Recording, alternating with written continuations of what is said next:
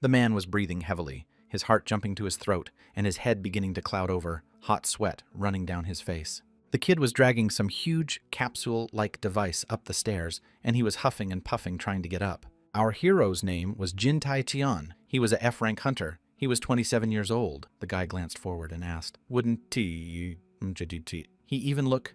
In front of him stood another man. His name was Sung Jin-ho, 3 years older than the protagonist. The man snickered. He didn't like his friend's new acquisition. Jin almost cried. He needed money right now, and it was in short supply. Looking at his comrade's pitying look, Jin-ho put his hand forward and told him not to push pity or even try. The look of his friend was really terrifying, eyes burning guy. Already approached closer after such a thing, you could have a heart attack. Jin was getting closer and closer, and his friend was backing up against the wall. He asked his friend to calm down, but Jin wouldn't listen. Jin-ho began to swivel his head. I don't recall the last time he said that F-rank players shouldn't be considered awakened. Not wanting to have this conversation anymore, snorted. The guy said to forget his friend, immediately rejoiced. As soon as they started talking about the guild, Tai-Chian lowered his head and said that he had been kicked out as soon as he arrived. He only became a hunter because his late father was one too. The boy supported his sister and tried to fulfill his dream. Hao looked up and was ready to cry, but he hid it carefully. Of course, Tai-Chian saw all of this and looked at his comrade with a glare, asking if he was ashamed of his words. Showing a hand gesture, the friend said he went a little overboard and apologized. Pouncing on him, Tai-Chian asked him to buy him a drink immediately, which is what true friends should do in situations like this. January 1st, 2015. On this day, the whole world was illuminated with a new holiday glow. All people took to the streets to indulge in joy. However, from that place that was supposed to bring joy, began to fall out. Monsters, they appeared all over the world like a disease, infesting everything around. People had to fight the monsters to the best of their ability, was even organized a special group of heroes. And finally, humans were able to win this battle by destroying the most important demon lord, Asmodeus. After such a massive battle, monsters stopped coming out all over the world. Hunters, people trained to destroy them, started entering the gate for items. Most hunters were awakened. They went beyond normal abilities, and Jin has the lowest rank possible. Jin-ho flopped down on the bed and breathed heavily. It felt like he had just run a few kilometers. His face was immediately hit with his hands to finally wake up, but to no avail. Jin scratched his head and realized that he couldn't wake his friend up. He had drunk and fallen asleep, and was unlikely to get up now. A heated Tai-Chian threw his t-shirt at him, shouting, "That's gross and stop sleeping!" But his friend kept snoring. Tired and angry, Jin sat down near the capsule and began to think it's because he's sick here. So why is the comrade sleeping? He had forgotten about this thing. Maybe he could get something for it. Looking at the device, Jin pressed the button that had the clue on it and had to at least look at it. The capsule opened with a distinctive hiss. There was a chair-like virtual reality seat. Jin picked up the manual and started reading. The guy didn't understand. Why would you even put a manual in things you're going to throw away? Reading this instruction, Jin was confused by the name of the year. Only a fool would do something like this at a time like this. One more thing, the player will not be able to leave during the session. If he went to the other world in the game world, the same thing will happen to him in reality. Without finishing the instructions, Jin flopped down on the floor and said he wanted to go to bed. He honestly didn't care. The guy lay on his old bed and tried to sleep, but he was interrupted by the snoring of his comrade, which echoed throughout the room. At one point, Jin even felt like sending his friend to the other side of the world for snoring so loudly. Unable to sleep, the guy climbed into this very capsule. What do you do if sleeping isn't an option anyway? Pulling the strange helmet over his head, Jin was even a little scared. It fit his skull shape perfectly. It was quiet enough to sleep in the capsule. He could no longer hear the snoring of his comrade and could rest properly. When he fell asleep, he thought about his family, his mother and sister. At least they live in a normal apartment, and he would like to continue to live like this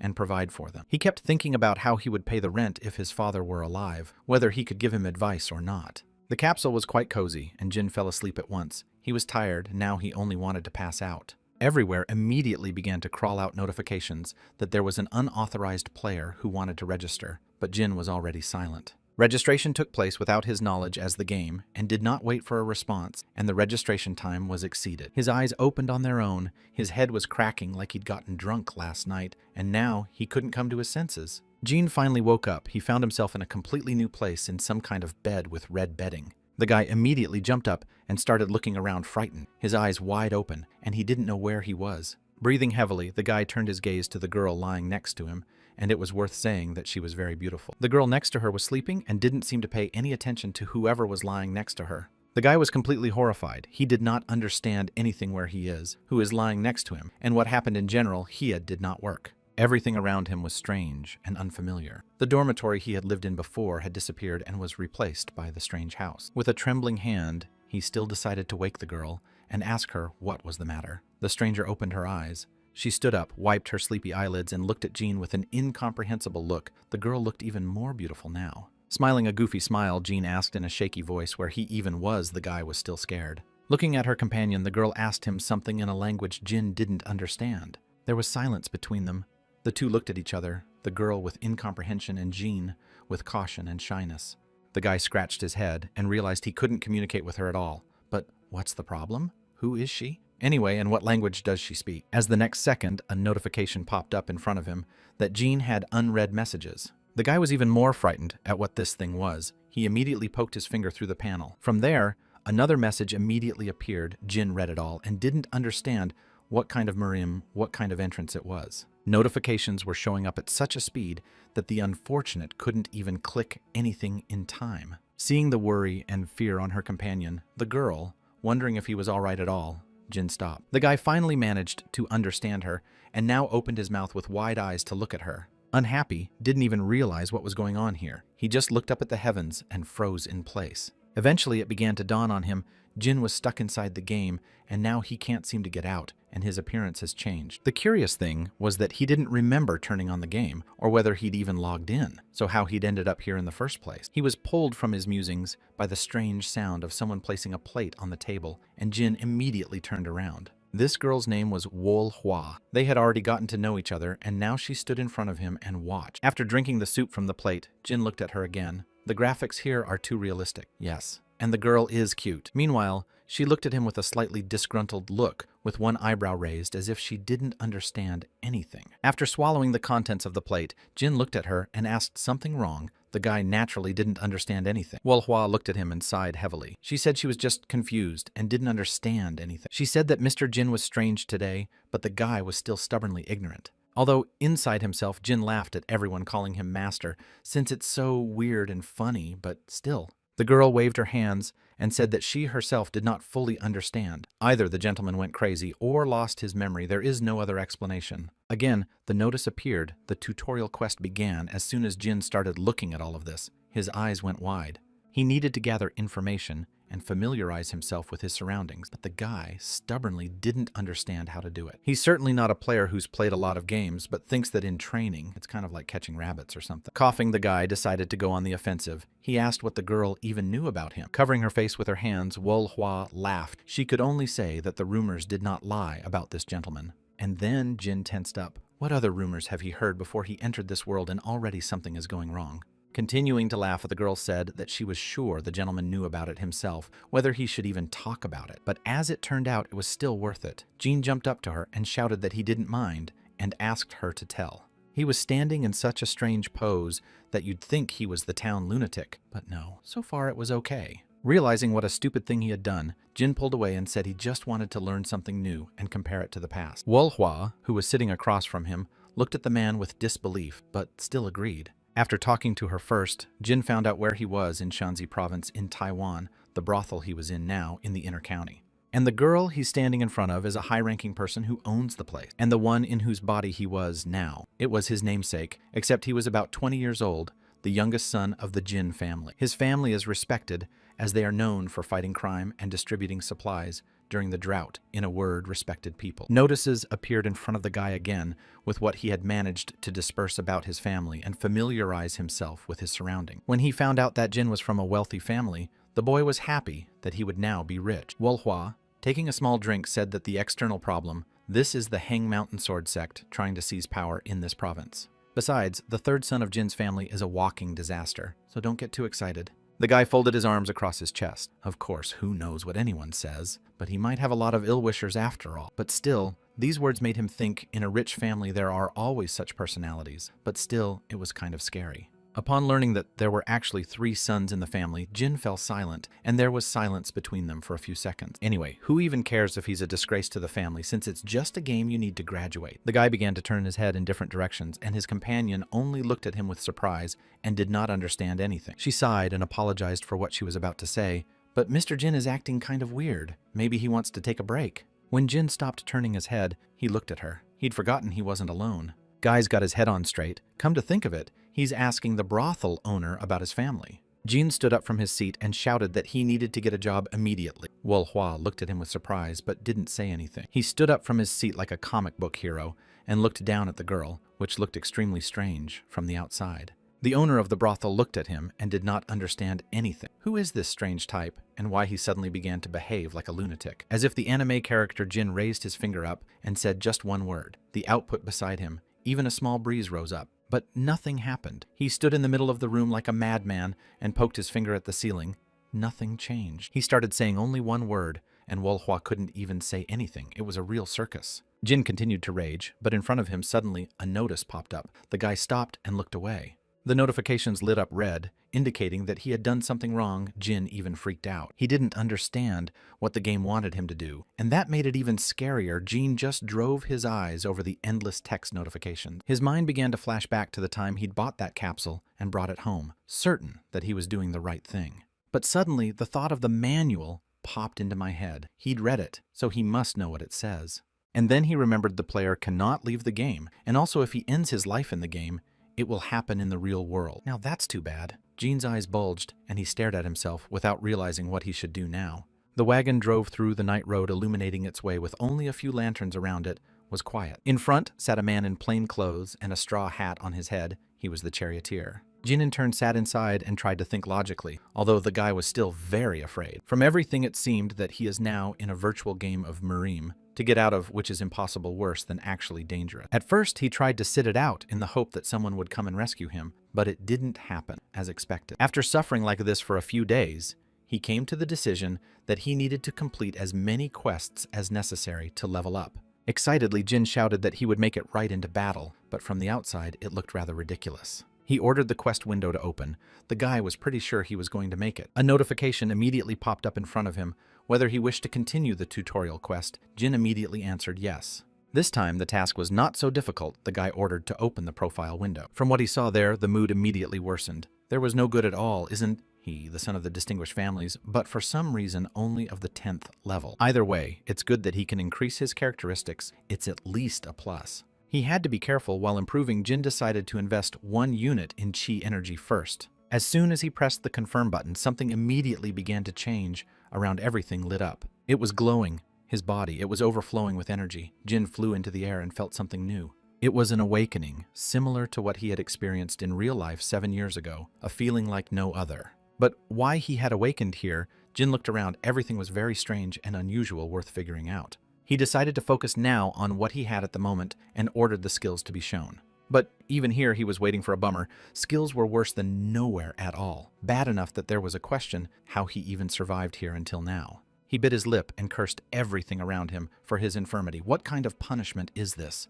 The internal state includes the circulatory system and tendons, and the physical includes the bone structure of the muscle. In his world, Jin is a rank F player. He uses a fighting style that he has been developing for the past few years that utilizes external force. Using magic and stuff like that is closer to inner strength than Jin ever did. He never knew how to do it. After a little thought, the lad ordered 60 points to be put into the outer states and the remaining 40 into the inner states. As soon as the confirmation notification came up, Jin immediately clicked the accept button the second something changed. He felt his body become stronger and more resilient. Everything was changing literally before his eyes. The guy looked around and didn't recognize himself. He had muscles, strong physique. Now he looked like a real macho man. Now he could finally get stronger and break the system. Not to mention the many years of combat experience Jin certainly had. He decided to put on an item from the inventory. As soon as the guy put on his normal clothes, something changed. He was wearing a blue cloak, the same blue pants from the traditional clothes, and in his hands was a spear. And this was already very good. Hearing from the coachman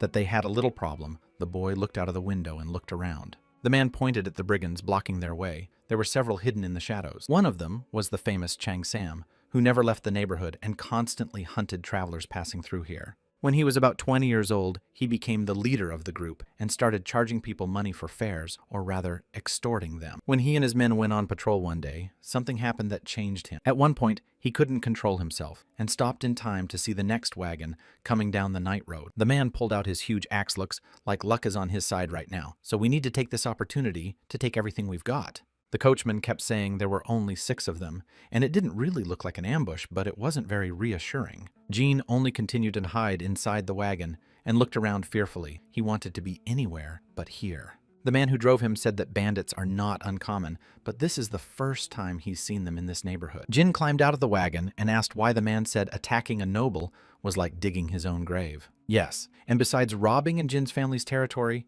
and these people really have willpower. Jin looked at him and didn't understand anything. Does this old man have any other trump cards up his sleeve? Why he acts like he owns the situation? Taking the whip out of his pockets, he licked his lips and asked if he should take care of them or not. At last, Jin seemed to have realized that this old man was a martial arts master or something like that, but it couldn't be an ordinary coachman, as he hadn't guessed right away. The robber continued to shout and tried to draw attention to himself, but the cabman only called him a name and looked at him with a fierce look. These robbers must be punished for their deeds, but Chan stood staring at him idly, and it seemed the man had no intention of leaving. After picking his ear with irony, the criminal said that he was very certainly afraid, but who was he escorting after all? Could it be the Emperor? After such insolence, Coachman could no longer stand still. He shouted that Bandit will regret such an attitude. Watching all this from the wagon, Jin held his breath. Now he would see this old man's martial art. But to everyone's surprise, the man just started running toward the wagon. And what's going on here anyway? Bowing his head,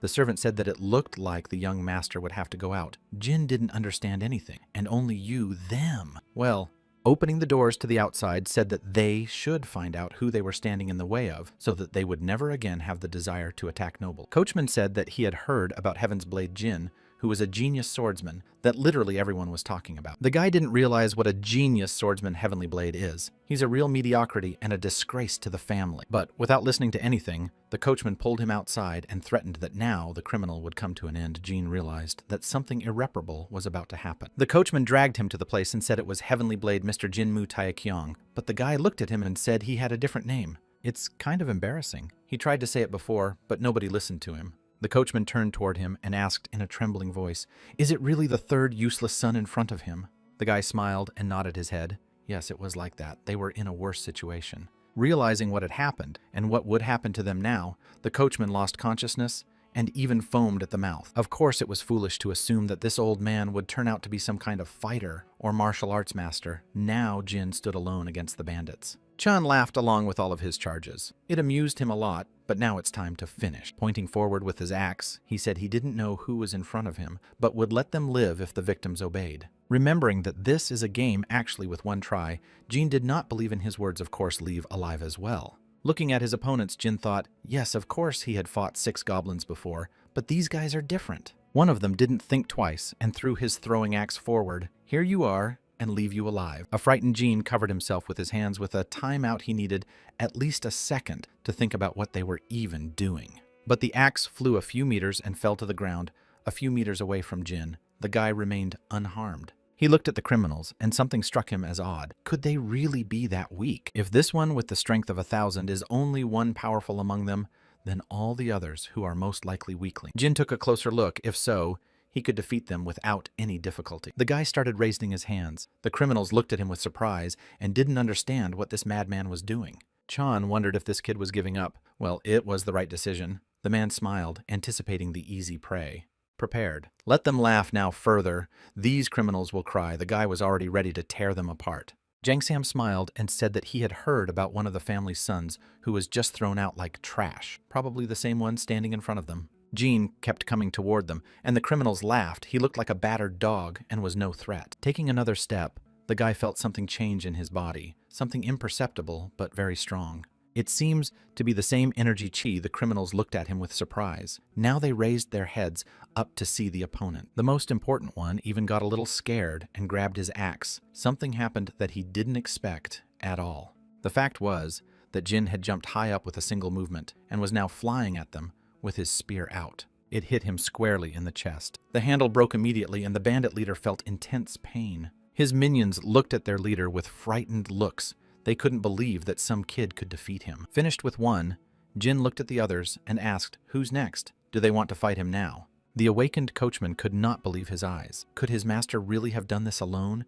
Is simply unbelievable. The bandit leader lay unconscious, and Jin chuckled and replied that it was all his doing. The rest of the bandits were bound and tied to the carriage, and the coachman still could not believe his eyes that it was impossible for this one to have done such a thing. The coachman still couldn't believe it was the third son standing in front of him, but Jin was completely serious. The guy picked up a chicken leg and put it in his mouth. The meat was very tasty and crispy. He speculated about VR games. Jin has certainly heard about them before and thinks it will come in handy for him somewhere in the future. Sungjin opened a bottle of beer and started to think. He didn't believe in his friend's plan to go to university instead of doing this. Yeah, and besides, why does he think VR games slow down? Time? Maybe they make you think that's what happened. Jean continued to listen to him and watched very carefully.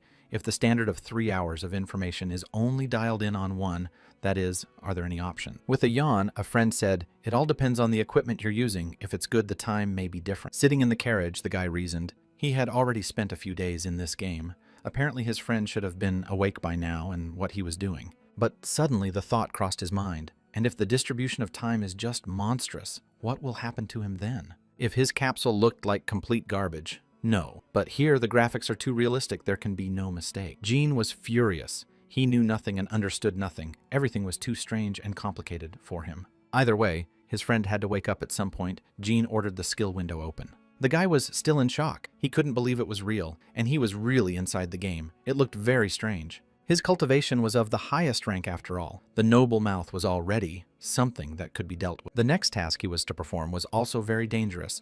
He could go light very quickly. Still, this time Jin decided to reject the mission. He was too scared to lose his only life. But when he saw that the task is impossible to miss, the guy came to a horror. Does he have to deal with it again? He pressed reject. Why, there were 2 buttons to accept. Jin didn't know where to go. It was a mockery. For the 100th time, trying to reject the task, the unfortunate threw himself on the floor and almost cried.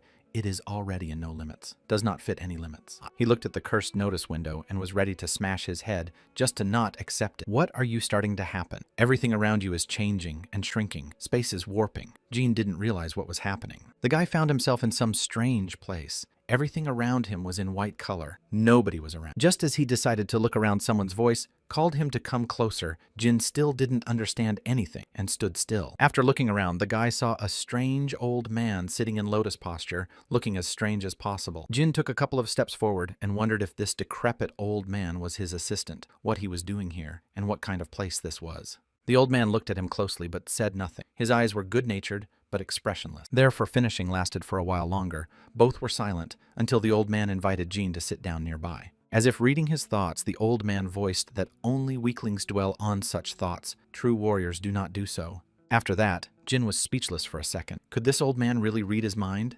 The man got up from his seat and in a few seconds approached the guy and walked through him like a ghost. Turning to Jin, the old man said there was no need to worry. He had only opened the boy's meridians. Now he would have to concentrate. Putting his hand on his back, the old man said that it not only helps to store energy, but I sharpen his mind to enhance reflexes, and so on. Approaching, the old man said for Jin to concentrate his mind, release his internal energy. The guy squeezed his eyes shut, and strange symbols began to flicker in front of them. Everything around them was changing at an astonishing rate. The guy felt his body fill up with something. He knew something was happening, but couldn't explain it. It's like there are many energy points all over my body, and they all activated at once. Sitting in his cart in the lotus position, Jin pondered. He meditated and concentrated his entire mind on one point. Jumping up, Jean stood up from his seat and felt an unprecedented strength. His body was as light as ever. The guy wondered what it was all about. He'd never felt like this before, as if he'd been reborn. A coachman's voice was heard, saying that they would now arrive at the place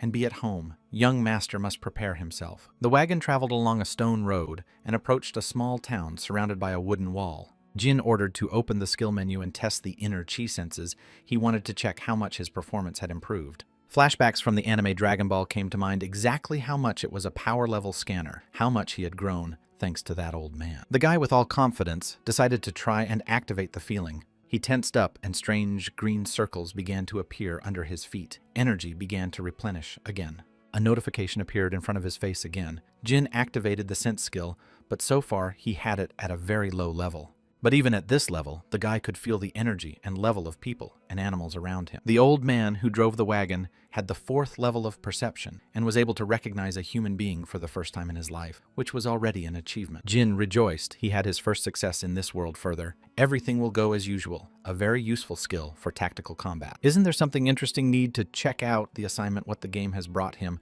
This time, Well, opening the quest panel, Jean was not faintly surprised. There was something really interesting there.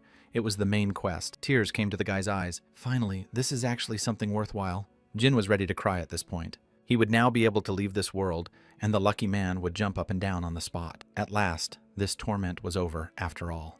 That's right, it's just a game, and he's made to feel so bad. The guy laughed and poked his finger at the notice.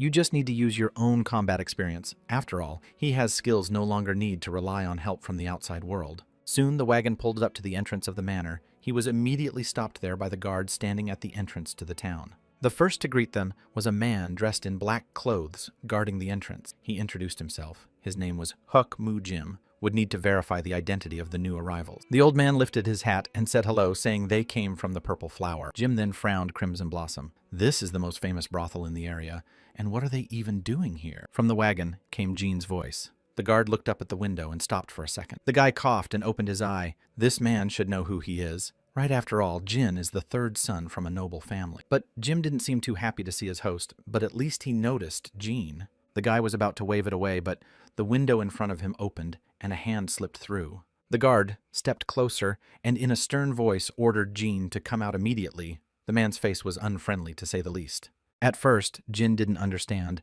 or pretended not to understand who the guard was addressing. Why did he even decide to stop him? Jin was a noble person. Noble. The guy's face twisted. What's with that man's reaction? Doesn't he know who Jin is? This is a noble family, so what's the matter? Let them move on. Let them move on. Still had to lean out the window. Jin said he lived in this place, but the guard nodded his head. He lived here too. Jean thought the man didn't know who he was and decided to explain what was wrong, but he was interrupted. The man said he was well informed. He's the third son of the Jin family. Isn't that what the guy wanted to say? After that, Jin was dumbfounded with surprise. It seemed he couldn't get in here so easily. The guard kept looking at the newcomer and said that he was fully aware of who was in front of him and would make a standard protocol. Jean's eyes widened. He hadn't expected such a warm welcome and was a little startled. But immediately the fright was replaced by incomprehension and anger. Wyatt stops him here and pulls him out of the wagon in the middle of the road. But still, he had to get out of the wagon and wait for the guard to record everything. Jean was very uncomfortable and wanted to go straight to his house.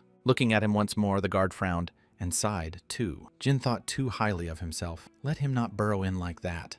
The guy just stood there and stared at him silently. Why is this man treating him like that, as if Jin is some kind of criminal? It's even kind of humiliating. With a heavy sigh, the guard said that for now, he would ignore it. So from where Jin is coming back, the guy replied that from the Purple Flower. The guard leaned over to him and shouted, "Look what he's been doing there for so many days. Is he having fun again? Stole money from the family again." The guard said this with a wide smile on his face. The goofy son is in his repertoire. Passing by him, the guard ironically asked what he was so upset about. The young master always does it right. Jean just stood in the middle of the street and didn't know what to think in his head.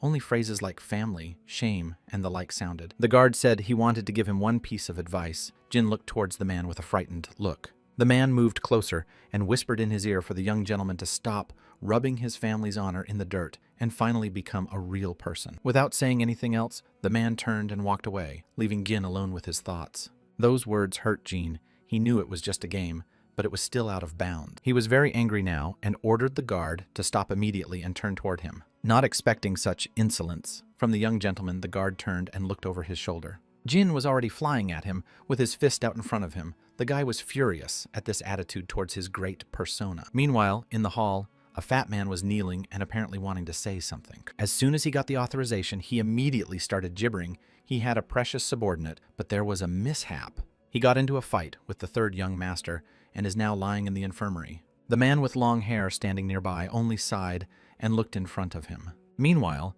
the fat man who spoke fell to his knees and said that he would make up for everything and not to worry. He was very frightened by his subordinate's behavior. Hearing the gentleman's response, the man raised his head and looked in front of him. The master said he could not worry about his request and let his subordinate go on his way. He then turned to Wee Pan, the young man standing next to him. The host got up from his seat and said he would come out. Not for long, it was a precise man dressed in traditional clothing. At that very minute, Jin was thinking about what had just happened. The situation had certainly turned out badly, to say the least. His character was beaten to such a state that he could barely stand on his feet with that very guard standing in front of him. Jin tried to get revenge for such humiliation to his person, but apparently he was too bad at it. The guard moved with incredible agility. He was much stronger and faster than the young lord, so it was useless to fight.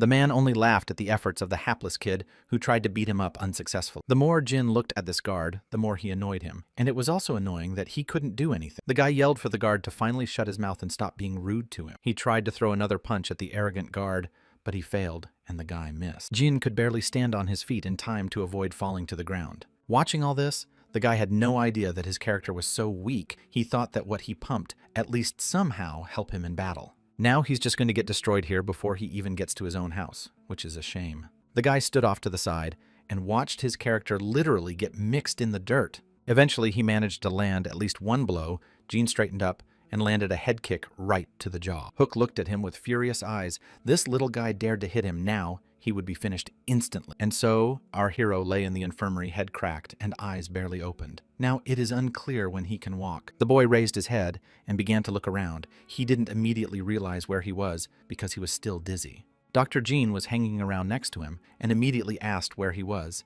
and the doctor said he was in the hospital. Unable to sit up any longer, the unfortunate man collapsed back onto the bed and sighed heavily at how much sleep he had gotten. Turns out he'd been here for an hour, so how long had it been in the real world? But as soon as he moved sharply, a wave of pain spread through his body again. He was bruised all over, so it was better to be careful now. The doctor turned to him one last time and told him not to do anything extra, just rest, and that was it. Jin couldn't even say anything. He was in pain, and the only thing he wanted to do now was to fall asleep again. He didn't think he'd be in such a state, but he looked out the window at the skills, and it was pretty depressing. If he had redistributed the skill points, he might have won the combat ones. In his head still had those moments when he was beaten. Sitting on the bed, the guy tried to move his arms, but still the movement was painful in the whole body, and he did not move very well. He tried to move, but from behind the door again came a voice, whose voice was very rough and apparently angry. The obese man came into the room and immediately said that he saw a pitiful sight in front of him, and in his voice he could hear incredible contempt. Jin freaked out. He was bruised here, and this man didn't seem to bode well. The guy activated his chi senses to scan him. He looked at him with a pitying look, anticipating what was about to happen to him. The man continued to stand there and stare at him with an angry look. Jin realized that he didn't even have a level determined. This was already very bad. So this guy's level is high anyway. You have to be very careful. Jin had goosebumps running down his spine. From the looks of it, this doctor is probably the owner of this place. The man was pointing his finger at him, and his booming voice could be heard everywhere. The situation was worse than ever. Jin tried to activate whatever brain he still had left from the fight, and guess who was standing in front of him. The best thing he could think of was to fold his arms in front of him and call the man standing in front of him Father. The man rolled up his sleeves and, thanking the doctor, invited him out. Jin was horrified. Could he really be beaten again now? Poor Jin asked to be saved at last, but the doctor gave him a sidelong glance and disappeared out the door. Jin looked at the heavy fist of the man standing next to him and shuddered. If he were to hit the patient now, he would be in trouble. Like a bear, the man lunged at the poor beaten Jin and tried to grab him. The poor guy was backed up against the wall and had already accepted his fate as a punching bag. The man came closer and closer to him. Jin shrank back like a wet chicken and waited. But suddenly, everything stopped. The man said he was despised by the whole family because of Jin's behavior. But instead of beating up the neglectful family member, the man grabbed his wounded arm and began to pout like a mother pitying a child while screaming. Well, Jin didn't understand what was going on here. He thought he was going to be beaten, maybe even kicked. Well, the man, contrary to all expectations, stroked the guy on the head and said he was glad it all turned out so well, and it was just a little bruising. They sat opposite each other for a while. Jin didn't understand anything, but he had to accept the situation. The man looked at him with eyes full of tears and asked, "Does the guy not remember anything?" But Jin shook his head. No, he really had forgotten absolutely everything in his head. He had to get away from this man somehow. But he was still trying to ask the guy about everything. He just had to pretend to suffer from amnesia to avoid unnecessary problems. He even held up a sign that said, "I really don't remember anything." The man was still standing there, waiting. With tears in his eyes, he continued to look at his negligent relative. He asked, then Jin remembered what he had just told him. Still not understanding anything, Jin asked what the man meant, what he was talking about. The man asked what his name was. The guy said his name is Jin Witaekyong. The younger head of the family. He is 35 years old and single. Next came the questions of the progenitors, all the while Dae Taekyun lay on the bed and continued to stare at the ceiling with a dumbfounded look. The head was already excited, but he suddenly thought about the heavenly blades and thought he remembered something. It seemed like the head didn't tell Jin that nickname, so how does he know it's the younger brother? As he left the room, the lad noticed a servant who asked for permission to escort the gentleman to his room. They moved forward all the while the young master was speculating about the task. The name of that man was very strange to him. Soon they came to a huge palace. This was what looked like the junior lord's residence. A servant obligingly extended his hand. It seems the senior head sent him to explain to the young master, so let them go inside. Entering the building, Jin saw that the furnishings here were extremely impressive. Large corridors, many rooms. It was really magnificent. He swiveled his head in different directions, trying to get a good look at everything, and this place was the best in the world. Seeing some strange silhouettes behind the door, Jin decided to immediately see what was going on and instantly opened the door. What appeared before him was really impressive here. There were a bunch of outfits for all sorts of taste, color. Guy walked to the next door. He hoped it wasn't just another room for clothes. There were plenty of them here already. Opening the door, the first thing Jin saw was the impenetrable darkness before his eyes. It was the last remaining room.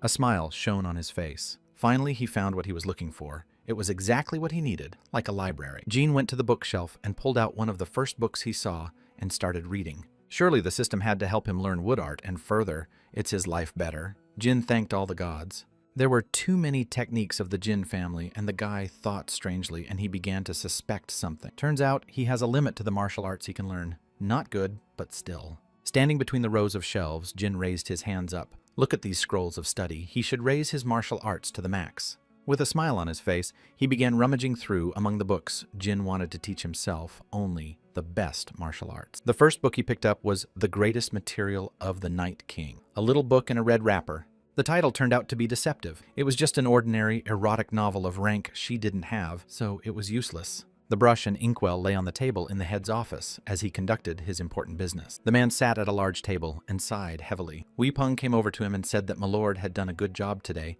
and could rest. They left the building and traveled down the night street to their quarters. Everywhere was silence, and only the night birds sang. Seeing that it was quite cool outside, the servant threw a cloak over his master's shoulders. Wei Taekyun thanked his servant with a smile. If it wasn't for this man, he would have been forever bedridden. The servant smiled. He ironically said that at this point he was practically a housewife, so he was already used to it. Wei Taekyun waved his hand and said that it was all nonsense, even though he realized that it was partly true. Suddenly, the silhouette of a strange girl appeared in front of them, hovering directly in the air with a translucent body. But in the end, the head of the family needs to do it all for the sake of his own family. The man sighed heavily and accepted it. Looking up, the servant said that today was quite bright moon. Even the lamp was not needed, but the master looked away. They heard some strange sounds coming from the young master's palace and immediately rushed over to have a look. The men were in a hurry. Something very strange was going on, and they were going to sneak in quietly so they wouldn't be noticed. Listening to all this panting, Peng seemed to have underestimated his master. He didn't think that the third son could bring a woman here at a time like this. Wei Taekyun leaned against the window and began to watch intently, while the servant just stood behind him with his hands spread out and watched. Still also interested, he went to the slit in the door and did not want to watch this obscene behavior. But the first thing they saw was the muscular body of the third gentleman. He had completely changed. Moreover, he had studied some martial arts, albeit clumsily. He tried to learn martial techniques. The men stood very quietly, trying not to draw attention to themselves. Jin began to swear. The head of the household was in complete shock. He couldn't take his eyes off what he was seeing. Meanwhile, Jin grabbed his lower back, but his body wasn't ready for the strain yet. Jin was breathing heavily. He took a small thermos of water, similar to bamboo leaves, and sat down near the window.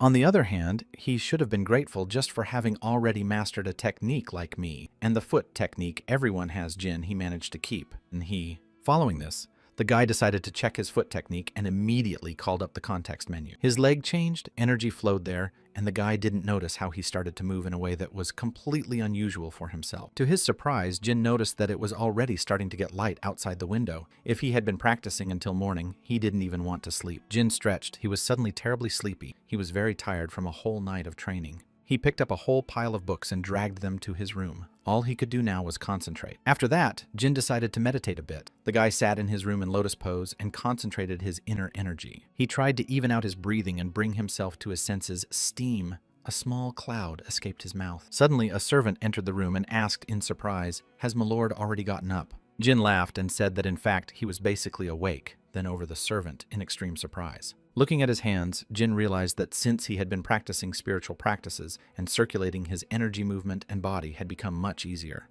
Putting a tray with cups of tea and a teapot on the table, the servant said that perhaps the wounds would start to hurt more. So let the young master rest.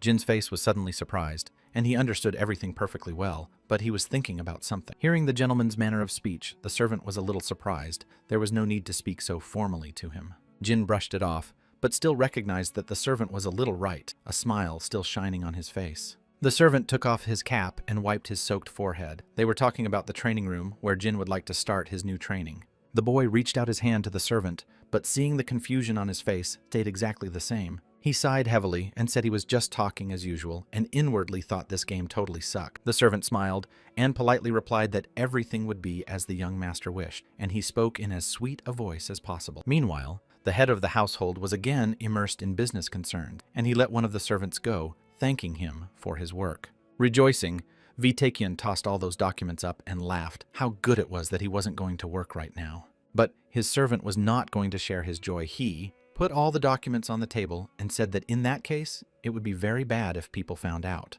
The head of the household said with a smile on his face that his younger brother was going to study martial arts as best he could. His smile literally brightened. Peng replied that this situation with the elders was far more important right now. After saying that, Vitakyang's face changed, and he grinned like a dog, scaring his servant. With a heavy sigh, he plopped down in his chair and said, "Send all these old geezers away.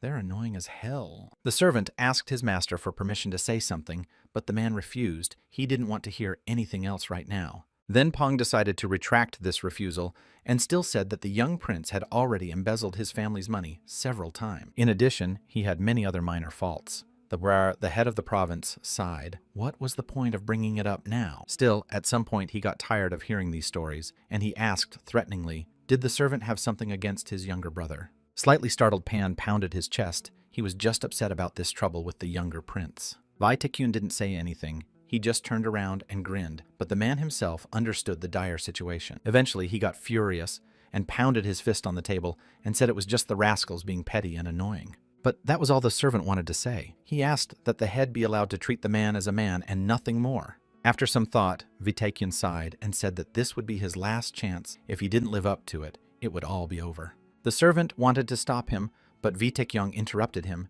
and said he had said it before and wouldn't say it twice. Not only is this man a child, but he's also lost his memories, making him a completely different person. Turning to his servant, the man asked, can't he say the same thing? Peng hesitated. He himself saw that the young prince had changed. Lowering his eyes, he continued to think he is even learning martial arts. And this is very unlike a young prince. Suddenly, Lord looked out the window as if seeing something there. His face changed and became surprised. He turned to the servant, and Peng, with a kind of fear in his voice, replied. The man all even trembled a little.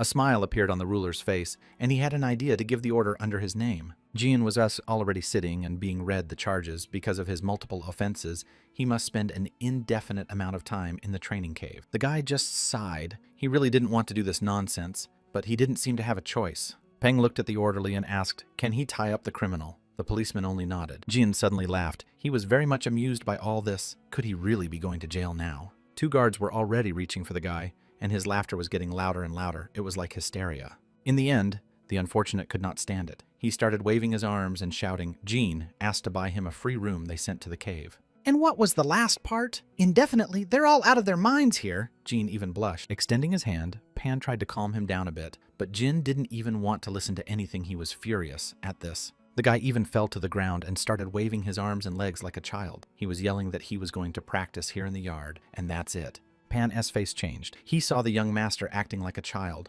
Eventually, the servant got fed up with it, and with a twinkle in his eye, he sent the 3rd master to hell and said he didn't really care. After saying that, Jin looked up surprised and frightened as to why he was being talked to like that. He heard a ghostly voice in his head telling him to be very careful because he was under constant control. It is quite possible that he will get much more punishment. The guy looked at the servant. Peng was still looking at him with a fierce look. The guards looked at each other. For them, this behavior of the young gentleman was something new and unusual. After a bit of thought, Jin thought that his older brother would never go to such lengths to put him in jail for years. At most, he would be awake for about a week. Peng continued to still stare at the young master and wait for an answer. The guy showed 3 fingers. He agrees to punch in there for only 3 days and no more, but it seems useless. He realized with a look at the servant's eyes that there was no escape from this punishment, and he would have to be in the cave after all. A green aura was emanating from them, overflowing from Jin's body, and Jin could sense it all perfectly thanks to his skills. The pause had already lengthened, but the servant still waited patiently for answers from the young master. After all, Jin decided to agree and showed a sign of agreement with his hands, not wanting to quarrel with this creepy type of guy. Soon a whole convoy, led by a senior man, came to the cave where Jin was to be kept. As befits a criminal, Jin was tied up and brought in, accompanied by 2 subordinates, all stopped for a second. Vai Taikyun, already tired of going this way, he said that they were finally here, and the man's appearance was extremely displeased. Looking at his older brother with a pitying look, Jin still hoped that he would be pardoned, and it would turn out to be a joke. But no, it was all true. The older man said he could no longer turn a blind eye to his brother's actions, and he would be punished. He turned his eyes to Pan, but the servant was just as adamant. He only looked at Jin with angry eyes. There was nothing left but to humbly accept the punishment, and Jin bowed to the elder and waited. After a brief pause with a wave of his hand, the elder said to imprison the criminal in the punishment cave, and his release would be discussed later. Jin was taken under the arms and led forward straight to the door. All this time, the guy had his head down, wondering what he was going to do. The doors creaked open. Stepping forward, Jin was even a little surprised at the internal atmosphere of the older brother, turned around and walked towards the exit. When he got home, the lord was still worried about his youngest, but the servant tried to calm him down by telling him not to worry. He paced from side to side, unable to find a place to sit, but it was his brother, even though he was a soulmate. The servant threw up his hands because the Lord had said that his younger brother was weak. If that was the case, no medicine would be enough. And besides, did the Overlord forget about the ginseng incident? No one liked to remember it. Raising his hand, Vitaikyon asked not to be reminded of this, and the man immediately agreed. Okay, so be it. The only thing he cared about now was the issue of his little brother, and all the other problems were making him stressed out. Especially, the secret meeting of those people makes him cry. The man was clearly very upset. Servant, I see who you're talking about. Yes, it was the Hangsword sect, nasty types who have been feuding with them for years. The Lord asked his advisor what their intentions were. Peng replied that he had sent some men to scout the situation. The man then gave the order for Shanxi province to start practicing and diligently preparing for a possible fight. Meanwhile, looking around the cave, Jin saw that there were quite a few martial arts tools. Many pikes, swords, shields. There was even a small fountain in the form of a frog, so the atmosphere was not that depressing. Jin immediately started practicing. He grasped the spear and started swinging it while applying the Heaven Pierce. After his first hit, his stats improved noticeably, and he didn't realize that stats could grow so fast. When he fell to the floor, he shrieked and looked up, and there was a small hole in the ceiling through which light was shining. He thought it would be a dank underground prison like the Middle Ages. This is a real penthouse. He shouldn't have worried. If he knew it would be so cool here, he would have asked to stay longer. It was really cool. There wasn't much time to waste on naughty things, and slumped to the ground, Jin began to think. Definitely the new pills he brought with him when he first came here. They're supposed to help. Taking out of his pocket some strange substance rolled up in a lump. Jin even shuddered a little. He doubted it was fit to eat. But moved to his disgust, he slowly began to shove the strange substance into his mouth. The taste was disgusting, as if he had eaten manure. The guy even turned green with disgust. But despite all the negative qualities, the pill had a very impressive effect. Suddenly, unfamiliar icons started appearing in front of him. He immediately opened his player profile to check. His characteristics grew even more on the guy's face. A smile shone on his face. It's really amazing. He rushed to a barrel full of these pills and decided to eat them all. But at some point, as he devoured those disgusting pills, he saw that he had no effect. It was time to train. Jin swung the spear in different directions and practiced his stats, but his stats were increasing. When he saw his score, the guy got angry. What the hell are they doing? Are his stats really that slow? And why is it getting harder? He's been practicing all day. He's been practicing hard all day. He leaned on it and began to ponder what was the matter, why he wasn't getting anywhere. He tried it like last time, only slower. Maybe it would be a little better. With precision, he practiced every technique of his family and finally swung his spear. But suddenly he saw that his foot technique was raised instead of the spear technique. But why did this happen? He stared at the table. Now everything was clear to him. A wry smile stretched across his face, and an idea popped into his head. Swinging properly, he began to use the Jin family's leg technique as the guy released a spear forward. A cracking sound, and an explosion was heard. Now everything was falling into place. He looked in front of him and was extremely pleased with the result. There was a huge hole in the wall where he was pointing his spear, but the technique was working as it should, and the raises were falling one after another. Someone yawned very loudly, and his voice echoed throughout the room. It was Jin Ho sitting in the middle of the room, thinking about something. His friend Dae Tae-seon hadn't shown up yet. Looking at the capsule, the guy wondered if his friend was awake. He should have woken him up by now. So what happened? The bespectacled man approached the capsule and began to look through the tinted glass, but could not see anything. Deciding to open it at last, he kicked the button and a whoosh was heard. The capsule opened easily, and Dae Taehyun was sitting inside, unharmed and sound asleep. Jinho tried to wake him up, saying it was 1 o'clock and he was still asleep, but he didn't react. When he took off his helmet, he saw that Dae Taehyun was sleeping soundly, and his mouth was drooling. Hearing with a hangover, his eyes opened with a weakened voice. The guy asked, "Is Jinho going to buy it? This is just fine." At the same time, his character lay on the cold, hard floor and pondered. Now, everything became understood. After his training, Dae Taehyun even obtained a unique item. It was a ring with a bright red stone in the middle. This time, it was the jackpot did hard work. Bathe, the guy rejoiced, looking at his accomplishment. Taking up his spear, Daekyung made a decision to improve his skills as best as he could while he was here. And so, the training began again. He swung the spear, practicing the blows one by one, but stopped for a second. He wondered with his current skills if he could defeat that Mu Jin guy or not. Last time he seemed invincible. Dae Taehyun realized that even now, he might not be able to do anything, but he had to work harder. Suddenly, to his surprise, he saw the face of the very guard in front of him. The man had his eyes closed. After such a sudden appearance, Dae Taehyun's mouth dropped open in surprise. Could it be that he's awake, and this is for real? As he started to walk around the projection, the guy realized that it was almost an identical copy. But how did it get here in the first place? Trying to touch him, Dae Taehyun felt his hand just go through perfectly. Standing in front of his opponent, Dae Taehyun decided to have his strength to test how strong he was. Everything happened as planned. Jin smiled. Those eyes hadn't changed at all. He remembered the expression on the guard's face. The opponent's eyes also opened, and a smile appeared on his face. So now their duel will begin, and they will find out who is stronger. Dae Taehyun was the first to rush forward and put his spear forward. He was determined to destroy the guard once and for all, at least here. But Hook dodged with incredible ease, even with only half his strength. He was still a dangerous and formidable opponent. Swinging his spear, Taehyun tried to hit, but the man was very fast no matter what. Eventually, the guy got tired of it all and started throwing dozens of punches at once.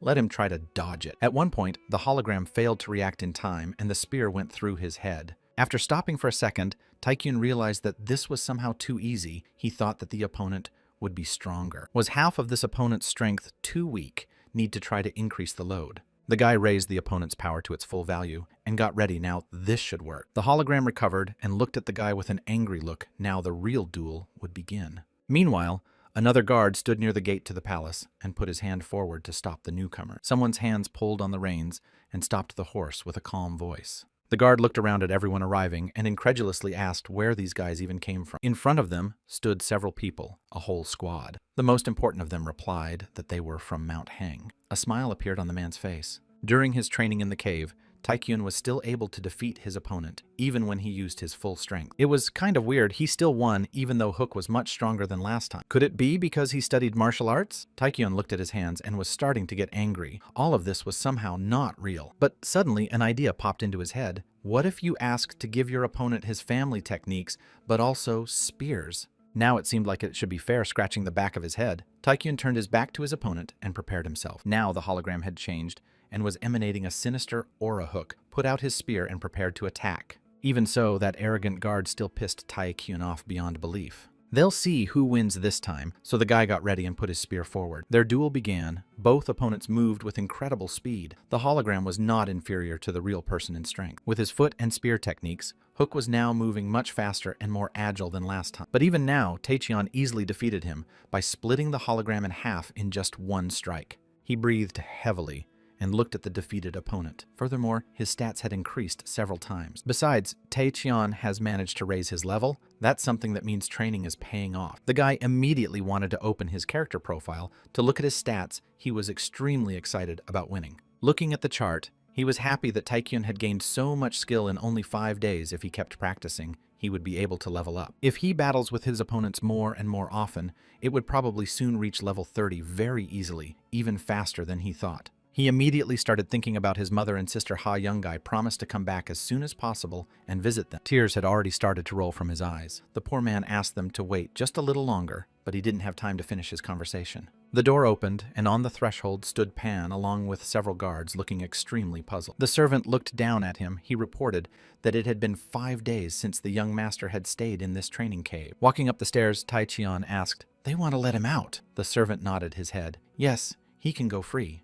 Not so fast, though. The guy still had somewhere to go on the way. Taikyun grinned and asked where it was he needed to go. The servant's eyes changed. Need to enter the political hall. The head of the family is already waiting. In addition, the highest ranks of society have gathered there. When he heard about the mountain sect, Taikyung thought about it. He had already heard about them, and they were pretty unpleasant types, so why go there? Somehow, he had a bad feeling about this visit. Taikyun looked at the servant carefully and didn't say a word. He wanted to change clothes, but Pan said it was forbidden to go right now without delay. The frightened Taikyun wanted to go to the shower, but he was stopped by the servant's heavy hand, as if he wasn't going to let him go. Looking at the young master with a fierce look, the servant said he would only ask one question and let Taichion answer quickly. He felt a shiver run down his spine, as if this servant had been furious about something, and tension hung over him. After pausing for a while, Peng asked if the third young master had tried to forcibly take possession of the Lady of the Hang Mountain Sword Sect. For a second, Taikion's heart skipped a beat at the thought of what kind of nonsense this was,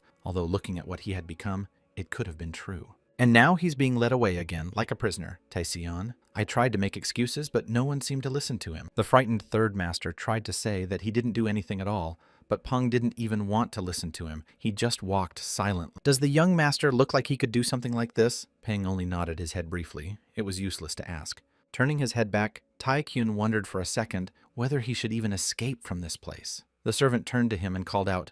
After a short pause, the servant said that the head of the household had full faith in the young master. So, let him justify his faith. Peng opened the wooden doors in one motion and stepped inside where there were already many people. The man said that he had brought the third young master inside. At 2 large tables sat a lot of people. The 2 entrants froze on the threshold. Peng bowed, and Taichion stayed in his seat and scratched his face. Everyone immediately noticed them, and it was clear from the faces of those present that they were not happy to see them. At the head sat the older brother. He looked at them without saying a word. There was concern on his face.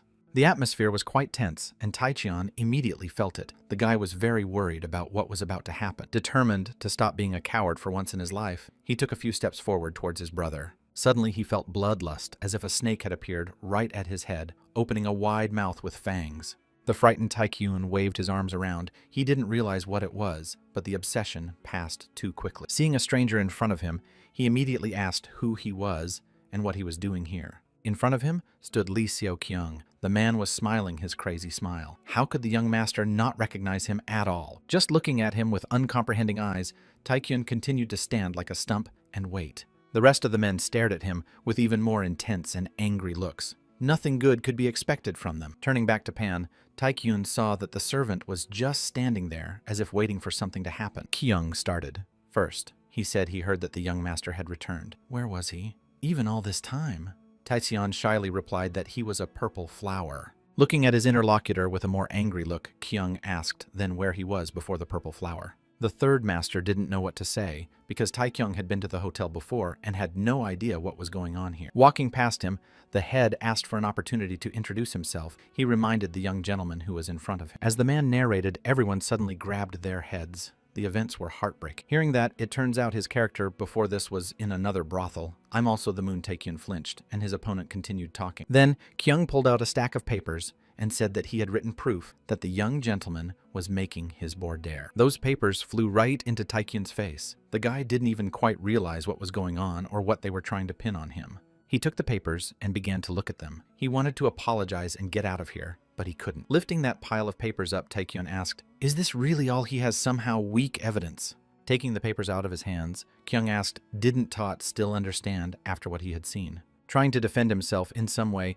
Taekyung argued that none of these papers could be proof. The sect master was furious that this liar dared to justify himself in such a situation. How could he even have the conscience to do so? Taixian suddenly realized that they had to improvise. They had to read all those papers. Just then, a stack of papers flew into Taikyun's face again, and he only had time to just yelp. He saw his brother and a servant sitting at the head of the table, and V. Taikyun's face made it clear that he was very upset. Standing in the middle of the room, Taichion was furious that this smug brat was even allowed to do this. Looking at his blood enemy, Taekyun said he didn't think he should throw his papers and immediately spat on them. Infuriated by this insolence, Kyung drew his sword. He would have to teach this insolent man a lesson and beat the insolence out of him. As the third prince took a closer look at him, he realized that there was something suspicious about this man, just now. But suddenly, he came to dread. This was another quest more like a duel this man was challenging him to. Even though his level was twice that of Taekyung himself, he had to beat him. And how was he even going to do that? Even though his level was twice that of Taekyung himself, he had to beat him. And how was he even going to do that? Putting his sword forward, the rival said that if he escaped, all the members of the Jin family would pay a huge price. The people sitting nearby were furious that this little brat was allowing himself such insolence in their direction. How dare he look down on the main family? Meanwhile, Taechan was thinking about what he should do. He realized that there was no way he could beat that man. But suddenly, the head of the family ordered everyone to shut up, and Master Li too. Silence hung between them for a second. Looking at his guest with a furious look, Vickion magnanimously said that he would look at this threat as just a bad set of words and not a challenge. The insolent man stepped back after this and looked at everyone with a surprised yet furious look. Putting his hand to his chest, the man asked, "Do they really think he is here without his own support? Then they are deeply mistaken." Raising his fist up, Kyung started talking about his father and that it was a deep insult to his entire family. Vickyung, who had been sitting quietly all this time, asked so what he wanted, why he came here, and what was the point of all this. Pointing his hand at the third young master, the man said that, as stated, he wanted to duel with him. Taexian stood silent the whole time and didn't dare to say anything. He was afraid of what the people sitting here would decide. He said he wanted to take control of Taiwan and take over not only this province, but the whole country. Now everyone is really horrified that this little brat is allowed to say such things. Put in a mug of drink on the table, the clan leader said he was denying the request. Kyung said that in that case we should have a match, but the head of the family said no, there will be no match. The man even opened his mouth a little in surprise. Could he not get even for his humiliation? His face reddened with anger at such a case that leaves only one option. He declares a battle to them.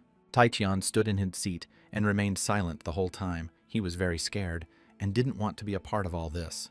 People sitting in this audience started yelling at each other. It was just incredible to challenge the most important family in the country. When everyone present heard that the third young master had agreed to accept the duel after all, they turned their heads back to him. The head advisor opened his mouth in astonishment. Could this little guy really do this? His brother pulled his hands toward him and asked in a whispering voice not to make that mistake. He couldn't, could he? But Taekyun seemed to have full confidence in his abilities and waved a finger at his opponent and told him to come over here immediately. A triumphant smile spread across Kyung's face as he got even for this humiliation and made the family's name dirty. Soon the duel was to begin. A small arena was organized where the two opponents stood in different corners. Now Taekyung regretted 10 times that he had agreed to this duel. He realized that he was going to die. In front of him stood a real warrior, and the guy himself just recently finished training. It's unlikely he'll be able to last even one round. The only thing he wanted to know was how he could survive here at all. Very much did not want to play the actual era of the funeral at such a young age. The older brother watching from the side was furious. Let Taexian not worry once he was in danger. It was the elder who would intervene.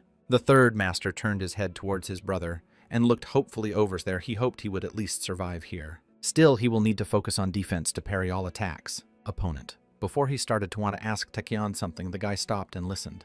There was a smile on the opponent's face. He asked, where did the member of the Jin family even get the courage to accept this challenge instead of running away like a worm?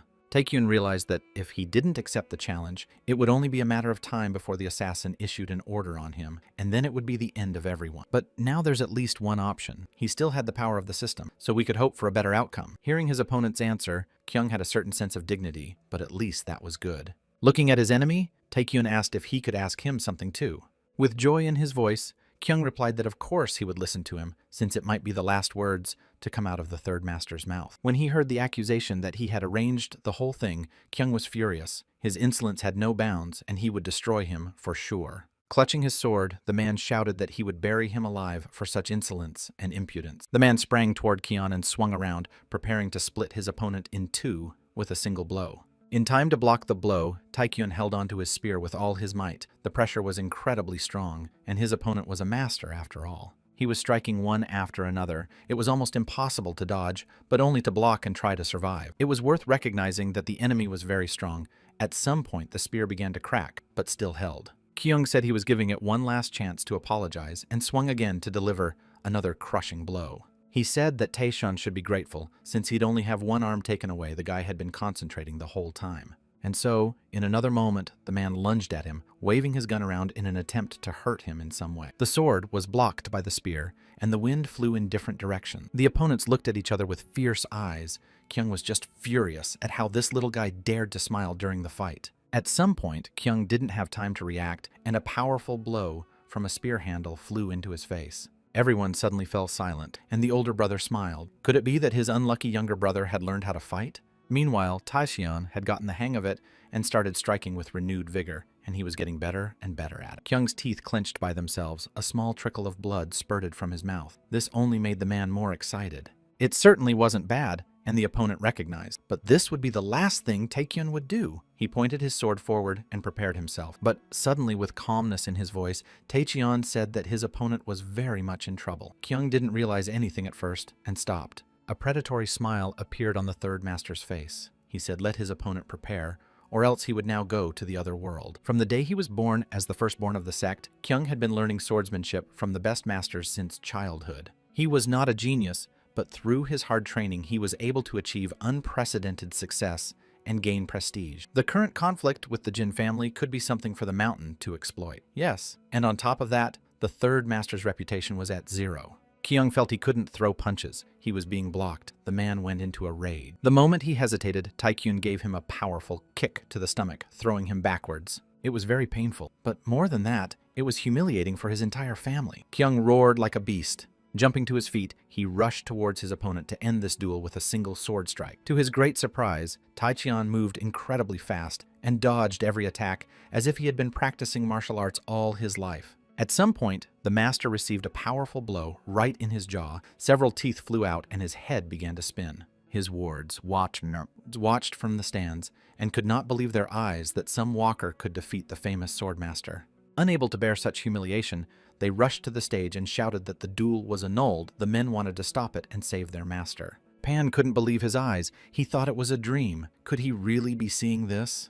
The firstborn of the sword sect is being beaten up by Da, no other than the unlucky third master. This is the same man who would barely make the rank of a third-rate warrior, and now he fights like a beast.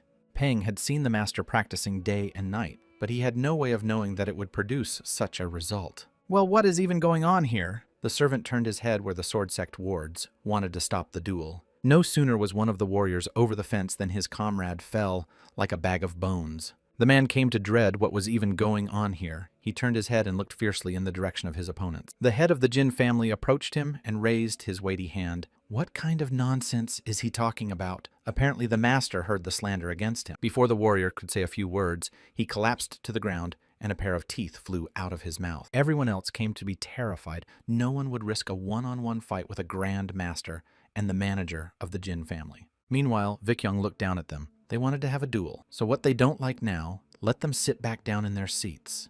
Walking up to him, Peng wanted to say that this could cause problems between the families, but the head stopped him. With a smile and burning eyes, the man said that this could be the greatest. Meanwhile, Kyung couldn't believe how it was even possible. His hands ached and shook. He had lost the fight. Meanwhile, his opponent Taecheon asked him to admit that he was weak and could not be defeated. But the man could not tolerate such insolence. Kyung began to concentrate his internal energy and created a magic ball between his hands. Taekyung saw all of this and was a little wary of what this guy was up to. His whole body tensed up. In the same second, Kyung threw himself right at him. The earth began to fly out from under his feet from such force. Eager to defend himself, Taekyun put his spear forward and prepared to take the blow. The enemy's eyes were fogged up and he was furious and had no control over his movements at all. Realizing that he couldn't destroy this man, otherwise there would be a great battle between the states, Taekyung didn't know what to do. I had to drive the spear aside and let the enemy run dangerously close to him.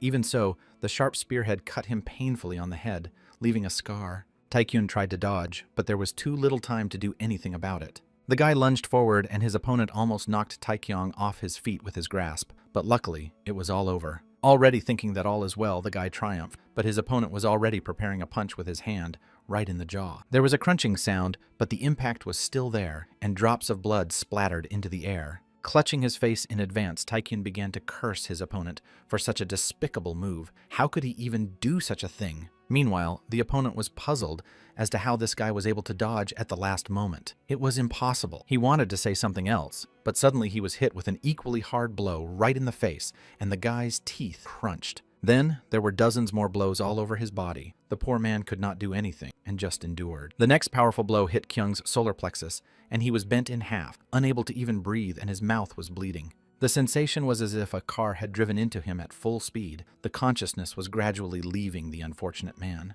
He fell to his knees and was breathing heavily. Luckily, he was still alive and could only admit defeat. Tears glistened on his older brother's face. The counselor standing behind him couldn't believe his eyes and just stood there with his mouth open. Kyung's minions were utterly bewildered. Their master had lost dryly. He couldn't even compete with his opponent. Since then, in front of the young third master bowed to all of them, recognized his martial talent and skill, he had become a true authority. Looking at this drawing, Peng couldn't believe his eyes that it was even such a thing. Veins swelled up on his face. The head said with a satisfied look that he drew this picture yesterday after his younger brother's fight. He paced the room back to front and praised his brother, who had truly showed his supreme skill. He asked his servant how he liked the drawing, but Peng shouted that Vikyon had so much state business to attend to, and he was busy with nonsense. Ignoring all this, the head pulled another drawing out of his pocket. He said this one was more detailed. This is what would happen after the fight. Vikyon was glowing with happiness as he portrayed his little brother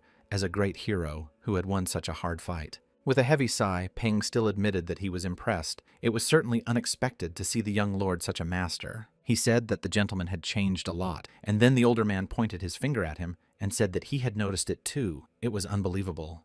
Who would have thought that his goofy younger brother had become a skyhawk? The man was literally glowing with happiness. The man raised his hands up in a joyful dance, and it was truly the best moments of his life. But the counselor looked at him in surprise. His attention was drawn to something else. A homing pigeon sat on his arm and lifted its wing. Apparently they got some kind of telegram. Just from whom? The head opened a small scroll and began to read. As he read, his face changed before his eyes. Meanwhile, the young lord continued training. He was building up his combat power with every passing second. It turned out that all of this was just a fevered dream of the defeated Kyung, who was still unable to come to terms with his defeat and couldn't even sleep properly. The carriage moved straight through the forest path. They were returning to their sect with very bad news. The man sat in the middle of the wagon and shook with rage. He had lost to a man like this foolish master. The soldiers who were sitting on their horses heard their master going mad, and they themselves realized that everything was very bad, but could not do anything. Kyung was furious and vowed to destroy this man as soon as he had the chance. He would not forgive such humiliation. Hearing that his charges were busy doing something, the man barked at them to stop their nonsense. Suddenly he felt a slight prick, and it turned out that he had a needle stuck in his head. The guy didn't even realize what had happened at first. A second later, veins began to spread all over my head from the injection site, and my head started to hurt even worse. The poor man wanted to ask what had happened, but he could not utter a word, as if his tongue had been cut off. In front of him stood a strange man wearing a black hood and only eyes peering out. He looked menacing. My lips began to foam, my consciousness blurred, and my whole body felt like it was cramped. Getting closer to his victim, the unknowing assassin took hold of this needle. The unfortunate gentleman looked at him with distraught eyes. He wanted to ask for help, but no one would hear him,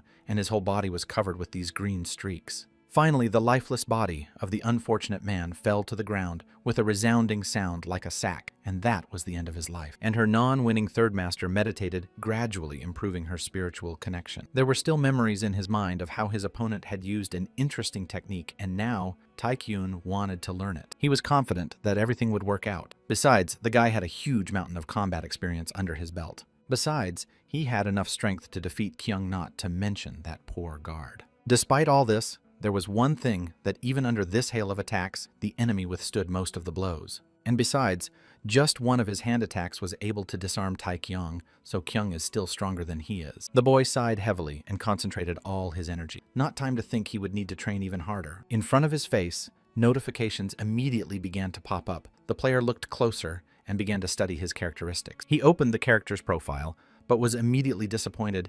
His energy chi remained at the same level like he had been lied to. It pissed the guy off. He had defeated a first-rate warrior, but still his internal energy hadn't increased. So what was the matter? But then he wondered if, based on age, let's say the opponent is about 20 years old, a suggestion popped into his head. That means Taekyun needs twice as much energy to win before he can get out. Falling to the floor, the guy started thinking those nasty pills or something. There has to be a way. Thinking of his older brother, Taezian realized that if he asked for pills, his brother would hardly refuse his request. But even if it didn't work, the guy no longer had any other option but to absorb the chi he saw earlier to his soul. But now that nothing strange had happened to him for a whole week, it seemed highly unusual. There was only one question: what to do with his fame. Looking at this characterization, I wanted to cry. At this time, the two top chin of their family were talking about the young master, about how whacked out he was to me. One of them was sure that the Lord was growing on himself, for his great weakness had disappeared. Yes, and besides, he had learned a martial art.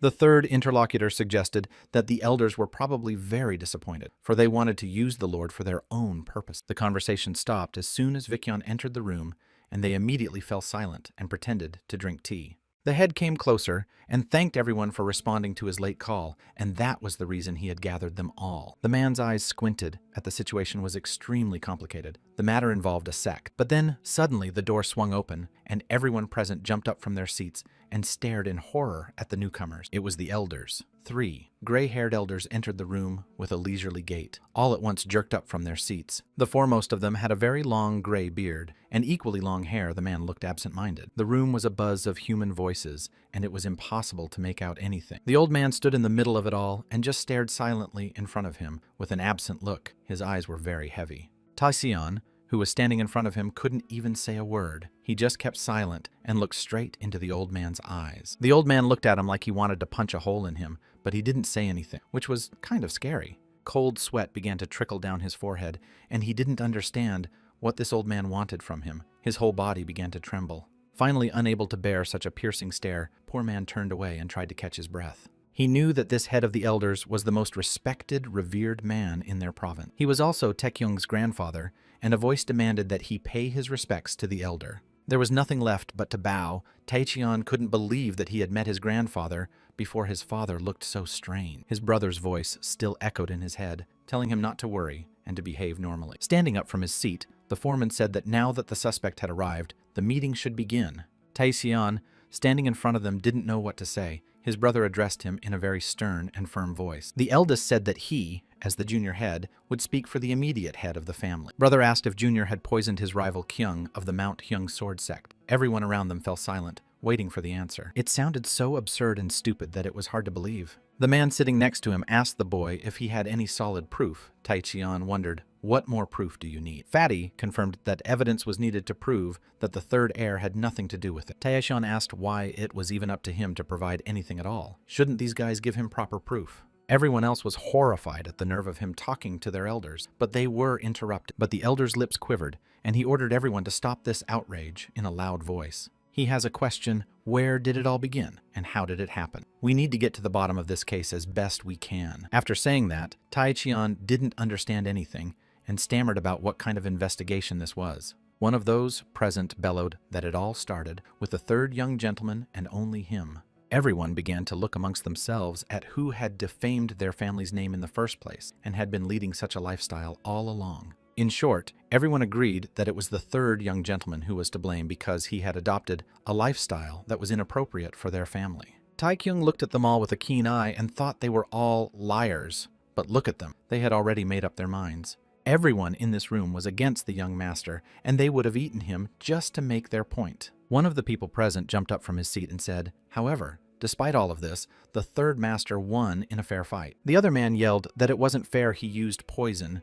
How could it be fair and be considered a fight? Everyone tried to prove their point. Some thought it was not the young gentleman, others thought he was the only one to blame. One of the present most fierce opponents said that it was possible to put the enemies the head of the young lord to prevent the battle. After that, poor Taecheon was furious. How could anyone even say such a thing, what was in their heads? The man with the gray beard was also out of breath. How dare they even say such a thing about the young master? But the accuser was completely confident in his words.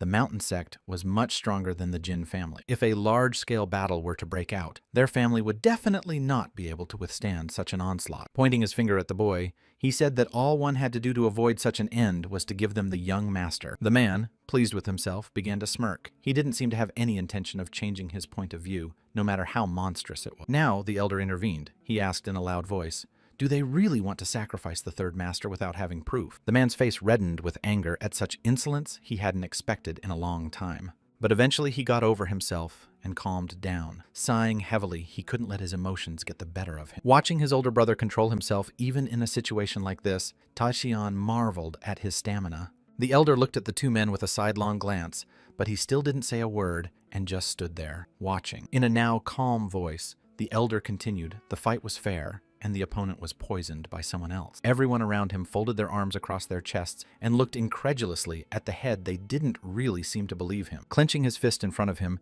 the elder said that in that case, they only had one option to face them in a fair fight. One of the men present here squinted his eyes. He really didn't want to take part in a pointless battle. Everyone was a little dumbfounded.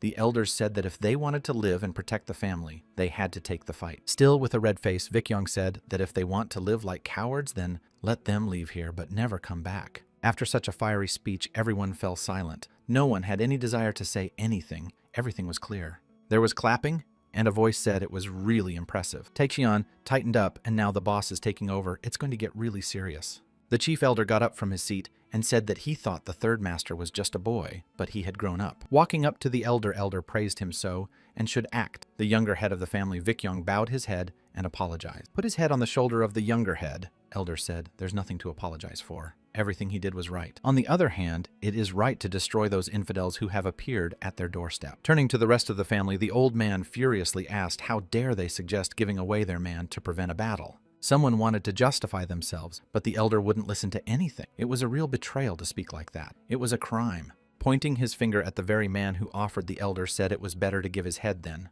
The unfortunate man was horrified and turned pale instantly. He did not expect that everything would turn against him in such a way. Taekyung was the only one who didn't say a word and didn't understand why this old man was on his side. The elder stopped talking and lowered his eyes. That man was trembling with fear. He realized that now his days might end. But the elder came to a logical conclusion they can't do, that this man has been serving the family for a long time. In a softened voice, Vikyong said he would take the man's words as a disclaimer and an unfortunate oversight. The elder laughed. The younger head is much kinder than the elder, which is certainly commendable. But now the elder will have to bow to the younger head on their behalf. The man bowed his head to the younger head and thanked him for his kindness and condescension. Everyone suddenly started jumping up from their seats and apologizing, saying it was all their fault. They felt they were about to get a big kicking. Looking at this whole circus, Taekyun was still amazed. It looked like some kind of joke. The one who saved that trash was his older brother, but they still wagged their tails at the elder. Looking at the faces of these disgusting people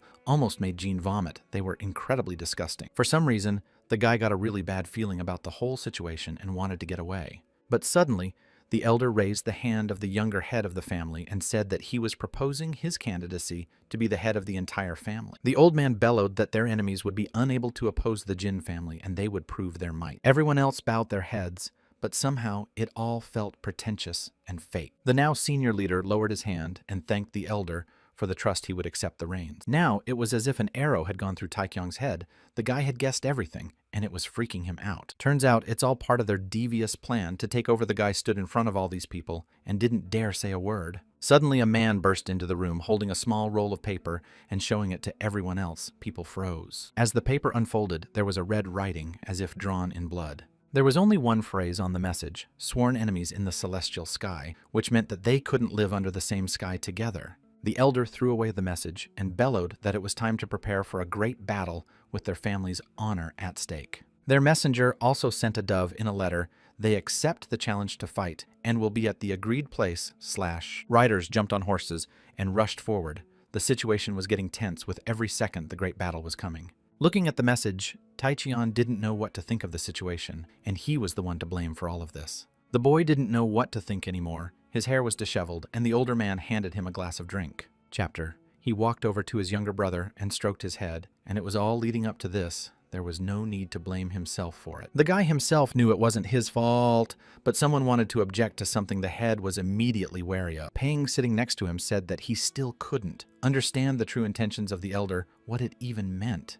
Thinking about it, the guy realized that this man resembled with his actions the old politicians who acted only for their own benefit. He decided to ask what kind of person. The head of the elders all looked at him with surprise, as if this question was something special. The elder replied that this man is the greatest martial arts master. Such people like him are considered the most dangerous in this place. Taeseon still couldn't believe that this man was so strong. What was so special about him that everyone was so afraid of him? The head of the elders is one of those people who rule the rest, using them from their shadows without showing themselves to the light. And besides, it's not that simple. The brother frowned and said that if the elder took their side, then you have to be sure he has motives. With a frown, Pan said that they all deserve to go to the other side as soon as possible. These are vile traitors. The head of the elders offered to destroy these people. Then, admittedly, the counselor thought the head would agree. But the older brother said that if he did that, there would be dissension within, and it made things more difficult. The man suggested that the head of the elders might have wanted something else in the first place, but he preferred not to say anything. In any case, it's just speculation. They still don't know what the chapter is really thinking. Vikyun waved his hands. No one knows about it. Turning to his younger brother, he said that the boy should be on his guard with him, but never cross him. And then he looked at the counselor and said that the main goal for them now was to resolve the situation. Thinking seriously, Pong said that now they were not in a good position at all. All these events had affected the overall situation. When I heard the news, I screamed, "It's not even been a day yet. Is it really that bad?" He gritted his teeth and wondered if the rumors were spreading so fast, someone was deliberately spreading them. There was silence at the table for a second. No one knew what to say. The situation was very dire, so you have to control yourself. The counselor said that so far they would only get one response. The head immediately wondered from whom, but it was the lower district sect. At that time, another crew passed through the gate and was stopped there and asked to state the reason for the visit. The coachman hesitated a bit. He said hello for him. A female voice answered for him. The girl said they were from the Purple Flower. She put her foot out and said her name was a secret. The guard immediately turned to her and raised an eyebrow in surprise. After what the man saw, he immediately blushed. In front of him was a woman of incredible beauty. She had lush breasts and beautiful tight clothes. The man was ready to fall through the ground. He was literally at a loss for words. It was Wolhua. She said that they had come to get paid. The girl immediately showed a peculiar gesture with her fingers. In the meantime, Kyung's cold body was lying at home, his eyes wide open, but he couldn't see anything. Next to him sat his father, a man with red hair. He was crying and didn't understand why or how it had happened at all. He ran his hand over his son's face. He was in so much pain he couldn't even close his eyes in the end. The man took his son's pain and said he would remember it and avenge his child by all means. Back, he said he would definitely get revenge and return that pain fourfold to whoever did it. He went outside where a loyal army of dozens, maybe even hundreds of warriors, were already waiting for his order. With tears in his eyes and a fierce voice, the man shouted for them to prepare for a great battle. Today they will avenge his sons going to the other world. Meanwhile, the brothel owner welcomed Taekyun. There was a pure-hearted smile on her face. The men were sitting at the table, and when she entered, they immediately rose from their seats, unable to contain their surprise. Taeseon couldn't believe who was standing in front of him. It was the same woman from the brothel he had already forgotten. She came closer and said hello, asking if Mr. Jin remembered her, but the guy seemed dumbfounded. His older brother came up to him from behind and gave him a gentle hug. Jin even trembled in surprise. He immediately started explaining himself and telling his brother that it wasn't what he thought it was, and he was imagining things. Running up to the girl, he started to try to push her out of the room, but Wolhua said she was on important business, so don't be so quick. But the young gentleman was already trying to pull her by the arm, and the girl still wouldn't give in. He pulled her towards the exit, but it felt like he was trying to move a rock. The girl wouldn't budge. No matter how much he tried, it was all in vain. Why does she stay in the same place? What is this girl even made of? Vikyun jabbed his finger and said about these respects and stop. The counselor standing behind took his head. What is this little one doing? When he heard that it was a girl from the lower district, Taeseon was stunned for a second and could not believe his own ears. The owner of the brothel looked at him with a smile, and as if winking, only now the guy realized what situation he was in. Now, in a more informal setting, Wolhua took a seat and introduced herself. She was the sect leader of the lower district of the province. The elder brother also gave his name and title, and only the young prince stood with his head down. He was ashamed. The girl listened and said badly once she heard one individual referring to Taekyun. He had to introduce himself after all. The guy mumbled something to himself, and everyone else looked at him with contempt. The brothel owner waved him off and said that she too was very pleased to meet again. The girl was behaving surprisingly casual. The older man raised an eyebrow in surprise and said that he didn't know he and his brother were so close. Wolhua replied that he's a regular customer of their place, from the most expensive and most important. Now they looked at Junior again with surprise, which means he's a regular customer. Well, it's still worth discussing. Looking at her companions with a wait-and-see look, Wolhua said it would be best to get down to business.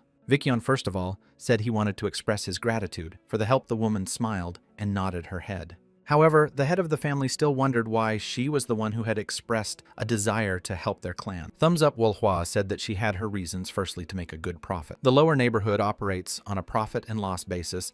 After weighing all the possibilities, they choose the best option. After weighing the pros and cons, they decided that they would get a very good deal by cooperating with Jin's family. The elder frowned. Benefit, of course, who would doubt? But what exactly do they want? After a brief thought, the woman replied that they wanted half of the Heng sect's vaults and property, and she said it as if she was speaking in a cursive voice. With the same speed, the elder replied that he was fine with it. The counselor wanted to stop him, but he was not listened to. Even Wolhua was surprised at this speed. She thought that this person would bargain a lot, and it would be difficult. Seeing her surprise, the elder explained that it was because their family was at stake. And yet she wondered why this was the only solution she had heard, that there were many officials in the family, such as an elder. Smiling, her brother said that she was certainly very knowledgeable, but not about that right now. Let her continue. Then secondly, she lowered her eyes and faltered a little. Her cheeks flushed. After a short thought, Wolhua said in a sweet voice that she really liked Mr. Jin. Finally, they agreed.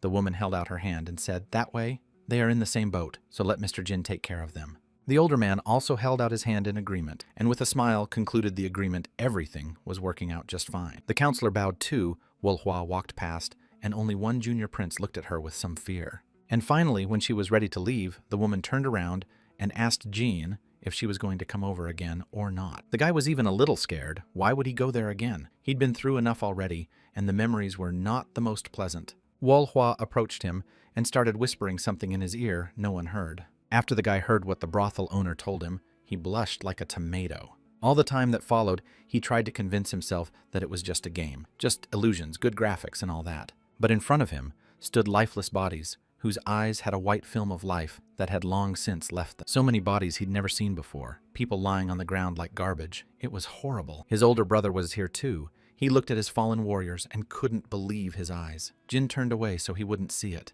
The elder blamed himself for all of this. He had sent kids who had no sense of martial arts, and now here was the result. The elder tried to calm him down. Such are the realities of such battles. And besides, their opponent is an experienced warrior. You can tell by the way he treats these kids. Jean stood by and couldn't believe it either. Turning toward the elder, Vicyon asked him to pick his expression. It was part of the family, not just people, and expendable. But the elder was sure that these were just fighters, and there would be many more such cases than one would expect. Perhaps this is also happening while they are here. Elder spoke as if it was something normal for him. The elder was angry. His eyes were bloodshot. He couldn't believe that the head could afford such an expression. The old man named a few places that are close to the Heng sect, exactly where they would hit first. And the older man was fully aware of it. And taking responsibility, Vicyon couldn't believe it was happening. The elder said he was not here to condemn the head of the family, all because he made the right choice. The unfortunate ruler wanted to say something, but only a cry escaped his throat. Elder continued, such events have their own price, and Vicyon, as the head, should not forget that. It was very frustrating for the man to realize this, but the elder was right. It was all true. As a ruler, he must remain focused and ready for any eventuality. So now is not the time to get snotty. The younger man, who had been watching this conversation, just drove his eyes from one to the other and could not understand where it was going. He thought that in times of peace, this old man was an enemy to them. But in desperate moments like this, it seems he can be relied upon. Looking at the elder, Junior sighed calmly. In principle, it was calming for a while. The elder looked at the third prince. Taekyun said that meeting someone like the head elder was an honor. Looking at him, the man said that there was a rumor of some sort about a Shanzi sleeping dragon. After those words, a wave of goosebumps ran through Taekyun's body, and he couldn't believe what he was seeing and hearing. The elder continued. He said that this man seemed to have combined his power with the Lord of Hell. Taekyun began to cough and gasp. It was awkward as hell to hear the elder say that, and I had to smooth things over. Hearing the elder say that the boy had such a weak body, Taekyun asked him if he had misheard. In that case, it would be better if someone from the main family went to the front and showed how fighting really should be done. And this was bad. As if the earth had gone out from under the guy's feet, he couldn't believe it was really happening. The elder turned to the younger head and asked what he thought about it, while Tae-seon. The head pondered. It was a very difficult choice, not really wanting to send his brother to such a creepy place. Turning his head after a short thought, the older man said it was a good idea. He would be very useful. So the elder sent Taekyung to the front to join an army under the direct command of the elders themselves. But fortunately, thanks to the vehement protests of his older brother, he was reassigned to another position, which eased his stay. The player wondered, since when did NPCs become so human-like? The game is somehow too realistic. In his team were the 3 Jo Yomgi Jongjin and Ma Hyum Yom. Apparently these 3 were brothers, as they were very similar. And there was also a very active kid about 12 years old. His name was Han Iop, a cool kid. But the worst part is that they, at the front, met together with this Hukmu Jin. What wanted the least, he annoyed the most. The player introduced himself and said that he had been chosen to be the head of the squad and was very happy to meet him. At this time, his older brother was sitting at his house. He was proud of Junior for finally becoming a real man. And he was the first to start the conversation.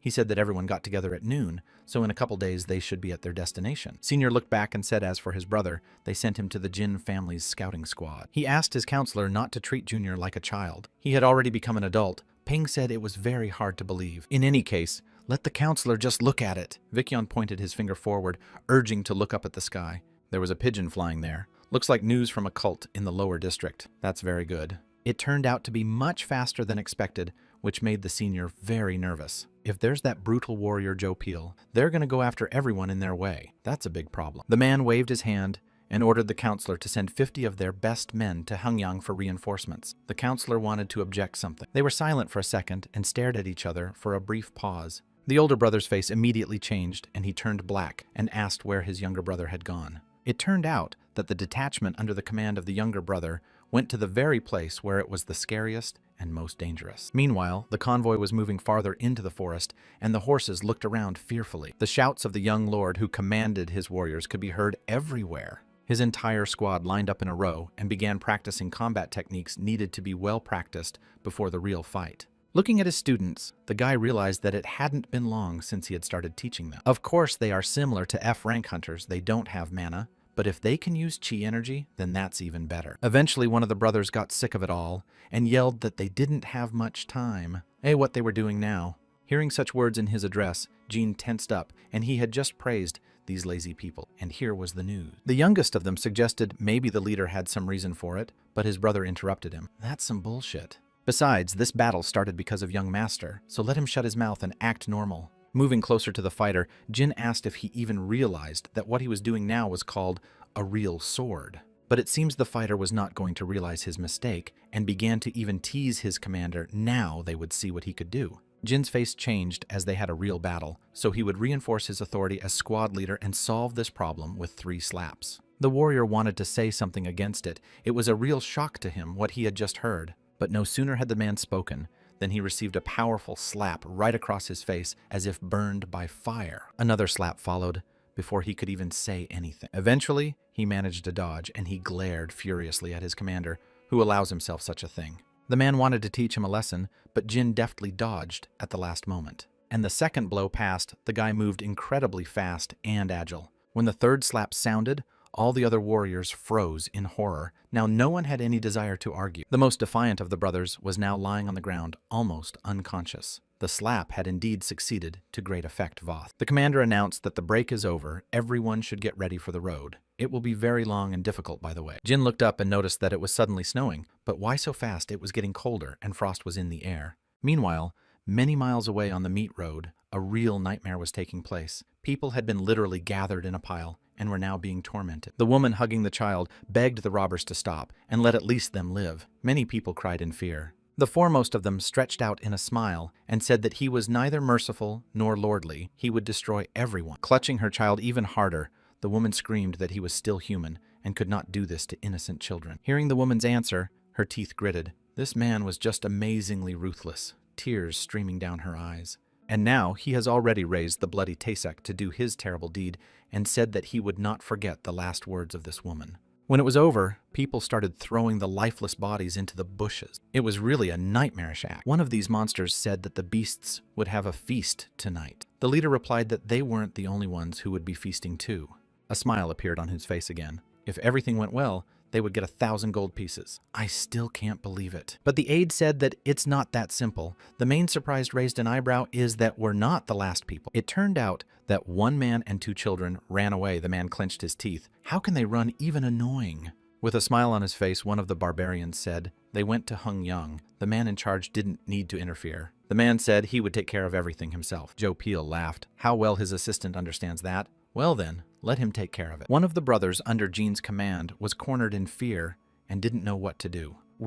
A second later, the man rushed to the attack. It seems he was very angry about something and didn't plan to retreat. But just 2 deft blows ducked him, and the unfortunate man flew to the other side of the room. Looking up, said that if the weather was so bad today, it was unlikely they would be able to reach their destination on time. The youngest of the brothers timidly turned to their leader and said that they all thought that if they had some time, they could practice. Everyone else also looked at the leader with shining eyes. They seemed to be expecting something. Jean seemed to understand and asked if they didn't have enough training and wanted more. The others all nodded their heads. The doors opened, and several men armed with wooden swords and shields came out. And Jean rejoiced, as expected. Instead of a lot of tongue lashing, it's better to take a good punch. Hearing that somewhere out there is a small child. A guy jumped out from behind the door and timidly looked forward. Could there really be someone in the middle of this weather? But no looking closer, there was indeed a small silhouette standing in the middle of the snowy desert. It was a small child, about 10 years old. He was breathing heavily and trembling with fear. Even from such a distance was visible, and the grandfather boy was quite light. Once upon a time, he lived a happy life with his family playing while his parents sat under a big sakura tree. At one point, the boy saw a beautiful flower growing near a rock and wanted to pick it for his mother. Plucking a plant, he ran up and gently wove the mother flower into the woman's hair. The woman smiled. The boy was very happy and smiled all over his mouth. He felt very good at the thought of his mom praising him. His name was Seo Chong. His mother stroked his head gently, and the boy began to smile again. Exhaling a little, the woman said that they must survive. This is not to become. Her voice was somehow sad. The son did not understand what the woman was saying and only looked at her with a surprised look at what she was talking about. He looked at his mom and dad, but he still didn't understand anything. They had strange, concerned faces. Suddenly, a lot of people gathered around. One of them was talking and asking for promises that they would definitely survive. The children stood there and did not understand anything. The unfortunate boy was left all alone with his little sister, and a monstrous picture appeared before his eyes. It had been a few days since their settlement had been attacked, and absolutely every single person along with his family had been wiped out. Little, but brave, Chan drew his little blade with the firm belief that he was in no particular position to protect his sister. The girl, whose name was Seo Yul, asked when they would return home. She wanted to see her mom. Her brother tried to calm her down. They were almost there. Suddenly, hearing some crackling in the bushes, the little boy ran outside waving his blade. From the bushes showed someone's hand. The whole boy trembled with fear, but still did not retreat. He had to save his sister in case of anything. But instead of an enemy, a familiar face emerged from the bushes. It was Uncle Gong. The man pointed his finger to be silent and not make a sound. The boys immediately rushed to him in a hug. The man held out his arms. He was also happy to see his relatives. They needed to move out already. Uncle called the little girl on his back, and they moved right through the forest thicket. But they were already being followed. Someone's keen eye had tracked them down and was now following them. The man ordered his charges to move forward and by all means find the 3 and destroy them. Meanwhile, the trinity of survivors were moving through the shroud of snow. It was very cold, and the desire to survive was the only thing that drove them. The cold chilled little Chal to the bone, but he continued to move his legs, even though it was very difficult. At some point, they heard strange noises, and Uncle turned around. Someone was following them. Definitely someone had taken their trail. The little boy immediately guessed everything, and his face changed to one of fear and seriousness. Uncle got sad and said there were about a dozen of them, and they would be here soon. Uncle blamed himself for bringing them here. They should have gone when it wasn't snowing. The little nephew said his uncle had done all he could. The boy pulled out a small dagger and said he could fight too. He knew martial art, but no. The man put his little sleeping sister on his shoulders. The guy was even a little scared.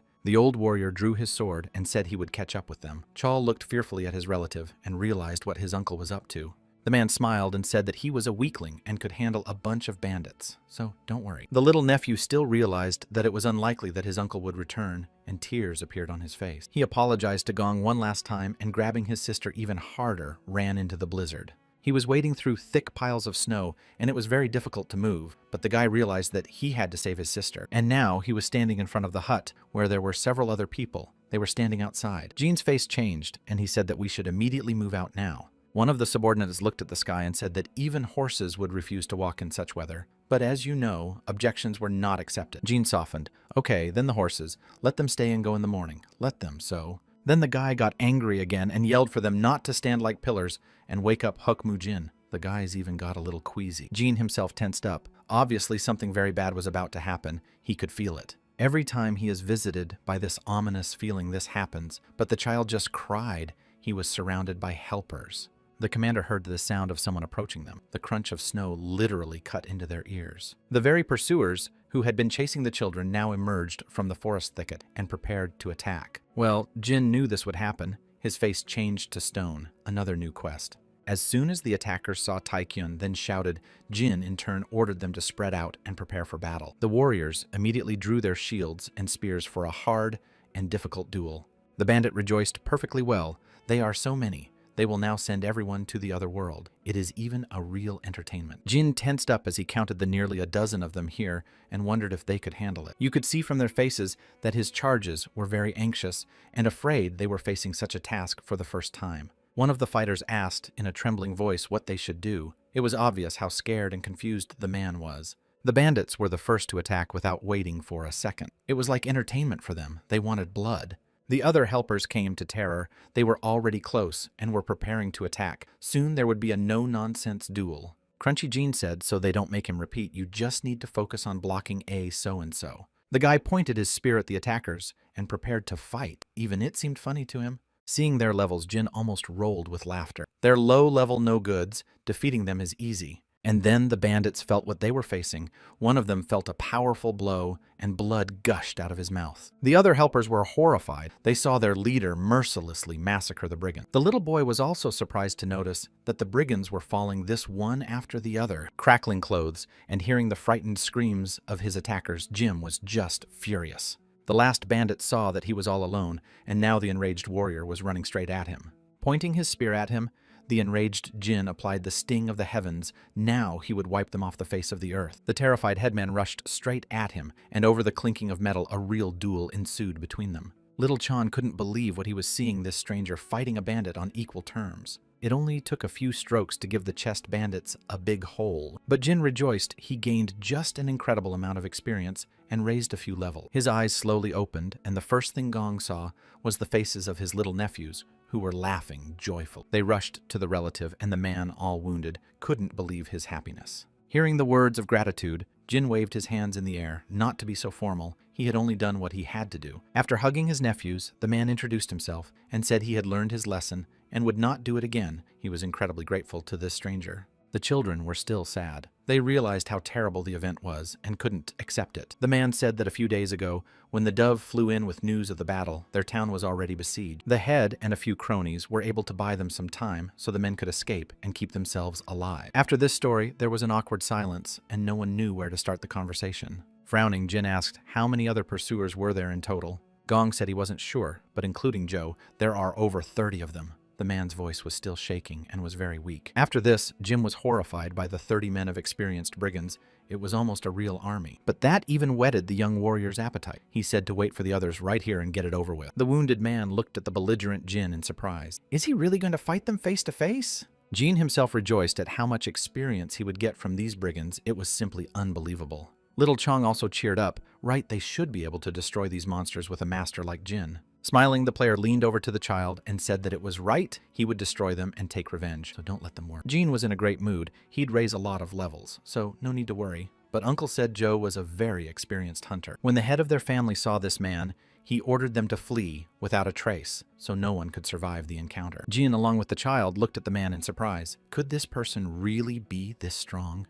The player creased his face, much more important now, to escort these children to the family. He is also not feeling well. But this was his cunning plan. Little Chan didn't understand anything and looked at the strange stranger, but still supported his endeavor. Then, tilting his head to the side, Jin said that it was all the internal trauma his face had caused that scared the little boy. Following that, the squad leader said that they were returning to the main family, all prepared to depart from here. With tears in his eyes, Chan took hold of Jin's clothes and called him a great savior. The child was ready to cry. Uncle, along with his little sister, watched the scene as everyone began to hustle and gather. Trying to get away from the crying child, Jin heard that the uncle wanted to hear his name because he was the savior. Folding his hands in front of him, Gong apologized and realizes it's a little late, but could the great savior call himself? Jin was so happy that he wanted to say his real name, but he hesitated half a word. Wait a minute, this all happened to them because of Jean. If they find out the name, it'll be very bad. The guy's other name as suddenly heard someone's scream. Someone was cursing Jean out of his mind, and a stomping sound was heard. It was a furious Hook. He was furious. He had red cheeks. The man was literally shaking with anger. Little Chan heard the name of his savior and was even a little frightened when he realized who was standing in front of him. Uncle also raised an eyebrow in surprise. Could it be that this is the person who started this battle? The warrior lunged at Jin to beat him up for everything he'd done that had started this whole thing. Meanwhile, the bodies of the bandits who had dared to attack Jin were lying cold on the ground. Joe stood in front of them along with his associates and scrutinized the result of the action. A smile spread across his face and his eyes lit up. It was very interesting, but who could create such a thing with his people? Several riders were now galloping down the snow-covered, dangerous mountain trail they needed to make it in time. At the head was Pan. With him were several other warriors waiting for retribution. The problem is that this dangerous man, Joe, is very difficult to destroy if his opponent asks him one question. Pang realized that he couldn't let this monster meet the third young master, and because of this, the man hurried even more. Meanwhile, Joe was looking at the results of the mayhem, and he didn't understand who had the strength to destroy their warriors with a single blow. The men pondered who it could be, a martial arts master from the Jin family, or perhaps someone unknown. Either way, we need to find out. The man smiled again. The hunt is going to be a lot of fun, so we need to hurry up. One of the novices appeared in front of him and said he had come to bring a report. Joe nodded his head.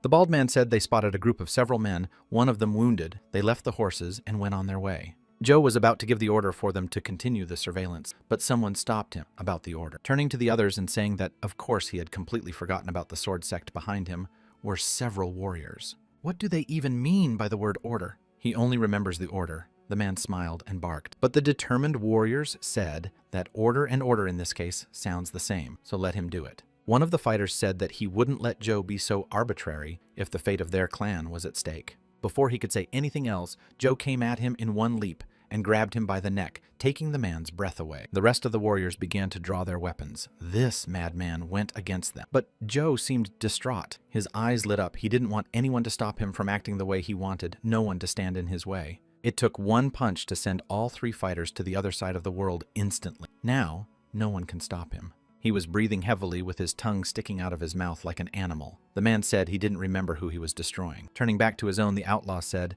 they would continue the hunt lest this become, so we need to move out. Meanwhile, Jean's squad was advancing. Through the snow, it was very cold everywhere, and only snowdrifts crunched underfoot. After a few dozen more steps, the leader saw a small cave in the distance behind the bushes. After a while, the whole crew had already gone to bed. They had laid out their things, and their thunderous snoring could be heard everywhere. Only the two Jin and Uncle Gong were awake and sitting by the fire, talking quietly. Jin was glad they had found this place here. There was no wind, and it was warm enough to wait out the blizzard and move on. However, the uncle was not in the mood for dialogue. Between the two of them hung a small awkward pause. Looking at this man, Jin realized that he was probably very traumatized and having a hard time coming to terms with his loss. And besides, because Hook revealed Jean's real identity, the guy was furious now that he'd ruined the relationship before it could be built. But suddenly, the uncle raised his voice and said that he knew that the third son was just a slacker who didn't know anything about martial arts. The man sighed heavily and said that even though he'd only known him for a few days, he wasn't what they said he was. The guy looked at his interlocutor with a surprised look. Didn't this person hate him after recognizing who was standing in front of him? Let's go on. He said that's why he has to wonder how much truth there is to this battle. The man was silent again for a while. Only the crackling of the fire could be heard. Suddenly the uncle turned to Jean. The lad raised his head and looked at him with a slightly surprised and frightened look. Coughing, the man said he had a small request. It seemed he was quite ill. Suddenly, Jin saw that the unfortunate man was coughing up blood. Apparently the wounds were quite serious, more serious than they appeared to be. The unfortunate man pulled his hand away from his face, and a bright blood stain was visible on his palm. In a heavy voice, the wounded man said that these warriors had coated their weapons with poison, but Jin shouted why he hadn't mentioned it before. Smiling, the man laughed and said, they used cheap effects too, weak and late to manifest. But Jin was very frightened. The man was quite bad if he had some sort of antidote. The guy started digging through his inventory, but he had nothing but clothes and weapons. Even the pills didn't match his property. Everyone around them was asleep, and only this couple was whispering about something. Uncle looked at his nephews. Continuing to rummage through his inventory, Jin heard Gong turn to him. The boy replied in a trembling voice. What the uncle said shocked the boy. The man said he was leaving the kids to him. After saying that, Jin was speechless for a couple of seconds. What does that mean? Leave on him, now he's that babysitter. But there was nothing to do. Now Jin was making his way through the forest thicket, with little Yule behind him were his faithful helpers. All this time, Jin was thinking about this uncle. He was just the NPC who gave him the quest. So why did the guy get so infatuated with him? The player should just accept the quest and move on with the story, but something was wrong. The guy was breathing heavily. Behind him, also with heavy breathing, went the assistants. They looked at the back of their commander. Even the smallest of them was fully prepared for the future battle, but Jin pondered why he felt so bad. He was furious about why he was even bothering with this. He should be thinking about his real family instead of the game. Before doing so, Jin told his companions that Uncle had made the decision to go to the other world quietly while they left. As soon as Hook objected, the guy went into a rage, and even the experienced fighter was a little scared. Jin didn't want to leave the poor bastard alone, but if the man wanted it, so be it. Little Han shrieked that they shouldn't have left him like that anyway. The child seemed to take heart in the situation. Well, Jin asked, then he that proposes to carry his child without delay agreed yes, he will carry it with his own hands. The player exhaled heavily. Yes, these guys are still generally incorrigible, and how is he even going to do it? When Jin asked if the boy would carry a real grown man through the snow, Han was a little scared and hesitated. The player's face became more serious. The people they are dealing with are professional mercenaries. You need to be prepared. Do they really think they can survive in such a state? The rest of us shook our heads. They realized that the commander was completely right. Looking at Hukmujin, the guy asked, does he have something to say? The red-cheeked man admitted, albeit reluctantly, that he was obeying the young master's orders. Continuing on the road, suddenly little Yule turned to Jin. The guy was even a little startled and cried out in surprise. The girl asked if her daddy's lord was stronger than her daddy's lord. After such an unexpected question, Jin even hesitated a bit. The little kid said that her father is very strong, smiling. Jin said that it looks like she misses her father. After saying that, the girl frowned. She said she wanted to see her daddy, but her daddy didn't want to see her. Hearing just this story,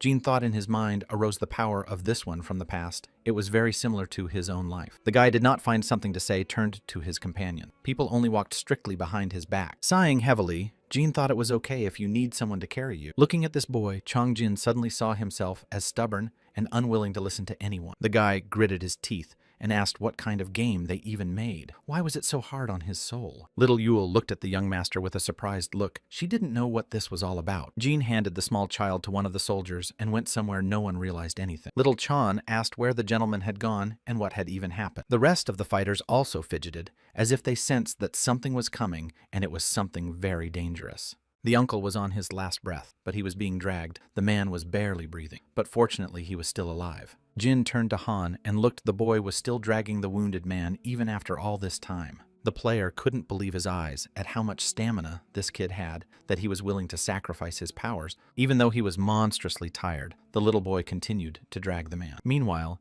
in the chambers, a man sat at a table, and only the light from the window illuminated what was happening in the room. He held a shot glass with some kind of drink in it and looked nervously in front of him. He had a guess. There was a hooded man sitting next to him, he said. Everything was going pretty smoothly. Joe was chasing a third young gentleman. The hooded man rejoiced. He was smiling. It seems the lower district sect is also involved in the great battle. Their new leader has a good sense of smell. But don't worry, the hooded man assured me that everything is going according to plan. The chief said to keep their guard up, no matter if the enemy is near. Suddenly he felt back from behind something. A presence.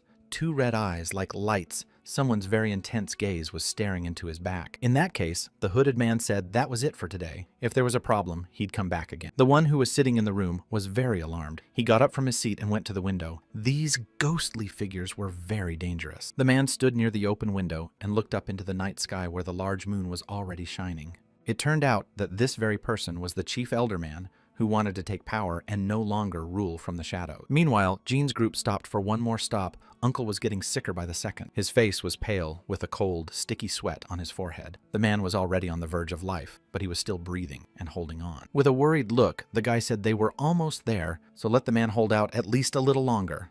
Looking at the rest of his charges, the guy realized that they didn't have much time to get out of here as soon as possible. He ordered everyone to move out. Hook shouted for everyone to get up from their seats immediately and start gathering. After that, Jin was even a little surprised that this man was ready to mix him to the ground, and now he obeyed.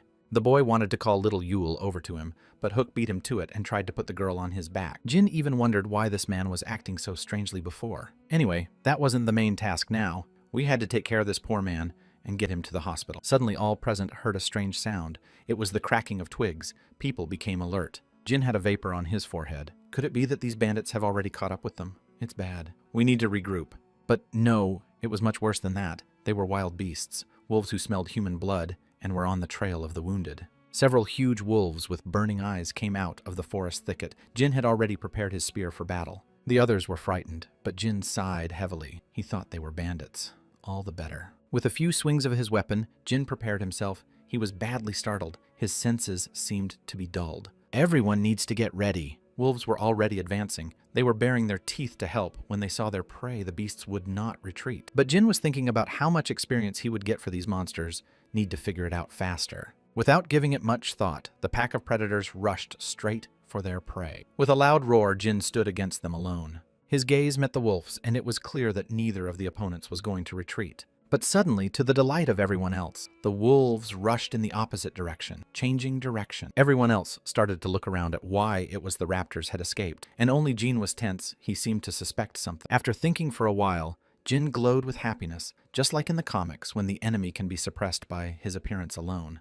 The guy didn't know why he could do it at all, but if it's a game, anything's possible. There's a notice. Seeing the quest icon in front of him, Jin continued to smile perfectly, but immediately the smile left his face. Eyes widened. This was a top-level quest. Yes, and besides, it was impossible to refuse it. Rubbing his eyes, the player tried to understand what just happened. Is some kind of joke is dangerous.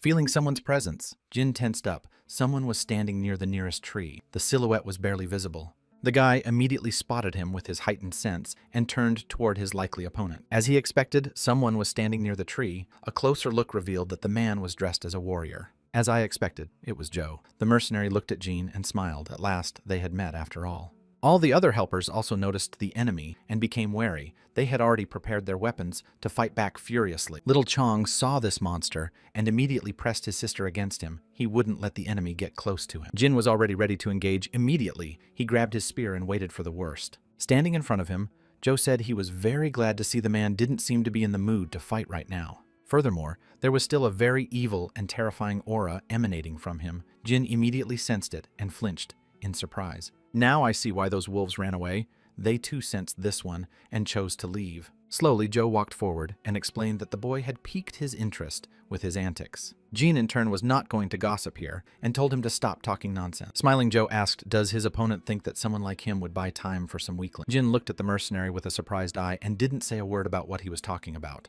Taking his hand aside, Joe calmly told no one to worry. They were slow. It would take about an hour to get here. Their gazes crossed with the same smile on his face. The mercenary said that by then it would be over. Wai had prepared for battle. Turning to Jin, the mercenary said that he was interested in him, and if he answered a couple of his questions, Joe would probably let them go in one piece. Hearing that, Jin wondered if he was going to let them go sounded like some kind of nonsense, but the mercenary confirmed his opinion. They stood like that for a few more minutes facing each other and made no attempt at action. After Jin told him the story, laughed then over the guy in very great surprise. The mercenary couldn't believe that the one standing before him was the third lord of the Jin family who had been nicknamed the Goofy One. But the player confidently replied that he told the truth and didn't lie anywhere, so that's the way it is. Looking at him with a piercing gaze, Joe didn't say a word. He found it hard to believe that this was really true. Laughing once more, the mercenary said that in that case, he would fulfill his promise. It seemed extremely strange. Honestly, the warrior originally wanted to destroy Jin, but now he is interested in watching the actions of this strange guy, especially at a time like this. Sighing heavily, Jin still didn't understand what other time it was and what was so special about it. Okay, before this man still says anything, Jin says everyone needs to get out of here as fast as possible. Watching all this, Joe tensed up a little. He watched everyone else turn around and walk away. Smiling, the man said the kid apparently didn't quite get it. Jin is the only one he's letting go. The others are staying here. The player stopped and looked at all the others who were frozen in their seats in horror. People could not believe their ears. Could this monster destroy them? Right here, no one wanted to stay. Jin, meanwhile, was confused. He didn't know what he should do, but he couldn't leave them behind. Holding the little sissy on his back, that he looked up at his savior and waited for him to take further action. The ward, who was holding the injured uncle in his arms, also froze in place and turned around in horror. Jin's mind conjured up images of his mother and sister, his insides all jumbled as to what he should do. Licking the blades of his long blade, the mercenary said that if Jin refused, he would be very disappointed. The player did not know what to do. He just froze in place. For a second, the world for him ceased to exist was a very hard choice. Finally, after thinking a bit, the guy made a final decision, clenched his teeth. He shouted that then this mercenary could disapparate. In that case, It's worth a shot to rush straight at him, with all his legs swinging his blade around. The man was already anticipating having fun with this interesting man, who made him wonder for the second time. At the last moment, Jin put out his spear and blocked the powerful blow. The guy felt an incredible recoil. After such a blow, he was thrown far backwards, hardly able to stand on his feet after such a blow. His aides immediately crowded around Jin and started asking how the leader was feeling, but the guy was a bit in shock. He didn't understand how it was possible, even though Jin had blocked the damage, but the attack still went through. Meanwhile, threw the sword on himself and said he was very disappointed. Is that really all this guy is capable of? At this moment, Jin was facing something completely new to himself. This opponent was on a completely different level.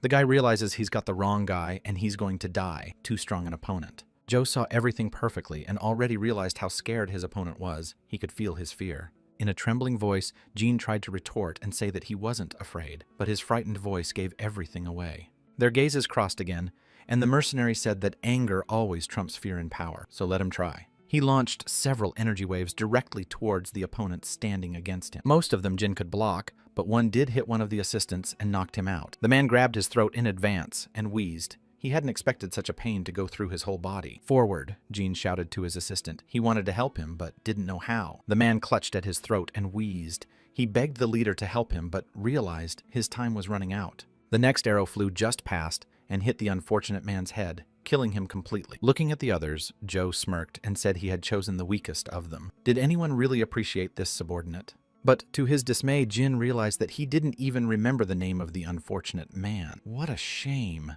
He looked at the breathless body of his assistant and still could not remember his name. Jin had no reason to memorize any character, so why is he now trying furiously to remember his name? He called for a single grain pill in his hand. There was a heaviness and an unpleasant odor. The guy didn't understand why he was now overwhelmed with anger, popping a nasty pill into his mouth. He screamed that now Joe was going to the other side of the world. The mercenary smiled. It was the same thing he said. Anger was now consuming his opponent. At the last second, he managed to dodge as Jin landed a few precise blows with his spear, and this was interesting. The sharp tip flew straight at the opponent's head, but Joe didn't seem to react. I waited for the last moment. At the last second, he swung with his dagger and pushed the spear aside. A cracking sound was heard. Jin's whole body felt an incredible pressure, and the spear began to vibrate and almost flew out of his hands. Even an experienced mercenary marveled at this kid's skills. At this level, at only 20 years old, perhaps he has good experience. Here's just where. Meanwhile, Jin was already intending to attack again. The guy shouted and was already running towards his opponent,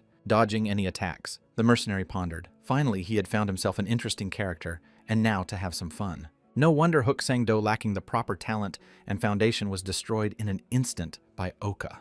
But suddenly the arrow had tilted and flew straight into his face. At the last moment, Joe still managed to dodge, but the sharp blade sliced through his cloak, and there was a cracking sound. Jin was disappointed he didn't hit it, and it could have ended right here. Hearing those words made the mercenary furious. He was going to go easy on this kid, but in this case, he's going to try his best. A predatory smile stretched on his face again.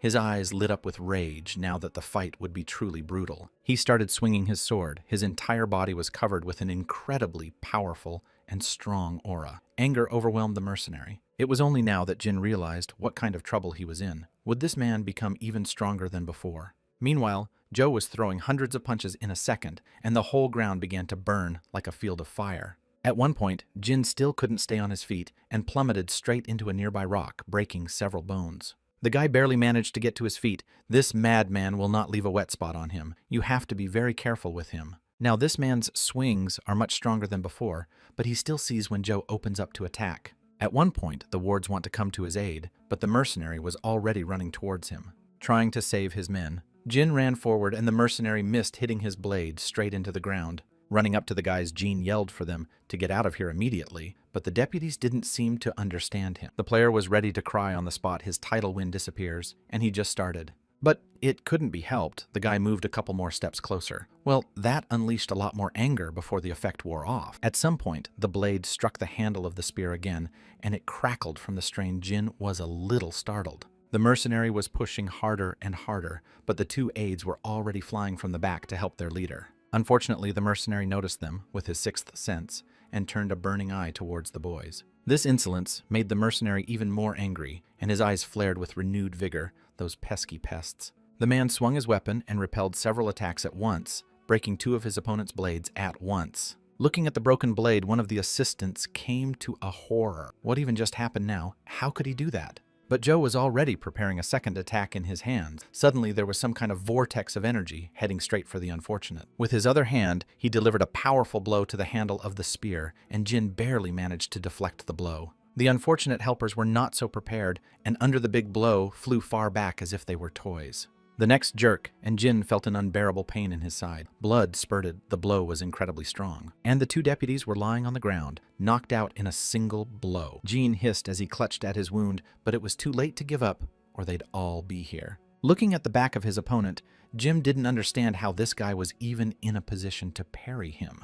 Fortunately, there were no critical defeats, but Joe was already running at him, swinging his blade. The clanging of weapons was heard again. Jin was having a very hard time fending off all these attacks. Looking at his opponent with some respect, Joe said he deserved credit for such a fight. Plus, if it holds out, this is the mercenary's hand lit up, and he prepared his crowning signature attack. No sooner had a few seconds passed than Jem felt a real rock fly into his chest. Everything inside felt like it was turning over. After such a powerful blow, his clothes were torn, and his skin was red from the burns, but Jin still held on. Overcoming immense pain, the guy still managed to get up, holding onto his bayonet, and tried to stand on his feet somehow. After that, Joe couldn't contain his amazement that this kid got up after such a powerful blow and survived. His hand was still burning. The man said that this kid had a lot of potential worth developing. Without listening to him, Jin rushed forward with his spear. He was tired of this and wanted to finish it. But no sooner had this tip reached its target than the spear began to be covered in ice. Grabbing the tip with one finger, the mercenary snapped the spear in half. After all, this guy doesn't know when to stop. As we know, Jin didn't want to hear it at all. He let go of his weapon and now rushed at the mercenary with his bare hands. Now that the man has opened up, there is one last chance to hit the important organs in life, and only then can the guy win. He held on with the last of his strength, the veins on his face swollen, with a mouthful of blood preventing him from speaking, but he still ran. Before a few steps had passed, the unfortunate felt as if his body were being divided into pieces. A thunderous laughter of the mercenary shook the circle. Where did such a man come from? Though one must admit he is stalwart. The unfortunate Jin was lying on the ground and barely breathing with his mouth covered in blood, but the guy was still alive. Looking down at him, Joe said that now Jin couldn't use chi since there was nowhere for it to flow. All the currents were blocked. But suddenly the mercenary became wary and approached the barely alive guy again. Jin couldn't believe, could it really end like this?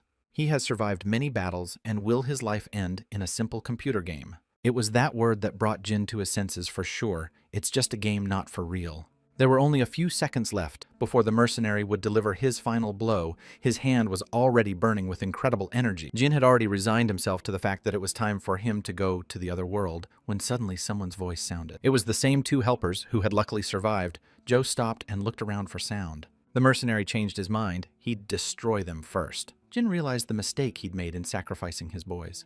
The guy started muttering something to himself under his nose. The mercenary got annoyed, but asked what he was saying. Nothing could be heard. Suddenly, Jin realized that he had been fighting like a loser all this time, and immediately a small dagger appeared in his hands. Not expecting anything like that, Joe just looked at him with a surprised look that this kid was even up to. The next second, he felt a cutting pain in his leg. The tendon had been severed. Gathering the last of his strength into a fist, Jin rose to his feet and smiled. Overcoming the pain, he began to deliver dozens of dagger blows to his opponent's leg. Uncomprehending, Joe grasped his hand and clenched his teeth. The pain was unbearable. There was a crunching sound as poor Jin's arm was about to split in two. The pain was unbearable. With the next powerful blow of his second arm, Joe threw his opponent far back, and the unfortunate Jin slammed into a tree. The guy sat leaning on the trunk and barely breathing. He felt like his soul was about to fly out of his body, but he couldn't give up. The mercenary was already preparing his two fiery hands to finish off once and for all this clown who dared to stand in his way. The helpers were already running through the snow to their leader to do something to help the suffering man. With only seconds to go before Jin's life was cut short, Joe was on him like a kite on its prey. He leaned two hands on his opponent's chest at once, and a crackling sound echoed everywhere. The two assistants stared in horror at their supervisor. They could not believe that this was really happening. There was no way this could be happening. Joe felt something stabbed into his body. He couldn't believe his opponent was disarmed. His eyes were bleeding. Smiling, Jin's bloody lips whispered that he was waiting for his opponent to push his internal energy to the limit. In a weakened voice, Jin said, "Now it's over." He timed it perfectly. The mercenary was furious at how such an insignificant creature as this, Jin, could do such a thing to him, great Joe. The man fell to the ground, unable to restrain his body, and it felt as if his strength had left him in an instant. Jin smiled. Finally, it was finally over. He shouldn't have attacked Jin while in this state. The aides came just as the duel was ending. They just froze in place and couldn't believe that this was really happening. Naturally, Joe wasn't going to give up so easily. He rose to his feet through all his pain and began to growl. But suddenly, the man felt his body lift off the ground. It was incomprehensible that the body was moving on its own.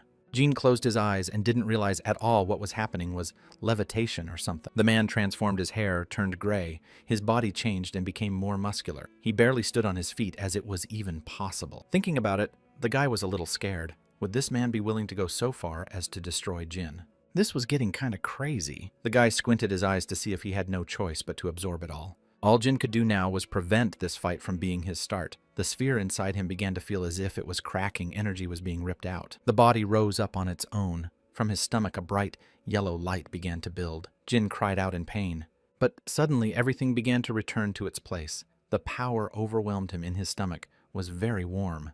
The boy heard the mercenary's voice calling to him with all its fury. Raising his head, the player noticed that the opponent is already flying at him, with burning fists wanting to destroy him once and for all. The events were transported several years into the past. People looked back with frightened eyes, staring in front of them. Jin was sitting off the ground, and it seemed someone was telling him off. A man was reading out his file. When asked what he thought of it, the instructor laughed, a nervous laugh. He was amused by this kid. Realizing what he had done, Jin began to pack up. He told the instructor that he would already be going. Most likely the others had messed something up with his rank. By the clock in the back of his head, the man looked at the kid, saying that his skills were indeed impressive, then shocked Jin. Pointing at the guy with his hand, the instructor said that his body was able to hold as much mana as a rank F fighter. Here is only one skill he had time to use. Hearing about the special circumstance, the guy wondered a little, what the hell kind of circumstance is that? With a thumbs up, the inspector said that when Jin's life was in danger, this skill would most likely save him. It seems the same thing happened now. The guy was holding onto his spear and intending to attack again. Joe, thrusting his hand forward to finally end this whole duel, was beginning to annoy him greatly. After such a strong blow, all the helpers standing nearby covered themselves with shields to avoid being blinded. They were almost blown away by the wind. Breathing heavily, Jin looked in front of him. His body was overflowing with energy. He couldn't believe what had just happened. The gray-haired mercenary looked at him with a furious expression. He didn't believe that this kid was capable of such a thing. Eventually, the young man's body failed and collapsed to the floor, his strength leaving the boy at an incredible rate. Quest completed. Joe is defeated, and now Jin will receive his rightful reward. The mercenary sat on his knees. He sat on his knees, and consciousness slowly left his body. Joe looked at his opponent with a nothing-comprehending look. In the middle of the battlefield stood little Chong Yi, crying. He saw that his savior was about to go to the other world. The events shifted to the real world. A man sitting near the fire held a red stone in his hands and marveled at this raid. Their leader was also holding a ruby and smiling. He was pleased with the loot and could get a lot of money for crystals of this size. Among all these participating was Jin. He was excitedly asking how much money they would get. In the end, the raid was truly a success. Tears glistened in the guy's eyes with joy that he would finally be able to provide for his family and they wouldn't need anything. A girl formerly on their team asked the leader, "Why are they getting so many rocks? Is it normal?" She turned to Jin, but the guy didn't seem to be listening. He was already dividing his reward and imagining how rich he'd be. The girl looked at her companion. Another guy asked her if this was her first raid girl. This happened quite rarely. In front of them lay a whole pile of gems, a really good catch. Not to mention that they hadn't gotten very far. The man standing in front of them asked how far away they were. The group said they're almost at the end, but if you go further to the right, you'll meet a room with a boss. Not wanting to listen to anyone, Jin rushed forward. He wanted to defeat the boss as quickly as possible and get the reward. Well, the man with the black hair said we should think it over and weigh it all up first, because it's a pretty dangerous expedition. I don't understand why they're delaying. Jin asked the leader what he was thinking, but the leader was adamant. It was something else. They encountered weak goblins. But the fact that there are so many magic stones here doesn't make any sense. It's weird. The man hesitated and tried to find a catch in the situation. Everything was indeed unusual. Jin said, smiling, "It's his leader is strange. If he wants to cancel such a cool raid, everyone wants to go all the way." Sensing something was wrong, the leader said we should all calm down and think it over, but the team was against it. They wanted to move on. Leader slapped his forehead. After all, they were incorrigible, and he would have to agree. So he did. But one condition is that the men must be well prepared. The raid will be very difficult. All the others replied with one voice that they agreed. Jin's eyes were shining. Could he really get that much money? But the raid was far more difficult than expected. When Jin saw what he would face, there was real fear in his eyes. The guy saw his comrades going to the other world one by one. He could not help them no matter how hard he tried. In front of him stood a huge lizard monster with burning red eyes. The leader crawled towards him on the ground, leaving a blood plume behind him. He wanted to say something. The lizard stepped on his body with its powerful paw, and a crunch was heard. The man would not be able to escape. Hot tears flowed down Jin's cheeks as he watched his comrades one by one go to the other, and he could do nothing to help them. And so, being in the world of the game, Jin woke up in a cold sweat of fear. He sighed and screamed. Next to him sat Peng. He looked at the Lord with a serious and calm look. At last he was awake after all. In the room was another man, an old man with a thick beard, one of the chief counselors in the family. He was brooding. After all, when Jin's older brother found out about his condition, he was so furious that he had to hold it in. The counselor said that he had good and very good news. In these words was sarcasm. Looking at him, Jin said, "Let's get the good one first." He'd been through enough. Walking closer to him, the counselor said that the survivors of Shuojuo were safe. Jin exhaled heavily, thank God. In addition, none of his group was seriously hurt. Only 2 were physically injured, but nothing life-threatening. The counselor wanted to say something else, but only a suppressed groan escaped from Jin's throat. Survivors? He realized that one they did not wait for. The image of the kid who was the fiercest of his group came to mind. The counselor bowed his head and said they couldn't save him, but managed to give him a good funeral. He was an orphan. After such news, Jin Ponic Head was very ashamed that it was he as a commander who couldn't keep his men safe. Jin turned to the counselor when he said that a martial artist should take care of himself, no regrets. The image of his past mentor, the very man Jin had lost in his raid, immediately popped into his mind. You need to keep the living images in your hearts and never forget those who fell in battle with you. To make sure it wasn't all for nothing, Jin was stunned. He didn't know what to say. It was all true, but the memories came like a wave. He looked up and wondered what this kid's dream was, and it turned out that this kid wanted to become the greatest master. Now, the counselor said it was time to get to the very good news. The man was wary. Hearing that they had won, the Hengshui Jin cheered up.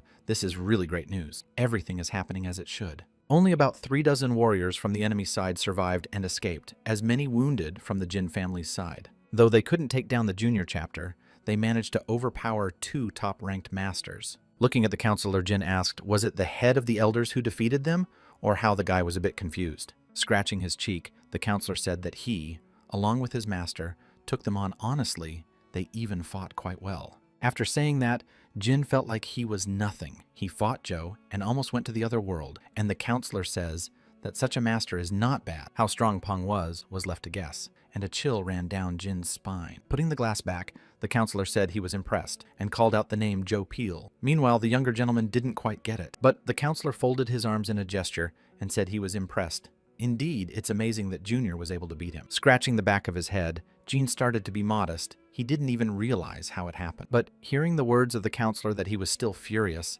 the guy cooled down a bit and even got scared. Well, the counselor began to remind the boy of all his sins, how he went to brothels, constantly drunk, and wasted the family budget. All this time he sat there and said nothing that was all true, but couldn't say anything against it. But now, this very runaway son had become the most respected figure in the kingdom. Peng was indeed impressed. The man doesn't like to admit it, but it really tried hard to hold back its some passive aggression. Continuing to look at the young man, the counselor said that it was not the difference, in skill strength, it was precisely vigilance. If mere skill was enough to defeat this warrior, he would not have been given such a one-word, one-hit title. After saying that, Jin cheered up. It appeared that he was stronger than this mercenary. Is he really growing up?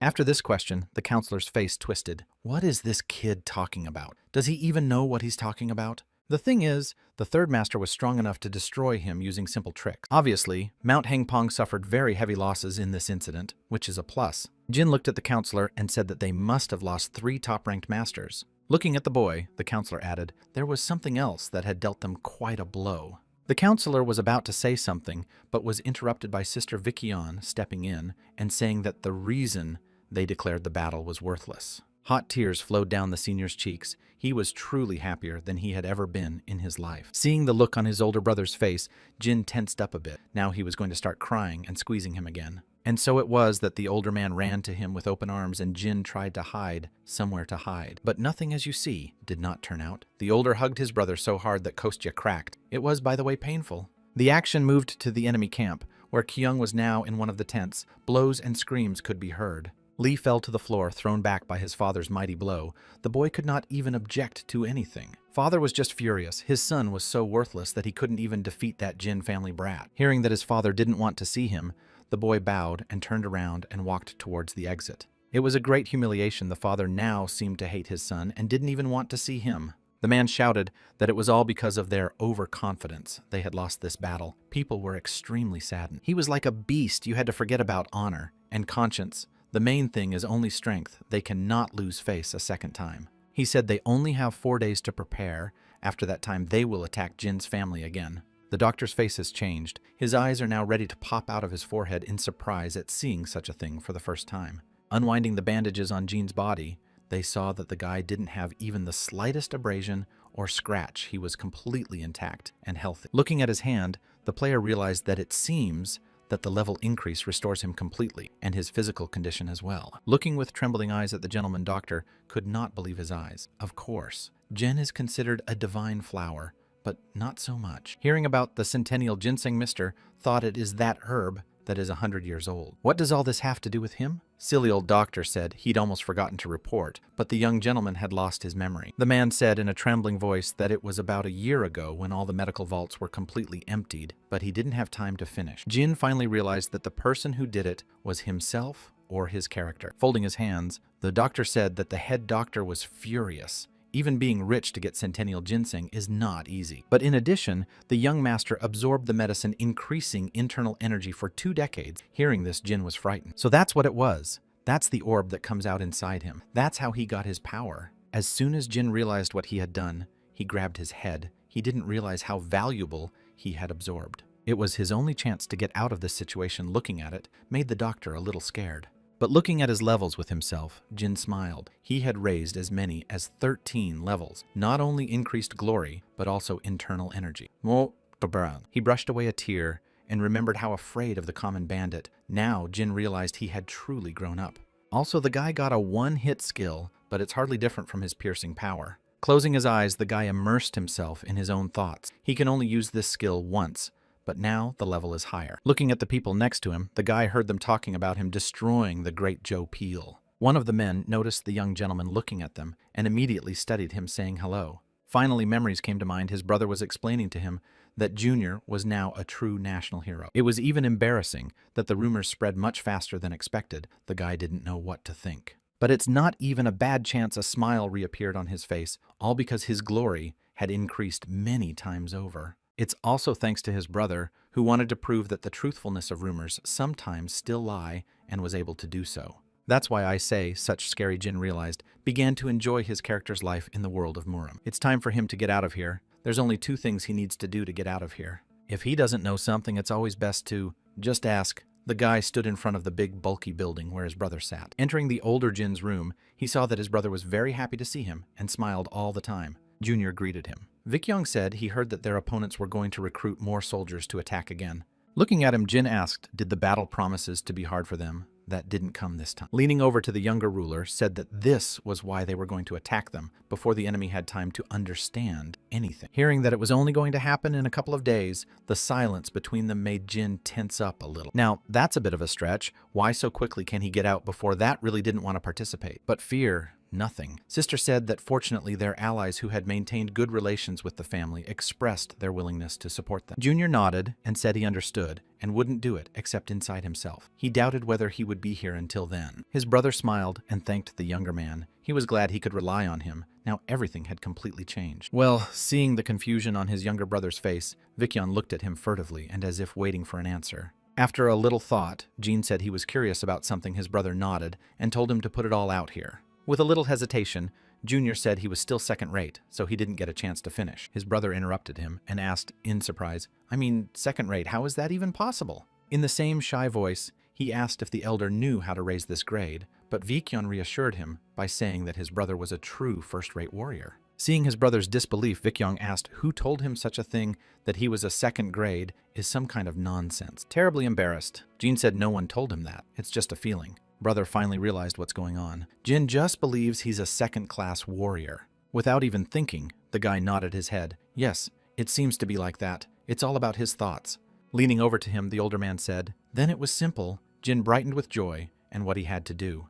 The man took some strange vial out of the cupboard and started drawing some kind of symbol on the table with his finger. After a few seconds, there was a hieroglyph on the table signifying the word faith. Seeing such a show of concern, Jim was ready to cry. His eyes widened even more. Well, after hearing that, it's only self-belief, Jean asked what it had to do with the promotion at all. The senior explained that this is the deciding factor. Absolutely all martial arts starts with believing in yourself. These words were deep in Jin's head. He couldn't believe it was really real, although it sounded like some kind of nonsense. The boy raised his head up and wondered what he actually believed in. It's because the system is a reflection of him. All he believed in was what the game system told him. Finally, something began to clear up in his head, though all this time the guy just stood there silently, looking at the older man. It finally dawned on him that after all his exploits, he was already a first-rate warrior. Jin proudly raised his head. He glowed with happiness. The level was raised by several times now. Jin, on top of all this, was a real celebrity among his own. When the system realized that Jin had finally recognized himself as a first-rate, it started giving him glory. Mr. literally bathed in the people's love for his person. Everyone now treated him with great reverence and respect. People clapped at the sight of him and wanted to be close to him in his circle of friends. Walking up to one of the people, Jin wondered, is this person one of the 5 Shanzi Geds? They shook hands. The Emperor's guard said he hoped the Lord wouldn't mind having a cup of tea with them. Jin apologized, but he had something he needed to do right now and pointed his finger at the meditation hall. Just there lay 2 of his wounded comrades and talked among themselves. They were glad to be alive. One of the warriors said that every time he closes his eyes, he sees that blow in front of him and can't believe, how can you be such a monster? The youngest of them, Han, looked in front of him. This is because he is a top-ranked martial artist. His brother looked at him and asked, is it really okay with him? The little guy asked. It was because he was weak. The man did not expect such a harsh answer and began to justify himself. He did not mean it and did not want to offend. The boy frowned and said that from now on, he would make every effort to become strong like Joe, no much stronger than him. As soon as my brother heard such phrases, it was like he was hit over the head with something. That's striving. Meanwhile, the boy said that as soon as he started to think like that, he became much happier with the idea that he could grow up and become stronger. His brother looked at him. Even this little boy has grown in his eyes and wants to become stronger. Eventually, the man couldn't stand it and shouted that he would be the one to achieve it, and an altercation broke out between them. The guys looked at each other and smiled. Yes, now they had a goal to achieve by any means necessary. Sitting under the door, Jean wondered what these guys were talking about, and it turns out it's such a cringe, it's scary to imagine. He wanted to say goodbye to them before the battle began, but he didn't want to interrupt such a soul-satisfying moment. Closing his eyes, the guy was thinking, but suddenly he was distracted by someone's thin voice. It was little Yule who had found her Uncle Savior and was now looking at him with grateful eyes. Still, the guy had to go inside and was greeted there with cheers of joy. Everyone was incredibly grateful to him. Chan bowed immediately. Jin wondered how they were even feeling, but thankfully everything was fine. One of the warriors stood up and said that he had heard that a great and massive battle was coming that would affect the entire province. Jin almost fell through the ground, but it's not just him and the supreme commanders who know about it. Seeing the confusion on his leader's face, the soldier questioned, but Jin hurried to reassure him that it was all right. The man said that since this is the case, it's likely that Junior Master is very worried about it, but in any case, it's fine. Suddenly, little Chan came up to Jin and brought him a big bundle, which turned out to be the things Jin hadn't had time to collect. The soldier smiled and told the commander to open it as soon as possible and preferably out of sight. Looking at the gift in surprised eyes, the player wondered, what is there in general? Is it really so important? But when the guy opened the package in the secret room, he was stunned to find that it really was a damn valuable piece of jewelry. There was an amulet, a long sword, and some kind of manuscript. If it's so valuable, why not give it to him in the beginning? But no! Jean turned away and said he wasn't buying that. He had to get out of here and he couldn't be bribed. But at the same second, his face changed. These things were too valuable to leave here like this. If he absorbs the pill and starts using his skills, he could probably set his hands on fire like Joe Peel. But in the same second, he thought that if he couldn't stop the fire, he would just burn to death. He began to slap himself on the cheeks of the safety first, not to forget that he can go to the other world as soon as he gets out of the way. Again came the notice rumors about Jean spread. His fame was increasing by the second. Meanwhile, Chief Elder He was reporting to his immediate master, the cloaked man, about the battle situation. He said that no one should worry. The elder had already finished making the preparations, and laughter was heard. Meanwhile, Jin was very tense with rumors spreading all too quickly. Now everyone in his family knows about the deeds that Baekyeong, the former bad prince, has done. The army was almost ready. The guy realized with horror that at this rate he could be drawn into the thick of the battle. The elders were here. All eyes were on the preparations for the coming great battle. The elder brother appeared on the stage. He had to give a battle speech to raise the spirit of his warriors. Vic Young decided to be honest. He said that their enemy outnumbered them in soldiers and supreme martial artists. After these words, the warriors tensed up noticeably. They realized that the enemy is quite strong, but did not expect to hear it so directly. However, the commander said that these people are no different from the garbage their main forces are made up of bad leaders. They have no honor and dignity. All the others stood and only obeyed their leader in silence. The head of the elders was also standing nearby. He was very worried about something. The man looked shabby and very frowning. In the middle of it all stood Jin, who still hadn't managed to leave before this great battle began, and now the guy wanted to fall through the ground. Meanwhile, the elder brother continued to talk. He couldn't guarantee that everyone would return alive. This would be a truly monstrous battle. Clenching his fist, the man said that they would surely prevail, only the worthy would survive. And so, a whole column of professional warriors moved along the mountain path toward the setting sun. They camped in the middle of the forest edge. The fog was eerie everywhere, and only the lights of campfires illuminated the way. Jin stood in the middle of the forest and pondered what kind of trouble he was in. The guy didn't know what to do. Now was tempted to run away. His older brother was walking around and didn't know where to put himself. He looked very anxious, and no wonder there was a big battle coming. Sitting down by the fire, Jin looked at Hook and asked, "Isn't he supposed to be in the infirmary right now?" But the man said he knew what to do himself. He asked, does the Lord really think he would miss a battle for their family's honor? But he looked tired, and Jin said it wasn't too late to come back if he felt he couldn't handle it. However, the warrior said he was a real man. He got up from his seat and showed strength. In a tired voice, Jin asked, is he really not tired and ready to fight to these questions? The soldier answered in the affirmative. Then the commander asked to help the boys put up their tents, and Hook suddenly lost all his enthusiasm and bent in half. Jin started to beat him up for his lies, but then his older brother came back and asked, "This man is hurt." Looking at his brother, Jin stopped, and Hook also raised a frightened look. Everyone froze in place for a second. Everyone said hello to the head, and Big Brother said to Hook to rest a bit. Now he is not in the best shape, so there is no need to overdo it. However, the head can assure that the soldiers' insides are perfectly fine. The man stretched out in a string and apologized. Walking up to his younger brother, the commander asked if he would go along with him. Jin froze a bit in place. When asked how he was feeling, the guy hesitantly said he was fine, but no, everything was totally not fine. They were walking through the woodlands, and everywhere there was fog in the air. There was high humidity. Folding his arms, Jin asked for an assignment. His older brother looked at him with surprise. What kind of assignment does he want from him? The player realized that if he did something good, his fame would rise even higher. So you can't pass up a chance like this. The brother was ready to cry right there. Did Junior really get that into this case? The commander started crying, and Jin had some bad thoughts about it. We need to get out of here before the great battle begins. Hearing that his brother couldn't give him an assignment, the guy opened his mouth, wondering why that was the case. The older man said he appreciated his eagerness to help everyone else, but he'd already done more than he needed to. But Jin still wouldn't stop. He wanted to be a scout or ambush or something, but the older man stopped him. Looking at his brother, Vic Young said he had already finished the most important mission. Jin stopped. He looked at his brother with a glowing look. And what kind of mission was he about to receive? Could it be something so important? The man waited a few seconds, and then with a heavy sigh said the most important thing was to survive. After that, the player couldn't say a word and just looked at his brother with his eyes wide open. Looking at his brother with an even more serious look, the older man said that even if the family was in danger of being destroyed, he should run away. This shocked the boy, but the older man continued, if the root of the tree survived, it could grow back. Vic Young smiled, said that he and the second younger brother would be able to surpass even him. Patting him on the head, the older man told Jin to never forget. After saying that this was his most important mission, the elder turned around and went somewhere deep into the forest.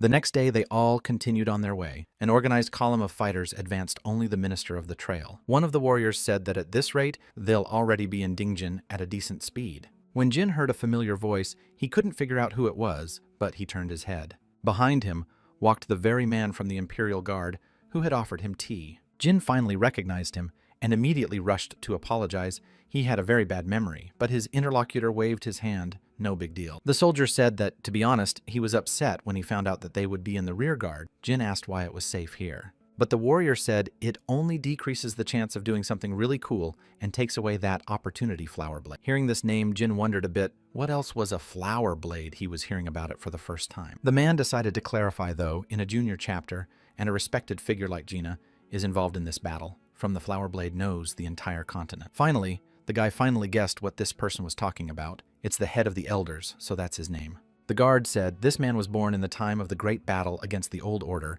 and he doesn't tolerate injustice. The pensive player pondered if he had seen a bad aura from this old man for the first time, so it was only because he had not looked at him well. If this man is so cool, then most likely he will help them in battle. The guys continued to advance up the mountain. The new acquaintances said the mere thought of the upcoming battle thrilled him, but Jin didn't share that. Turning to the boy, the younger man asked, "Is he so sure of victory tomorrow?" The man nodded his head.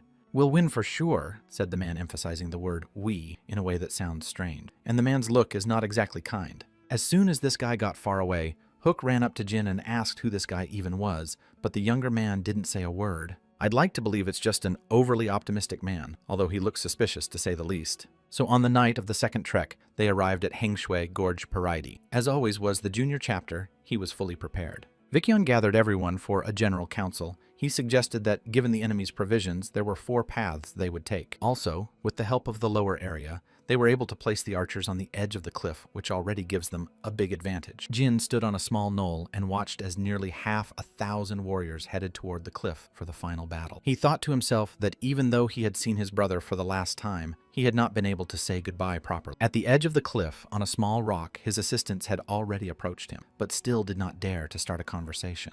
The guys still moved closer to each other. They were a little scared to start a conversation, but seeing the face of their leader, the boys deviated from him and became very frightened. Indeed, Jin's face was so he looked as if he had aged 10 years overnight. One of the warriors said in a trembling voice that the similar master had gone mad if he was talking to himself. Seeing a small box next to his mentor, the warrior wondered what it was. He had never noticed it before. It turned out that the box contained a battle whistle and a spiritual pill, as well as a scroll of transcendent martial arts teaching. Jin said that most likely a person unprepared for such a thing would be burned alive when taking such a pill. Hook stuck out his tongue and said that Jin could enjoy his own pills and study techniques, but he'd rather not. But it seems Jin was completely serious. He didn't need those things anymore, so he could give them to anyone. Jin laughed and smiled. Usually he's the same as always, but happy at the thought that it's his last day as their leader, so one can be kind. Suddenly he heard something behind his back. It all seemed to start. This voice was very familiar to him. In front of them stood the very man who was always pestering Jin with questions and unnecessary conversations. His face was very sly. No one understood what they were talking about. Several soldiers,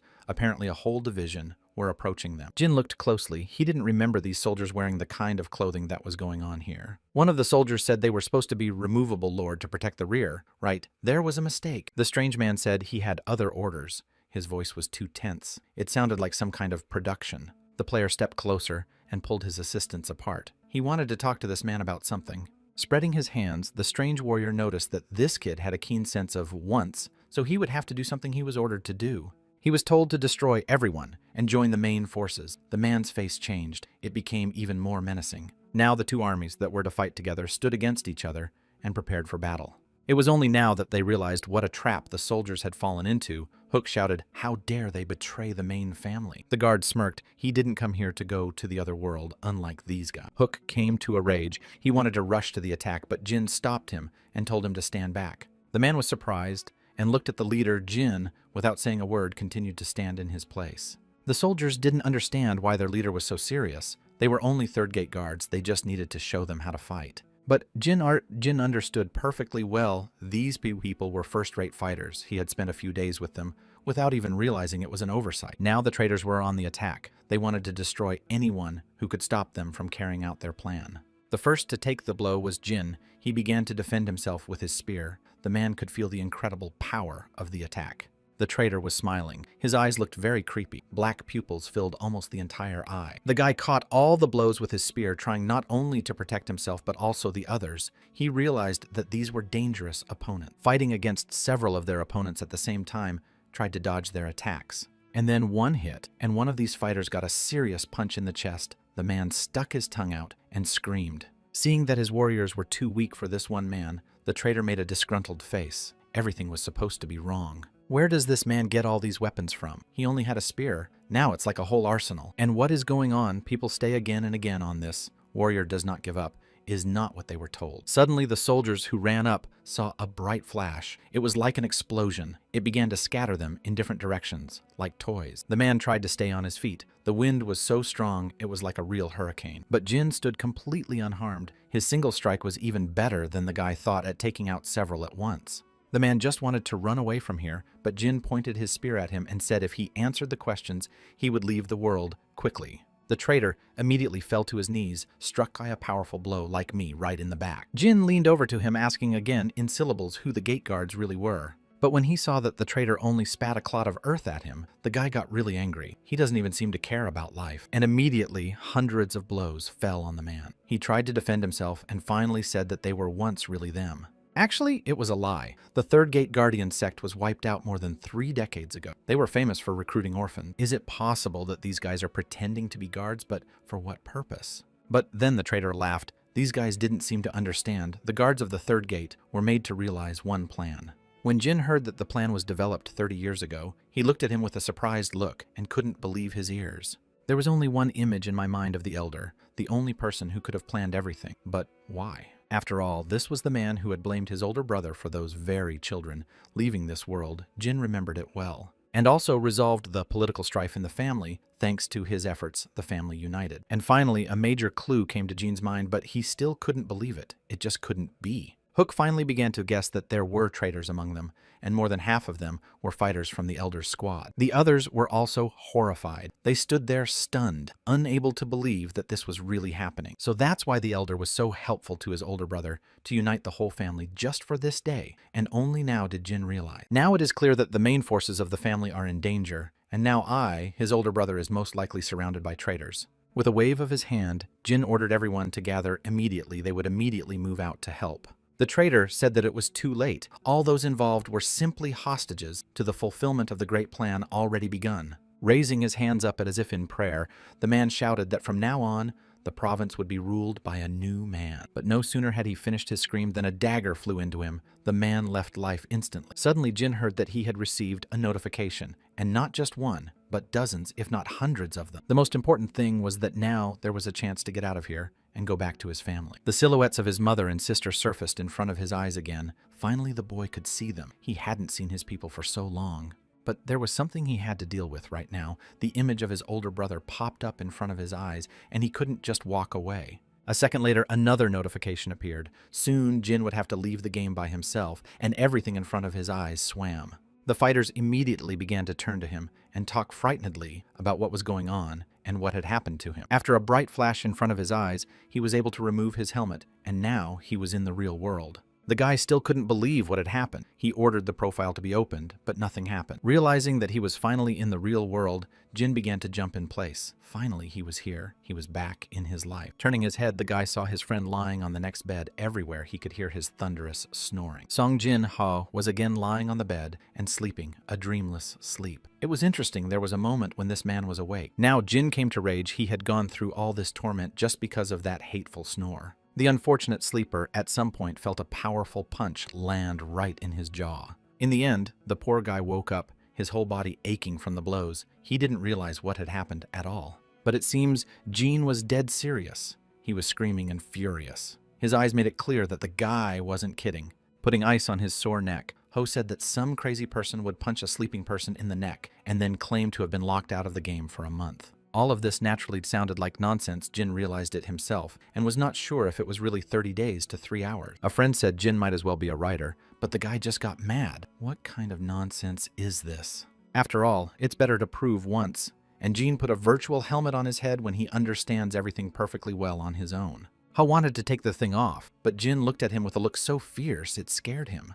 There was nothing left but to agree, and Ho leaned back in his chair. Okay, let him show his thingy. Picking up the phone, Jin said it would all be quick. Let him enjoy his time at the Crimson Blossom Brothel. A dozen minutes should be enough time for him to realize the capsule has closed and the virtual reality has begun to work. Standing and waiting for time to pass, Jin thought that this fool must have spent half a day there already. But when the capsule opened and Jin saw his comrade, he couldn't contain his surprise. His jaw dropped. How he even managed to get out so quickly, is that even possible or a joke? Looking at his distraught friend, Ho asked what was wrong with him in the first place. Why was he acting like a madman? Jin couldn't figure out how this guy got out of there, It's impossible. But pulling out a plug that wasn't plugged in, Ho asked and how he was going to play if the capsule wasn't even powered. Jin froze in place and couldn't understand what had just happened at all, how he was there. This is some kind of nonsense. Yawning sweetly, Ho advised Jin to see a psychologist. When he blossomed, it wouldn't hurt anyway. An incredible wave of shivers went through the poor guy's entire body. Then, what he was playing at all this time?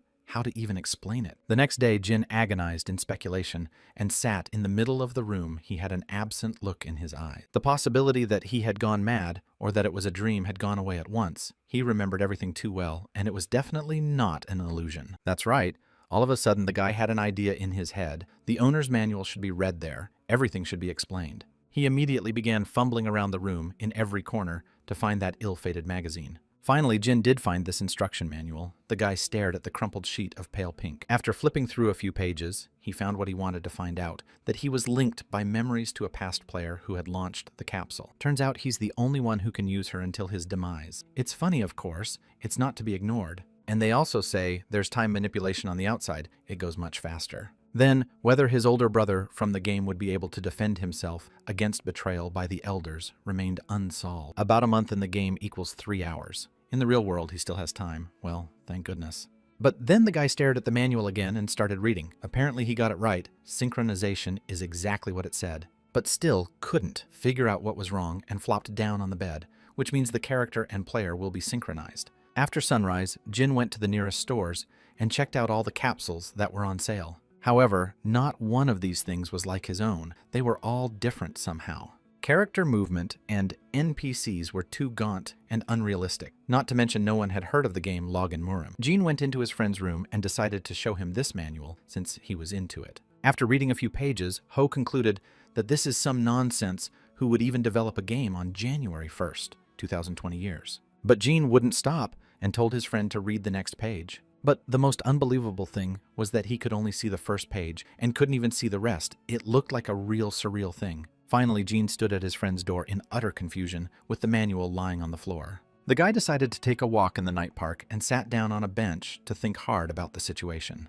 He still decided to dial his little sister to finally talk to her. His hands were shaking with fear. When the boy heard his little sister's voice on the phone, his eyes overflowed with tears. His annoying sister's voice now seemed like the sweetest sound in the world. He hadn't heard in so long he could listen to it forever. Jin laughed and asked how Mom was feeling there. What was wrong with her in general? The guy wanted to know everything in detail. Her sister was sitting at the table, apparently doing her homework. She said if Jin was interested, he should call and ask. Looking up at the sky, Jin thought about the fact that if he heard his mom's voice, he wouldn't be able to hold back the tears he had been saying and saying. My sister was telling me what she was doing, although she was extremely unhappy that her brother was distracting her. The characters from the game were still in his head. Jin realized that he had just had a strange dream that would eventually be forgotten forever. Stepping out of his shack, Ho stretched and yawned, loudly breathing in the fresh air. He finally stepped outside. The guy rubbed his shoulders and it seemed like he'd fallen asleep a little wrong and now his whole body ached. But then something caught his attention.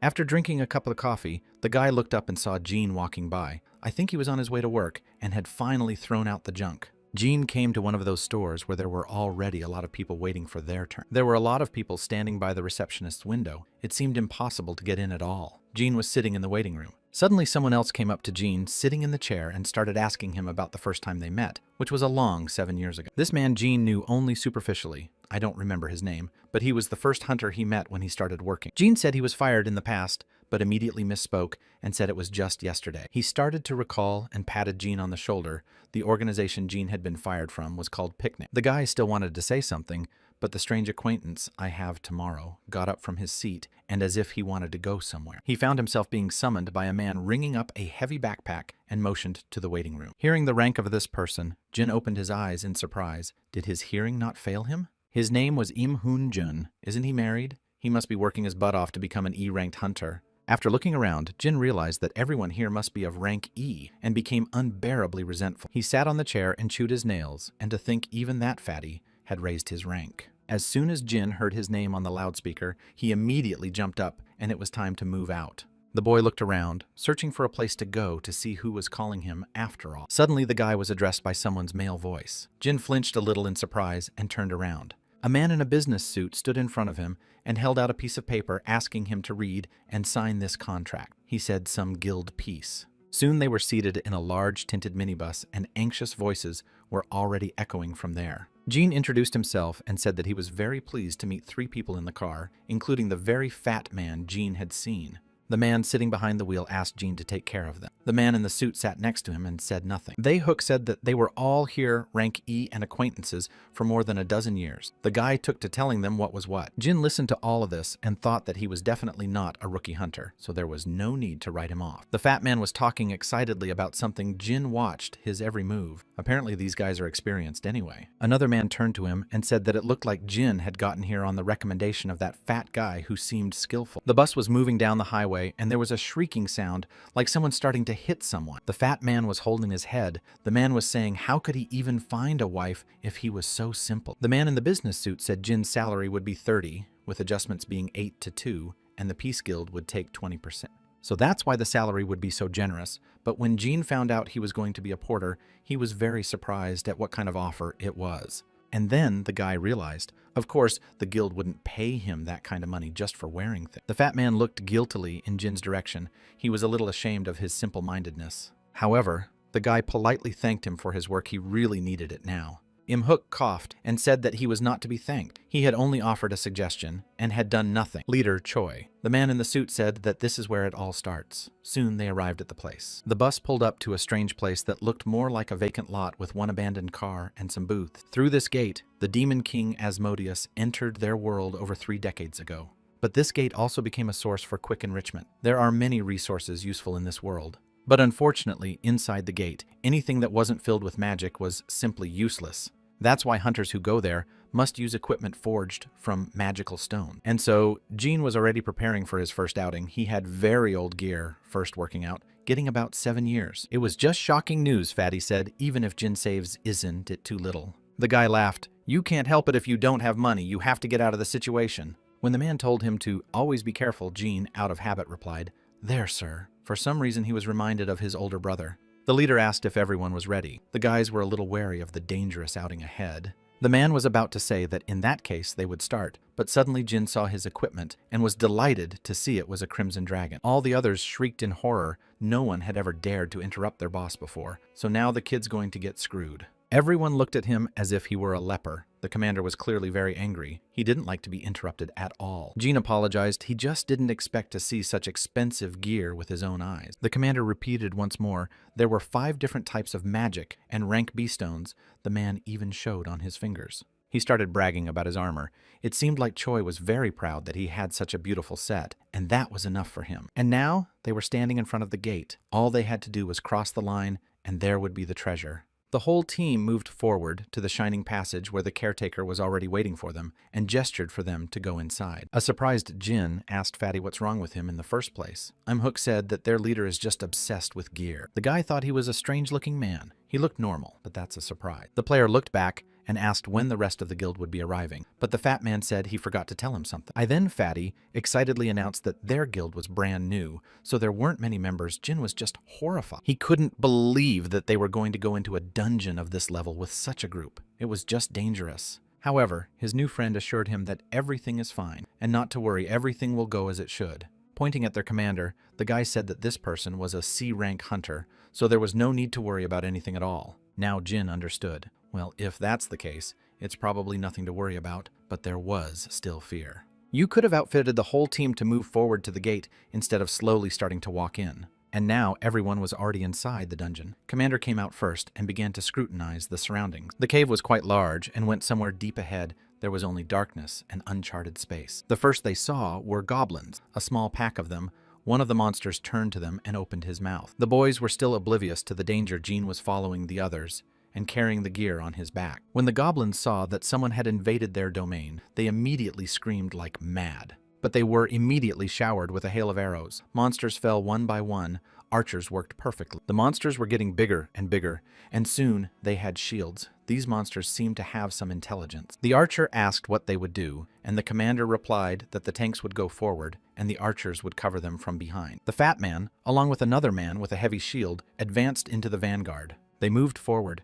The goblins' shields were very weak and broke after the first blow. The second tank delivered a powerful mace strike, straight at the little goblin's head, and immediately destroyed it. The commander swung his sword and prepared to rain down his entire guide on the monster. He moved straight forward, like an arrow plunging straight into the very group of goblins he was destroying one by one. And Jin was just watching from the sidelines. That's what C-rank power is all about. It's clear how strong this person is. The commander was an excellent warrior. He could handle dozens of monsters with just one swing of his sword. But Jin wondered if it was in the game world, he could equate it to a rank 1 warrior. Suddenly the guy looked to the side. There was a little goblin who had hidden from everyone else and was trying to survive. And then a stray thought flashed through his mind that maybe he should try his hand at real combat. He grasped the spear. Who knows, maybe he'll succeed. Jin has combat experience. Exhaling, the player prepared himself. He had a chance to show off his combat skill. The terrified goblin stared at his attacker and was practically out of breath. Jin was about to attack, but suddenly the sword flew past him and severed the monster's head with a single blow. The guy didn't even have time to understand anything. He was just stunned and looked at himself with dazed eyes. The commander looked at him and asked him to start packing. Without seeing the reaction, he repeated. Jin had no choice but to start packing, though wanted to show off everything he was capable of. Soon, having gathered everything they needed, they moved on through the cave. Around it was slightly uncomfortable. Behind the next stone, they were again weighted by goblins. It seems that these monsters here were incredibly many, even too many. And so, another battle broke out. All around waved their guns and destroyed the nasty monsters one by one. As usual, Jin was only busy gathering things, although he really wanted to show off his skills. Soon the guy finished. The whole inventory was loaded with gems. In principle, the catch was good. The fat man smiled. Could it be that Jin had been working incredibly fast all this time? It was good that they had gotten him after all. Breathing heavily, Jin said he had to do at least that much if he wanted to survive. The commander looked at him. The man was impressed. He extended his hand to the guy and said he did a really good job. Taking his hand, the newcomer thanked him and rose to his feet with a little more time left. They were moving towards the last place. The commander said that he had already registered a table at the restaurant, so it was worth hurrying. Listening to all these conversations, Jin realized that he too would like to eat sushi properly, although it is unlikely that he will have time. Okay, now they will start the final sweep. People started to move forward. Tanks, as usual, stood in front. Open the door. The first thing you guys saw was the darkness, all-consuming and scary. Some kind of swarming was at the very end of the cave. There stood the main goblin dressed in a cloak with a dagger in his hands. He spoke incomprehensible words. Jin took a closer look and realized it was probably Shaman, but he couldn't be the boss. Everyone else was also surprised, somehow weak for the final boss of the dungeon. Well, we'll have to destroy it. Looking closer, the others saw that there were goblin bodies everywhere. Most likely they had fallen in battle. Something was wrong here. The commander looked closely. He felt that something bad was about to happen. The energy had thickened. The shaman continued to say his incomprehensible prayer. His vile, squeaky voice could be heard everywhere. Suddenly, the commander shouted that we should get out of here immediately, his face expressing extreme concern. And in the next second, the shaman raised his staff in his hands, which began to glow from the overabundance of energy. All the other members of the team froze in place, as if they were frozen as they stared at this mesmerizing and terrifying spectacle. Everyone looked around, frightened. Something changed. The air seemed to become liquid, and the presence of dark magic was felt all around. Suddenly, there was a bang behind the team. It was the door closing on itself, so the entrance was blocked. And only now she realized that the shaman had magically locked them in here, and there was no way out. Fatty grabbed his shield and yelled for everyone to get out of the way. The man moved forward. He tried to smash the door with his shield, but all he succeeded in doing was breaking the weapon. The front door was incredibly strong. It was a high priest hobgoblin, far more dangerous than the other goblins, possessing incredible abilities. The commander realized that this is a very rare C-rank monster that can get a lot of money for it, but it is also very dangerous. Hearing about the monster's rarity, the rest of the team was horrified. Did they have such good fortune? And here was only one. Jin was terrified how it was even possible that such a monster, this physically impossible, had appeared in a rank E dungeon. And there was something else. The commander tensed and looked away. The man was clearly very disturbed about something. Besides, there was another big problem in every sense. It was a huge goblin warrior. And then the whole team realized that they were going to end too quickly, even faster than they could think about it. But it seems only one leader was calm. He said it was too early to get upset. If they can destroy the priest at once, they will have a chance to deal with this huge goblin. The master stopped and said to do that he had to be able to hold off that huge goblin for any length of time at all. Meanwhile, the warrior was approaching them closer and closer. His loud footsteps could be heard throughout the dungeon. Turning to his team, the commander noticed that they were extremely confused. None of them seemed to believe that they would be able to do anything. The man shook his head and told them to hold it for at least 5 minutes. That would be enough, but the crew was scared. Shouting something, the commander did not listen to them anymore, but rushed straight to the priest, leaving the huge giant on them. Jin, for his part, was terrified of his first day on the job, and he was faced with a huge yes and two.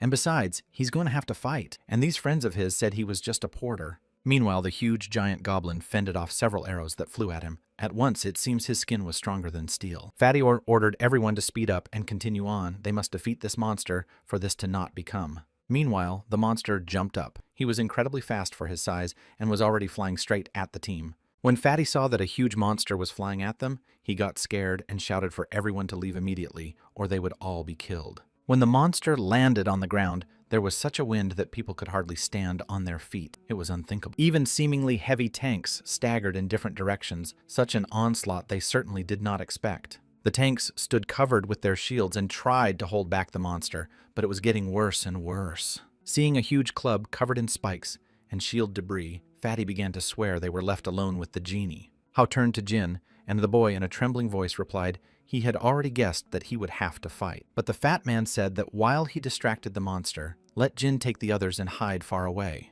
The eyes of the huge goblin were burning. He was truly terrifying. His entire species was studded with razor-sharp teeth. Fatty applied the defense enhancement. He had to concentrate all his strength to gain as much time as possible. Pushing off from the ground, the tanks with great speed ran straight at the monster, displaying his huge shield. The goblin saw a man rushing towards him and growled, his eyes lighting up with rage. Lowering his head, the monster hit the fat man directly on the shield, crackled and shattered in just a second. Jin watched the whole thing. They're in big trouble, and now they're probably not getting out of here alive. So much for the first day of work. Flashbacks from when Jin had lost his entire crew due to his indiscretion popped into his head. Turning his head to the side, he saw the head of their guild fighting a goblin priest, while the warrior was distracted for now. The boy realized that he needed to do everything he could to distract this giant and give the boss more time. Jin begged for his single strike to just work. It only takes one strike to destroy him. But no, as it turned out, as soon as the guy hit the monster with his spear, his weapon immediately hung like some rag doll. Now the guy knew he was done for. Jin wanted to go to hell just to be out of here.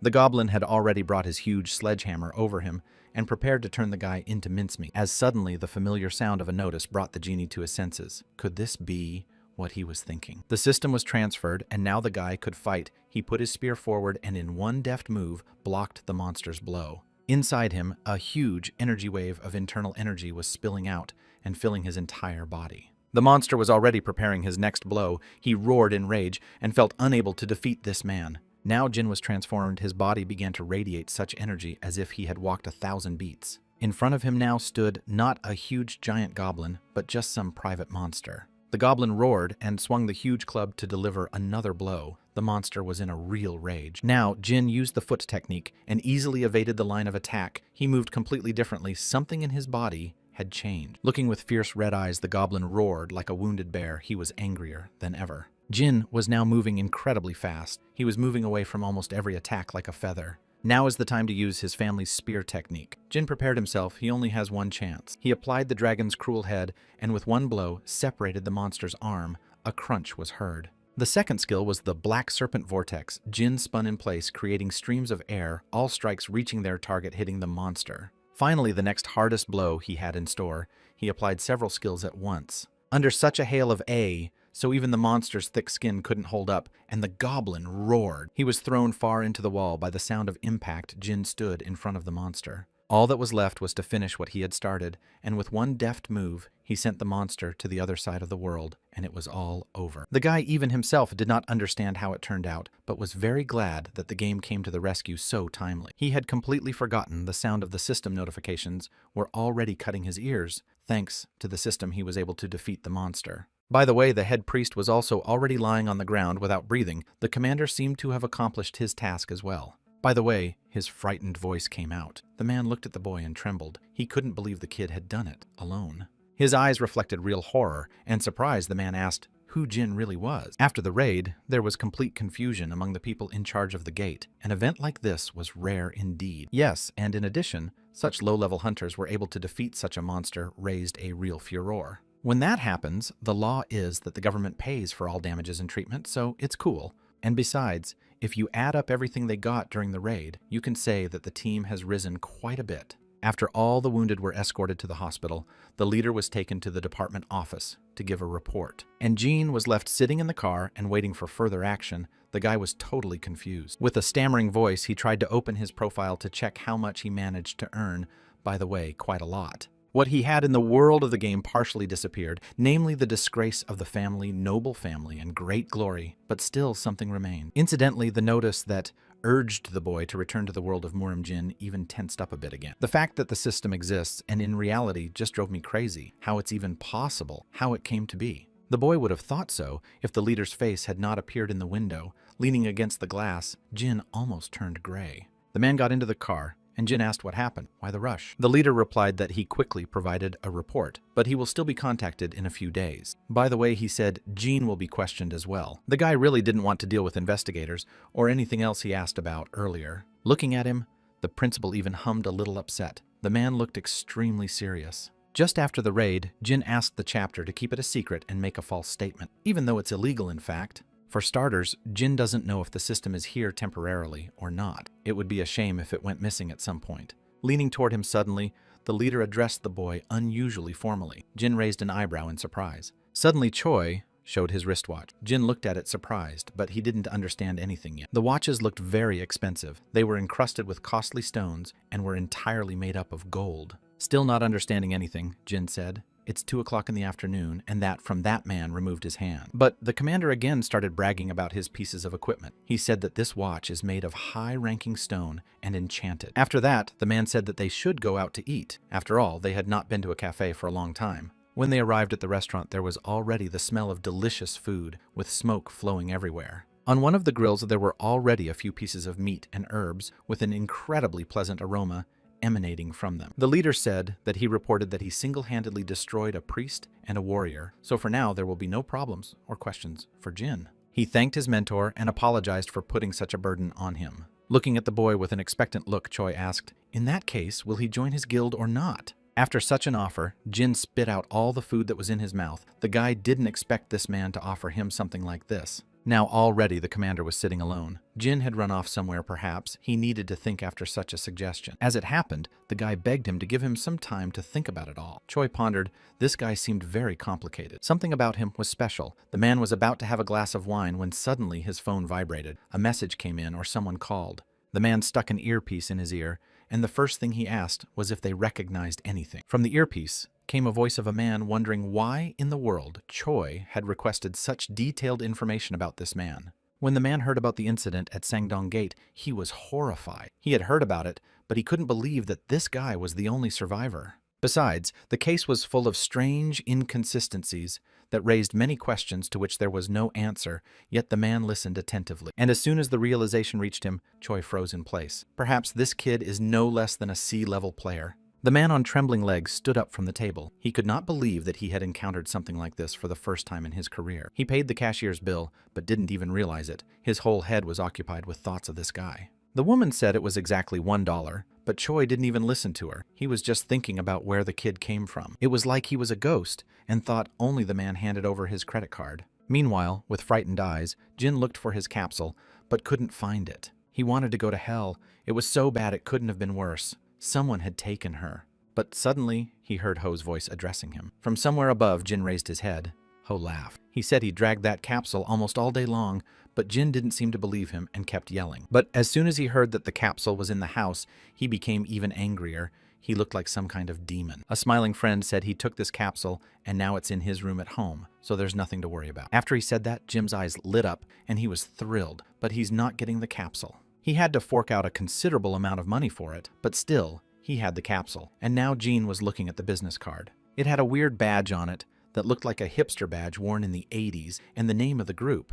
The guy couldn't believe it, as if yesterday he'd been wandering around looking at a flyer with job offers, and now everything was normal. Coming again to this businessman, Jin almost lost the power of speech. He was paid $100,000 exactly as a C-ranked player is unthinkable. After that, Jean was stunned. What if tomorrow the system disappeared? That was the question of how he would then make a living. In his head, the guy imagined how this businessman would beat him up and demand the debt he was paying him. The thoughts were too many. The guy closed his eyes and tried to concentrate. His head was literally cracking at the seams. He had no other option. Realizing that he couldn't stand it any longer, Gene got off the bed and it was time to act. He quickly jumped up from his seat and ran to the exit without even putting on his shoes. Enough thinking. It was time to act. He ran down the street. Gene realized that although he had worked hard all these few years, he could not get rid of his label. These shackles had tormented him for too long, and now came his one chance to make things right. Jim ran even harder. This was supposed to be a re-evaluation of the rank the guy was prepared for, and wanted to prove to himself first and foremost that he was worth something. At the Revaluation Institute stood a satisfied man and smiled. His son got the D rank as basically I expected. A kid in his 20s stood in front of him and scratched his head. He wasn't an official hunter yet and needed training, but it was still nice. Plus, he was excited when he found out he could be accepted into the guild Adult Life Starts right now. The man smiled and said that, of course, he could arrange everything. But inside, he was glad that he was finally rid of all the scum. The recruiter had already patted the guy on the shoulder when suddenly there was a commotion. Something happened in the evaluation room. Hearing that there was an ability to control Manu above rank A, the man was stunned. Was it even possible? They ran up to the elevator where the lucky one, who had broken all records, was going to come out. The man smiled. He didn't know where this guy had come from, but he had to get him, so you wouldn't. Looking around, he wanted to see if there were any other large guilds that could compete with him, but everything was normal. Newly awakened by this good catch, the man began digging through his pocket, pulling out his business card. But as expected, he had a bunch of people behind him who also wanted to get. King introduced himself. He immediately held out his business card,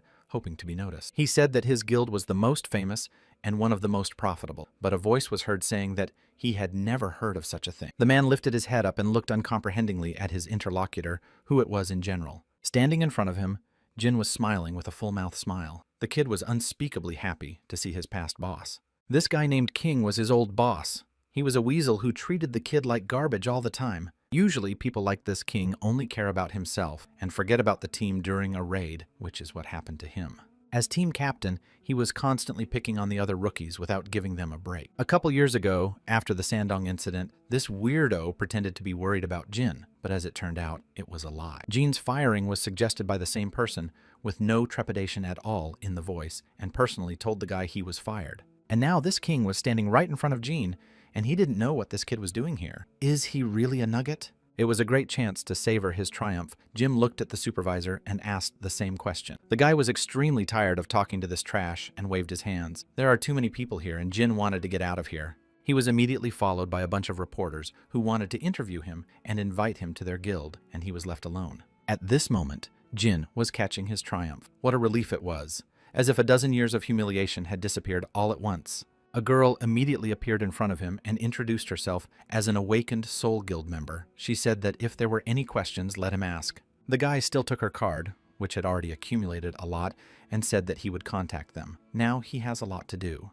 Of course he won't get in touch. He doesn't give a damn. All these people are just pretending. Exiting the conference room, Jin threw the entire pile of business cards into the nearest trash can at once. As long as there is a system, he will try to get stronger and stronger, but suddenly, someone approached him. There was a shout, and the guy turned his head and saw the same King man running towards him. The arrogant man was now addressing the boy with deference, wondering what it could mean that he wanted. The unfortunate panting man said he had made a big mistake and would now make amends to take responsibility for all his sins. He pleaded with the boy to put all resentments behind him and move on, but Jin didn't understand. King said that if this boy wasn't accepted into the guild, it would probably end his career, but Jin was sure that he would be hunted down. Meanwhile, the former boss continued to persuade the newly minted talent to join his guild because it was the best option. It was starting to get annoying. The genie looked at the annoying man with disdain, but King continued. Sounds like this man is panicking. Of course, letting such a fat catch out of his hands would be pure sacrilege. How does his attitude change? When rank increases, Jin was already opening the doors of the nearest cab. A satisfied smile stretched on his face. If the head heard about it, this King would be in a lot of trouble. Jin was about to get into the cab and even opened the door, but King kept begging him to think hard. He was like an annoying mosquito. At the last minute, the guy said that if he wanted to recruit him, he'd have him deliver something to the head King didn't immediately understand. With a finger at him, the guy said that there was a man Jin just couldn't stand, and if he got rid of him, he'd think about it. King seemed to realize what the man was talking about and was stunned and didn't know what to say. Now he's lost all patience after all that King has done. For this kid, he keeps looking down on him. The man swung a punch. Stepping into the cab, Jin sighed heavily. He was tired of all the endless reporters and people trying to get him. Jin couldn't stand it. He gave his former boss a good beating for letting him talk to him like that, but that's okay. Next time he'll know.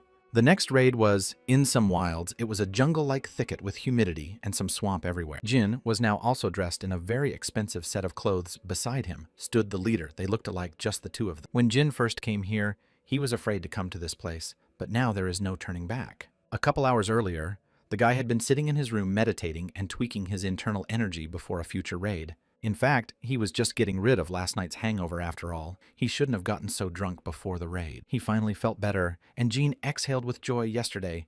Too many unexpected things had happened. He got his first paycheck. In honor of this, the guy decided to buy all possible goodies and alcoholic beverages that were only in the store. They had a real feast with Ho-Jin drinking for 3. The guy lost track of his drinks and went wild. However, one question why the amount of internal energy it accumulates is so small is somehow even strange. It was quite different from what was inside the game. Suddenly, his phone vibrated. Someone wanted to get in touch. A few minutes later, with a sore head, Jin was already sitting across from the chief, and they were discussing a future raid. The guy apologized. He said last time too much extra, because it's hard for him to join the guild right away. That's it. Sighing heavily, Choi said that there was nothing to be done in that case, and slipped his hand into his inner pocket. The man took out a small yellow envelope and handed it to the boy and said it was his second proposal. After reading the written, Jin was even a little surprised he was being offered to do a temporary contract as a mercenary. The man explained that this is not official, and this contract is to be paid as a B-rank hunter. The warden took a couple sips from the cup.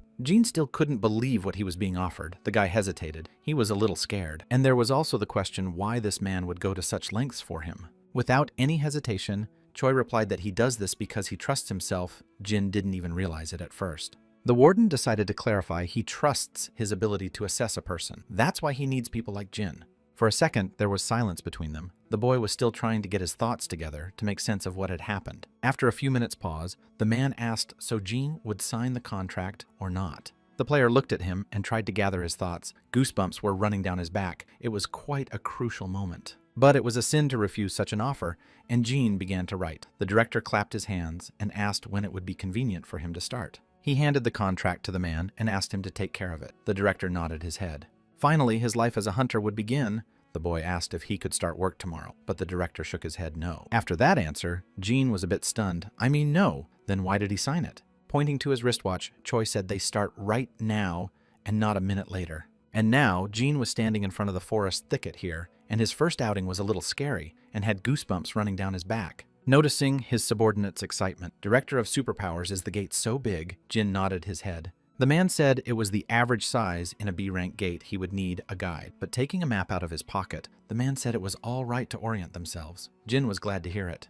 However, he wondered what it meant to purchase the rights to the gate with this term he had encountered for the first time. Continuing to study the map, the warden said that everything meant exactly as he said. It did. This gate now belonged to him. In other words, he owns them. How else to explain? Jin almost fainted, so it was also possible. The thing is, in South Korea, a gate is government property that is closely guarded because of resources. And now he's being told that he can just get his hands on this thing by buying it. It's unthinkable. Who is this man in general looking at him? Jin squeezed his eyes shut. This man was more and more mysterious, boss said to come forward. Something crunched beneath his feet, and a small lizard ran away, almost stepped on by the boss. He explained that the monsters of these places are swamp lizard people, a huge tribe, splitting into small military units. Usually, they walked in groups of 20 creatures, something like a patrol, so we need to destroy them and move on. All this time, Jin had been staring at his back. He knew the man was rich or whatever, but not that rich. The boy frowned. Choi seemed to be overly confident in his abilities, but that was for the best. Before that, when they had agreed on the raid, when Jin had found out that it would be just the two of them, he had immediately wanted to get out of here. He was about to run away, but the director stopped him, saying that they understood his feelings perfectly. I could move very slowly, and the voice was somehow soothing. The man said he had something to say. First of all, he said that he too was a reawakened one. Just like Jin, those words made the guy stunned on the spot. He turned around and shouted. The guy who thought he was a C-rank hunter turned out to be more complicated than that. Looking at him with an attentive gaze, the director said that he had been one until some time ago, and then reawakened, and became who he was. Now Jin still couldn't believe it how it was possible. So this person of rank B or higher was at least a superior looking around for enemies, and Jin was following him. The guy wasn't ready for this last time, but now he thinks he can determine his strength. Something flew by and stuck right near Jin's feet, just as the man noticed that these monsters were fighting with harpoon. Looking down, and indeed, Jin saw a sharp harpoon sticking out just a few centimeters from his feet. What a timely warning, the director spoke, as if it were a regular occurrence for him, although it probably was. There were quite a few monsters, somewhere around a dozen. They stood on the nearest rock and looked at their new victim. It was just a few seconds before dozens of dozens flew at Jin, but the guy managed to dodge it all. Thank God the armor was working. One of the lizards jumped up on the ground and ran straight towards the strangers. These monsters were fiercely defending their grounds. The lizard moved on four legs and ran faster and faster. The hunter stood a few meters away from him and waited. This monster doesn't seem to be afraid at all, since it attacks completely alone. Jin looked at his boss. The director said that they are already such impulsive creatures that they attack straight into the forehead without thinking about the consequences. Maybe he should just back off and stay out of the way. Funny thought crossed the guy's mind. Let the boss handle it. The lizard continued to approach them, making nasty gagging noises like a toilet bowl. A huge lizard ran a few centimeters away from the hunter, pushing him aside. Jin only had time to bounce back and grab his spear. The monster was a bit dumb, but he was fast. The director explained that the monsters were only attacking Jin because he was wearing peculiar equipment, but the guy still didn't understand what it had to do with it. But after a closer look at himself, he realized that almost all of his equipment was like a lizard's. Well, then it all makes sense. Now the guy understood everything. No wonder why he was furious at the beginning, but the lizard was already continuing his attack. At this rate, the monsters would only attack him. That's too bad. Jin prepared to fight. Throwing the monsters aside, Jin looked at his boss, asking if it was him on purpose, but the man pretended as if he didn't understand. That's it, he planned to destroy all those monsters. When Jin plays bait, by the way, there are more and more lizards. My director explained that Jin chose his own equipment, so why should I go after him? The guy thought about it. The director showed 2 thumbs up. Second, whatever happens, he won't do anything the entire time of the raid. After these words, Jin was stunned, and what he had just heard is that it turns out he will fight the entire raid alone. Before he could finish his thoughts, a harpoon struck the spear and he barely had time to deflect it. 2 lizards were already running towards him, putting their long spears in front of Jin's body, and he only had time to regroup a little. The director was already sitting quietly on a branch and watching everything. But the popcorn, Jin looked at him with rage. The lizards continued to scream and creak like unlubricated doors. They moved on their prey with incredible speed. All right then, the guy needs to give it his best shot. Jin started swinging his spear and deflecting the dozens of attacks coming at him. These lizards were starting to piss him off, and he blushed with rage and prepared to attack 2 of them at once. He had applied the Jin family's first spear teaching. Now he would quickly deal with these overgrowth lizards. The monster screamed, and his eyes slowly began to close. The blow was really strong. A deep hole formed in his abdomen. The punch worked just as it should. Jin hit the perfect spot. Of course the level has risen, but the guy's really tired. The director's just exploiting him, and it's infuriating. He was about to start freaking out, but suddenly he saw the headmaster come up to him and bow and apologize. After saying that, Jin was silent for a second and looked at the man, surprised at what he was even doing. Continuing to bow in a quiet voice, Choi said that he just needed to make sure of the recruit's skills. Now everything was clear. He bowed and said he wanted to see how far Jin could go with him, looking at his skills. But that still wasn't an excuse for the guy to stay mad. The principal just threw him to those monsters and ran away. In a calm voice, he replied that he was sure Jin could handle them alone, and after all, everything had happened just as he had envisioned. However, Choi in no way assumed that the guy would not get any scratch at all, frowned. Jin poked his finger at the man and said that he should have told him his plans right away. The guy coughed and asked what his verdict was. Jin's cheeks lit up with embarrassment. Squinting his eyes to the side, the principal said that he wasn't sure yet, so it was hard to draw any conclusion. The guy was surprised and looked at him. Suddenly, Choi took out some strange canister from his pocket and twisted the valve. Jin still continued to stare without understanding anything. There was a hissing sound, and a red cloud flew out of this strange canister.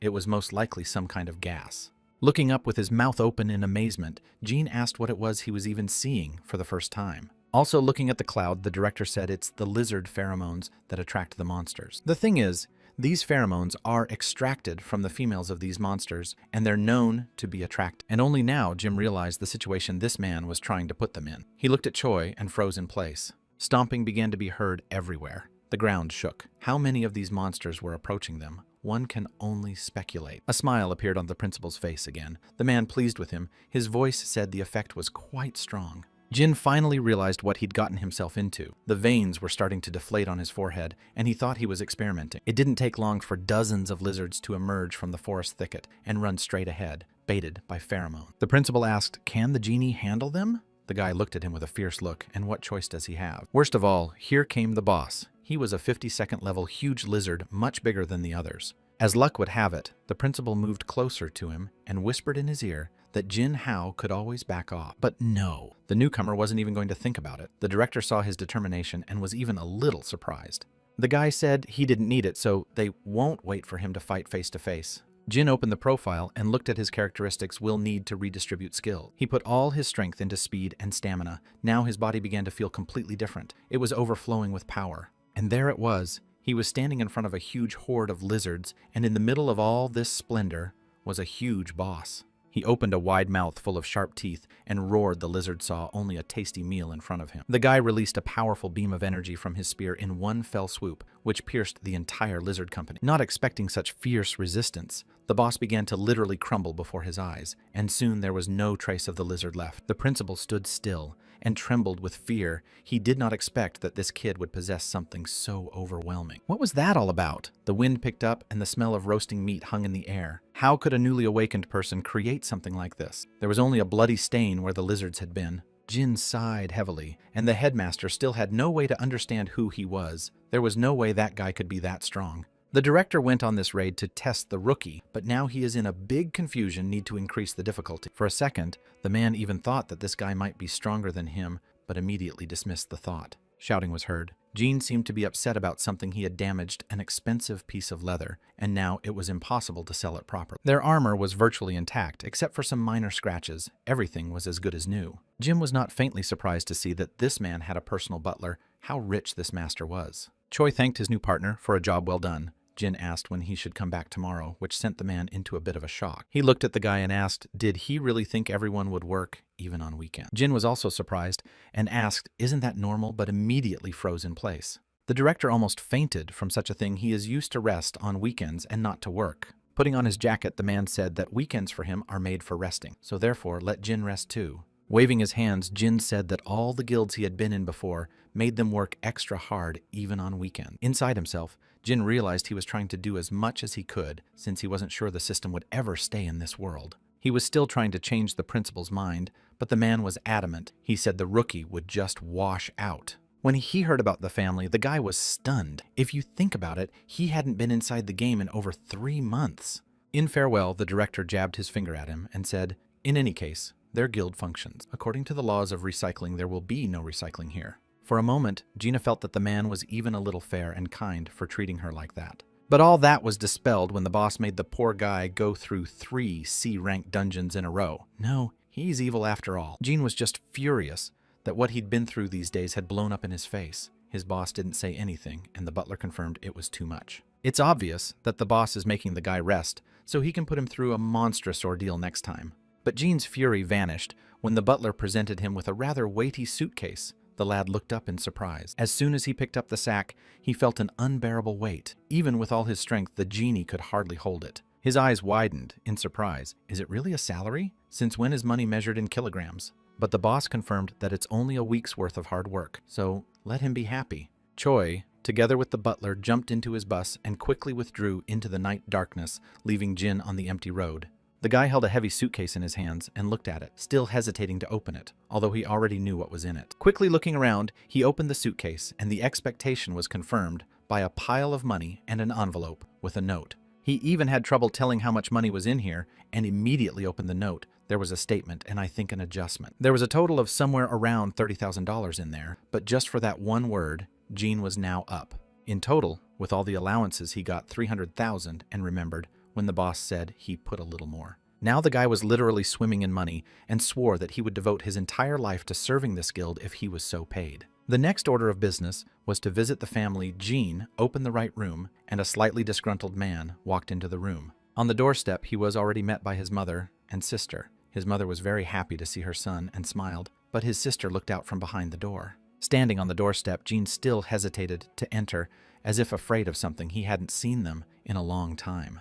With a smile on his face, he greeted his family and said he was finally home and happy to see them all. The first thing the guy did was to dump all this pile of money on the table in front of them. His sister and mother were just at a loss for words from such a thing. Following that, proudly, Jin showed off his C-rank license. It was a shiny piece of paper similar to a driver's license. My sister was just overjoyed. Her eyes were burning for the first time in her life. She had seen so much money. Naturally, after all this, they went shopping. Jean, as expected, dragged all these purchases. Guy already regretted everything. After all that, the guys went to an expensive restaurant and ordered everything they couldn't afford before. The mother looked at her son with pride and boundless love. She was finally happy for him. Her son had achieved everything. After all that, a devastated Jin lay down and rested, but his sister wouldn't let him sleep and woke him up first thing in the morning. The guy wasn't himself. His face was all blue and his eyes were frantic, like he was having a nightmare. His sister, who was standing in front of him, looked at him anxiously and asked him why he was screaming in his sleep,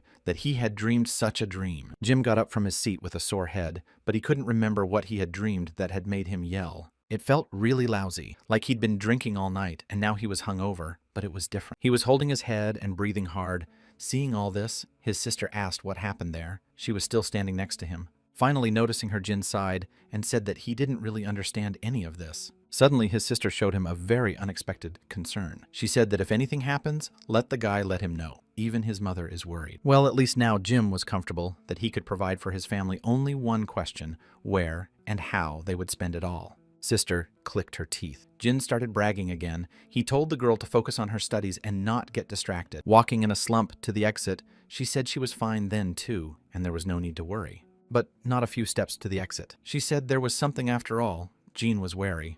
Turning on the syllables, she asked who Jin Wikyong was. This question sounded so unexpected that the guy was at a loss for words. There was a pause between them for a second, neither of them daring to say a word, but Jin was still thinking about what to say. It didn't take long for the next read to see the lizard already swinging its blade at the intruders. John was exploited. Again, this time the dungeon was very difficult. The guy even got injured in the arm. But it was nothing. He fought like a beast and lunged at the enemy, swinging his spear. It only took one blow to leave the lizard's head a wet spot on the wall. Soon everything was cleaned up, and the chief, as always, stood behind and watched everything from afar. Coming closer, Choi said that the guy had been shot 3 times today, for Jin was still breathing heavily. He was about to say that it was fine, he was just using a low-rank potion, but the boss interrupted him. The thing is, this gate is the same as the ones they went to earlier, and back then, Jin didn't get a scratch. That's the only explanation we have for it. Jin seems to be worried about something. The guy froze in place, unable to say a word. 3 days later, they were mopping up the lizard dungeons, as usual, scattered like toys. Jim was breathing hard now. He was hurt a lot more than usual. Something was going on, but the guy couldn't explain it. The director also saw that something was going on, and it bothered him. The subordinate was acting strangely. Somehow he was hiding something. When the man came closer, he said that would not do. He would contact Jean later, and now the boy could go home. Sitting on the bus, he couldn't figure out what was going on with him. Like everything was normal, but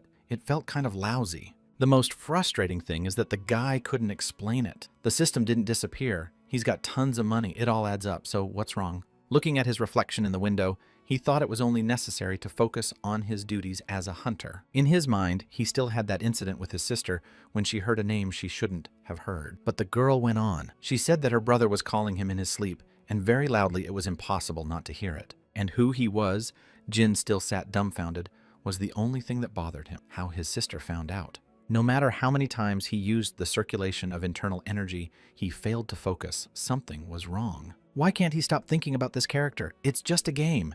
It's just a computer game. We'll need to see a therapist. Coming home, the guy opened the door and walked into a dark room. The first thing he saw was Ho fiddling with his capsule in total darkness, with tools nearby. For a second, Jin froze in place and couldn't believe his eyes. The guy just stared intently in front of him. At last, Ho heard someone's footsteps and turned back, seeing his friend. He seemed pleased. In surprise, he continued to hold the screwdriver in his hands, and Jean saw it immediately. The blade glinted in the light of the bulb. The guy couldn't contain himself and flew at his friend with 2 feet, knocking him to the ground. Misunderstanding was replaced by rage. Jin screamed what he was even doing with his pod, and for him to get the hell out of here. Despite his friend's entreaties, Jean screamed at him not to touch that capsule, not even at gunpoint, ever in his life. Now Ho's pissed too. Because of Jin's constant yelling, he has to listen to the neighbors complain. Now the guy's saying that. But after Jin heard the name Wikyong, he was stunned for a second. And this guy, how did he know what was going on here? Ho didn't stop that it was some beautiful girl he was dating. Jin slowly boiled over like a volcano. Meanwhile, In the game, there were quite momentous events. A huge army was moving forward, and a major battle was approaching. Their opponents, the Jin family, stood across the street and were already waiting for the right moment to take revenge. And so, after the scream, the two armies clashed in battle, the clanging of mecha and the shouting of men the battle had already begun. Big Brother stood in the middle of it all and looked at the horrifying scene. Behind stood the elder. He was preparing to carry out his plan. The cunning of this man knew of no bounds. Now there was no one who could prevent the elder from seizing power in this province, and soon in the entire country. And then Jin woke up again in his little room, breathing heavily, his nightmare again. The dream was becoming more and more distinct. The rage overflowing in his head finally burst out, and Jin shouted that he didn't give a damn about these characters. And what's the matter with you if this game world is actually reality that makes any difference at all? With a heavy sigh, he said that actually Vikyong can't do anything at all right now. So what's the point? Maybe this guard Hook would still be able to deliver the letter of betrayal of the elders, and then they could fight. I saw those guys Jin commanded as a character again. Also, the good-natured eyes of his older brother, who constantly believed in him and supported him no matter what happened. Jin probably would have continued to sit there alone if his phone hadn't started vibrating. Choi was sitting in his spacious office, poring over papers with a butler standing beside him, waiting patiently. The servant did dig up some info on this Jin guy and said this guy's clean, and there's no suspicious moments. Sitting back in his chair, the chief asked the butler, what is the probability of reawakening? The old man guessed somewhere around 1 in 100. This is one of hundreds of people who have been able to hashtag redo awakening, and it's a very difficult process. Not to mention that becoming a hunter from the general population is an extremely unlikely event. The man smiled and said that it was almost unrealistic to reach such a level in such a period of time. Choi said they'd been through enough raids for him to realize the man didn't even need to help this kid. Butlers suggested maybe we need to find out more, but the leader said no, it's no good. Smiling, the mustachioed man asked, so does the leader want to take him into the guild after all, or what? Their gazes crossed. The leader said that's for sure, but if the guy starts acting weird, Choi will go back to the past. Soon Jin arrived at his destination. He stepped out of the elevator and entered the spacious office. In addition, the guy was entitled to an advance of $500,000, which is just a cosmic sum. And he'd have a 40-story house, a fixed rate, and a private automobile. He felt like a king. This is just crazy. Jin read the terms and conditions and couldn't believe his eyes. This is even better than the last time. Why is it so generous in the first place? He literally had his nose buried in the contract and read every letter without speaking to his own happiness. They sat across from each other, and the principal asked the guy if he had already sorted out his problems or not. Jin nodded his head. In a serious voice, the principal asked, in that case, they won't have any more problem. After all, Jin's voice was uncertain, but the guy still answered positively. He didn't want to lose that kind of money. What then? We need to quickly sign the contract. He took out a fountain pen and began to write quickly. In the room was heard only his fiddling. Meanwhile, the director quietly drank his tea and watched everything. And here's the last page. Jin tensed to the max. If he signed it, he could live in peace for the rest of his life. But then he got so excited that he broke the pen and the ink spilled out onto the paper. For a second, there was an awkward pause between them as a huge stain of ink spread across the table. And then, as if Jin couldn't hide his excitement, he heard the principal's voice and asked again. The man repeated his question now more insistently and ingratiatingly. He didn't want any questions to arise again. Hearing that the boy was still not well, the man thrashed his hands and said that if any help was needed, let him apply. But without letting him finish, Jin thanked him for the offer. But this is a problem he has to deal with on his own. Imagine, on the spot, the director sighed. He never thought that just signing a contract would be such a daunting task. He smacked himself on the head. To think he had been turned down 3 times, so when could they meet again? Jin replied that same time tomorrow. After such a thing, the principal shuddered. For just 1 day. Does he have time to handle quite a bit more than he needs to? He froze in place. When Jin said something else to him, the man listened carefully. Now Jin has gotten all cocky and said that maybe tomorrow he'll get better terms than he has now. Without another word, the guy turned around and quickly walked towards the exit, leaving the principal in complete bewilderment. A few dark silhouettes were running quickly up the snowy forest path. It was the same soldiers from Jin's family who ran ahead of them all. Hook. The man was out of breath, but he couldn't stop moving his legs. He was literally going crazy. His whole body seemed to refuse to move. It was really crazy. On top of everything else they had going on, Jin passed out in the middle of a fight. What the hell is going on? The man was seriously wounded, but still continued to drag his comrade on his back with all the silhouettes of past events in his head. I had to hurry and report to the chief about the situation, but my strength was running out. The unfortunate felt he was losing consciousness. It was too cold, and he was tired, and he also had serious wounds. Suddenly, he saw before him the silhouette of Buddha, who in a gentle voice said that he had done a good job. Now he can rest. The unfortunate man literally lost his mind and nodded his head. Yes, he had done well. Consciousness was already leaving him. But suddenly, to his horror and surprise, Hook felt breath on his neck. There was only one person who could do that. It was Jin. The sloth finally woke up and looked at his comrade in a singing voice and said hello. Meanwhile, the battle continued. Both sides suffered monstrous losses, but fought to the last man. One of the warriors fought several opponents and slaughtered all the others without sparing himself. This was the same place the 8th Heavenly Valley was, where masters gave their lives to obtain the title. Standing behind him, the elder asked the younger head what he thought of the situation. In a slightly unsure voice, Vikyong said that everything was going well so far and there was nothing to worry about, but it was obvious that he was worried. He saw his men go to the other side, but they also suffered heavy losses, and the elders as a spite began to tell him under his hand that a good leader must know when it is time to engage in battle. Looking up at the sky, the junior head said that, unfortunately, they couldn't take full advantage of the position right now. He couldn't help but be angry at Heaven Elder only stood behind with the rest of the warriors and remained silent. Looking at the back of the junior head, what a shame that this man has to lead the main family. There was silence between them for a brief moment, the younger head thinking to himself under his breath, this was not at all as they had planned. But then Jean's smiling face appeared in front of them. The guy said hello and laughed with joy. But the first thing we saw the guy was the surprised assistants who, worried about his condition, were stunned on the spot. Anyway, Jean said enough greetings. The guy asked how long he had been out. Fell to earth. Hook, frightened, said that almost a couple of hours. Okay, it was not so critical, guy. Realized that I had so much time lost. He began to calculate how long he'd been in the real world and compared how much time had passed here so far. Then the guy asked if he was breathing. My assistant opened his mouth in surprise. They didn't have much time, so let him answer. Turns out that when Jin goes out in a real measure, his body shuts down like a very deep sleep. Good thing he took care of those assassins. The next question was, what about the main troops turned out to be heading there for another couple of hours' walk? The worst was yet to come.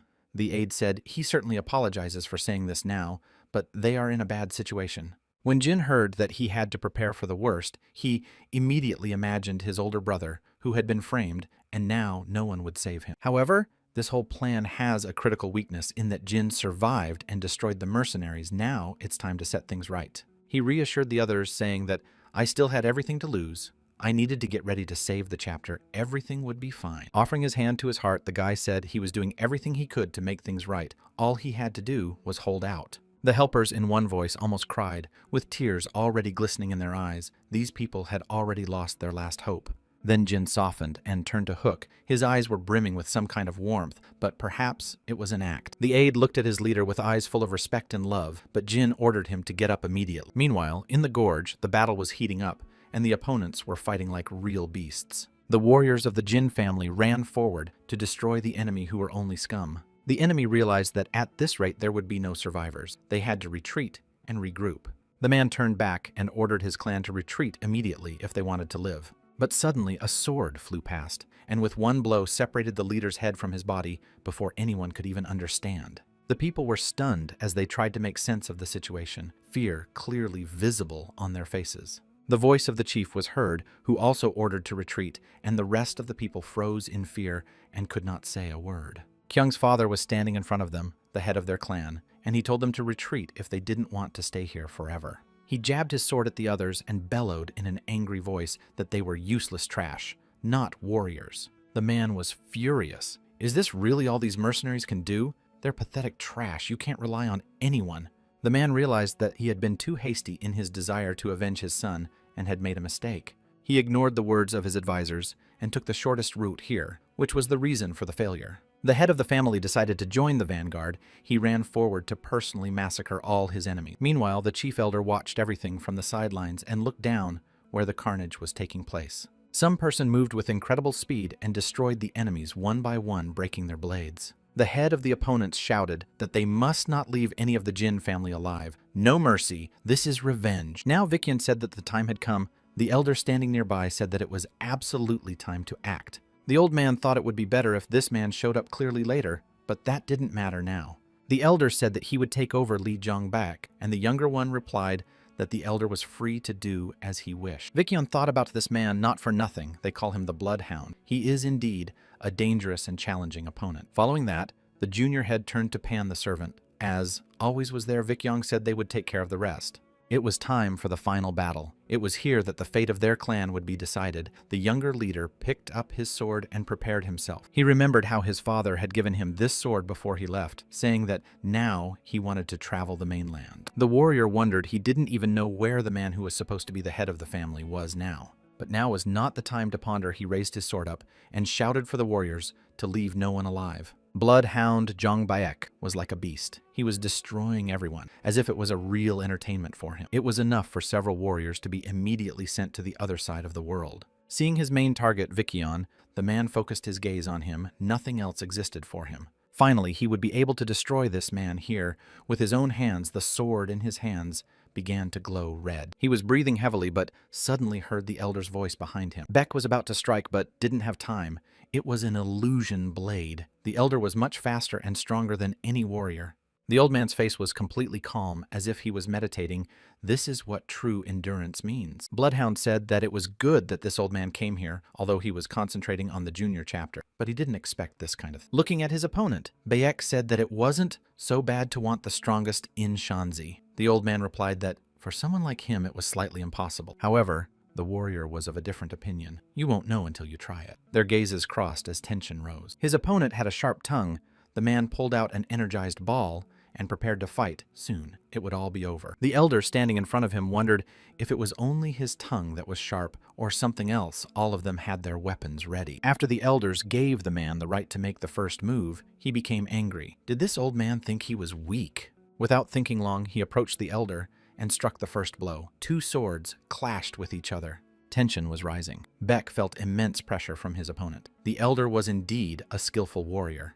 They fought as equals, or so it seemed. The elder was only toying with his opponent. At one point, the old man accelerated to such a speed that he was behind his opponent's back in an instant. It was only at the last moment that the frightened man blocked the blow, but still flew aside. He felt his arm go numb, as if the blow was so powerful that it was almost impossible to hold on. The old man kept moving. He was advancing, swinging his blade without giving his opponent a break. Under such a hail of blows, Beck was unable to stay on his feet and was flailing from side to side. The rest of the fighters also felt an incredible pressure, feeling as if a hail of blades had descended upon them. One had to run away immediately, or they too would be hit. People were moving away to the side, away from this battle. Here it is, what a battle between two top-level martial artists. They seem to have no sense of reality. The old man swung his arm and punched his opponent in the arm so hard that blood spurted out. The man gritted his teeth, but still held on. The elder's movements suddenly became so fast that it was almost impossible to follow them with my eye. The man realized that he was about to be killed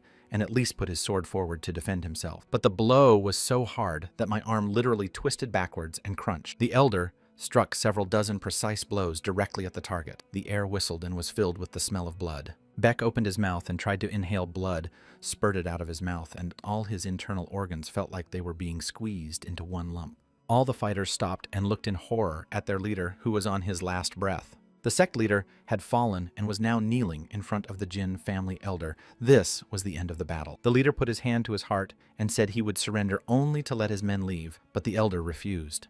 The old man looked down at him and said that he wanted to completely destroy this sect and didn't want to see any of them alive. Infuriated by this answer, Beck asked why. This is why the old man is so cruel to him. The old man ordered him to stop this circus. But the man wouldn't let it go, because this Jin family was the first to defy them. She destroyed his own son. The elder remembered this young man was indeed the catalyst for the battle that started it all, saying for the last time that if Beck met a god from the other world, let him ask who was to blame for it. The elder raised his sword. He is literally insane. Finally, a new battle will begin, a very different one, and no one else can stand in his way. But unfortunately, the warrior, who was already preparing for his end, did not feel the blow. Suddenly a spear appeared, and the old man struck just at him. The elder was a little confused as to who even dared to interfere with him. Who is Daredevil? It wasn't hard to guess that it was the youngest of Jin's family. He had arrived just in time for the start. Everyone began to wonder why this guy is even alive. He should go to the other world. Pulling air into his lungs, the boy shouted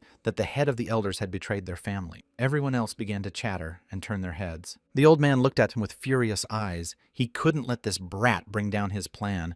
that he had been building for decades. Everyone present began to whisper, could it really be true that this master said that the elder betrayed the family? How could it be possible? Those closest to the top shouted, how dare this little man even make such a claim? Even Peng thought that this young master seemed to have lost his mind. A healthy person can't make such conclusions, but Vicyon didn't seem to doubt that even though his little brother wasn't the brightest, he wouldn't have taken so long to get here for nothing. And if you think about it, all the events leading up to this battle initially looked strange. The man thought for a moment. Rumors of their opponent's son going to the afterlife spread too quickly. The head of the elders, known for his secrecy, suddenly decided to appear in public and how to explain it. But what if the head just wanted to go that far? Vicyon thought it was all working out really. Probably so. He turned to his advisor, and Peng turned in full readiness to carry out the orders given to him. But then the elder brother made an unexpected announcement. He ordered his counselor to destroy the third elder, let him do what he could.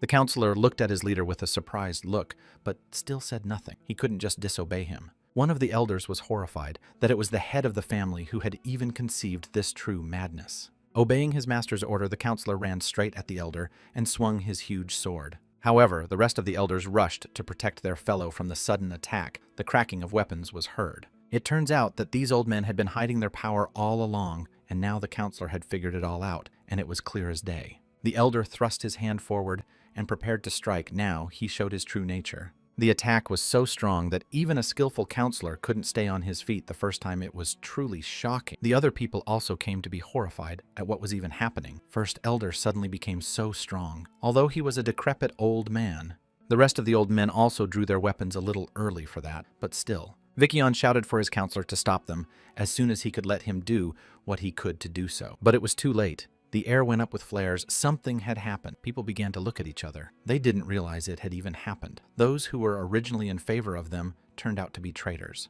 One of the family members began to remove his blue uniform. Underneath was a very different black one. It was the demonic spirit sect and the third gate sect. They were now targeting Jin's family. Vicyon was completely shocked. He didn't expect such a massive betrayal. Now he had no one left in his ally. The head of the elders turned his back a little early, but everything takes time and patience. Suddenly Beck's voice came up. He finally guessed that the third elder man was behind it all and was furious. He shouted that even if he couldn't do it now, he'd get the old man from under the ground by all means. One swift blow and the unfortunate man lay breathless, while the old man towered over him and smiled. The old man just knocked him out and let him live. This man still has some work to do. Oh, suddenly Jin broke free from the hands of his comrades and ran forward. They tried to stop the leader, but all was useless. Although Jin had time, but the situation was escalating at an incredible speed. From afar, he couldn't get a good look. The man he saw seemed to be his older brother, as he had a strong build and a long sword. He won't lose so easily. Jin swore that he would protect his big brother and had already prepared his spear. He threw the weapon straight at the head of the elders. The old man stood motionless for now, as if waiting. It only took one swing to split the spear in two with one blow. The old man had been on guard the whole time.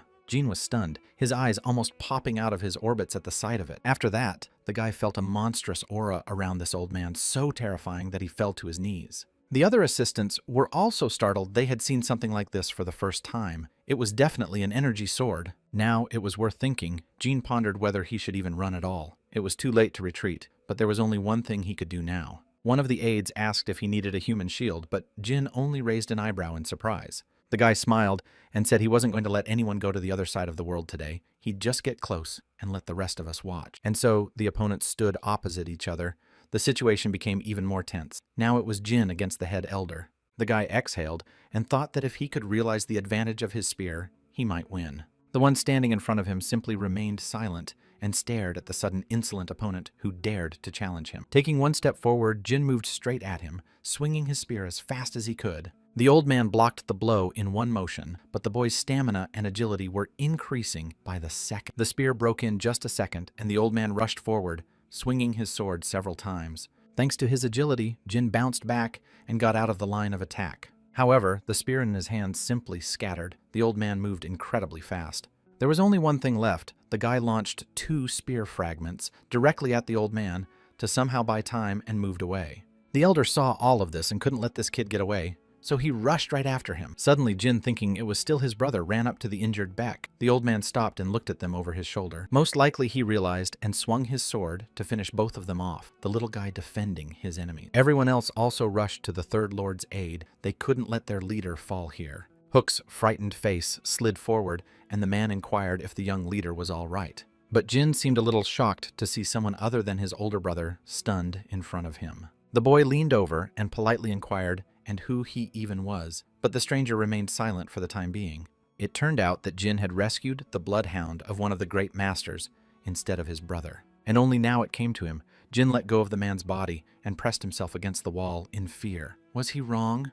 And so wrong. Now only he realized what he had done. It was the same man who accused him of something Jin didn't do, and because of him, the battle began. But immediately Jin exhaled, thank God it wasn't his older brother. But there was still the question, where did the younger head go? A new battle was brewing everywhere. Jin said he wasn't aware of it, would need to find him as soon as possible. But that's later. Now we'll have to take care of this old man who's intent on destroying them all. The head of the elders came closer and closer. He furiously said that he had never seen a more insolent person than Jin.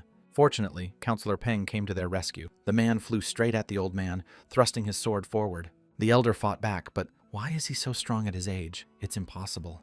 The counselor was in the battle of 1 against 3. One elder was already swinging his sword to destroy him. The man felt the sharp blade whizzing right beside his head, snipping a wisp of hair. The junior head was also furious. He was rushing into battle, swinging his sword and moving right into the thick of things. Displayed his blade, charged with energy and prepared to take the blow. Now they would fight one-on-one. After the impact, both opponents scattered in different directions and now stood some distance away. Vikyong didn't understand how such a decrepit old man could be so strong. How could he have such stamina? Who was he? But the elder also didn't expect the junior family head to be such a strong opponent. It was worthy of respect. Vikyong felt that he had already used up most of his energy on the sect army, and how was he going to fight the elders now? It would not be easy. One of the old ones was already flying at him with his huge sword out, and there were only seconds left before the blow would come. Metal rattled in the air, and a scratch appeared on the man's cheek, from which blood immediately spurted out. It was quick and very unexpected. It turned out that one of the counselors came to his master's aid and protected him from such a blow. The man was hit very hard in the chest, but he was still alive. He would have done anything to protect his master. He said something, but his voice was weakening. With every second, the man was slowly saying goodbye to life. The enraged Vikyong rushed forward. He couldn't allow the elder to do such inhumane things to his men. The rest of the officials also came closer. They saw that the junior head was in danger. Suddenly, all three fell to the ground, as if they had been struck by something. The people were just dumbfounded by what was happening. The man with the beard couldn't believe that the elders had just been deceiving them all this time. This was unthinkable. What a humiliation. They believed them all this time, and it turns out they were just being led around by the nose. So the elders were eventually going to destroy everyone in their path. Putting his sword forward, the man shouted for the fighters to destroy. The traitors immediately, the army, moved forward on the three old men. Putting his sword forward, the man shouted for the fighters to destroy. The traitors immediately, the army moved forward on the three old men. Faster and faster they approached, but the elders stood still as if unmoving. One of the elders frowned as they prepared to fight back against the intruders. It was as if the space around him began to change. Vikyong just stood back and looked at it all with open eyes. It was incredible. His advisor was stunned for a second and couldn't believe his eyes. What he saw was beyond his comprehension. Finally, the head of the Jin family realized what was wrong. He shouted to be heard by the Hang Mountain sword sect. It was a mistake. The man shouted that everything was carefully planned and set up need to join their forces to defeat the true enemy. A great martial arts master, to become such a person, requires a lot of training. This training will be long and painful and last for years, if not decades. Only there you will show what kind of dough you are made of. Nor should you be likened to sneaky assassins who attack sneakily while despising their own part. Always have to defend your honor. Not to besmirch the name you have is the most precious thing. The elder dodged a clod of dirt flying at his face. Perhaps he had lived too long. Throwing dirt right in his face, the man shifted his eyes to the rest of the warriors, just throwing dirt at him. It was a very strange tactic. The old man was forced to fight back and move away to avoid getting dirty. Are these martial artists really martial artists? It was. Hook Elder sighed heavily. Well, at least one of them has a mind. However, no. The guard lifted up a heavy rock and said this would fit much better. The distracted old man missed a punch, and immediately a lump of dirt flew into his face with a nasty sound. The elder became furious. His eyes were bloodshot. He asked, "Are these people ready for what is about to happen?" Hook said in a frightened voice that he wasn't the only one who had done that. Standing up, Jin said he shouldn't have thrown rocks at him. The elder rushed forward, waving his weapon. His eyes burned with rage, and he was ready to destroy everyone. With a loud voice, Jin shouted for everyone to retreat immediately, but still continued throwing mud. One of the soldiers didn't have time to step aside, and a powerful sword strike split him in two. The man didn't even manage to comprehend anything. The old man moved with incredible speed. People did not even have time to move aside, and immediately their lives were cut short. The unfortunate, frightened Hook was running forward. Suddenly, someone grabbed him by the scruff of the neck and dragged him towards him. It was Jin who pushed the man away and told him to run on and get his spear ready. The old man literally flew past the guy, leaving a deep cut on his shoulder. Jin clenched his teeth. It hurt, but he endured. The old man was even more furious that this little kid dares to stop him. Has he lost his fear? Turning, and as if mocking, Jin asked if he said he had lost, would the elder spare him? The old man laughed. It seems he needs to teach this young man a lesson in good manners. The elder has already prepared a blade. Jin was about to say goodbye to his life as suddenly someone appeared and repelled the attack at the very last moment. The elder bounced back and didn't understand anything. It was an incredibly strong strike, but who could stop it? Jin flew backwards and fell to the ground, not realizing that he had been hit by a train. It was his older brother. He arrived just in time to say that it was sometimes disrespectful for the younger one. The old man looked at him and remained silent. Something incredible was happening. The elder was preparing for the attack. Looking at his older brother, Jin smiled. He knew that Vic Young was alive. This guy couldn't be defeated so easily. The older man turned to him and smiled and asked, "So what a cool brother he has, right?"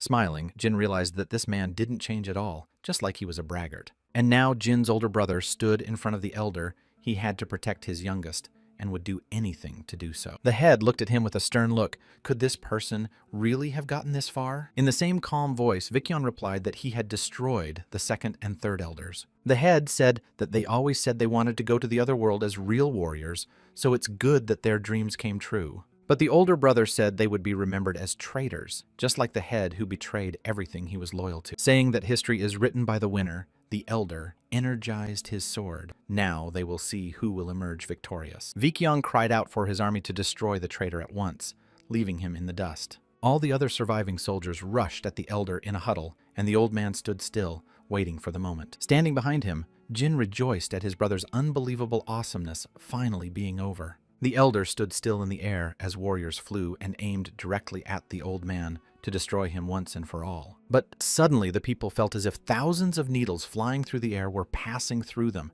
and they instantly fell to the ground. Even Jin's spear got hurt. It broke in two. The guy couldn't even figure out what happened. The old man was able to shoot stones like bullets on the field. Only a few military seniors said he used a crushing shot. The old man snapped out of his seat and in one fell swoop killed several people so quickly that they didn't even blink an eye. The enraged elder brother lunged at the elder to finally end this battle. Their swords clashed. There was a crack of metal. The man was furious. He would not allow his younger self to be touched. The elder looked at him, somehow condescending. What disorganization seems not to have enjoyed peace for too long. He released a small pebble that flew straight at Jin. Standing in the middle of the other soldiers, the guy was in danger. But luckily, he managed to dodge, and the pebble went right through the other soldier, sending him to the other side of the world. The guy blamed himself. He should have blocked it, but he dodged it on automatic. How did that happen? The elder looked at him and smirked. How not a turnip. This kid looks like some donkey on the ground. The old man fought several warriors at once, including his older brother, as easily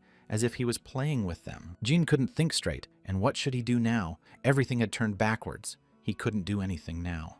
The rest of the soldiers are doing their best to destroy the enemy, and Jin is now standing still. One of the warriors ran forward with his sword, but the old man dodged at the last moment. He grasped his attacker's head, and after a second, a crunch was heard. The man went to the other side instantly. Vikyong rushed after him and fought even though his strength was running low. The man realized that his opponent doesn't even open for a lucky punch. How can he beat him? Is he really that strong? The old man struck one after another. Another warrior ran up and tried to attack from the side. But the elder immediately knocked the sword out of his hand and stabbed the blade directly into his head. It was over incredibly quickly. He split the man in two, screaming how the man even dared to interfere with their duel. And so, the older brother realized that this was his chance to concentrate all his punch and put an end to it in one fell swoop. But the elder had seen all of this and had already turned his head toward his attacker. Suddenly, the voice of a genie was heard, and Vicyon took advantage of the old man's confusion to move forward. The third lord flew directly from behind the fallen warrior's body. He was already preparing his spear for the next final strike. This will be his crowning technique. One shot. Chance will be the only one. There will be no other such option. The two brothers flew straight at the old man from both sides. Elder. Even with all his will, he wouldn't have been able to dodge it. For the first time in his long life, the old man felt he was in danger and was incredibly scared. Everything around him shook. The elder was transformed, and he put all his strength into the enemy blade, already approaching him. The old man struck his sword with all his might and shattered his opponent's blade. Vicyon, who was not expecting such a thing, stopped for a second. The next moment, the unfortunate man felt a violent blow to his stomach, and a lump of blood spurted out of his mouth. Jin saw that his attack was about to be blocked with one hand, and put all his strength into that blow. He screamed with rage. The elder held onto the spear with one finger and blocked the blow with such ease that it was hard to imagine how it was possible. On the battlefield lay many lifeless bodies, soldiers who had fallen in battle, would never return home again. Those who remained alive observed an incredible scene around a crazy wind rose up and light was beating into their eyes. They saw the elder and the third lord standing opposite each other. Jin was holding a spear. The elder looked at the young fighter and asked what kind of movement he had never seen before. Looking at him breathing heavily, Jin replied that it was just his crowning one punch. Making a few quick movements, the old man pressed the vital points on his shoulder and blocked out the pain. He still couldn't dodge and lost his arm. Now only a stump along with his torn clothes were in its place. Looking at Vicyon, the old man sighed and said that the trinity of brothers has grown significantly. Never thought he would lose his arm at such an age. They are more than qualified to lead the family into the future. Vicyon put his hand to his chest and said his younger brothers are his pride. And only one Jin did not understand why it was the old man scattered in compliments that together with the hand, he lost his mind. But the elder said that only by ignoring the value of blood ties could one obtain true strength. Everyone else fell silent for a second as the elder's words penetrated deep into their hearts. They were as if stunned. Everyone started whispering. Did the third young master want to become the head of the family without even thinking about it? Looking at the elder, Vicyon asked his betrayal. Is this the whole secret? Now Jin realizes what's going on. Is this a simple battle for the legacy and that's what they're doing this for? Suddenly, the elder brother's voice changed. He looked at the elder and asked what had happened to him in the first place. The old man just stared at him silently with blackened eyes, as if not knowing what to say to such a question. It turned out that their girlfriend was a very cruel person, not only to the children, but also to her own brother, who was the elder. It was because of their rift that a very long and agonizing faction battle began. The followers of the Demon Oni faction threw all their strength at them. In this battle, the fate of the world was at stake. Therefore, head elder Daniel, all the martial artists in the province, under the auspices of the Jin family. Vicyon remembered it was a battle of 300 against thousands of warriors, and the elder had miraculously won there, so he deserved his title. But when the old man said they were ambushed, then the man almost fainted. The old man said when they were pushed back deep into the valley, he kept swinging his sword, but there was only one thought on his mind. How could they plan this in advance? It was unrealistic. And only 8 of them survived that battle when they returned to their family. He would never forget his brother's surprised look, and then he realized it was his own relative's horn. The man couldn't believe the words, but the elder said it was just the way it was. He wouldn't have survived that long. To save their lives, 4 of them accepted the positions of chief elders, and the rest left to start their own sect. It was only now that Vicyon was beginning to understand everything about the leaders as an effect. These people were related. The old man became furious. They had been waiting for decades, but suddenly, Jin loved them. He asked what kind of nonsense this was. Everyone else's eyes bulged, and they all stopped and looked at Elder, who dared to interrupt him. The old man came in furious that this insolent kid had just said, "How dare he interrupt?" While picking his ear, the guy said, "He hears everything, to whom I will do what he does, whether it's for revenge or not. In the end, the task is the same. He wants to destroy Jin's family and the sect that got in his way, then he's going to take over the whole province, right?" When the little boy showed him the middle finger, the old man became furious at him for daring to treat him like that. In a calm voice, Jin asked Izin, Then why did the old man decide to take revenge? Only now, somehow, it looks strange. All this happened many years ago. How many people who betrayed him are still alive? The old man became furious with renewed vigor. The table I'm in front of Jin just remained silent. It seems this old man never got what he wanted to say. After a short pause, Jin said that after all the old man had done, he didn't deserve respect. After all, he did. The elder looked around at the result of his action, a heap of innocent victims unleashed by the battle caused by him. Realizing that what he would say was of no consequence, the old man ordered them to attack. He drew his sword and prepared himself. The head of state could not believe that the elder was capable of such a thing. Jin yelled to attack. Now it's just a wounded beast, need to finish this quickly and everything will fall into place. But no. Even despite his monstrous wounds, the old man was still a strong opponent. He destroyed his enemies. The sharp sword took people's lives one by one. The old man was reborn. seemed stronger, he stood in the midst of the military and held his blade at the ready. He was ready to give his life for his ideals. Several fighters lunged at him, jumped up and pointed their sharp blades straight at him. Jin opened his mouth in amazement when he saw that an injured old man on the verge of life was able to block it all out without much difficulty. But it looks like he's getting up anyway. The guy gripped his spear tighter and rushed into the fight. This time, the elder did not have time to dodge, and the sharp blade cut through his clothes, releasing scarlet blood.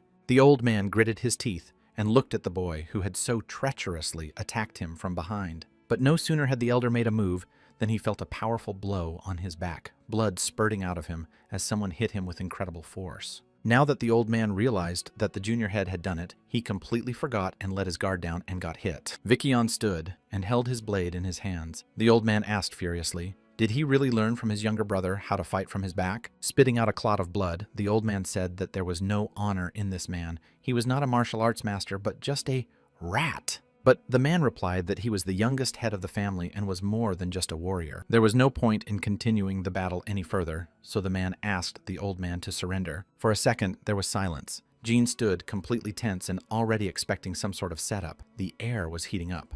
The old man's heavy voice was heard as he tried to get up and said that there was a battle that could be pointless after all. However, he had gone too far. The old man's eyes lit up scarlet like two lanterns, and he moved forward. This was the same stance Joe used, that was to burn all his life force for a powerful attack. Furthermore, Jin saw that the old man even used sword enhancement to put all of his power into the attack. With incredible speed, like a Korshun, the old man moved forward straight towards the young master. He, aka, destroy the weakest link. The older brother moved forward in defense of his relative. He couldn't let the younger one go to the other side of the world here. But the old man ducked just in time, and Vickion missed and flew backwards by inertia, while the elder moved straight for the younger man. Frozen in place with fear, Jin had already stopped with his participation. Would he really bet his life like this, right here? He had to do something. He grasped his spear tighter, no longer hoping that something would work. But no. Suddenly, he felt the weapon stick into something hard. Jin opened his eyes and shook his head.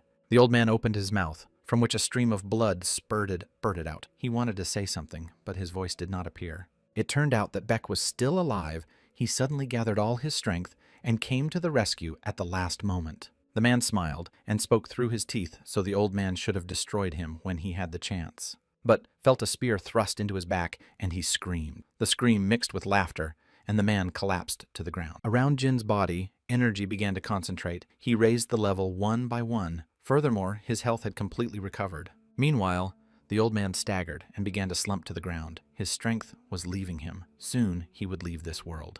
At the last moment, Jin used a finishing single strike, but hit the wrong person. Looking at Beck's lifeless body, the guy still couldn't believe he'd survived because of this man. They were sworn enemies after all. But it's good that he saved him. Albeit accidentally, but everything turned for the better sooner or later. Now the elder finally felt that his life was leaving him and fell to the ground. Therefore, it was necessary to live a decent life. Jean, you looked in front of you and sighed heavily. The elder kept sprinkling him with curses. This guy has yet to show respect to the elder, even the one about to go to the other world. A surprised Jin asked, why would he respect the man who wanted to destroy him?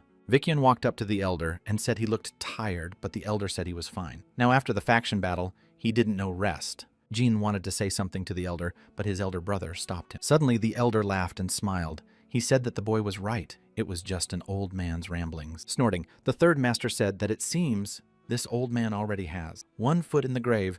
Big brother became furious. Vickion wanted to hit the insolent man, but the old man laughed, and it was funny to watch. He reflected, there was once a time when he had the same relationship with his brother as these two have now. In his last moments, the old man decided to reminisce about the good old days when everything was good. Jin looked back and saw that the old man had already taken his breath away, and that was the end of him. The elder brother also looked at the head with a kind of sad look. A heavy atmosphere hung in the air. The two brothers stood looking at the old man who just a few seconds ago wanted to destroy them, but it was still kind of sad. After learning that the head of the elders had gone to the other world, Hook was incredibly happy that the third young master had won. Everywhere began to scream. Those who were traitors in horror waved their eyes around. They now did not know what would happen to him. Looking at one of the elders, Counselor Peng asked what would he do next, but it seemed the elder didn't believe him. With a heavy sigh, the old man said that it was then only part of the Grand Master's plan. The counselor looked back to see if the man could see. So far away, perhaps his eyesight was failing him,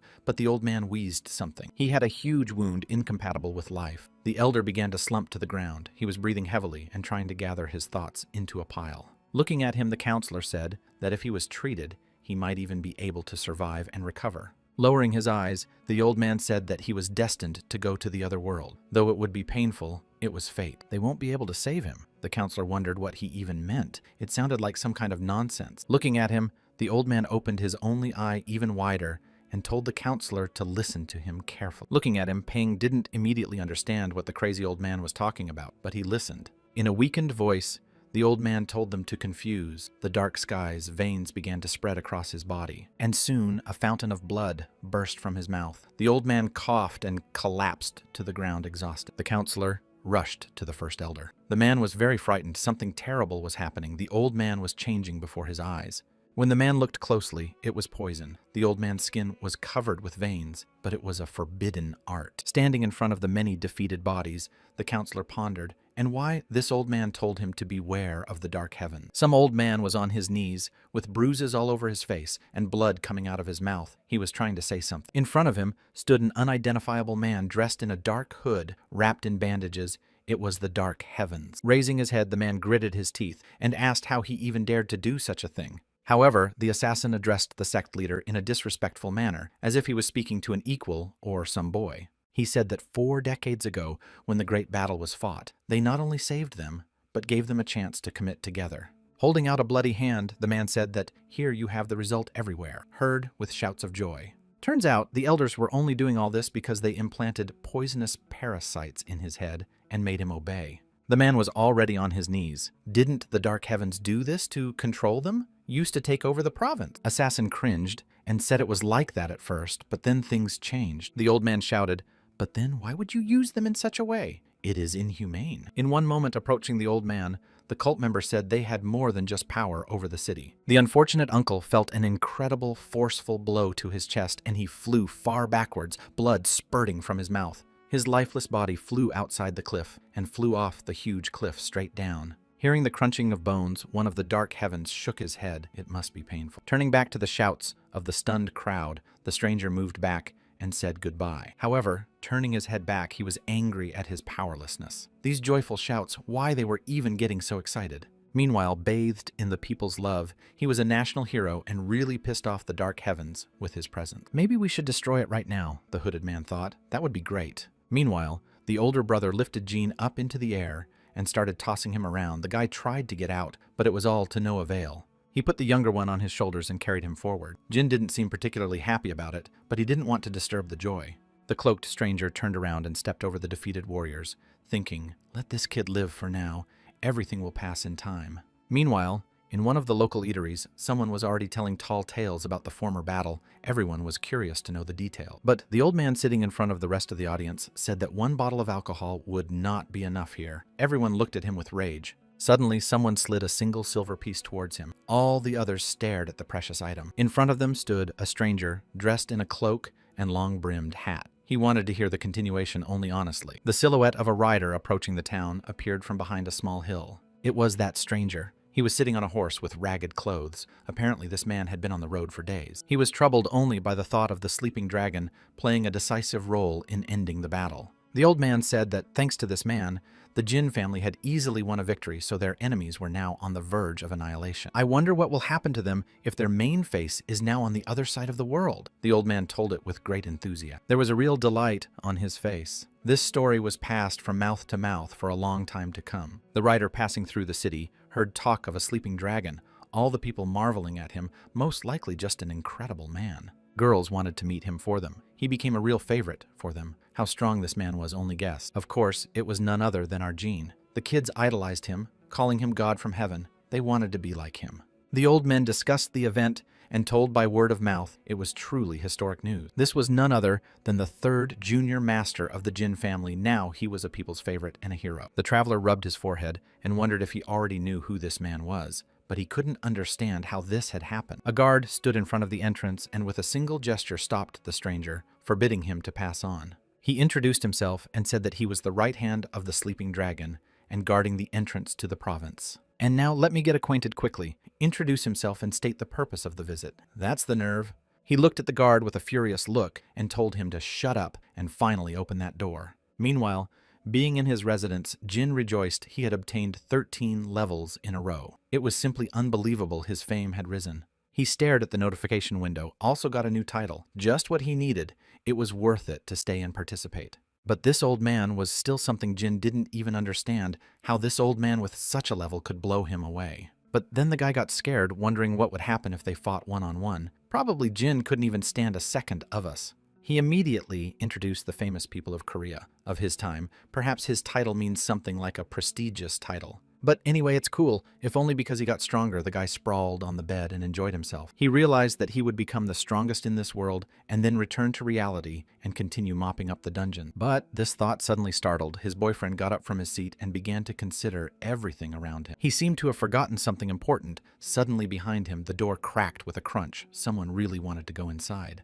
The door flaps flew out like toy doors, and there was a crackling sound. Jin didn't even realize what had happened at first. The guy turned his head towards the strange stranger invading his personal space. Who the hell is this guy anyway? The stranger stood on the doorstep. He didn't say a word, but just looked at Jin with a sidelong glance. The third young master asked who he was next to. The stranger suddenly hook appeared and began to apologize. The guard already had a black eye, the man asked in a trembling voice. Didn't the young master recognize him? But no. Jin didn't remember. He examined the stranger from head to toe, though he was wearing dirty clothes, but he looked young, probably a martial arts master. Okay, needed to see how strong he was. Jin used his sense to scan this man's level. Turns out his name is Mookyoung Ya, and he seems to be from the same family as Jin. Something the boy began to recall when the older man had told him about this man. It was the middle brother of a martial arts genius. At the time, Jin was very sick, and he was practically not listening, letting everything pass him by. The boy asked who he was. In general, the older brother replied that he could be characterized as kind but cold-blooded. After thinking about it, the elder said that they had once been very close to this person. However, Jin did not doubt it. And now this man he had heard about a long time ago was standing in front of him in person. What a surprise. The second brother looked at his younger brother without saying a word, with a kind of contempt that the man looked extremely cold. Junior's face became frightened. This man shouldn't be in a faraway place right now, but he somehow came back so quickly. The guy pulled my arm. I said they hadn't seen each other in a long time and wanted to make a good impression. Mookyoung looked at the outstretched hand and remained silent for a few seconds. They shook hands after all. The middle brother's grip on his bones was just right. Even the bones crunched. Junior asked, "Is his business going well?" Mookyoung nodded his head. However, something about it all wasn't right. Taekyun looked at him with frightened eyes and tried to act benevolent, but it didn't work well. The middle brother asked in a loud voice. Somehow the younger one didn't have much respect for him, did he? Before the poor man could even realize anything, the middle brother immediately knocked him to the ground and threw him with such force as if he were a toy. Taishin didn't understand what just happened. Why did his brother treat him like that? Fortunately, the younger, if I have time to react, and doing a few flips in the air, bounced off the wall. The guy landed on the ground and got to his feet. Even just happened. Why is this man treating him like this? The middle brother looked down at him. Yes, they were close, his carcass and fist, so let him say hello to him. It was only now that Taecheon realized the mistake he made when he listened to his stupid older brother's lies. The middle one noticed that his little brother had grown up a bit during this time, but Taekyun wasn't so optimistic. Before the guy could even think of anything, he felt a powerful blow to his stomach so strong that the soul flew out of his mouth. All the air suddenly left his lungs. Taecheon stopped breathing for a second. Even his heart seemed to stop beating. Laughing, Mookyoung asked, it had been a long time since Junior had experienced his brother's burning fist faithfully. However, Taecheon was not going to give up so quickly and swung his fist. However, his brother dodged in time to dodge to the side.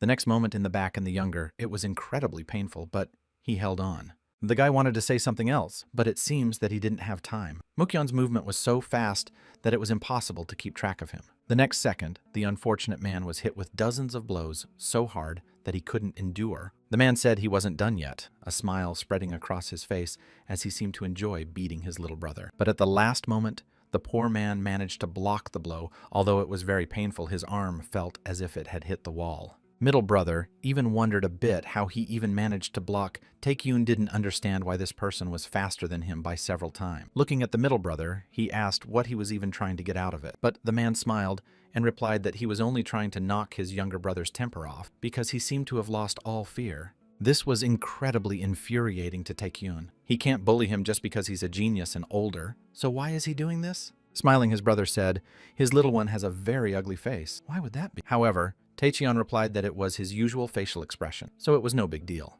Eventually, the middle one gets sick of it, all cool and stuff, but it seems his brother still doesn't seem to have good manners. The next blow also passed by. Luckily, Taecheon dodged, and the sound wave went straight through and shattered the nearest door. The middle one wondered from such a quick strike how it was even possible to dodge coming out the younger one not so easily after all. However, Taecheon finally comes to his senses. It seems his brother forgot that he's a sleeping dragon and shouldn't be messed with like that. Yes, he had heard these unfounded rumors more often than he would have liked. The boys stood across from each other. Hearing that his brother was going to become his equal, Mookyoung laughed when he was the one who was going to do it in the next life. But no, Taecheon wanted to do this. Right now, he put 10 points into agility. This should help at least somehow increase his speed. Throwing himself at his opponent, Mookyoung said that if he put up 15 minutes against him, he would treat him like an older brother. Standing in front of his brother, Taecheon could clearly see his every blow, so it wouldn't be that hard to last that long. A smile appeared on his face as his fist came closer and closer.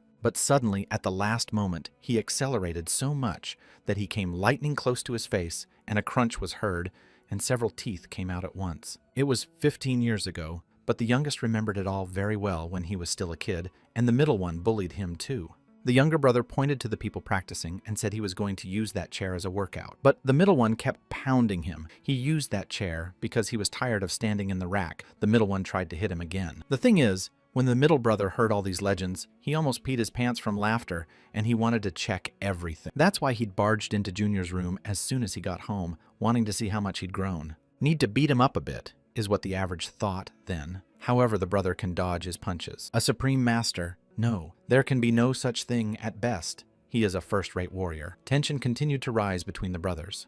While the middle one was beating him, he wondered how his brother had managed to achieve such a result in just 3 years. Suddenly, the middle brother felt a heavy blow fly into his hand. He didn't expect this, to be honest. A smiling Taecheon asked, did he block this attack just because he knew he couldn't dodge? However, the middle brother still couldn't believe it, but Taecheon claimed that he wanted to equal him. Mookyoung still couldn't believe it. He asked what the younger brother had done. He had drunk the elixir, or what? Why would he drink some booze to increase his strength? Is he crazy? In any case, his brother had said he'd recognize him when he'd lasted 15 minutes. Similar.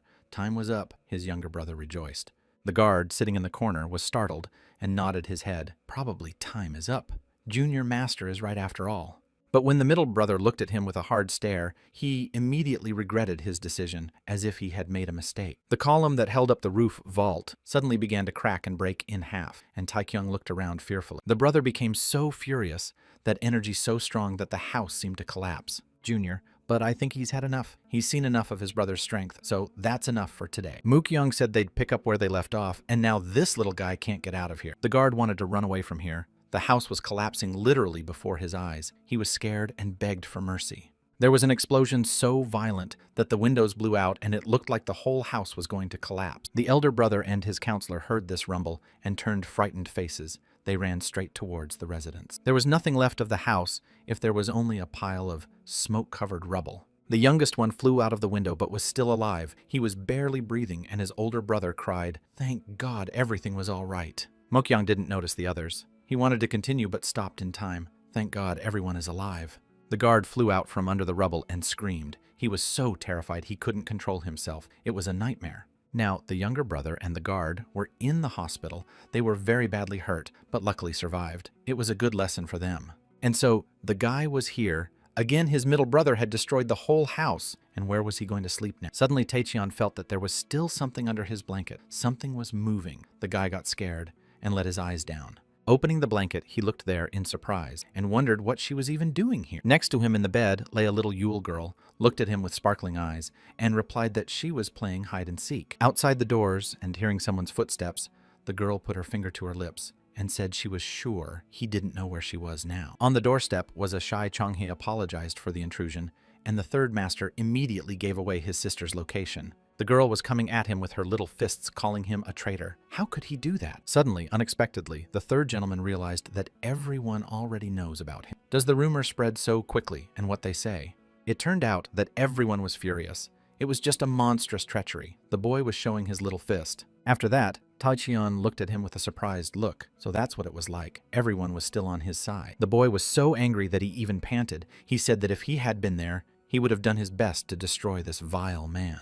The guy tried to calm the belligerent kid down, but the kid said that the junior leader had forbidden to pursue him. And here's where Taecyeon didn't realize in this world that it's okay to attack his little brother and destroy his house. Is it normal for brothers to fight with each other? What kind of reaction is it to actually do that? He got out of bed and ordered a detachment, but no. Then said he would get there himself, where the oldest brother turned out to be with the second. And then Taecyeon was a little stunned that the kid had just said, but the kid repeated, yes, now they're together with senior. And now the eldest was hugging the middle he had already and managed to forget his face. The man was very happy. The man was a little upset at his little brother's coldness. Is that really all he would say to him after such a long separation? But the middle brother only confirmed, yes, he's a cold person. So what? Well then, no problem. Big brother is warm. He will warm him up, but Mokyung pulled away from him and asked him to let go. These tendrils were pissing him off. Elder brother told that he had sent Elder Wee, all who 3 gates this way, would take several months. The middle brother wondered, why so far away? Is this a real cover-up of what happened? Seems to be too much. The older brother looked at him and smiled. Why is the middle one so ashamed of what he arranged? But Mokyung just waved him away. He didn't think it would be like this. He just wanted to fight with him a little. The middle one admitted it was his fault after all. Anger took over, and the man overreacted a bit, but that's putting it mild. His older brother pointed his finger at him and said that he was no longer the little brat they had known before. Well, now that they were talking about it, the middle brother was wondering what had happened to the youngest during his absence. Elder brother frowned, as Mokyun didn't seem to have received his full report that he had sent immediately after the battle was announced. The middle brother couldn't believe his ears, so it was true that the elder had betrayed them, so it wasn't a rumor. The older man had been planning it for years. Mokyung asked, how long had it been going on? Looking at him, the elder replied 3 decades more with the great battle faction. He wanted to say something else, but the middle one said he didn't care in that case, which shocked his brother. But Mokyung replied that it all happened long before he was born, so basically it doesn't matter why he would even want to know about it. After such insolence, the older brother became furious. Still, he must know the truth of the Jin family. It is very interesting. And then the middle brother started recounting all the things he had heard dozens of times while driving here with one-word precision. If that's all he has to do, he'll go. Mokyung turned around, but the older man stopped him and asked him where he was going. At this time, somewhere in the night forest was a search party. They were shining torches and trying to find the elder, but he seemed to have vanished.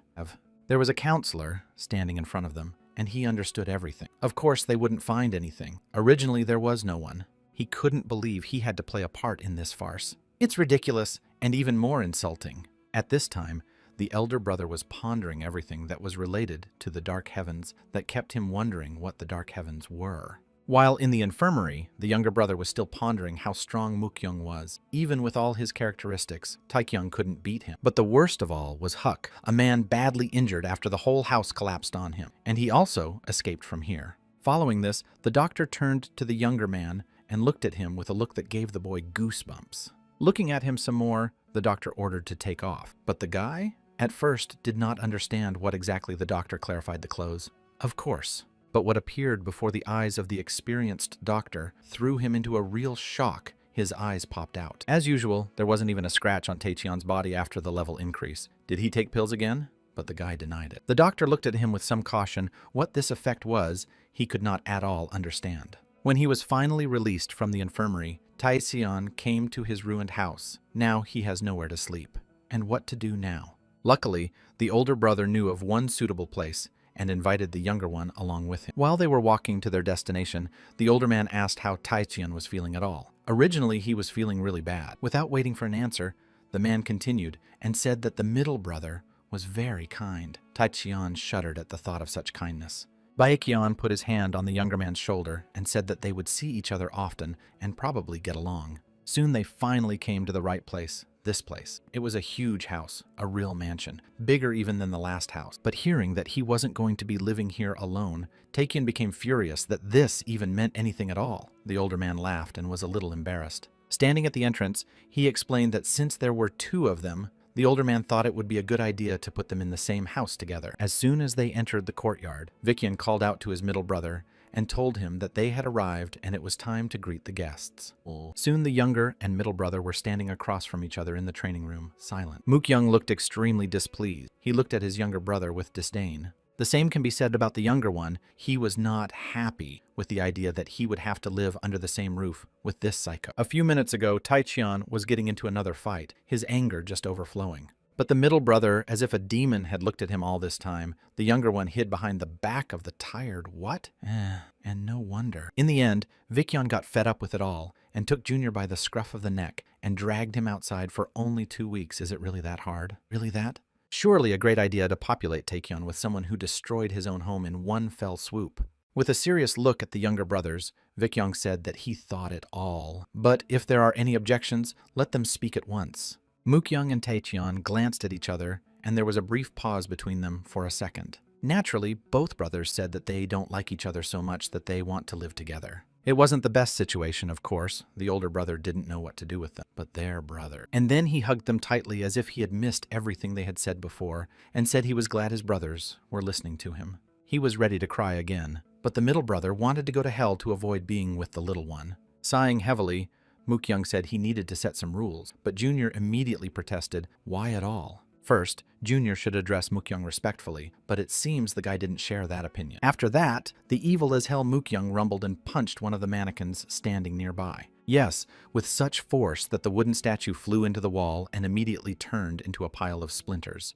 He moved closer to his younger brother and in an ingratiating voice asked again what the first rule was about. Taekyung looked back at the mangled mannequin, but he wanted to live more. They looked at each other in silence again, waiting for an answer. But still wanting to maintain at least the integrity of his bones, the younger bowed and said that he should show respect to the elder. Secondly, Junior must be very quiet if he, God forbid, interrupts his sleep or training. Mukyun was silent for a second. One last rule, Taecheon is free to use the training ground, but if middle brother tells him to call, he'll take off immediately. Taecheon obediently ran to the 3rd floor. He glanced over his shoulder at his middle brother, who didn't want to live under the same roof with this tyrant, but he had no choice. The middle one had already started his training. Taecheon thought to himself that he would catch up with him soon, until that day should count. But suddenly Mukyung swung his sword with such speed that Junior didn't even have time to realize when the dummies had turned to ashes. A chill ran down his spine, and he realized that he had to leave quickly to catch up with him before it was too early. So there you have it. Mukyung doesn't like to depend on others, a pragmatic workaholic who does nothing but train. He's also a psychopath. Meanwhile, Junior sat in his room at his desk and pondered the recent events had hit him very hard. Taecheon was sitting at the table and was very glum, and here again the 2 older brothers are trying to restore the family's honor, and the younger one is doing nothing. But suddenly the thought popped into his head, stop, this is his big chance to prove himself as a normal man. If he next days will live under the same roof with this genius, then he will be able to practice with him. Maybe the average would want to teach him. The saddles of this elder and Joe and the ones he had fought in the past immediately appeared in his mind. Need to get stronger, ASAP. All this time the guy has been on a tear with his current level. It's not good at all. Maybe if he trains hard, he won't be too far away from the next rank. It's a great opportunity. Exactly, he completely forgot and ordered to open the quest log. A pop-up initial appeared in front of him. There were no quests, but he got a new skill and a title back. What it even means, the guy did not understand at all. But his face changed after he saw the increase in his skills and the ability to exit and enter. Meanwhile, the middle brother was meditating in the training room. He was trying to concentrate and establish internal energy. Lately, he had been trying to go beyond his normal state and control the meridian vessel. Time after time, he failed, but if he can do it now, he'll raise his rank. Today was the day he would succeed in doing so. The man frowned and tensed his entire body, something that could not be missed so easily. His entire body began to emanate an incredible power that was literally overflowing from all sides. But something went wrong. The guy felt his body start to shake and collapsed on his side. What had just happened in the first place? Meanwhile, in the terrifying sword sect, a man stood and held a scroll of paper in his hands. Most likely it was a message. In front of him stood the messenger, who was the personal advisor Pong. The man looked at him with a calm and poised gaze. The man stood and looked with frightened eyes at this invitation from the Jin family was a great honor and horror at the same time. He was sweating with fear. No, this is both a call and a threat at the same time. If he agrees, they will wipe his sect off the face of the earth. Meanwhile, the envoy stood before him and waited for an answer, a tense pause hanging between them as no one dared to make the first move. Only their torches lit the way. If this was the case, the terrifying sword sect wouldn't have the strength to stop them. It seems the Jin family has made their move. The host bowed and replied in a trembling voice that he would certainly come and accept this invitation. The counselor said he was glad to hear that, and one more thing the man asked if he saw anyone suspicious. Seeing the bewilderment on their faces, Pong looked at them even more closely and said that he had heard that the invading man might have gone this way. The fat man was even more frightened and shouted that this was impossible, that there must have been some kind of mistake. It just couldn't be. The counselor didn't know what to say anymore. He laughed. Really? This is some kind of mistake, because this sect could never do such a thing. He thanked the men for their cooperation and, sitting down on his rocking horse, said he was looking forward to seeing them in the new year. The messenger kicked the horse, and it quickly galloped off into the night darkness, leaving the frightened sect members alone. Meanwhile, the older brother was at his business post, doing nothing more than trying to stay awake from the boring paperwork. The man sat all alone in an empty hall and did not know what to do to occupy himself these state affairs. Just drove him crazy. If he can unite the Shanzi sects, there's a chance that he can gather them under the Jin family umbrella. That's something. Suddenly, he heard the clang of weapons and walked over to the door leading to the balcony. Something was definitely going on there. The clinking of blades came from the residence, where he had put the two brothers. What was even going on there? Younger brother was in the middle of a battle. He tried to get out of here, but nothing worked. The kid tried to get away on the middle. Brother chased him everywhere. He said he seemed to have explained the second rule lucidly enough. The middle one was furious. He almost ruined his blood vessels because the younger one invaded him during practice. What a dumbass. Junior didn't understand anything, but Vicyon quietly snuck over here to see what was going on and looked through the fence. Taishan tried to get out of here, but his middle brother wouldn't even let him take a step. Let him not forget about his lower body. He has to defend everything normally, or he will miss the last punch. In the end, it got tiresome, and Taekyun switched from defense to offense. The middle brother was even a little surprised by the surprise. He said that the younger brother lacks the basic knowledge of arm-waving instinctive lunges. Let him not do that. But the younger brother didn't listen to him at all. He told him to get off his back. He seems to have memory problems, too. The middle one told him to go to sleep. When he wakes up, Mookyoung will carefully explain all 3 rules to him. Taekyung was already at the end of his strength, and he was bleeding. He was breathing heavily and trying to stay on his feet. The older brother suddenly appeared from behind the door. How did they even know he was here? A smile shone on the man's face. The middle brother replied that it would be weird if he didn't hear the older one swallowing nervously. Seeing the older man's concern for Taekyun, Mookyoung frowned. Don't worry about him so much. He has great stamina. Seeing the older brother smiling at Mookyun, the latter replied that he was just being happy. Isn't this the first time Mookyoung has praised his younger brother? This doesn't happen often. The man froze in place. He's speechless. What's the older man talking about? How can you even praise this little punk? And he immediately began to refuse. No, of course not. But the older man was already smiling. Well, yes, of course. Vickyong isn't sure if Junior is in a lot of pain right now, but he should have been able to bear it by the way Taecheon was still unconscious. Shaking his head, the elder was sure that Mookyoung would definitely make his younger brother much stronger. Only a gifted one could understand another gifted one. Thinking it was all just for the good of his younger brother, Vickyong went on his way, leaving the 2 brothers in place, the middle one shouting for them to take the brat away. The next morning, Taecheon woke up in his room. His whole body ached like a train had run over him, but the guy was sound asleep.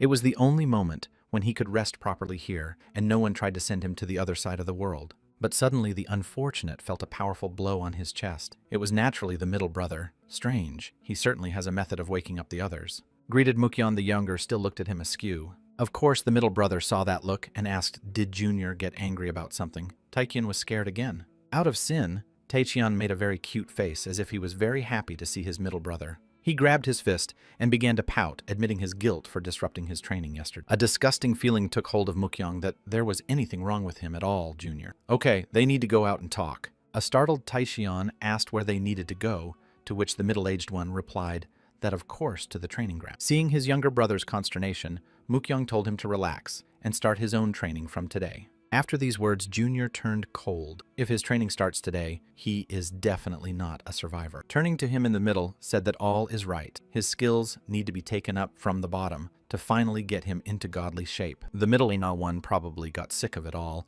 and decided to explain why his older brother sent Taekyung to live together, although the neighborhood is full of empty houses. Although the Kwon, the middleman sighed heavily. Yes, he should have refused from the start, but he seemed to be contradicting himself. He wanted to train after all. Finally, the younger one got his act together and bowed. He said he had great hopes for his elder. Mookyoung looked at him and told him to think hard. No indulgences would be granted. With full confidence in the voice, Taecheon said that he really wants to get stronger no matter what. Walking outside the room, Mukyun said that in that case, he was waiting for him at the training ground. Junior stood there and couldn't believe his happiness. On top of all this, he had a new quest to get approval from his brother, and that was something he had to try to do. Stopping for a second, the middle one turned around and told him to take the spear he was using with him. Taekyun was surprised.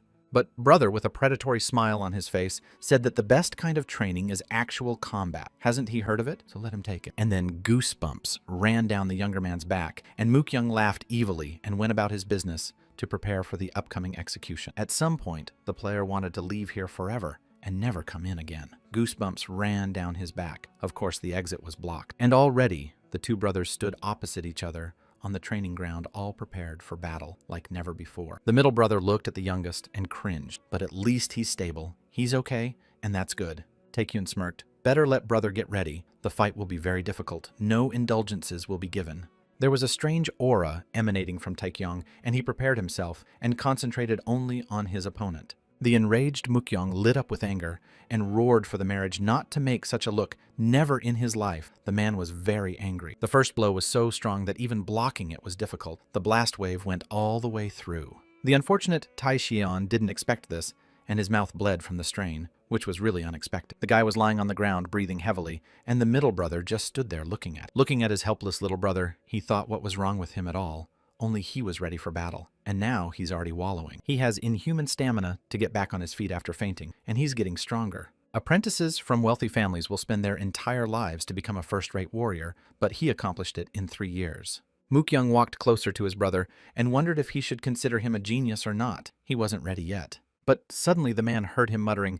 Taexion was saying something under his breath, and his brother couldn't hear the words. The unfortunate junior stretched his arms and presented the magus in front of him, while at the same time Mukyung watched him and grimaced. Never will he recognize him as a genius. While in the armory, Mukyung asked how his brother thought. Why did he enter the Heavenly Academy? There were 2 reasons. Taekyung was surprised that it wasn't just because his middle brother couldn't stand him, was looking for some reason. The guy opened his eyes. The middle brother explained that their family had nothing else to teach him, and the Heavenly Academy could provide the necessary training. Junior rose to his feet and asked what about the Jin family's spear, but Mukyung repeated he had nothing to learn here. He knew everything. Hearing that his brother knew absolutely all the family techniques, Junior wondered how it was even possible for him to do so, except with difficulty. Mukyung frowned and sighed heavily. It seems that his brother is a bit confused. It's better to show once than tell 100 times. The 2 of them walked out to the training area where several mannequins stood. Now the brother would demonstrate what he could do.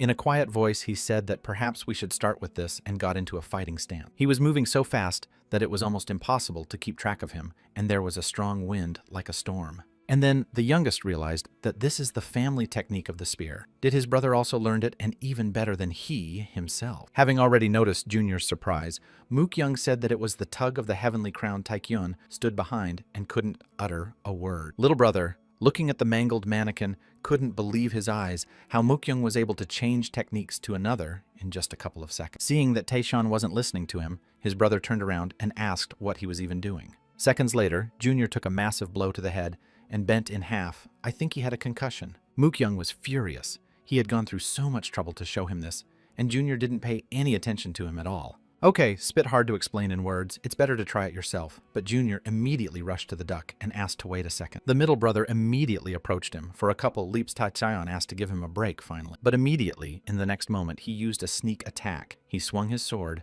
but his brother dodged at the last moment. And here comes the first lesson. The man has already prepared his attack, and the younger one didn't suspect anything yet. The first rule when facing an opponent stronger than you is to act carefully and with caution. And now Junior felt an incredibly strong blow to his chest. He even flew back a few meters. However, Mukyung was completely calm. No need to be afraid. He certainly wouldn't beat his precious little brother in full force, it seems. Meanwhile, a scared and tense Taexion was preparing for the next strike. Better get rid of that wooden sword if brother is worried. But no sooner had Taexion finished his thought than he was immediately hit by the wooden ball again. His middle brother approached him and quietly asked why would he do that. Such a workout would be much more effective. Okay, if he wants to fight like this, then so be it. The younger man swung his spear around in an attempt to at least hit. Mukyun smiled at him, amused by his younger brother looking like a hurt child trying to fight back. He put out his sword and began to strike with incredible speed. Hundreds of blows were coming straight at his opponent. With great difficulty, Taekyun was still able to block these blows, although his arms were already starting to ache. Taekyun bent down and his brother continued on second while he practiced in the sweat of his brow. Bent in half, the younger brother was still pondering about how he had lived his life in vain. Mokyung looked down at him and ordered him to get up. He had an incredible grudge while everyone was dating girls he was fighting monsters, and now his brother is saying this. Somehow Mokyung didn't dodge, and the younger man hit him squarely with his fist in the chest, with a slamming sound and a thud as if he had hit a wall. The boy didn't understand anything and just stared at his middle brother, with his eyes wide open at what had just happened. A second later, Taecyeon felt an incredible pain in his arm as if he had hit a concrete wall. What was that even? In the meantime, Mokyung took out an iron plate with a fist imprint from behind his back, and thirdly, he needed to know the enemy's intention. Approaching the younger man, he said the fourth rule is to never relax in endurance training. Taecyeon looked at his arm and thought he had broken it, but his middle brother asked in surprise. Looking at his relative with an even closer look, Mokyung asked snidely, "Is that really all he can do?" When he turned around, Junior saw a terrifying scene of Mokyung flying at him at an unbelievable speed. In the next second, the already wounded guy felt 4 swift blows to all his limbs. He was terrified. His arms and legs seemed to fail, and he couldn't move a finger. But looking around, Taekyung realized they were fine. But the middle brother said he just lost his arms and legs if this was a real fight. And all of this is because he is fighting a master from the underworld who is 100 times stronger than him.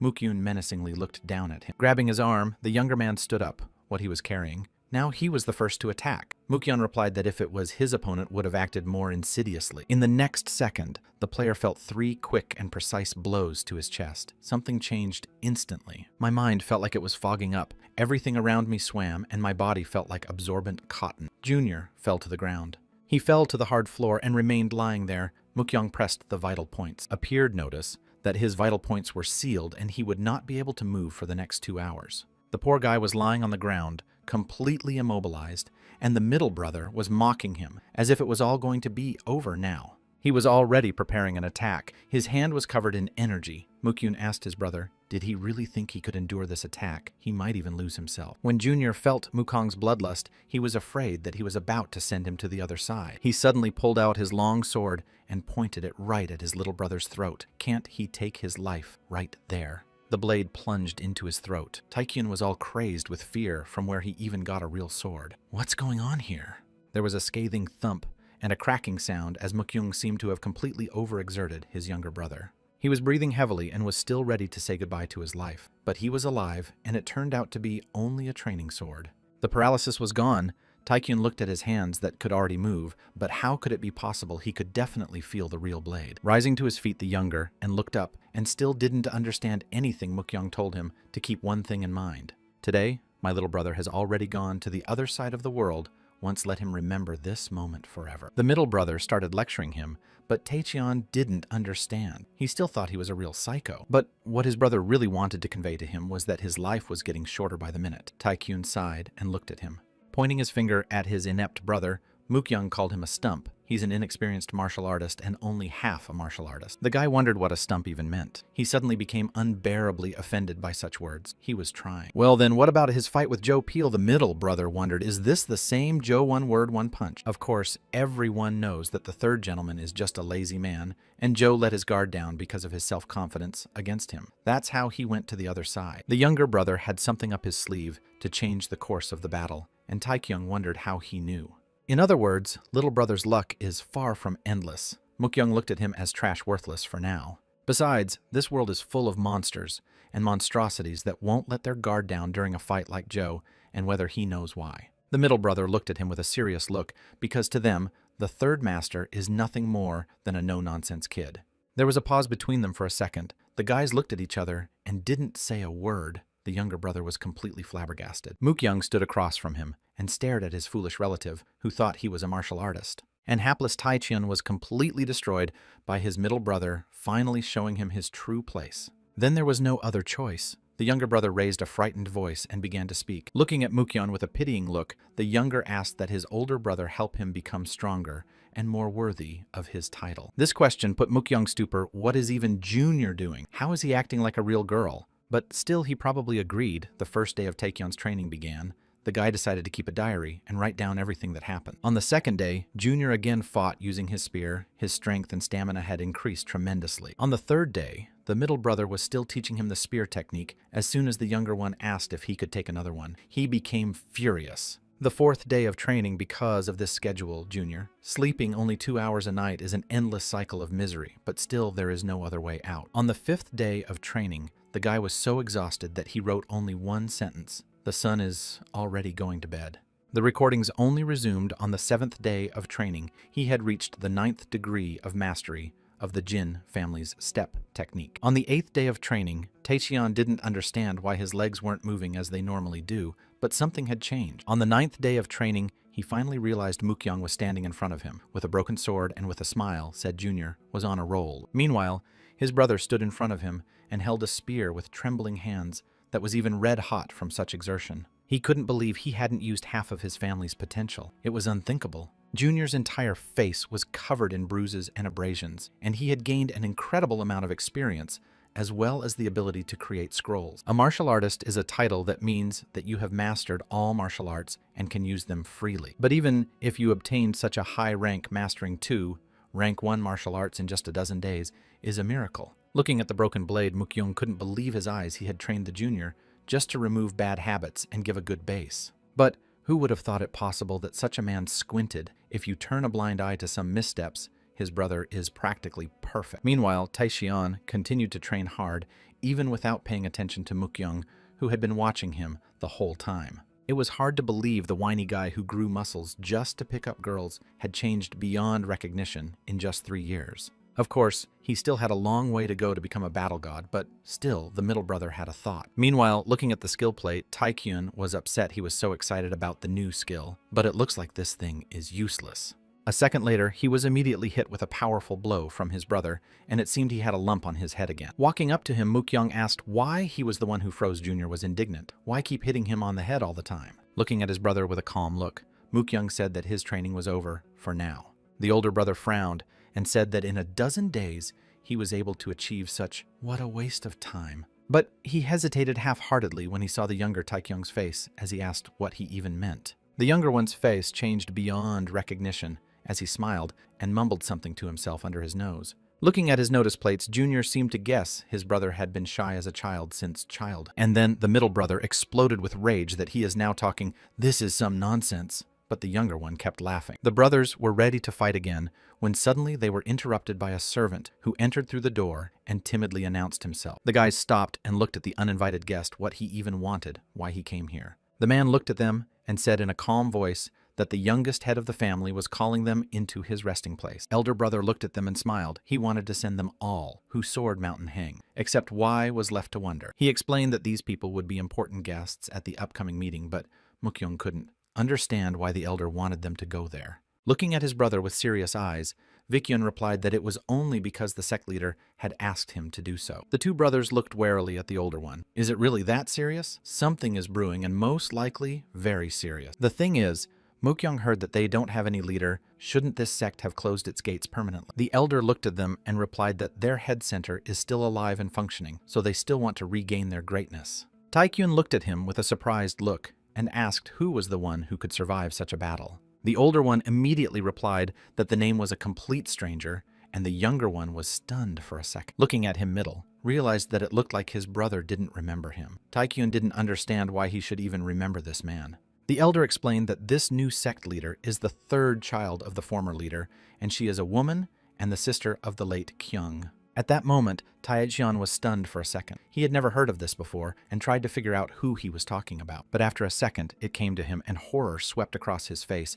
If this woman was worthy of her brother, then how strong she was. Mukyoung looked at the younger man and saw his fright and asked if he knew her. Vikyung said it was a request from the new leader. Realizing that he had nothing to do here, the middle brother decided to leave, but Vikyun had to meet a practitioner who wanted to share the scrolls. Opening the quest menu, Junior hesitated, though he was glad he only had to do this one thing, but it was too easy. Trying to leave, the player realized that such a function is available. Perhaps he needs to connect the contract with Choi and then do the quest. But no, they were already sitting in the wagon, waiting to depart. The middle brother tapped on the wall and called out to Kusera. A familiar voice came from outside. Surprised, Mukyoung asked if he wasn't the coachman, what he was even doing here.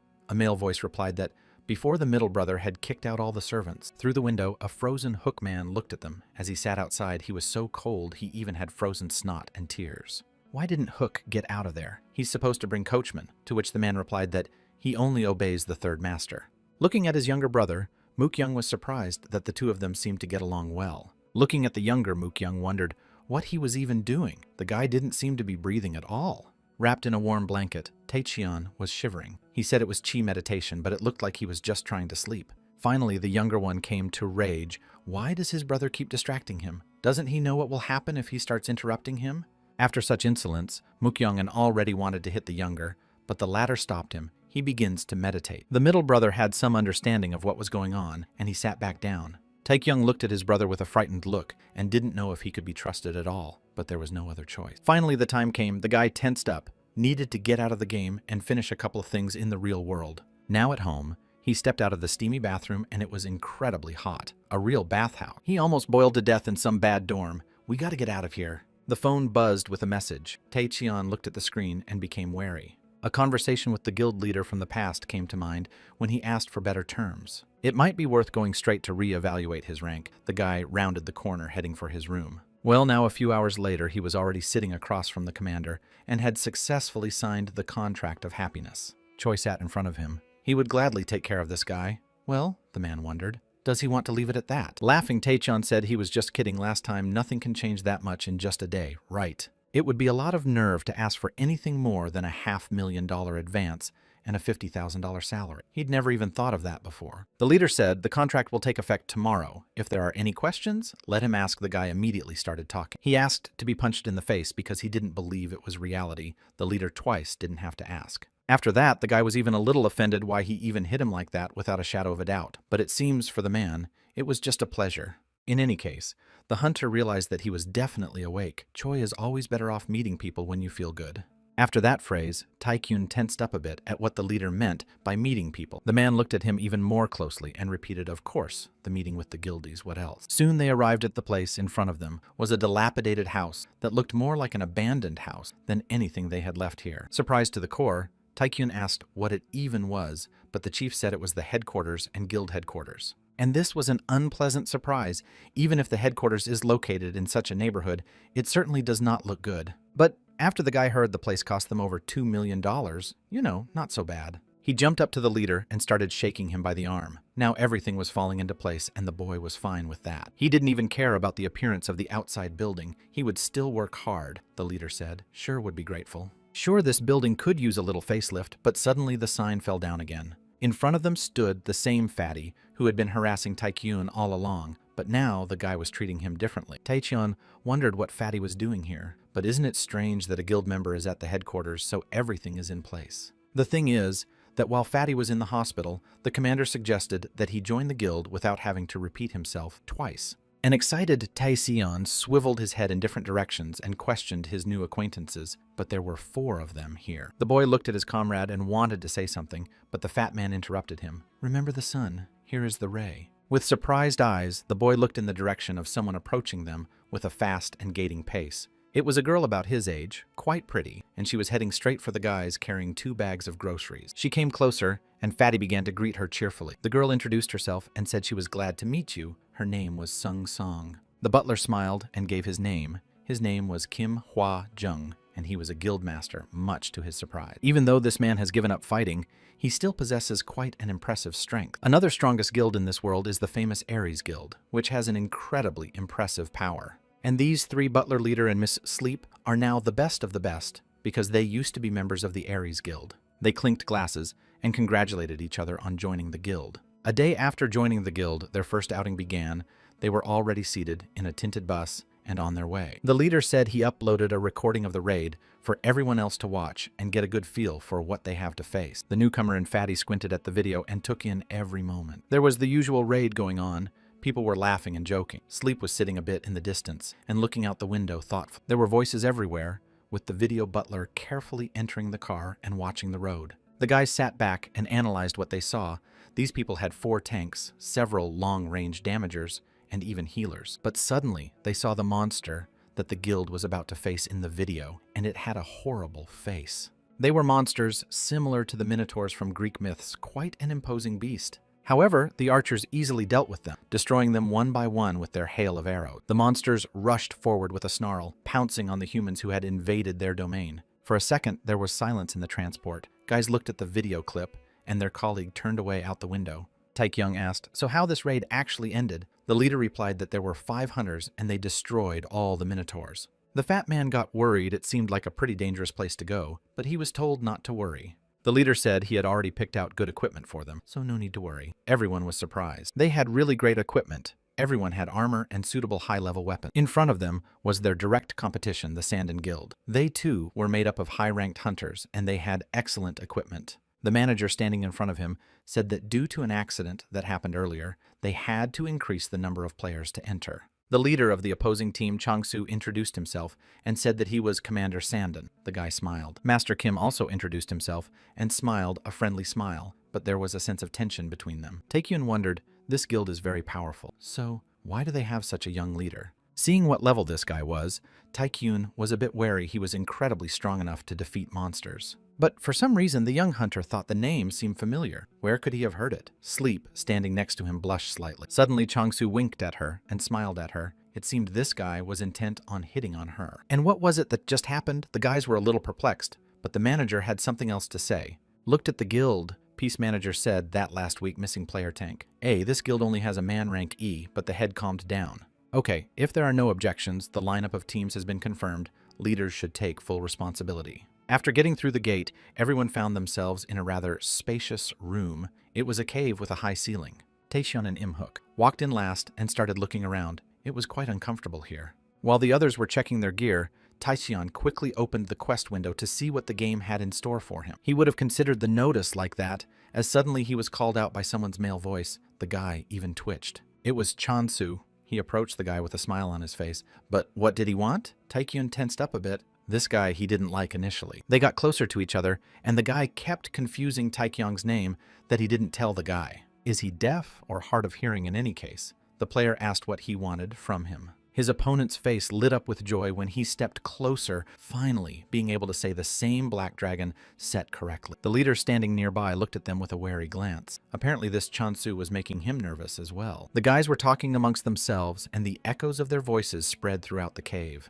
As soon as the guys were done talking, leader approached Taekyun and asked, "Does he really know this guy?" But the player shook his head for the first time he had seen him. With some concern in his voice, the leader asked the guy sure he wasn't trying to recruit him. Taekyun replied that there was no such thing. Choi looked at the backs of these guys who were talking about something. Again, something was wrong with them. Another team member asked the leader why he was talking to that deity, but Changsu replied that he was just curious about the gear. Turning to the assistant, Changsu advised him to finally turn on his brain how a lowlife like this guy could get such armor. The deputy must have rented it for a pretty penny. Well, it looks pretty sweet though. The leader pondered, though he bribed the manager but still allowed these people to join, because that girl was his type. He kept watching her the whole time without taking his eyes off the guy, even became a little obsessed with getting her. With power and money, picking up girls in raids is easy. But to do that, you have to get rid of their leader first. He looked at Choi, the man.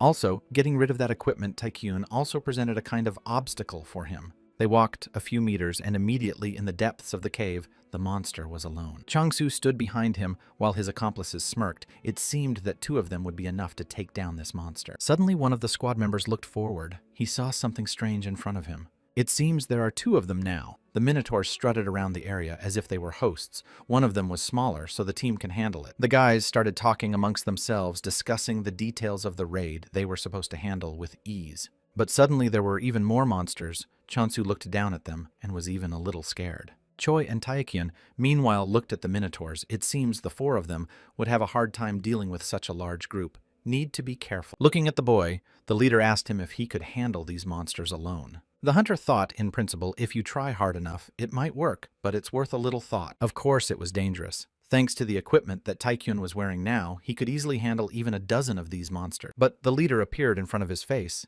and the man's expression was very wary. Taekyun even twitched a little in fright. In a trembling voice, he said he wasn't sure. The leader was a bit surprised.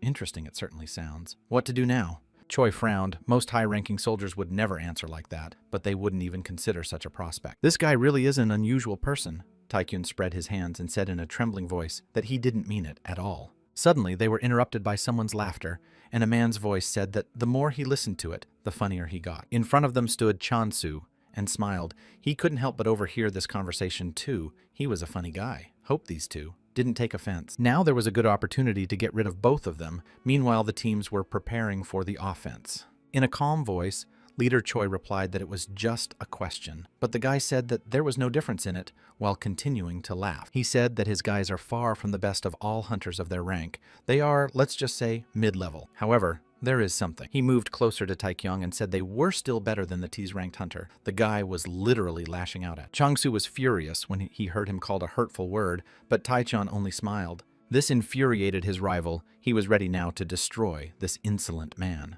Kim suddenly stepped in and pulled the boys apart and said that now was not the time to fight at all. Sun joined them now and said that now was not the time to quarrel. After all, they had a dungeon to go to. Seeing the beautiful girl in front of him, Chansu smiled and said that for now, he would turn a blind eye to it, no time to fight, and really. The master walked over to Taekyun and said that he seemed to have gotten conceited because of his equipment and should have been more modest. But it seems Chansu was set up differently. He gave him $500,000 for each Minotaur if he defeated them alone. After calculating in his mind, Tai Qian realized that it was somewhere around $4 million, a fabulous sum that made his jaw drop. He didn't believe this guy at first, that he really wanted to give him such a sum just to pamper his ego. But no, it was a bet Chansu would only give if he beat everyone here. But to make things even more interesting, there was one suggestion. If the newcomer loses, then Song join their faction. The girl raised her eyebrow in surprise as soon as she heard such a thing. Leader walked up to the girl and asked her what she thought. Son replied that greedy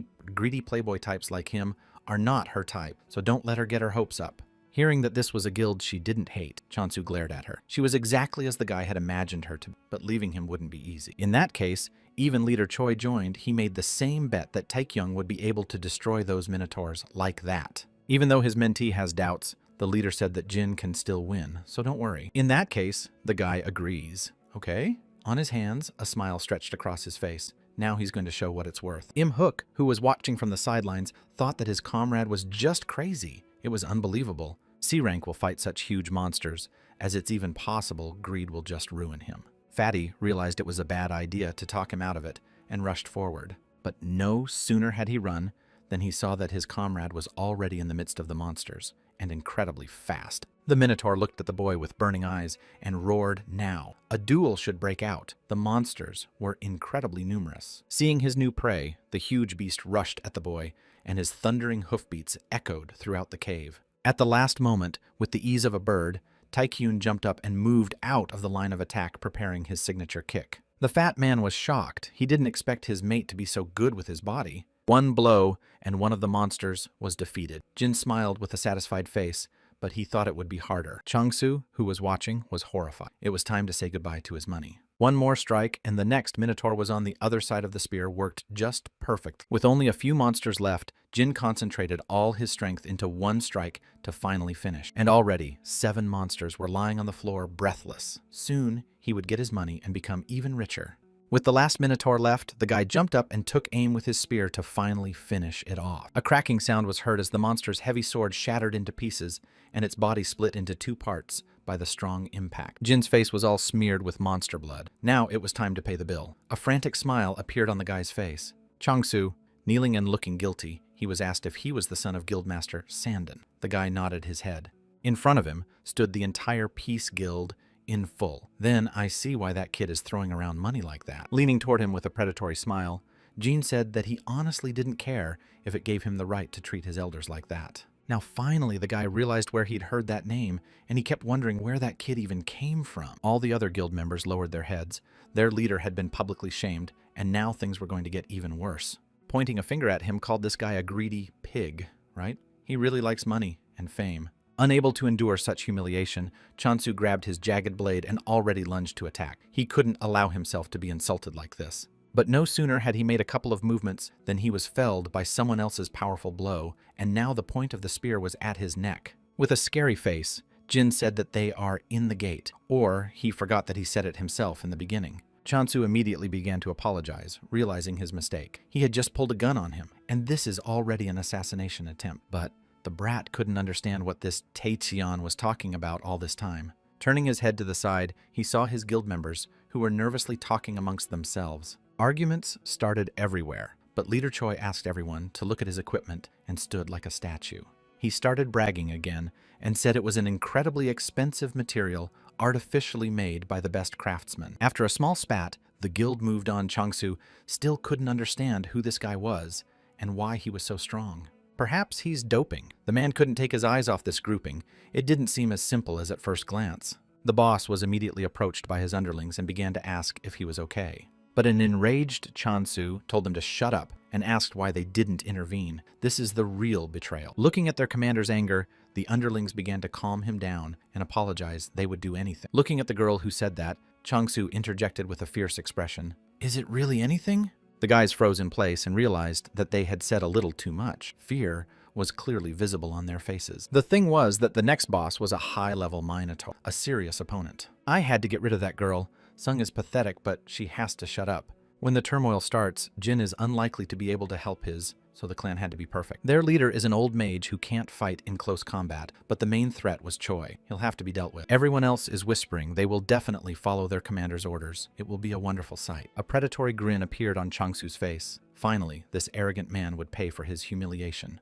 Meanwhile, Jin called out to them why they were sitting there. The boss's room would soon appear. A predatory grin appeared on Changsu's face. At last, this bunny would pay for humiliating him so much. But it only took one blow to make the Minotaur almost nothing. Jin stood and looked at the result of his work. The guy sighed heavily. "We can get out of here now, but the main thing is to take the loot." His team, along with the opponents, opened their mouths in surprise. The guy did not understand what they were staring at. Im Hook asked if he's serious. The guy just took down a Minotaur with one punch. He also asks. The commander didn't find anything to say. "We'll have a good talk about it after the battle. Is that guy really capable of it?" Smiling Jean agreed. Then, of course, they would talk about everything. Turning back to his support, he asked her to fix him up a bit, but saw the two rubbing themselves near the girl. Then he shifted his gaze to Changsu. At this time, the guy was trembling with fear. He definitely didn't expect to see such a thing. The poor man turned green with fear. His lips curled up and he didn't even know what to say. Jin came up to him and hugged him lightly and asked him what was wrong with the money, but he said he would transfer it tomorrow. Patting him on the back, Jean laughed contentedly. Of course he would translate. He just had nowhere else to go. The frightened Changsu walked stone-faced away. He still couldn't believe what he was seeing. "Where did you come from, Im?" Hook Fatty asked uncertainly if Jin was sure that this dude would give him everything. He turned to his comrade and whispered in his ear that this man could cover his tracks. Then, making a mysterious face, he said it was a rumor about the guild mother, Sandon. He has a nickname of Ice. This highly ranked mage played a key role during the Great Catastrophe. Also, this man was one of the few who could masterfully use ice magic. That's how he got his nickname. After everything happened, instead of retiring, this person decided to start his own guild. However, such already existed. And in the end, Sandon still exists today, only because her boss is destroying other guilds. Just at that time, rumors about his cruelty and began to spread among people all afraid of him. Meanwhile, Guildmaster Sandon sat in his office. He couldn't bear the thought of his son failing so badly. He spent as much as 8 million. I wonder who he was looking at. The man was furious.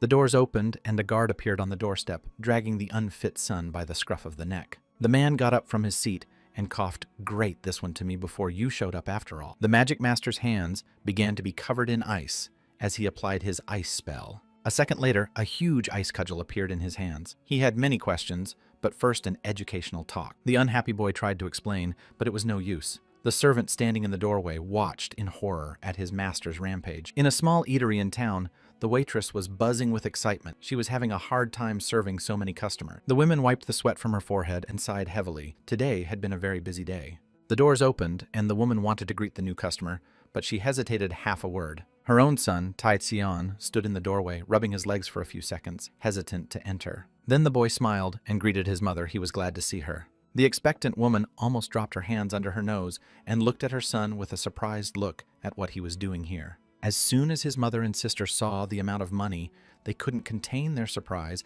and Taecheon said that he was making a lot of money. Now, his mother won't have to work in restaurants. He will take care of all the financial worries. He knew full well that his mother didn't want to take money from him, so as not to burden his family sat around the table and discussed. Then, looking at his sister, the guy wondered what was wrong with her face. She was in pain, or that apparently the girl wasn't sleeping at all. Sighing heavily, she said she had a fever from school back sent home to sleep it off. My brother was scared why he was only hearing about it for the first time she was taking medicine, or at least going to the doctor, but it was still there. After thinking about it for a while, Jin realized that it was expensive, but if she drank high-quality potions, she would immediately recover. But suddenly, an idea came into his head where he could use his magic better. Against all protests, the guy took her hands and ordered her not to move, even though her sister continued to rage on. He said it would hurt a little, so let her be patient. Energy immediately began to develop on the girl's body. It was a cultivation technique sister didn't understand anything. She had some strange feeling. With a wink of an eye, her brother told her to bear with it a bit. Now it's going to pinch, but it's all good.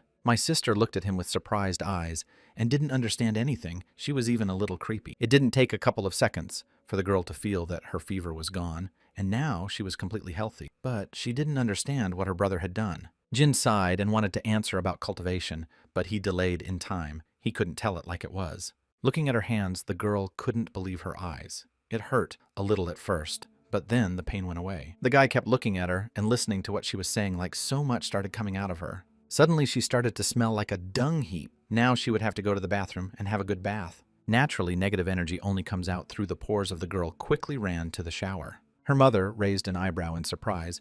When she was young, she had dealt with Chinese medicine, but not that much. Turning to her son, she asked if she had any digestive problems. It might be worth a try, too. After that, the guy went outside and was already talking to someone and was told to take a break for a week because of the incident. However, how does this relate to each other? Taecheon said, with confidence that he wants to work immediately. The conversation would go on for a long time, but still they came to a common agreement. Yes, let's take a break for a week, and the guy hung up.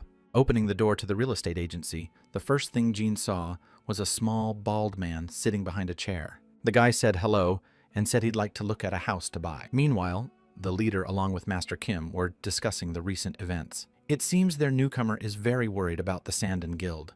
Butler smiled. What an interesting young man this is after all. Although he doesn't think out actions much, but his sense is keen. Choi clutched his eyes and thought this guy was clumsy when he first met him, but last time he was all able to overpower the monster. Taecheon is a warrior who can grow stronger day by day, not to mention he grows at an alarming rate. The chief turned to the butler in a very serious voice. The old man looked up and replied. Looking at the old man, the man asked him to find information about the people who had received the Third Awakening. That was the only explanation. The butler, at first, didn't even quite understand what he was talking about and wondered how such a thing was even possible. Yes, it will take some time, definitely, but it will be worth it. The man thanked him for his cooperation. On the way out, the old man said that although their target was Jin, he could be followed, so he decided to introduce security. The master said not to report it. They have less information than their opponents. Better to let him find out for himself. In addition, Sandon has become more cautious. They would have invaded and destroyed everything. Meanwhile, Jean was looking around the new apartment. It was great for 4 rooms and 2 bathrooms. There was a large hotel with a huge plasma almost on the entire wall. It was a private home in a safe zone. This one was a perfect fit. The seller assured the guy that it was a great option. It was a good option, but Jin said there used to be an apartment complex here. The man looked at him and asked if he lived nearby. About a dozen years ago, there was perestroika here, and things have changed a lot. The realtor waved his hand. Raising his eyes up, the guy nodded, his head faithfully skyrocketed, so few could afford it. He sank back into the memories. It hadn't been long since their father had left the world. It was a black day. Seeing the thoughtfulness on the client's face, the realtor asked about the contract the guy would sign it. Jean gladly agreed. Then Taecheon said he'd walk around the neighborhood a bit. The realtor said he'd smoke here for a while. The guy walked along the streets and remembered this neighborhood he found painfully familiar. But now everything has changed beyond recognition. He went outside and saw a man and a woman talking, leaning against a yellow-colored car. Seeing these two, Taecheon was immediately not happy with them, and what he saw he disliked very much. The man even took off his glasses and seemed to recognize Jean. He named the school the guy attended, and even the class. This man's name was Park Ji-hwan. He introduced himself with a smile, and Jin opened his eyes in surprise. Soon they separated after a short conversation. Puck got into his car and was already speeding down the highway. His girlfriend looked at the man with a distrustful gaze. It looked like the two were childhood friends. The girl said she was only nice to him because he's a friend of her boyfriend's. He's not very nice. She said Puck is 100 times better than this guy, and ability level, and handsome. She looked at her boyfriend and was surprised he hadn't even called his significant other after all these years they were so close. After a bit of silence, Puck said that it wasn't true the guy didn't seem to particularly want to bring it up. In Jin's hands was a Myeongdong Guild business card that a friend had given him as a farewell card. The guy was surprised. Such a large unit is the first in this guild. It's almost an elite warrior after all. Thinking about it, Jean drank some of his cocktail. He remembered the man a little differently, yes, and he was shorter in stature. In front of his eyes were still moments from that meeting. Huang was inviting him to a future classmates meeting, and his girlfriend was pulling the guy by the hand. Back! And now Jean sat on the bench and pondered. He recalled moments from the past, and it cast a sadness over him. Also, the guy didn't realize if they were that close, something he didn't remember ever hanging out with this person. It was only now that Taechan remembered that the realtor had already smoked the entire pack of cigarettes and was staring at the floor with his eyes downcast. It was time to go back. It was already dark outside, and Jean was walking down the street humming a funny song to himself. The realtor was very happy when he contracted for such a huge amount of money. Finally, he will get a promotion at work. Jean was thinking about moving out, but it would be better to move when his sister passed her exams. Until then, there was enough time to make the most of. Make repairs, sign a contract and all that, but suddenly the guy heard something behind him. He swung around and drew his blade at once. Someone had thought to follow him, so he was about to say goodbye to his life. But no one was following him. It was just a regular cat playing with a piece of paper. The guy was already scared. Still, Jin decided to apply chi sense. The cat was of ordinary level and posed no threat. Okay, if the system says so, then that's what it is. Seems like Taekyun was a little overzealous.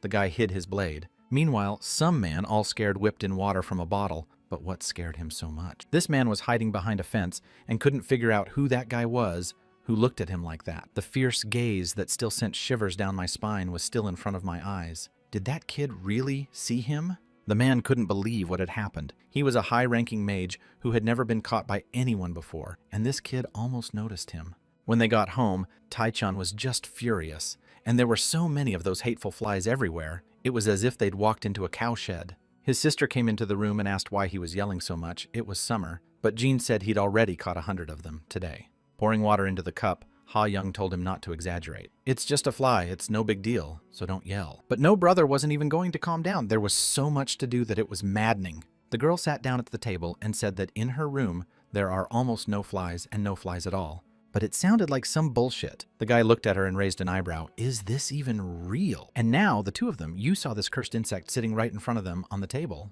However, seeing the fly walk away from them on its legs, they flew through the air. Both were surprised. But soon the insect did take to the air, but it was flying strangely different from the usual fly. It felt like someone was following him and doing it in a very original way. Jin applied chi sense, and really this fly was a familiar. Meanwhile, guild leader Sandon was carefully reading the dossier on Jin, and he was extremely interested in learning more about this guy. The man summoned an assistant and investigated what this hunter in the dungeon with the Minotaur sounded like some kind of nonsense. Who even wrote this report? He even read all this nonsense. The aide said, "This man is not yet experienced, but was recognized for his ability." The commander was so angry that he froze the paper and it crumbled with a crunch. He ordered a new report to be written. And by the way, what about the information related to the Guild of Love and Peace?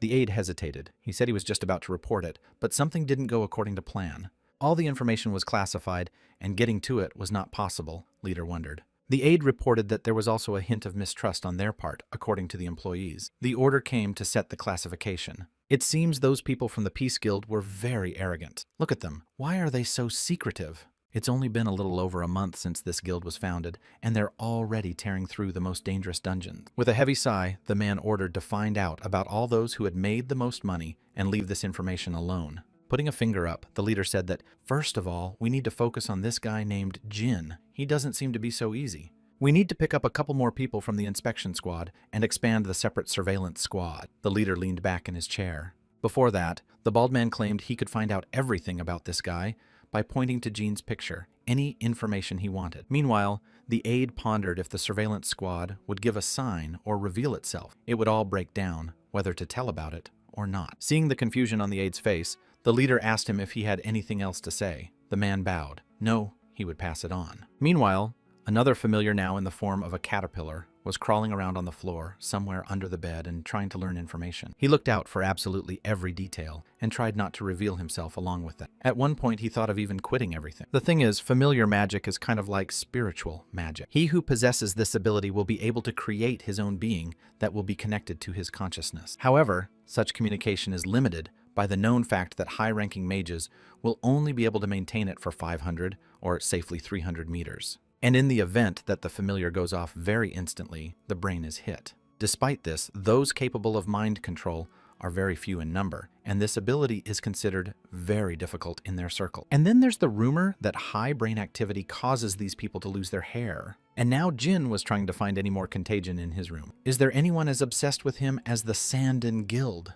But even so, he can't just sit back and let's say they're following him, but a home invasion is too much. First of all, you need to go to a specialized store and buy all the lower ranked weapons in your inventory. To get past the agency, he pretends to be looking for a house and find out if there were perfectly good deals within a half-kilometer radius. In every office Gene walked into, he smelled mana and assumed there might be a wiretap, and then started asking unnecessary questions. And besides, his sister had brought a stray cat from somewhere, which also turned out to be a familiar, which created problems one after another. Jin kept wondering how he could find the people who had arranged such a thorough surveillance of him. The next day, 2 more furry animals attached themselves to him like they were having some kind of race. Also, a male hunter came up to him and introduced himself as a new neighbor. Somehow things are shaping up too suspiciously. He was always in a hurry to get somewhere, and too quickly hidden behind an alley, Gene decided to get ready. He sat at home at his computer and tried to find information, but at the same time, he gave no sign that he suspected anything. Meanwhile, in the form of cats began to vie with each other. It seems they were both following Jin. The guy got a call on his cell phone. He picked up the phone and started talking. As soon as the cats heard the guy introduce himself, they immediately became wary and began to watch even more closely. Gene was talking to someone on the phone, apparently about something important or pretending to be. He pulled out a flash drive and said he had the thing. The cat's eyes glazed over with curiosity. It seems they found what they were looking for. Gene skillfully pretended to talk about something super important to get the attention of these furries. As if on purpose, he said he would go for a walk to the mountain. The cats kept following him with burning eyes. In fact, the guy did it all on purpose. He'll go out to a place where he can watch the window. Opening the door in full determination, he stepped outside. Since these failed searchers couldn't find him, he would help them himself. True in a cat's body, these two will have a hard time taking the flash, but now they will be forced to transform. In full confidence, Taixian went outside. He couldn't wait to see those insolent men. Now, one of the spies emerged from his hiding place and sighed heavily. He continued his surveillance. The man looked down and saw Gene walking down the street. He should probably follow him if he remembered his errand. And now the spy saw the guys from the guild that hired him seem to want to take him out of the game. The man pulled out his phone. Spyro was angry. He wanted to personally get rid of that pesky Gene, but it was too early to give himself away just yet. Either way, this guy's dead, and meanwhile, Gene's already figured it all out on his trail. In a few minutes, he was already there. The forest was dark and impenetrable, a rather dangerous place if you think about it. This road certainly didn't lead uphill. The guy looked over his shoulder to see if anyone was following him. As expected, he was already being followed by 2 men who came out of the darkness, and their silhouettes were visible. One of the men with the scar over his eye stepped into the light and asked, "So why Guy took so long if everything is understood?" Smiling at their name-calling, Gene said he'd take it as a compliment and called out the name of one of them. Both men were stunned after that. They couldn't understand how the guy could know that they had never revealed their names to anyone. Shaking his head smiling, Gene said it was a trade secret and gave the name of another man. It turned out there were more people than expected, almost a dozen, and Jin knew each of them well. The people were shocked at what this guy was doing, but John calmly replied, why should they be surprised? Now already the men did not understand anything and looked at the object of their tracking as he also learned about it. Jubilant Jin said he took the bait, and these suckers took it so easily. Now they all knew the flash drive they were after was a ruse. The guy laughed. Smiling, he said that this is the video he has dedicated his life to, so it's really kind of a treasure. One of the men looked at the commander, who was just furious they'd been tricked by some 20-year-old kid.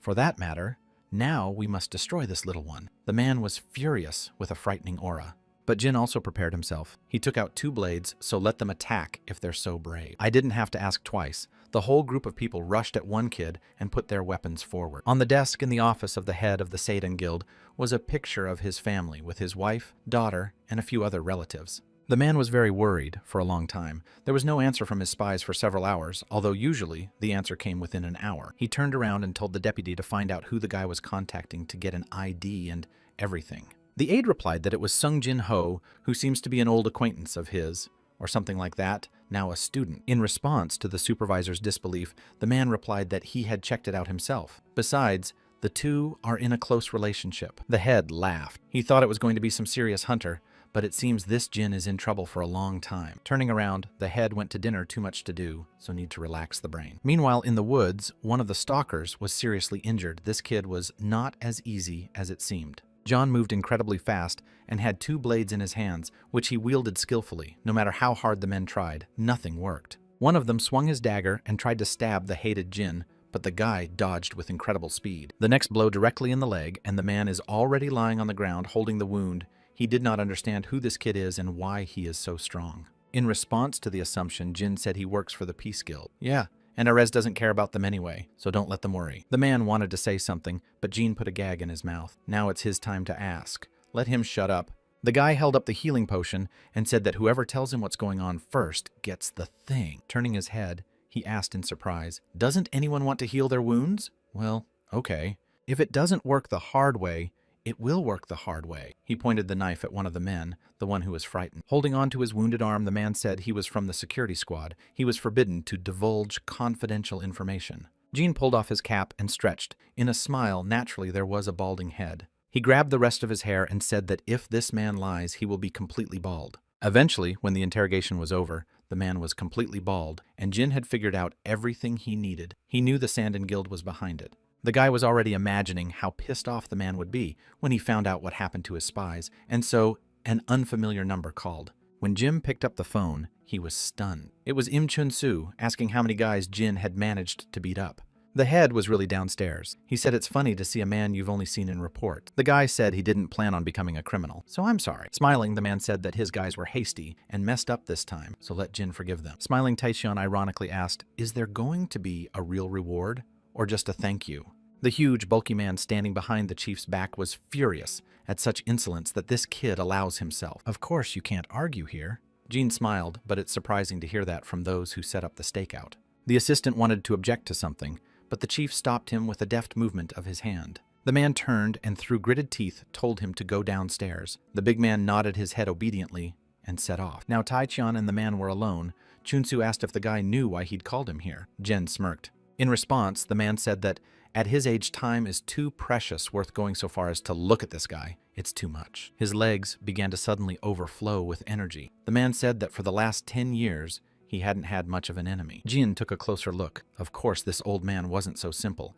It seemed he was going to attack him. Spreading his arms to the sides, the man applied his spell. The whole sky was covered as if by artificial stars. After a second, there were ice shards that immediately rushed straight at Jin. The guy looked forward, frightened. For that matter, the man said he absolutely had to see the denouement of this play. He was furious and interested at the same time. Seeing such a massive attack, the guy didn't even immediately realize what he should do. Maybe dodge or block. In any case, it was too late to think. The shard would have soon pierced him, if not for the wall of fire appearing out of nowhere. Chun-soo could not believe his eyes who it could be. Man certainly guessed, but could not believe it. Before that, they had discussed with the assistant master, his guild's old man named Kim, and the boss seemed to be his longtime acquaintances. He tried to convince himself that it was just a dream, but this man couldn't still be alive. When Chun-soo heard that this person's information was protected by appointed spoke, he was shaken and did not believe it. But now the man could see before him the very one he had forgotten about after all these years. In front of him stood Kim, his old acquaintance. The old man with the exact company name named the place where the guild leader served. Looking at all this masquerade, Jean could not believe and understand what is going on here at all. Seems to be forgotten about him here. Hearing his master's scream, the assistant ran straight there, realizing something terrible had happened. When all the guys came back, the boss said he'd already taught the kid a lesson and let him go. The aide wanted to know more, but the boss looked really scared. Everything was fine, or he was trying to hide something. When the unhappy assistant wanted to know who was shouting here, Chun-soo turned to him and looked at him with eyes that gave the man goosebumps. The big man who looked at him didn't understand anything, but it was better to listen to his boss than to get in trouble later. He bowed and said he apologized. Leader, in a frightened voice, continued to fly something. At first, you'd think this man was crazy, but after working with him, the assistant realized he was a very forward-thinking man. Now, Jin along with the old man were riding in the car. Kim had made it in time, and now it was all over. There was still silence in the car. The guy wanted to know something, but he still didn't dare to ask. He saw something unusual. The old man, who had been good-natured and docile, had now turned into a real Terminator. He spoke like a real soldier, and Chun-soo fulfilled all his demands as if he was back in the army. Unexpectedly, the seemingly strict boss began to take orders from some old man. Meanwhile, the headmaster was just furious. His eyes were burning, and he wanted to know why they were torturing the junior ranker. And now Jean looked with some caution and fear at this good-natured grandfather who turned out to be a real machine. Who'd have thought it would turn out this way? How many people have passed through that butler's hands? But one question remained unresolved as to how it came to be that a man of such stature is engaged in housekeeping. Kim saw that the kid had a lot of questions, but would tell him later now he wanted to ask him something, but Jin asked him to drop him off. Now it was time to tackle the move. The guy stood the next morning in his and packed. He had lived here for 7 years and only one box. Then his gaze fell on the capsule. He'd have to think about how to get that thing to its new home. Sure, the in and out function was available in real life now, but he couldn't just throw it away and walk out of here. Suddenly the door opened, and Ho appeared on the doorstep. He asked if Jin was leaving already. The guy nodded, followed by questions about the money and the contract. Smiling, the man rejoiced. What about the family? Have they also moved to a new home? Turning to him said, it's a secret, and he doesn't need to know about it. First, the interior rides first, and then the others. Comrade understanding head, they stood like that for some more time, looking at each other. So only Jin wanted to say something, then Ho waved his hands at him, but there's no need to make a scene here. Just let him take his stuff and get out. Jin's face lit up. Did his friend really move in too? The guy replied that he would sit on the neck of an acquaintance. Soon the driver arrived and Taixian turned around and walked toward the exit, his old comrade looking after him. He watched the man he'd lived with for so many years now leave, and he felt bad. Looking in one last time, Jin asked him to help him move the capsule, but he was gone. For the next few hours, the guy did nothing but move stuff to the new house. But soon, everything was ready, apparatus standing in the room, and things were still lying in boxes. He sighed heavily and sat down on the new couch. Everything was still new and needed improvements. Looking in front of him, Taichian whispered to his father, whom he hadn't seen, that he had finally bought a house. The place where they used to live was no longer there. So passed the whole day. The sun was already slipping towards sunset. In 12 hours, the vacation should end, and Jin enjoyed these moments. So before that, need to go one more time, he opened the menu with the login. To the game immediately appeared a notification. Suddenly, the capsule opened and a foot appeared, but Jen couldn't see it. And here's the new tenant. It was Ho. He fixed his glasses and looked around. And here's his new nest where he'll live. Taichian. Taichian entered the game and grabbed his forehead with a bump on his forehead. The middle brother was surprised when he heard about the dream, but Taichian said he was meditating, so he lied. But Junior jumped up. Yes, it was exactly meditation. Why beat people during the circulation? He knows exactly what will happen. From the wagon, again there was shouting. I wondered if they could be so much alike. They were brothers, of course, but that bad temper. Looking at the notification cat, Taichian wondered if Heng Sect was the place to go, and what would be waiting for them there. Before that, the guy talked to the counselor and wanted to know if they really wanted to provide for the daughter of the cult. There's no one who doesn't know that the junior heir is innocent now. He was once considered a criminal. Kyung, who came to nail Jin's family with fake facts, was poisoned on his way home, and that's when it all started. Even though it's only been a couple months, but now a low-grade man who was considered a womanizer has acquired a grand title. While sitting in the carriage, Taichian was thinking, I wish that ghoul's sister hadn't stabbed him with her sword when he arrived. They arrived at the place. It was a large and vast temple, expensively furnished with lights burning inside. Everywhere, people were founding. People could hear someone's voices in the streets. There was excitement. Everywhere, there were ubiquitous vendors selling various dishes and some unobtrusive music playing. The two brothers came to the local diner. Mokyung was constantly dissatisfied. It was noisy, and he really didn't like this kind of environment. He wanted to leave, but Hook said he couldn't. The junior chief asked him nicely to get him to a place with good food and lodging. Taekyon, who was sitting next to him, chuckled, but his older brother's words were law to him, so he had to become his older brother to have some authority. However, here, it was so expensive, the younger one was even a little scared, but here, everything was free. Just as Taichian would like to start eating, a water bottle fell and broke in front of him and splashed everyone. The others were scared, and only the middle brother just shivered with the tray. Someone standing next to them, someone's caustic voice apologized, seeming to slip out of her hands. Here stood 3 men dressed in some strange uniforms. They had yellow teeth and an unpleasant appearance. They started laughing, and the younger one sat still and stored up the anger that was about to be discharged. He exhaled heavily, needing to calm down first and not put up an unnecessary fight to try and resolve things peacefully. He wanted to politely reply something, but one of these men slipped up to him and stuck his nasty tongue out and started something up his nose. Before he could finish, he was hit in the jaw by a powerful blow that knocked out several teeth at once. Junior got up from his seat. His breath is disgusting, and he should brush his teeth more often. The rest of the gang realized that the leader was in trouble and rushed to his aid. Behind the thin curtains, there was only one force from the girl holding the phone. She asked in a tired voice, "What is that?" "They are making noise there." Noise.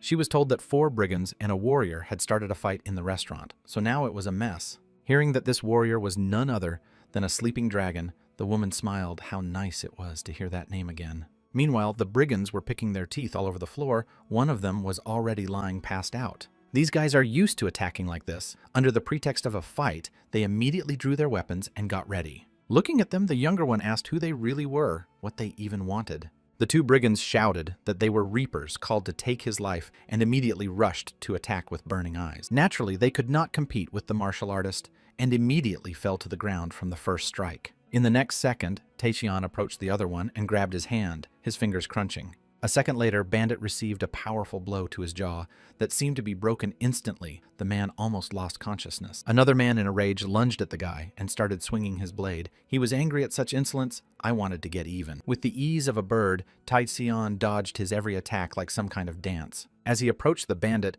with a slight movement of his hand, the guy gave him a strong blow in the back, almost biting off his tongue. The remaining bandit was terrified at the ringleader with just one blow to put down, so too is he even like that. In fear, the man said they were wrong and would now politely apologize and get the hell out of here, but Taecheon said it was too late. The frightened bandit didn't even notice that Hook was already approaching him from behind, holding a stool. There was a bang and the crunch of wood, and the bandit immediately fell unconscious to the ground. Taecheon looked closely and saw the same tattoos on each of these bandits. Several of the bandits sat passed out. All their bodies were bruised and abraded. The guy thought maybe they're warriors from some sect, but they don't have the guts for that kind of tattoo. Horses, what could it mean? The guy was pondering as he was suddenly interrupted by a female voice saying that Lee Jong-baek had made a big mistake hiring those people. This voice seemed very familiar to them. Hook immediately raised his head and looked up from where it was coming from. Naturally, it was Wol-hwa standing on the balcony and smiling. It's nice to see a familiar person again. Soon she and the younger lord were sitting across from each other and pouring hot tea into cups. Looking at the guest, she asked, "Are they going to the Hang sect?" The girl closed her eyes and smiled. Without further ado, the younger master nodded affirmatively. Wol-hwa immediately inquired for what purpose they were going there in the first place. The guy immediately thought it was strange. Why such news to the chief information is, she herself does not know about it. Covering her face with her hand, the hostess said that she would like to hear it from young master Taecheon, who explained that one should separate one's private life from one's work. In a joyful voice, the girl said that she would then offer a deal. Taecheon, in that case, agreed to listen.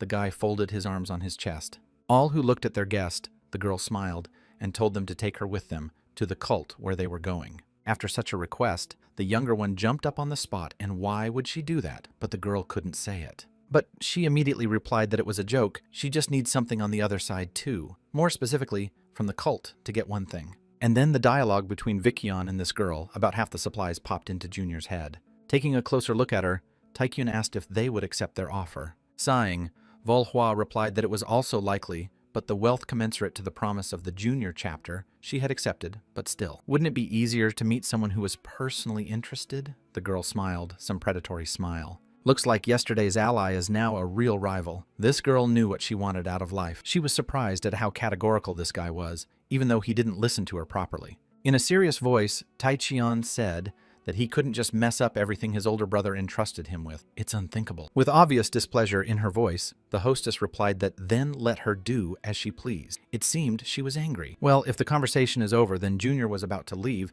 but suddenly the girl stopped him. They had decided to spend the night in this hotel, right? And here, the guy was wary of what she was even up to. Well, the younger brother had not had time to pass on the message from the mistress, and was now just horrified by what he saw. When he arrived at the place where the prized pine tree had stood, Mukyoung had already destroyed it and turned it into a pile of firewood. The next day, not having pulled the cost of 5 of the felled trees, they still had to take the magus with them, and now rode together. Hook was happy to say that it's right to say that everyone has their own talents, after all. He's good with a sword, but he's a complete noble at driving a wagon. The ride feels different. Now the wagon was driven by another man, a real coachman who knew his business. Looking at his middle brother, Taecheon wondered what it was with him. The guy sat in the corner and didn't say a word, as if something was bothering. Wol-hwa noticed it too, and told him to move over here. There's plenty of room. But the man said in a shaky voice that it was okay. The youngest asked what was hurting him, but his brother told him not to talk to him. He seemed angry or exhausted. Taecheon and Hook looked at each other. The guys didn't realize it at first, but it seemed like they were starting to get it. The guard bent down to the third gentleman and started talking. Mukyoung seemed to like this woman. Wol-hwa shuddered. She didn't even introduce herself. She folded her hands in front of her and gave her full name and title. The girl was incredibly friendly. Mukyoung also introduced himself in a trembling voice and folded his hands in front of him as if he was incredibly embarrassed. The woman wondered what kind of reaction the third gentleman was shocked to find out who she really was. And here it is. Coughing and terribly embarrassed, the middle brother also introduced himself. He had heard about how the woman had helped them and wanted to express his gratitude. They talked so respectfully and strained that the younger brother even opened his mouth. They don't know how to communicate with people. Hook suddenly stood up from his seat and sang, "Young master, hopeful and beautiful girl, how romantic after all." Junior blushed. However, the servant continued to taunt. Taekyun averted his eyes to the side, and meanwhile, his middle brother was ready to destroy the little guy. It was late, so they had to stop somewhere, and the first thing that came their way was an abandoned house with a very poor condition. Being near a warm fire? The younger asked the magus. What became of those bandits who were in the hotel? The girl replied that she had taken them into custody. Hearing about the name Red Wind, the guy was a bit wary. He had never known something like that before. Leaning toward the fire, Volhua explained that this was a new group of strong warriors who had come down from the mountain. Its scope is quite large, especially since their leader is known to have accomplished a huge feat that made him famous throughout the province. Thinking about it, Junior remembered the northern mountains quite far from here, and how these people got here. It must have taken a long time. In a calm voice, the girl said that after the battle was over, Baek hired a lot of mercenary, most of them sent to the other world, and the rest escaped. The Red Wind faction of Taekyun was a little wary, but no, they didn't even participate in the battle. As soon as these people heard about the result of the battle, they immediately turned their horses around. An unpleasant thought crossed Taekyun's mind, and he wondered what would have happened if those guys had interfered. Wolhua said that because of the sect's weakening influence, many small bandit gangs have become active here. Throwing a glance at her companion, the woman said that thanks to the younger one, they would now have to accept the offer. However, Taekyun was concerned about something here. Someone needed something at a time like this that they had forgotten here. He could already sense that someone was approaching them, and there were quite a few of them, probably a whole group. They were common brigands. One of them had a deep scar on his right cheek. Eventually, they came to the edge of the forest and saw the same abandoned house near which the two silhouettes stood. The foremost of them stepped forward and asked the strangers who they were. The younger first replied that they were just passers-by. Looking at the magus, who was dressed rather provocatively, the man hesitated at such a time. It was not safe to walk alone. He spread his arms and said that this was the place they had taken a few days ago, and what they would be doing. Junior wondered what with. Showing a gesture with his hands, the man said that if they thanked them very much, perhaps the group would give them the seat. Hearing from the younger man that if he wanted to stay here, he should show him the rental agreement, the man was a little confused. And if there's no proof, then let him get the hell out of the way. Taecheon pointed his finger at him and let those people go. Hearing such insolence, the bandits immediately began to draw their weapons. It seems that this guy overestimated himself. The guy looked at them sideways and said they were a laughingstock, not fighters. The bandit bit his lip with rage. What's that kid doing now? He'll teach him some manners. Suddenly, someone's pitiful voice was heard begging to be released. They seemed to be someone in the group who recognized the young gentleman. Then they started beating them up so that the victims would finally shut up. The leader asked Taekyun what he really knew about them, to which the guy shook his head. There were a couple of beaten men there. They seemed to know Junior, so it seems like they were just asking for help. Finally thinking hard, Taecheon remembered that these were the same bandits he had seen with Jang Sam. What a surprise. The men nodded their heads. Yes, that's them, but no longer bandits. They are now living peacefully and begging to be rescued. A smile appeared on the guy's face. That's how the meeting appeared from behind. Wolhua's shoulder asked, so is he going to help them or not? Turning to her, Taekyun said that a second ago he was going to, but now of course not. Poking the strangers with his sword, the bandit said to grab the others too. If they resist, just destroy them. Pretending to grab Wolhua's hand, she screamed that she was really scared of what to do. Now the guy only looked at her. Licking his lips, Bandit said not to worry. He would show her how gentle he could be. A little later, they would socialize. Taekyun couldn't let that happen anymore and moved forward, but the girl was only too happy to look at a good spectacle. The bandits were already celebrating their victory. This kid seems to have gotten scared and is about to surrender. The main man had already prepared to attack when he heard that he was finished and laughed. But suddenly someone approached him very quickly and put a hand to his chest.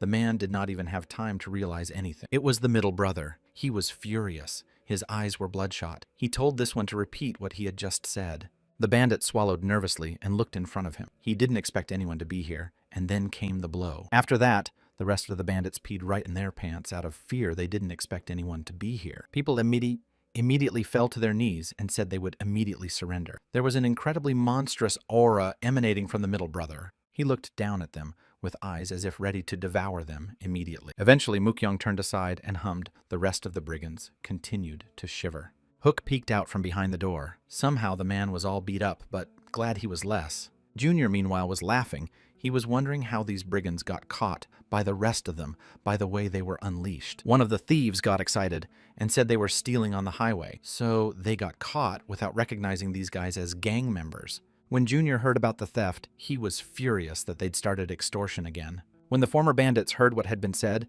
they began to beg for mercy and make excuses, but the younger one didn't care anymore. Hearing Junior talk about the gang, the bandits calmed down a bit, but at first they didn't understand. One of them said they found out about them after getting caught by a group of robbers that throws money around in brothel. The most ruthless gang of all assassins from the Red Wind after that, Tycoon froze in place. Everyone else also opened their eyes in surprise. The boy questioned whether the criminal was sure of what he was saying, but the man nodded his head. He heard it himself. What's more, he heard these men talking about moving out tomorrow at dawn, so we must hurry to catch up with them. And then a terrible guess struck the head of Junior.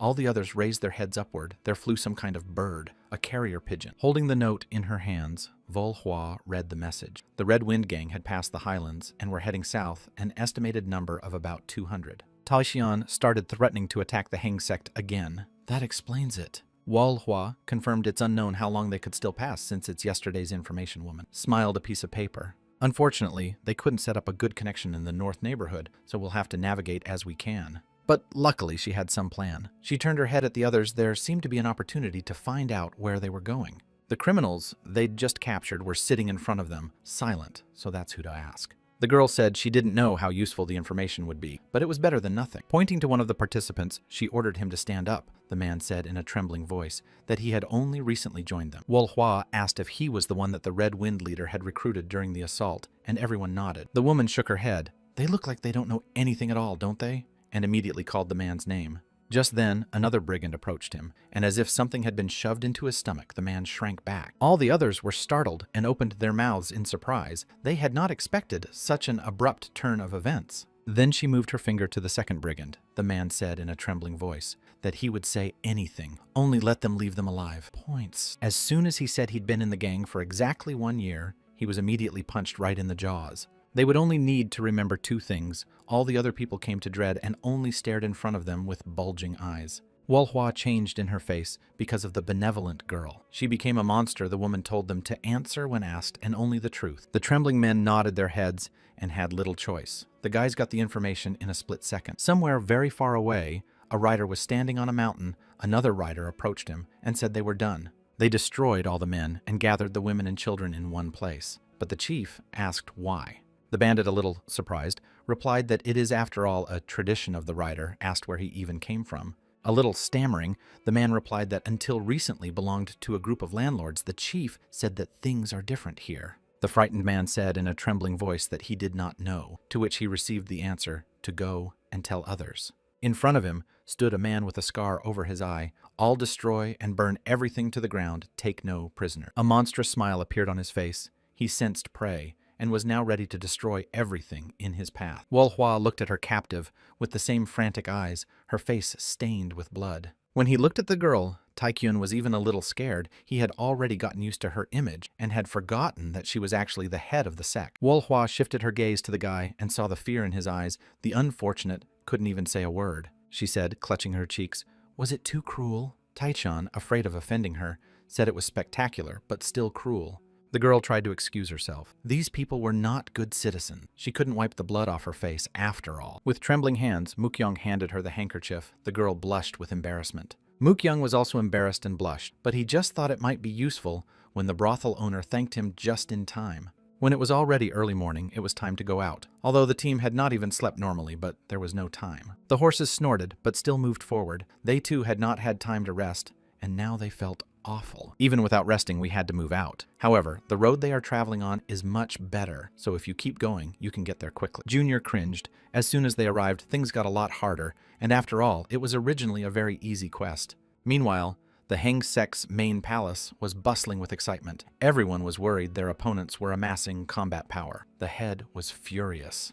The servant reported that they seem to have involved other gangs. Their numbers have increased considerably, maybe 200 or even more. The others also came to terror. They did not expect this turn of events. Then, how did they manage to even get here? A servant reported on bended knee that they estimated that the enemies would attack in 2 days at most. The news was disappointing. There was silence at the table as everyone pondered the situation. If the leader were alive, he would have found a way. Suddenly the door swung open, and there was a furious man asking who dared to say such a stupid thing. It was the tiger leader of one of the factions that works closely with the sword sect. They were longtime friends. The man's name was Chul Mu Bayak. Everyone suddenly jumped up from their seats and started making excuses. They didn't mean it. They begged the master to calm down. But the man was emanating such an ominous aura that everyone else just shut their mouths and tried to keep their seats. Suddenly, as soon as someone tugged on his sleeve, the elder turned around. Behind him was a girl standing behind him. Everyone else also began to greet the mistress, as this was now the new head of their sect. Chul looked at everyone else with a furious look. These brainless can't do anything without his instruction. A beautiful girl appeared in front of them and said that, repeating one last time, "Stop calling her mistress. Now she is their head." In the meantime, Taichian was rejoicing at how good he was, and all by himself. Beside him plopped down on the ground Huck. The man was very tired of sitting in Kuchera's saddle. If he had known about this earlier, he would have chosen a different profession. Junior looked at him, this unsurprisingly among them. This person has the lowest endurance level. The man sighed heavily. Yes, he had a hard time, but compared to the last task, it was nothing to even worry about. This time, they rode a lot longer, but he was hardly tired. Junior looked at him with a surprised look. Did he really raise the level? That's why he's so happy and glowing. Well, you'd better look. Yes, indeed, he managed to raise the level. I just wonder when he managed to do it. That's good, but why so quickly? When they first met, this guy was only level 20. Now he's level 38. Junior wondered, was this man also affected by the system, since he was constantly with him? The guy took hold of his shoulder. Is worth trying something. He opened the profile, but nothing happened. Maybe it's better to try it out loud. But as soon as the guy tried to say it out loud, then his time was cut short. If they didn't make it in 22 hours, it would be impossible to get out. Meanwhile, the new cult leader pondered, does this man not care? And if she said she didn't want it, he would change his mind. Instead of creating ridiculous rumors about the past head and third son of the Jin family, we should try to find another way. It ended up being a battle in the same place her older brother once was. It was as if she was talking to him with his spirit, and her brother was nudging her to new determination. The girl stood near his grave and looked on in silence. She was very heavy with these thoughts. She remembered the last conversation before her brother left this world. It was very hard. She's all alone now. She had to stop those two before disaster struck. Someone put a hand on her shoulder. It was Chul. The old man apologized. He should have come to her rescue a little sooner. Maybe then all this wouldn't have happened. But the girl turned and said that if it wasn't for him, they wouldn't have lasted this long. A smile appeared on her face.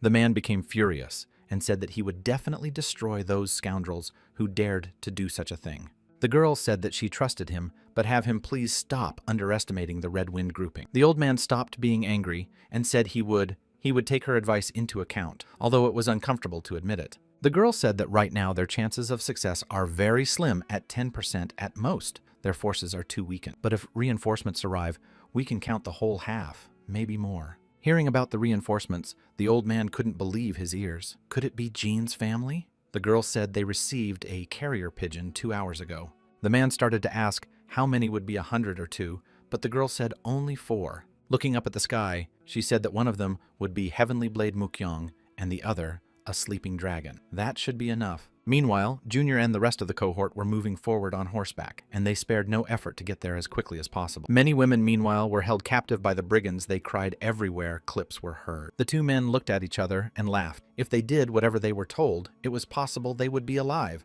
When they saw the rider coming, they shouted for him to stop. It was the younger one. He jumped down from his horse and asked, just in case, "Is this the Red Wind Gang?" Judging by the guy's reaction, he was right. He got ready to start the fight. The brigands, not expecting such insolence, ordered this impudent man to be destroyed at once. But not a few moments later, they were all beaten to the point of incapacitation and begging to be spared. Well, then they just might take the horses, right? A whole band of bandits now kneeled, and the rest of the inhabitants were free. Taekyung wondered how many people were in the gang, and it looked like there were quite a few. Judging by the information available from those past outlaws, most of them scattered into the northern mountain. The head of the group recruited new troops in the plateau and sent the rest to the south and north. The man had excellent decision-making speed, even faster than one could have predicted it. All this time, the guy was thinking, where did he come from? And who is he, since he acts so quickly without delay? Swinging away, he pushed away the bad thoughts, but also said that the gang leader is an unwarned master. It is, after all, so all confirmed. It was something that Wolhua Jr. said, but the girl nodded her head. Judging from the information received, the head of the Red Wind unrivaled master. As expected, Junior was not happy about it at all. Meanwhile, Hook was getting the horses ready to leave and listening to it all from the sideline. Put it in the saddle on the horse. Wolhua said that the next time they met, the head of the brigands they would be sure to ask. Taichian begged that it wouldn't happen. The locals waved happily and were grateful to these strangers for freeing them from captivity. Meanwhile, a whole army of bandits was advancing deep into the northern mountains. Destroying everything in their path is only part of the battle. Everyone around them was talking to them. We had to capture the Hang Mountain Sword Sect to prevent the Jin family from doing so. The aide was certainly confident in his commander's words, but still would they treat them well. Meanwhile, the headmaster smiled. Let it be no laughing matter, last time he noticed that the sect leader's daughter was incredibly beautiful. The aide laughed, meaning in that case she should welcome her new husband. The ringleader also smirked. Marriage or sending their loved ones to the other world would have to choose one or the other. Either way, he won. This man grew up in an environment full of brutality and violence, and this guy didn't see anything else, so no wonder he became so callous. If he hadn't followed his destiny 3 years ago, he'd still be rotting in this hole. Now he's one of the strongest masters. Otherwise, he wouldn't have become the head of such a powerful sect and tried to take over an entire faction. Suddenly they saw that they had already approached the Heng Fortress, a monstrous structure with high walls and tall towers. Last time, the bandits suffered minor casualties and retreated, but now they have a new chance. Standing on a small knoll and watching the future prey, now all that was left was to take over the place. After a little deliberation and admonishment for his team, he ordered to move forward with a fierce look in his eyes. A whole army moved on the fortress. They waved their weapons, and everywhere a shout went up. The warriors were enthusiastic. One of them took a large horn and began to blow it, proclaiming that the great battle had begun, and the sound traveled far beyond. Meanwhile, Junior was recovering his vitality and suddenly heard a strange trumpet-like sound. Wolhua, who was sitting next to him, heard nothing, but the servant said he could hear the horses chewing hay just fine as the breeze blew a beautiful sound. Realizing that the younger man was not talking about it, the servant wondered then what was the matter. He could hear nothing, but the gentleman hastened to explain and show as if he were blowing a trumpet, but explained very poorly. The servant still didn't understand anything, and Taichian told him to leave it alone no matter what, but still the guy had heard something. Meanwhile, Hook was perplexed every time the master increasingly said some incomprehensible things, but Jin clearly heard something. Looking ahead, he realized that the sect must be showing up. After a few hours of driving, they are already close. Then he decided to ask his middle brother about it, but he didn't hear anything and said that the little one had imagined it. There's no way Junior heard and Mookyoung missed it minus his ears. That's just impossible. And so, again, Mookyoung began to lecture him. Junior looked at him with a surprised look. His brother told him not to overdo it, of course. If he just stood behind him, nothing would happen and everyone would be alive. For a moment, a thought flashed through Taekyun's mind. Does his brother really care about him after all? If you look at it that way, he's been helping all this time. Who knows, maybe this man is not as callous as they say, and as it seems at first glance. Well, no! Mookyoung immediately shattered those thoughts by looking at the younger Furious with a look. And what is that? He is staring at quickly lowered his eyes. Meanwhile, the bandits were already trying to capture the sect. They climbed up the steep cliff, but there they met fierce resistance. The guards tried to destroy the enemy, but each time it turned out to be worse. You need to prevent them from passing. For the bandits, it was like some kind of entertainment. They even made bets on who could get to the top the fastest. The bandits had brought with them a huge battering ram, and now wanted to destroy the doors they had already struck several times. The military inside said that the fortress gates were in danger, and now it was only minutes before they broke. Many soldiers had already gone to the other side of the world, and the enemy forces were only staying. The new head of the sect stood and looked at all this. Nightmare girl did not understand what to do. Luckily, Chal was nearby and began to give out orders. This man was an experienced fighter and came to the rescue in time. Looking at her comrade, the girl asked a favor to buy some time. The old man frowned, 1 against 100, always wanted to try. Smiling, she said that she knows that this man is an excellent warrior and a fine tactician, but please let him take care of himself. The old man laughed. Well, let Seo will not think that he would be hurt by the likes of these underachievers. Pushing off the balcony, the man flew down like a bird right in the thick of things. The 2 archers were waiting for the right moment and had already lit their arrows to destroy the enemy at all costs. The standing bandits saw the flaming arrows flying at them, but they didn't do anything yet. In a second, the entire foot of the fortress was on fire, and the bandits who had tried to take the fortress were screaming in pain. At this rate, they'll suffer heavy casualties. The man standing next to the commander began to worry. But it seems the leader was determined to take them down. They may suffer casualties, but destroying them is no problem. Since that was the case, there was no point in hesitating. The man took up his horse and steered him forward. It was time to teach them a lesson. Suddenly, a powerful blow flew into one man's face, leaving an imprint and knocking out several teeth. The doors opened, and out came blazing Chul. The man was furious. He wanted to destroy these petty thieves. The warriors were already preparing to take the blow, but suddenly heard the order that they were free to go. The commander came in person and said he would take care of the old man and the rest of us could go. Standing opposite each other, the men stared forward for a few seconds, silence lingering between them. The criminal said he was glad to meet such an honorable warrior. He would gladly fight him. The old man clenched his teeth. He didn't remember being a mentor to brats like him. The bandit said the old man was still as prickly as ever, but it was fate that brought them together at this moment. The old man was furious at such insolence. He could not tolerate such a boorish attitude and was ready to destroy this arrogant man. But the next sentence made the old man's nose steamy. The bandit was offering him a deal to get out of here. The thing was, this man was not the type to enter a losing battle. Chul continued to shout. Remember that he destroyed one of his sons. Bandit said he wasn't soft-hearted enough to save the boy. Should he have held back if he had known he would become his brother-in-law? A predatory grin appeared on the man's face. The old man roared with rage now. Let him not hope for mercy. Now some cover they will fight, one-on-one. But the criminal wasn't even going to use his subordinates. He had no reason to, because it's just a decrepit old man. The master bellowed. What nonsense he was talking, but chuckling. The bandit said there was no point in going up against a tiger with a knife to slaughter a bird. Well, in that case, it would be even better to make it easier to finish him off. The old man jumped up and headed straight for him. But no, it wasn't. No wonder the bandit pulled out some kind of pill and stuffed it in his mouth. Most likely it was some kind of steroid. Meanwhile, at the top of the fortress, others were already at the top of the fortress, and they were destroying the guards one by one. But Seo Wol was firing her bow and trying to destroy as many opponents as possible, even though she had wiped her hands in blood. When the criminals saw this, they immediately shouted that they had to take care of this girl first, and then the rest of the spots. The surviving guards shouted that there was no way they could get any closer to the chapter, and began firing all their bows. Looking down, the girl shouted to Uncle Chul. Her voice was shaky and frightened, but still she held firm. The head thug came out of the gate. He said he wasn't sure if he should talk about it, but she'd have to be his wife. And then the girl realized that Uncle had lost the duel. She hated to admit it. The old man was already on edge, but still trying to get up. He thought he had to stop them at any cost, no matter what it cost him. He didn't understand how this man could do such a thing, but suddenly someone came up to him and started examining him. In front of him stood Junior, along with his entire team on their faces. There was a distinct excitement, but a smile shone on Taekyun's face. His brothers went inside and looked around. There was a nightmare of bodies and screams everywhere. Fortunately, the old man was reached in time, and a life-giving potion was poured into his mouth, which brought him back to life. He was shivering all over, the unfortunate one who had been seriously injured,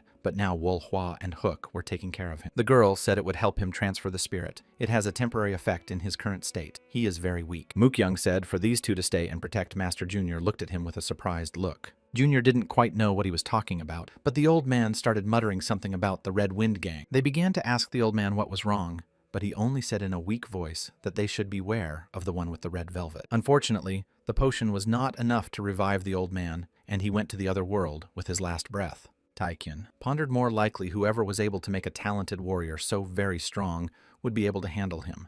But in his mind was the image of his middle brother, assuring him that they would make it through. They just had to have faith. Now they were walking and looking for the main man. Mookyoung said that those who were at the middle level would only be a nuisance and would also need to be protected. Approaching one of the lifeless bodies, Junior poked it inadvertently with his foot and was startled. In that case, Taecheon would take care of the little ones and leave everything to his middle brother. Mookyoung wondered, shouldn't he have said he'd take on the ringleader, but let him dismiss such stereotyping? If he's so strong, let Mr. Natural Genius deal with it himself, and when he gives the signal, let him strike a surprise blow. And so the two brothers burst into the fortress, kicking the door. With their feet inside, a monstrous sight awaited them. Seo Yul sat with a knife and said she'd rather go to the grave than marry him. The main culprit smiled. She, of course, great tortured them really, daughter of the bloody blade. He ordered them to drag everyone who was lucky enough to survive. The services nodded their heads and immediately moved away. The whole problem was a side effect of those booster pills called Red Velvet. Inside, chaos reigned. There was full of brigands. They were already waiting for the main celebration. The captives began to enter the room. They sat tied up. The leader said that first they would strip them of their limbs, hands, legs, arms, and so on. In that case, the girl decided taking her own life was better than marrying that man. A smile appeared on the man's face. If so, he would not stop, but the others would pay a terrible price. In the end, the head subdued a good decision. Can't be helped. Bandit laughed on the way. Need to still tackle the old man. Hot tears ran down the girl's cheeks. She remembered her uncle. Is he still alive? What a blessing. With a smile on his face, Bandit said it was a stupid question. What was the point of destroying someone who gave him the honor of his fist? With tears in her eyes, in a crying voice, the girl asked him to keep his promise and leave her uncle already in there, if she agreed. Great decision, man smiled all the same. Everything is going according to his plan, and soon she will be his wife. It finally worked out. Nameless Tramp eventually became the sect head, a great man. New power, new troops, new order. He would do it all. Dazzling prospects unfolded before him. Suddenly, there was a scream so loud that everyone else covered their ears to keep from going deaf. The ringleader turned around. Was it really a master? How is it even possible? There was a look of surprise on his face. The girl, already resigned to her fate as the wife of a criminal, burst into tears and just kept silent. In front of them stood two people, one a supreme master and the other a first-grade warrior. That would be difficult.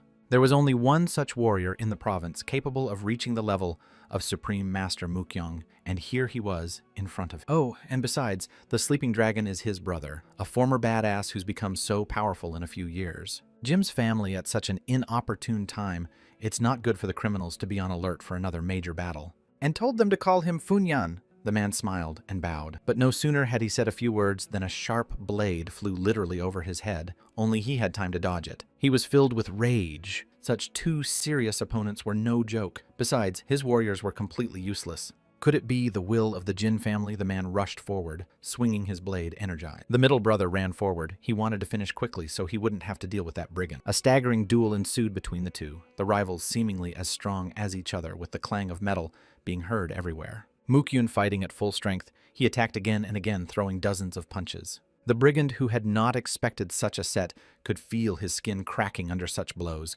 Cuts appeared everywhere. Feeling that the enemy is stronger than him, the man hid behind his subordinates, but they immediately said goodbye to their lives. One of them fell at Junior's feet and went to the other side of the world like that, so now he'll show what he can do. The guy realized they had the advantage. These geezers can't do anything to them. Getting them over with quickly and dealing with the others was something else. The red velvet that Chul was talking about seemed like his brother didn't remember that and continued to fight with the others. Meanwhile, the perpetrator ate one pill and felt an incredible surge of strength. Mukyung already swung his blade to finish him off once and for all, but something was wrong. The man suddenly moved with such force that even the heavenly blade couldn't reach him, but took serious damage. Started a sudden quest to defeat this man so that it does not become a exit is exactly impossible. Meanwhile, Fuang Yang was overflowing with power. His body literally exuded monstrous energy. Unrivaled master sneakily doped up.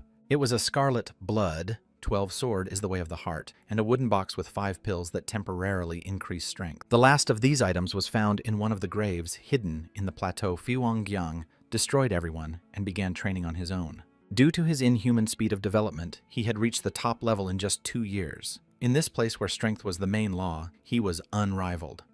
This teaching, although quickly learned, is not as deep as the others, and the disadvantage is that, if it is not supplemented with chi, the teaching will not end. At first, he decided to participate in return for Beck's promise of Jin family power, but things got messed up, and now he's here. Now the man was glad he could take possession of the sect and Jin's family at once. Meanwhile, the middle brother was on his knees. He had not expected this. How many years did it take to reach that level by training alone? Most likely a few dozen. And who thought to do such a thing? But in the meantime, the criminal was already flying towards him, waving his blade. He was so strong that he had little control over his movements. His mind was completely clouded. Fortunately, Mukyung was able to get out of the line of attack. Although his speed was very fast, but he was still no match for this monster. Fuang Yang smiled. His eyes burned red like a demon. Where is his opponent going? Is he running away?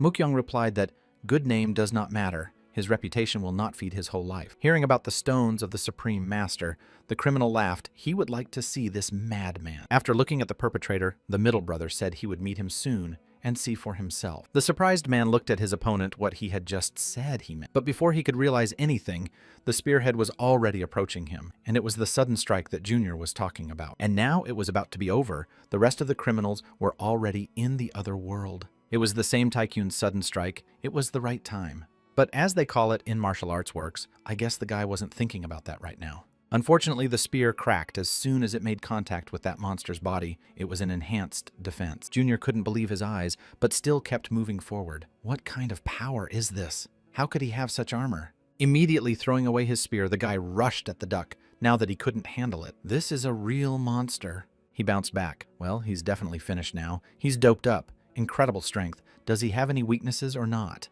Look at them. The criminal said they were brothers, like rats. Meanwhile, Mook-young was already running toward him. After dozens of blows to his back, the perpetrator felt severe pain in his leg. His shoulders only whimpered. Could this really be? All there was a smile on his face, somehow faintly. No way, he's not getting out of here that easily. The middle brother charged his sword and moved forward with incredible speed.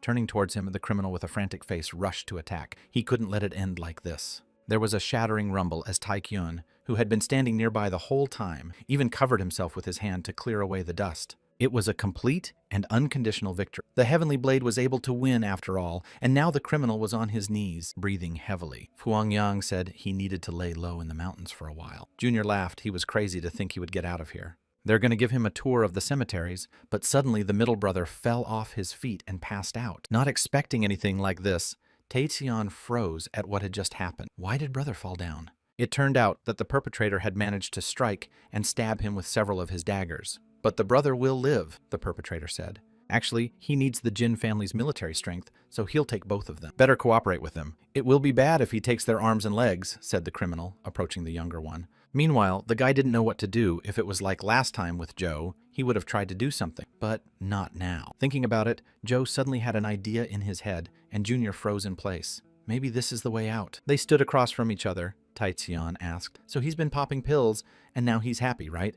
Fuang-yang bending asked what he just said, but Tae-sion repeated, calling him a talentless. He'll ask again. He's drunk in the same face, and now he's happy. That's a beautiful thought. Behind him, he already had one pill Junior. Everything just waiting for the right moment to carry out his plan. This was what little Chan boy had presented to him. The boy said that the master would no doubt not take it. Well, now he will also fight under the substance the guy put a pill in his mouth, since there is no other way out. So be it. At the same moment, he began to be overwhelmed by such an overwhelming power that the guy couldn't even control himself for a moment. Seeing such a nightmarish picture, Fuang-yang was horrified at what this kid had just done. His eyes turned red, and a chill ran down his back. Looking at him, the younger one asked, "Why is he surprised he decided to go all the way?" A smile appeared on the guy's face. The perp immediately jumped on the attack that this guy ate. There means he'll be here forever. But this pill had increased Tae-kyung's speed so much that he could easily dodge any attacks, leaving only a silhouette behind. No matter how many times the perpetrator tried to hit the opponent, the guy still left at the very last moment.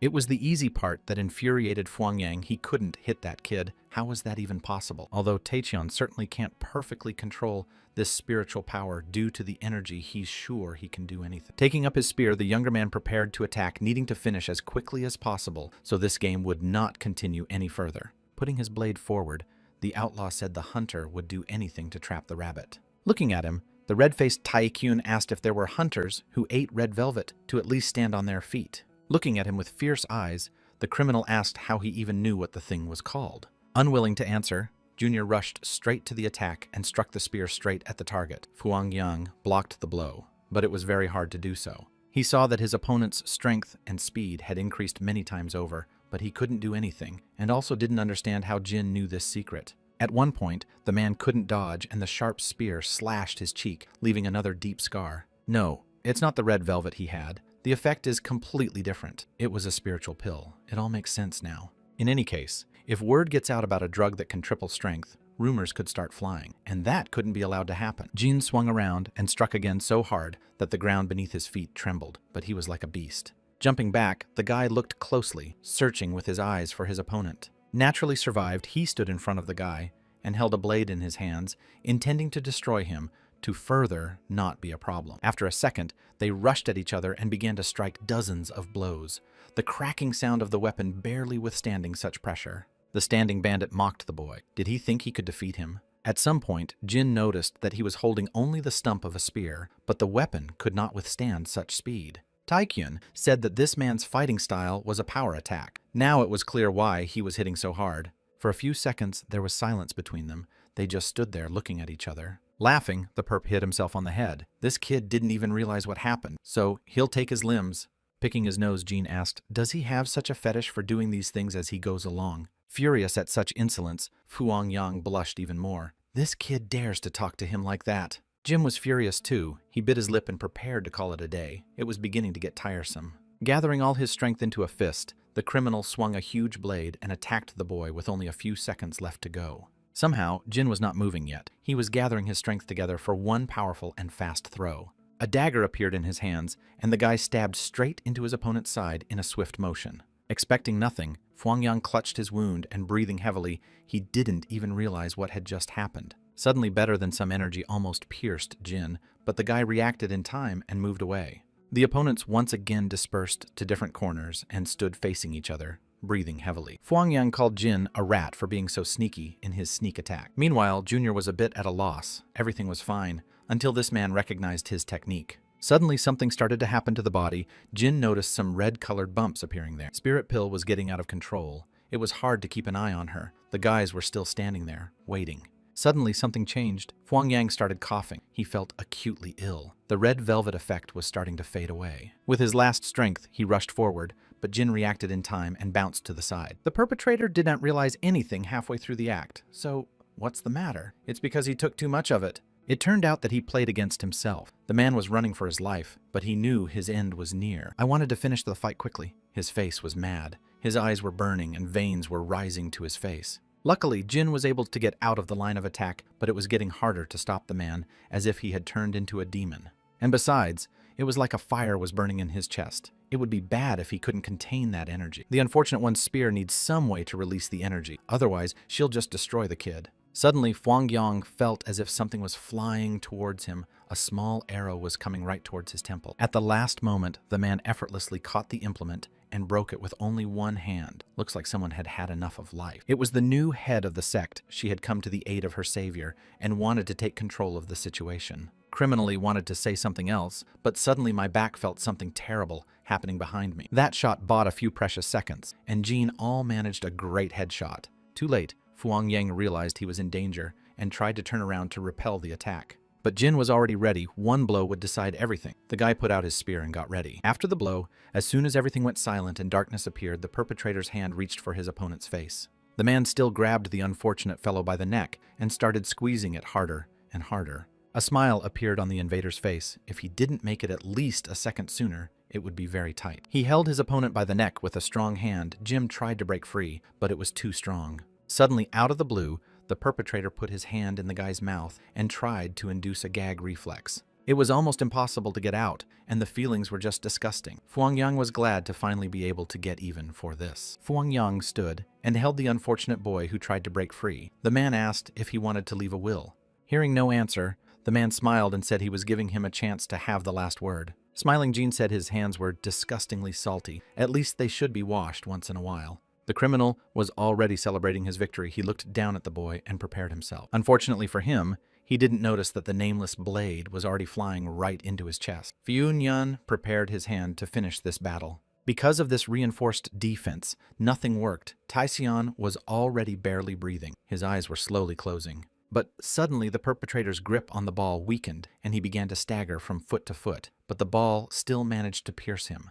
For a couple more seconds, he didn't understand anything, and just stared at the sword sticking out of his stomach like it was even possible. He fell to his knees and began to wheeze. Jean, who was standing across from him, raised an eyebrow in surprise. As soon as the criminal fell from his pocket, a red velvet John picked up one of the pills and began to examine it. He walked up to his opponent and asked him what he should do. Fuang Yang started begging him to give this one to him. He will pay any money. Leaning over to him, Jin asked if Fuang Yang himself would give him the pill if he were in Jin's shoes or not. And then, with one blow, the criminal's life was cut short in an instant, and only a slight scream was heard. Before his demise, the ferocious bandit hissed that he would become an evil spirit and take revenge on him by all means. Smiling, Jean sighed heavily. Let him satisfy himself with Viagra in his next life, and now it's time to retire. And now it was over. Jean was still breathing heavily and glaring at his opponent. Hundreds of victory notifications started appearing in front of him. He had gained so much experience that it was hard to imagine such a number. The guy opened his eyes wide and could not believe his happiness. What was happening now was not within any limits. He had new abilities. His spiritual power increased several times, and his body recovery was completed in a few seconds. Jin himself couldn't believe his luck. He just wanted to circulate his internal energy, and now he was so lucky. Looking at his blade, Junior was even a little afraid that if it wasn't for him, it would have been over much faster. Remembering Joe Jr. smiled at how far this man had foreseen everything if he went to the next world so early. While resting, Tai Xian sat on a chair and got high while Hook admired his master and extolled his honors. When the younger man asked what was wrong with his brother, the servant looked at him in surprise and frowned at his insolence. It turned out that everything was more or less normal for the older brother. There was no need to worry about the others in the infirmary. Fortunately for defeating this criminal, Jin received a potent drug and immediately gave it to his brother. However, for Vol Hua, who had it all figured out a long time ago, this is no ordinary guy. If you make her your enemy, it will be very hard. Junior remembered the look on the woman's face when she was talking to the criminals. It really is in the show's horror. I had to keep my distance from this man, and what was happening now was fine with Junior. Suddenly someone knocked on their door and a woman's voice was heard, and the men were a little stunned. Soon, Jin along with the new sect head were sitting across from each other with an awkward silence between them. Xiao Wol sat there with her head down and remained silent. She seemed to be very worried, but she had something she wanted to say. After drinking a cup of tea, Junior thought that he was rather uncomfortable being with a man with whom he was associated with obscene rumors. Still, it was necessary to start a conversation somehow, and Jin was the first to ask the girl if she had eaten. But without a word, she fell on her knees and began to express her true gratitude for the rescue, which threw the genie into utter amazement. She was right, of course, but the guy was still embarrassed by this attitude. He didn't expect to be thanked like that. Come to think of it, it would have been the end of you if they and your brother hadn't intervened in time. Finishing her thank you speech, Xiao Wol said that she came to reply to the letter she received from Jin's family. And that guy only realized it was an invitation to the first day of the new year. By the way, this quest was also complete. The head said she would gladly accept the invitation. Besides, she will give something to Jin's family as a thank you for saving her. Hearing that the entire northern province was being handed over to them, Junior was even a little surprised and scared. He thanked the girl for such a generous gift, but there was something else. She pulled out a small bundle and started to untie it. Taekyun came confused that she was the one who had yet to come up with some sort of gift. They were books. Jean looked at them with surprised eyes and didn't understand anything at first. Examining her relics, Xiao Wol said with great warmth that these were developed by her father as well as his fist technique. For a second, Jin was even at a loss for words, an entire 3 supreme techniques in one go. If you compared the value, it was much more valuable even than a province. A triumphant smile appeared on the guy's face. Could it really be a gift too? What? Generosity. In a serious voice, Xiao Wol said that it was not a gift, but a deal. The girl's voice had a metallic note. Junior became sad. Well, of course, you couldn't just give away such expensive treasures like that. There was a catch. Looking at the girl more closely, Junior didn't quite understand what she wanted in return for what she was giving. Blushing even more, Xiao Wol smiled and said for Junior to take her as his wife, which was her only request. Meanwhile, outside the palace sat Hook. He was vigilantly guarding his master's peace and would not let anyone through. The girl looked back at her. Hook looked at her with a steady gaze, but still couldn't get his thoughts together. In his mind, he began to have images of marrying this beautiful lady and having children and living to a ripe old age. The man headed inside the palace, thinking that his lord was a lucky man to have married such a beautiful woman. Once inside, the servant saw a horrible picture of his master, who was just out of his mind and had no face on him, as if he had seen a nightmare. Seeing this, Hook immediately rushed to the younger man and started shaking him, trying to bring him to his senses, but the guy was out of his mind. In a stammering voice, the player asked if Hook knew how old she was. That's just crazy. Looking at the man, Taisian said that if he didn't want to be called a dead man, let him answer immediately. His eyes were angry. Seeing such a horror, the servant began to quickly remember what their age of marriage was, as if everything had slipped out of his mind. With a smile on his face, he said she was 12. Looking at him, the younger blushed even more and froze in place. But after what he heard, his head was all messed up. He couldn't believe that at that age. Wal Hua, meanwhile, was giving out orders for the others to spread rumors, and then the rest of the gang would scatter on their own. Hearing that there were some objections, the head wondered what else was unclear. 2 servants asked, "Is it true that first this bandit defeated the Heavenly Blade and then the sleeping dragon pierced him?" The woman confirmed it, but she didn't see it with her own eyes, saying it was a mesmerizing sight after all, a sleeping dragon. One of the servants said he was very interested to see what surprises this guy would pull another time. When Wol Hua heard that, she became enraged and started to emit so much energy that everyone went cold. Her head was already splitting from all these incidents, and also these once spectacle. The girl was out of her mind. She wondered if there were people like Jin Taixian who exceeded all expectations at the last moment, and what to do in that case. She plunged into the memories and tried to ask her past mistress what to do in such a case, but no need to jump to conclusion. Wouldn't this man be someone who in the future could shake the whole world? Two women talked in their memory. And now, the new head of the sect sat on her throne and pondered these thoughts that would not let her rest. Frowning, Volhua wondered the whole world shook, as who would have doubted he would do that. Meanwhile, the youngest sat in thought. He had another problem and a wedding to plan. Young Seo Wool, before leaving, said that the wedding is an important thing.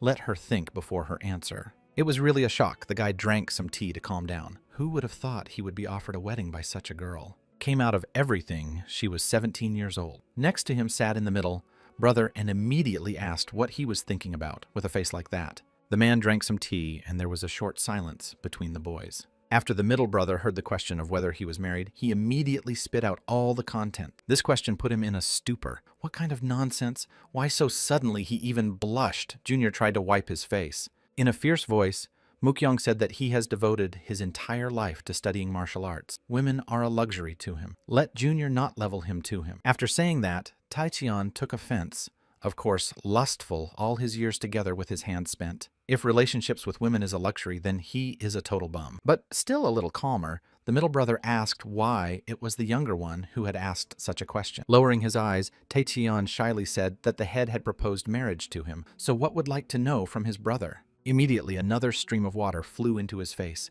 It was too much spitting. Again, trying to calm down. Middle brother asked, and what did he decide in the end? With a grimace, Taichian said he would of course refuse. Why would he marry such a young girl? However, Mukyong said it is a good decision when it comes to marriage of convenience, then there must be some benefit. Having drunk some more tea, hearing that it was a favorable offer, middle brother asked, and what did she offer? As soon as Taichian told his brother about the technique, he almost choked, and now almost choked again after spitting out all the water. Grabbing his brother by the scruff of the neck, Mukyong roared like a rabid buffalo to immediately agree to all the terms and not even think about it. While in the hospital, Uncle Chul sat with his niece and said he hoped she would be happy. It's not too late to marry the one you love. The man was completely serious in his remarks.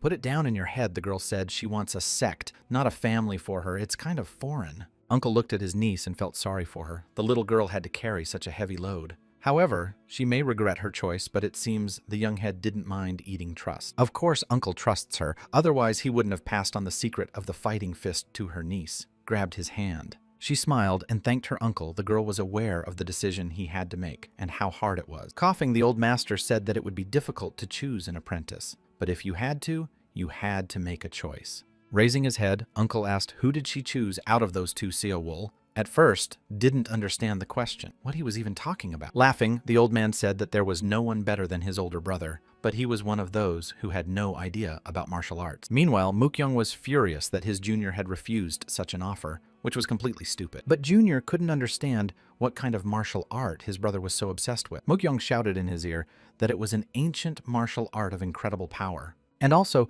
Grandmaster Han Sang-ho himself was his successor. Junior at least realizes how lucky he was, and what he did refused. Hearing his brother's reaction, Mukyong already wanted to bury him. But after all, fighting fist is no longer the best martial art, right? If it was as cool as he says it is, he would have stolen it long ago. And more important, Junior said he wasn't going to get married no matter what, and that was the end of it. Mukyong wanted to say something else. The middle brother turned away and crawled into a corner, muttering to himself. Taichian asked with surprise, is it really such a loss? They've established a relationship so they can come back and get it. Calling him a fool, Mukyong said that supreme martial arts wouldn't just fall down the mountain on him without him even thinking about it. He wanted to say something else, but the junior interrupted, saying that one supreme martial art had fallen into his hands after all. Taking a small scroll out of his pocket, he said that this is it, also of transcendent level. Mukyong couldn't believe his eyes when he saw such a find, and his voice became literally childlike. Hearing where Junior got it from, Mukyong couldn't believe this person just gave him this thing and disappeared, how he could even get such a technique. But Junior claimed that's what happened. The man just gave him the tech and ran off somewhere. But this answer obviously did not satisfy the middle brother. He did not intend to listen to all this nonsense. Mukyong began to suspect his brother might have stolen the thing and escaped from there. Now he's wanted somewhere anyway. After that statement, Junior even held his breath. Seriously, what kind of nonsense is this? Well, after hearing that this manuscript belonged to Joe Peel, The middle brother didn't believe it at first. How could he get his hands on the divine hand technique? After thinking about it, the player said that he had no idea, although he seemed to have said himself that he was the 19th heir to this technique. But that's something the middle brother couldn't believe. He thought he'd heard it at first, but no, it was the truth. It got him thinking. If that's true, it begs one question. Poking his finger at his younger brother, he asked how someone so masterful he could lose to someone like him. It was offensive, and Taecheon bit his lip, but why insult him right away was insolent. But now the younger one decided to mock too. He opened the manuscript. Is it really that weak a technique? After saying that, Heavenly Blade smacked himself on the head. His brother was the only one who had the nerve to talk about the great technique like that. Has junior brother really not heard the 3 stars of the 10 kings? Doesn't really know anything. Thinking about it, Taecheon realized that he had heard something about Samsung 3 stars was the Korean word for 3 stars. Brother began to tell me that it happened 4 decades ago during the battle between the demonic faction and justice. According to legend, the sight of flames on Mount Guhua angered a mysterious hermit who lived nearby. When he revealed his power to the world, people began to call him the Flame King. Better not to think what would happen if this man found out that his technique had been taken over by a mere mortal middle brother through his head back. This idea took over his younger brother's entire mind, and he immediately decided to advance to the Flame Clan there. After learning that he was only giving his technique to one person, Taekyung was confused about what to do, and Mookyung said there was one option. Hearing that 40 years ago the Flame King was an old man, Junior wondered if and how this was related. Mookyung assumed that if that person had already gone to the other world, then Junior could become the head of the Flame Clan. Soon the wagons had already left the sect and were being escorted away by almost all the townspeople. With a wink, Wolhwa said, "Goodbye, of course. It's sad to part, but there's nothing to be done." Junior asked, "In that case, wouldn't she like to travel with them? It's fun." The woman shook her hands at the suggestion and said it would be nice. But she had other things to do in the province. Besides being the head of a cult department, she can't tell secrets. And now she's apologized, saying she'll go first because of her schedule. Sending the others an air kiss, she said to see you in Taiwan, and the wagons moved off, leaving the 2 brothers on the road. When he heard someone addressing him, Taekyun turned around and saw his uncle and a few other guards standing there. The guys greeted the head, but the man suddenly shrieked, as if calling out to someone. Junior was surprised to see that Mookyung and that man had somehow gotten too close and were now talking like friends. Between them, Taechan and Hook didn't realize it was a double act. Why, they're like pals. He used to call Taxian his savior, but now it's like the guy doesn't exist. Turning to your standing next to him, the old man looked at them with a threatening look. Don't they have something to say to him? Seeing such a terrifying look, the junior turned cold and greeted the Lord with a smile. In a frightened voice, the boy asked if he was okay, but the old man, showing his hands, asked a rhetorical question. In an angry voice, he replied that if he was okay, he would have come here on his own 2 feet. Taexian finally realized that the old man had heard everything the guy had said while he was out hurt and uncomfortable. Bowing his head, Chul said he was thankful not for extending the old man's life by a couple years, but for saving his precious niece.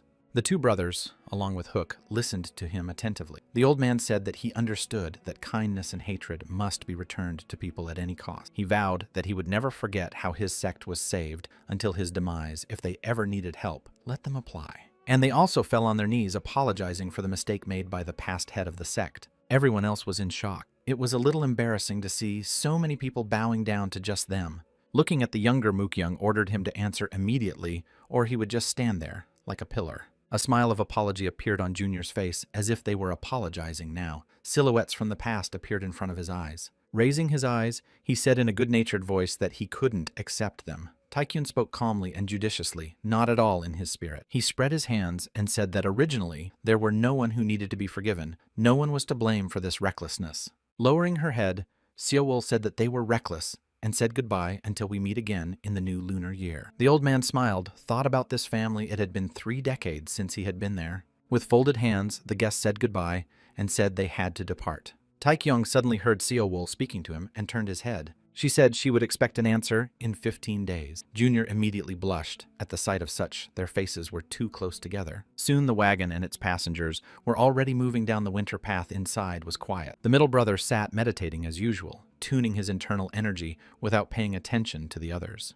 Hook, sitting at the opposite edge of the wagon and sleeping his mighty snores, echoed far beyond the stagecoach. And only the younger brother sat and looked in front of him with a thoughtful look. He was pondering everything that was happening. As soon as the guy opened the inventory in his hands, a small yellow orb appeared. The player requested information about the item. There was nothing reliable. Manufacturer is not known. Side effects also from it. So, and smells of problem. Taking it with 3 fingers, the guy wondered who could even create such a monstrous pill. In their home province, they were greeted as national heroes. They even drew a poster of their arrival. The 2 brothers were shocked and just opened their mouths, while Hook blushed a little from surprise and embarrassment and took a closer look. One could immediately guess that it was the older brother's idea, and he met the others with tears in his eyes and rejoiced the most. Running up to his brothers, he hugged them so hard that both of them had how much they missed it. But the question was another, what is this red velvet? Now, counselor, middle brother, and older brother stood looking at this thing. Taecheon confirmed his rival called him that himself. If it wasn't for the side effects, the guy would have kept her. What a waste.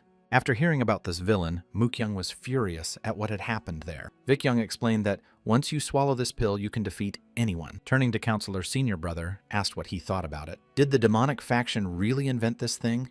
Peng said that he wasn't sure during the faction battle Demonic used the explosive red pill. Junior suggested that maybe someone else had done it, but demons weren't the only ones capable of such things. So he assumes that you can't overlook the fact that there is a third party. Everyone else looked at him with surprise. The counselor's lips moved on their own, and he said about the dark heavens, but Big Brother came to a raid. The man apologized and realized he had made a mistake, but Tae-kyung heard it and wondered what the dark skies were. In front of the guy, suddenly there were notification windows. There was some new, previously unknown information. Judging by the fact that he saw the dark skies, this is some hitherto unknown faction developers have an amazing ability to come up with such names. The older brother and the counselor seemed to know something, but stubbornly refused to share it. Realizing that the brothers had heard, after all, the older man apologized. He couldn't talk about it now, it was too early. When the situation became clearer, Vic-yoon promised to tell them all about it. Necessarily, the 2 brothers thought the same thing. At that moment, the younger one had a thought. He had decided everything. Thoughts overwhelmed his voice. Either way, he decided to just not sweat about it, the older man said.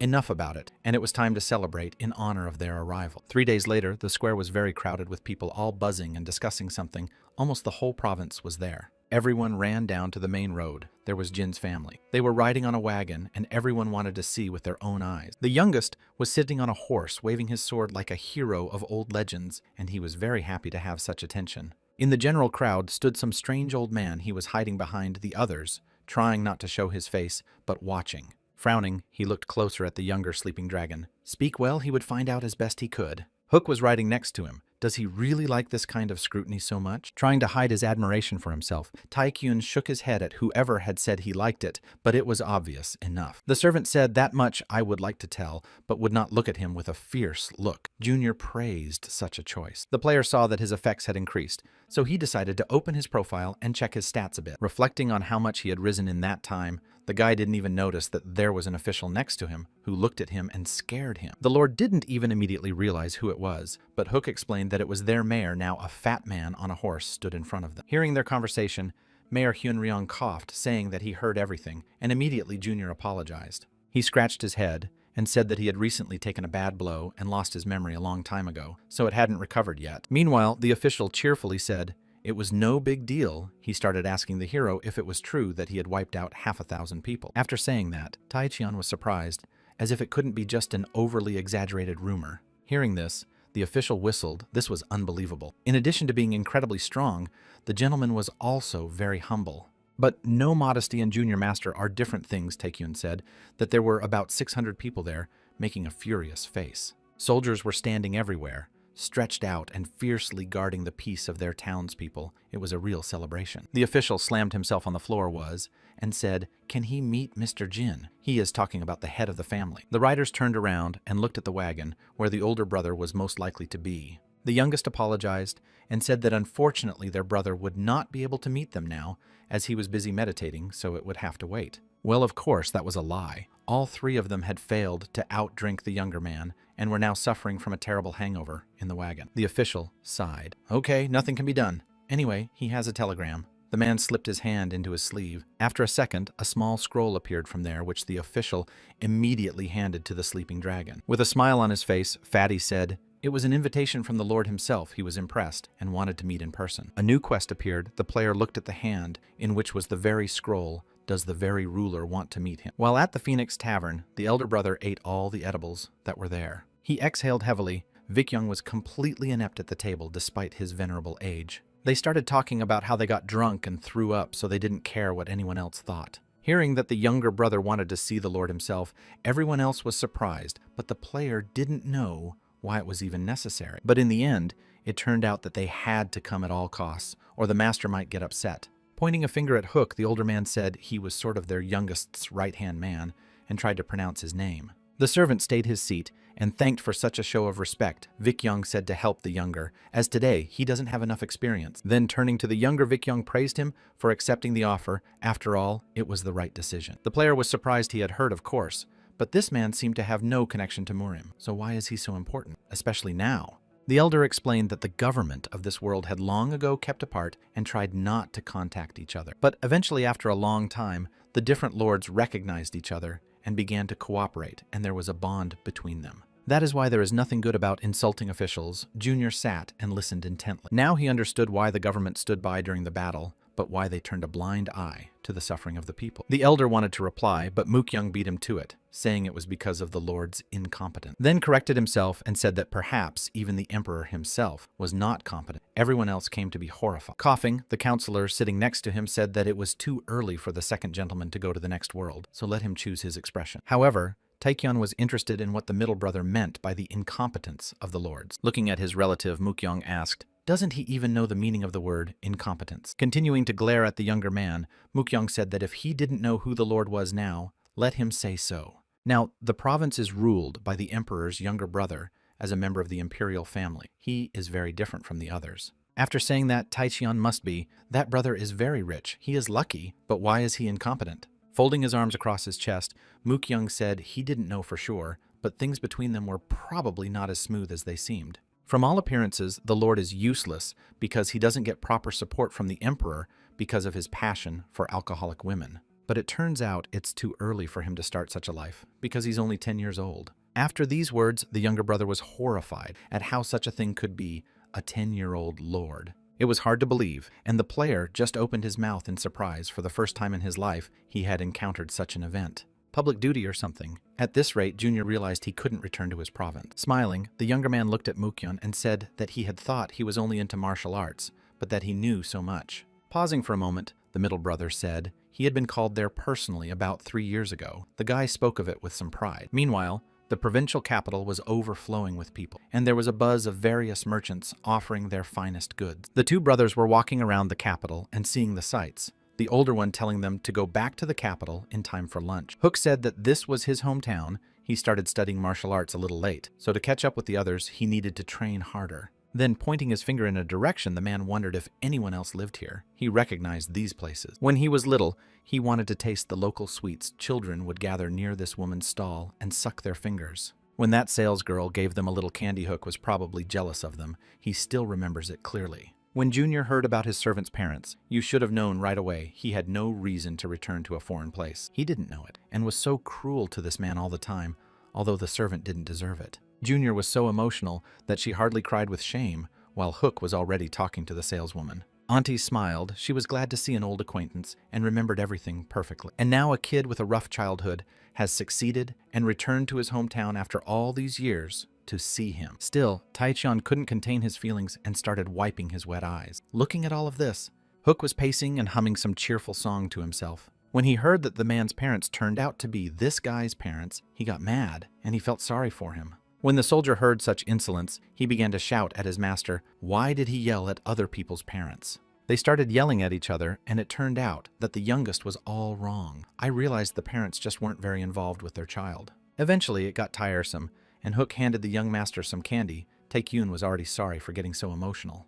They had already started to fight among themselves because of misunderstanding, but suddenly they were stopped by someone's voice. For a second, the younger man paused. He found that voice very familiar and strange. In front of them stood a strange-looking guy, dressed in a uniform not to get acquainted, yet did not say anything, but just looked. Smiling, the guy said that if they would not eat the candy, then please let them give it to him. On the stranger's face, there was a smile. For a second, Tae-seon and Hook even forgot about their fight and froze in their seats like they were frozen. They looked at the strange-looking boy and still did not understand who he was and where he came from with such impudence. Suddenly, this kid's eyes were covered with a white veil, as if he had begun to turn into a demon, and it was a strange sight. Seeing the candy in the hands of two people, a guy named Jong Pun seemed to have lost all his brains and moved at them like a zombie. They had no choice but to give the kid the candy to avoid getting into trouble. Turning to his master, Hook asked, does he know this man? But the younger man shook his head. Looking closely at the stranger,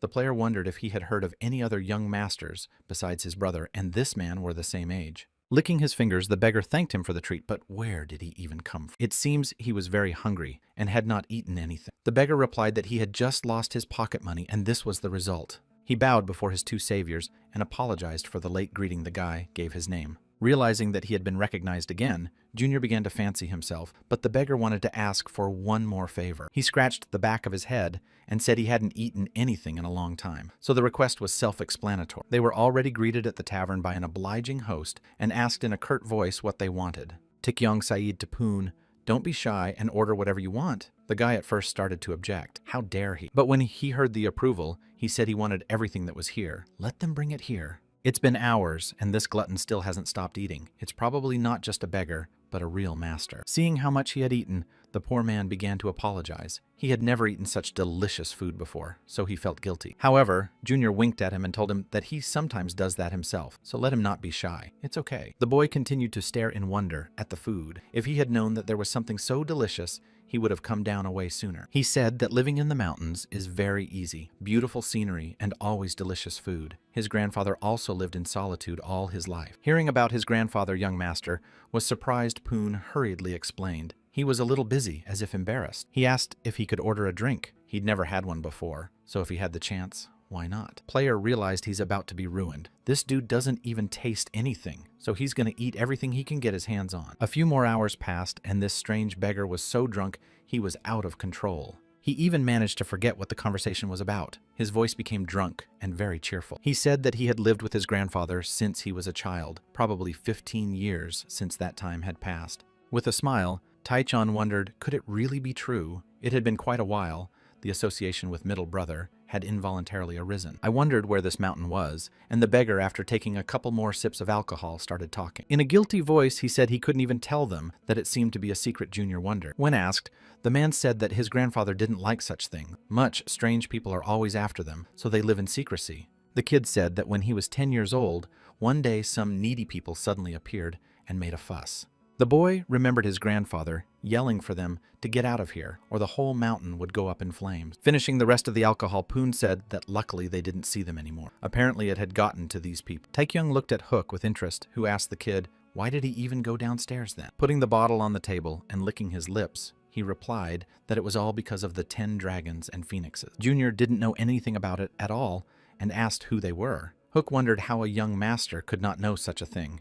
The man revealed that middle brother Mukyong is one of the 10 dragons and phoenixes. This shocked the younger one. Yes, really? Hook so began to shout that they were already being noticed by the regular visitors. Junior hurried to calm him down. When the servant came to his senses a bit, with a smile on his face, Taekyon told him to go on and tell him how it went on. Hook, there were already a few bumps on his head. It wasn't worth it to yell and draw attention like that. For a second, Poon wondered who was stronger than him or these great warriors, but the answer was obvious. The boy sat with a flushed face and thought about it, and it seemed to interest him a lot. He said he just wanted to know the answer to that question. That's why he came down, Junior wondered. So is this a regular competition? But then I realized that this kid was a warrior after. Of course he wanted to test his fighting skills and compare them. Suddenly someone's laughter was heard, and everyone looked up from where it was coming from. Some man with a laughing voice said that some ignorant people who don't understand anything about martial arts start yakking some nonsense. Hearing that he wasn't being paid any attention to at all, the stranger got angry, and what would they even do? Lifting his head up, Junior said, for these guys to come down here immediately, his neck already hurts from looking up. When there were 5 sects, the Third Gate sect and Demonic Bow sect were among those 5, but after the recent battle, they ceased to exist. In the end, the head of the Heavenly Bureau created 5 new sects to replace the ones that had ceased to exist. The reason why this happened was because the Heavenly Bureau was bribing everyone with expensive gifts. Because of this, the Bureau itself was making huge profits from various businesses. And now in front of him stood Wu Jinde, the main heir of this Bureau, and the other children of the 5 sects. They too were resting and feeling like kings at this feast, and now that someone had interfered with them, it was simply impossible to let it go. The man licked his lips and now wanted to sway the head of the new sect to his side. Yes, and besides, this kid is pretty cute. But when Wu heard the talk of 10 dragons and phoenixes, he simply couldn't help but pay attention to it. Now he came down with his own eyes to look at someone who threw such words around so flippantly. The younger man got up from his seat, and his servant immediately began to go to his master's side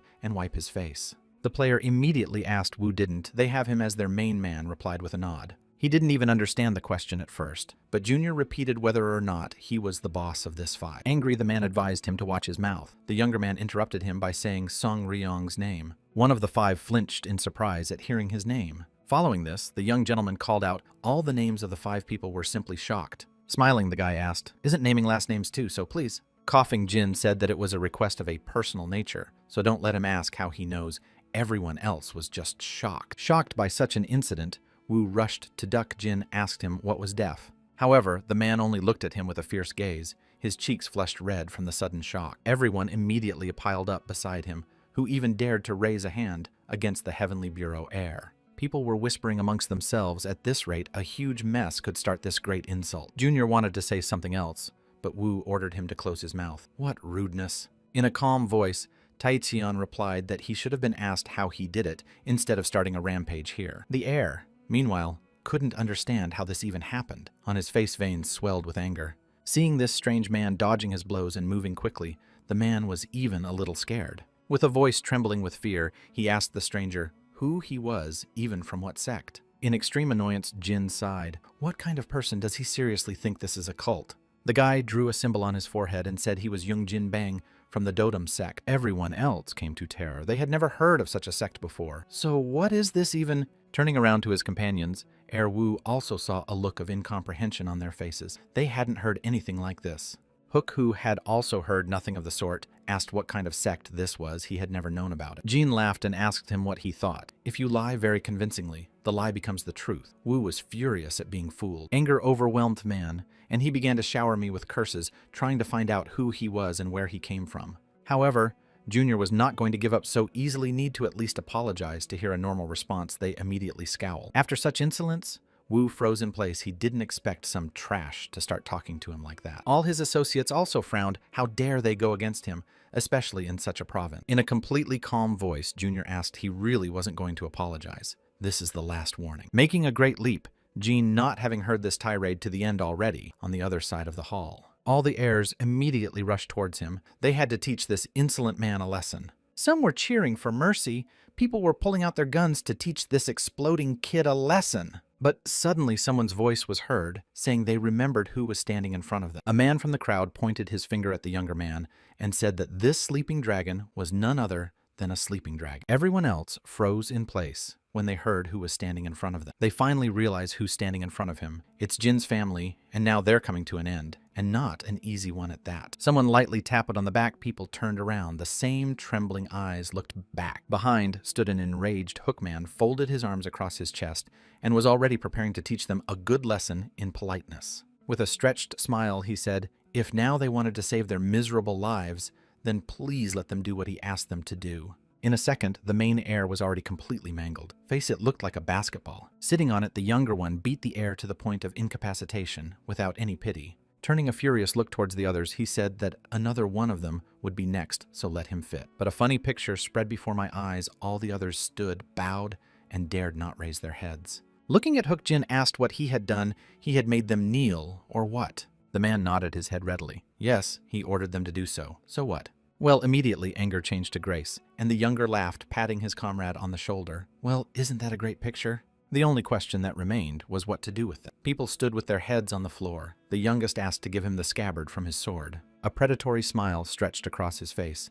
Now he was sure to teach them a good lesson in manners, how to behave with their elders. The boy had already swung to strike the first blow, but suddenly he was stopped by Poon's voice, and he turned to the gentleman apologetically. Holding up his scabbard, he said he had never done this before, but could he hit the next one or not? There was silence between them for a few seconds, but the younger man still decided to allow it to be the first time he'd ever seen such a schizophrenic. Soon there were already many people gathered in the street near the carriage. Here were the highest ranks of society who were guarded by soldiers. People were asking each other if they knew anything about it, why there was such a fuss, but no one was in the know. The same fat official came out of the cart and looked around at everyone present. He paused for a second. Near the entrance stood the guards who guarded the palace, ordered the rising stars of Murim to appear. There stood all those sassing Taekyun. Now they were very ashamed and scared of what might have happened to them. Junior, meanwhile, rejoiced. It was all martial artists. They must have been practicing hard since childhood to improve their skills. The official couldn't believe his ears. This is the truth? Did they really work so hard? The man couldn't believe it. For a second, the plater was even a little ashamed. If he had known that they would be invited here too, he would have treated them more gently. Without hearing a reply, Jean turned to him and made a scary face. Maybe none of them heard. The rest of them shuddered in fear. There's nothing to think about. The guy said they should just tell the truth because it's the right thing to do. Seeing that the main heir to the bureau wasn't here, Junior said that he had a fight with someone and got hurt. The official was furious at who dared to finish off the guest whom Emperor Jin had personally invited after saying that. This was a problem regardless of the reason. This person couldn't accept the emperor's invitation. The official was very worried. Hearing that it might be a total mess afterward, Junior was a little scared of what they meant. Taken aback, the official said that first the emperor would try to find out who did it. Then a lot of people would lose their position. The man was very scared, but Taichan couldn't understand why the emperor would go to such lengths for a man. Poon came out of the bedroom yawning and said that the savior had woken up early for some reason. Taekyun said if he brought someone else, there would be no problem. The official nodded his head in principle. This is fine, but who is it who he will be? The former beggar, who had just woken up, could not understand what they wanted from him, and all eyes were fixed on him. Junior looked at him with a shining face and asked if he had ever met the emperor face to face. Somewhere very far away on the training ground, a man was practicing blows, and there was such a wind that it was impossible to stand on one's feet. A servant came up to him and apologized for interrupting his training, but the emperor said to give him something. The fighter got to his feet and said that he had enough to do, but it would be rude to refuse, especially if it was the emperor himself. Looking up at the sky, he sighed heavily. He would need to move his schedule up a few days, he said, to tell her he was coming. Meanwhile, the streets were in chaos with people running around and preparing for the emperor's arrival. Any minute now, His Majesty is due to arrive. Through the whole town, this very huge wagon was driving. The rumbling and clattering of hooves could be heard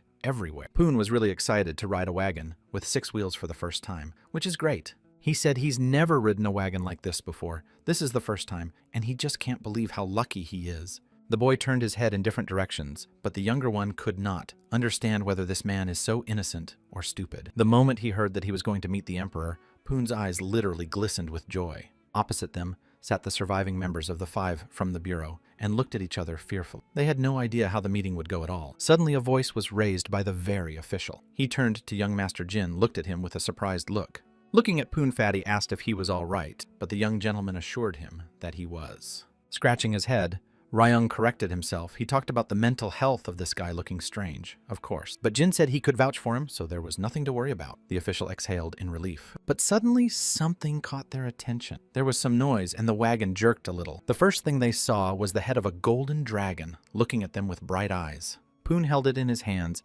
and looked guiltily at the others, pretending he had nothing to do with it at all. Several guards trembled with fear at the sight of their commander.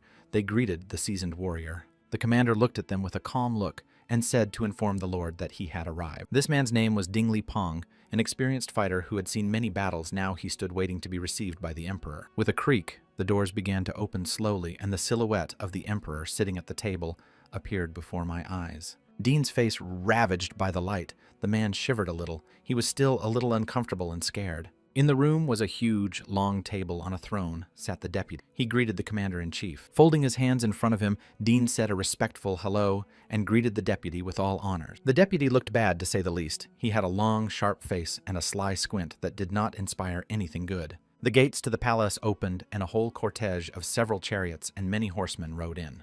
The people were talking about the emperor should have arrived by now. That's right, since the lord's palace isn't that far away. In the wagon, the older brother was sitting and holding his head. He was worried about Taekyun, but the counselor tried to calm him down. The third young lord was no longer a child. But the eldest still didn't know, rest his little brother. So wayward, Pan didn't quite understand what he meant, and asked again.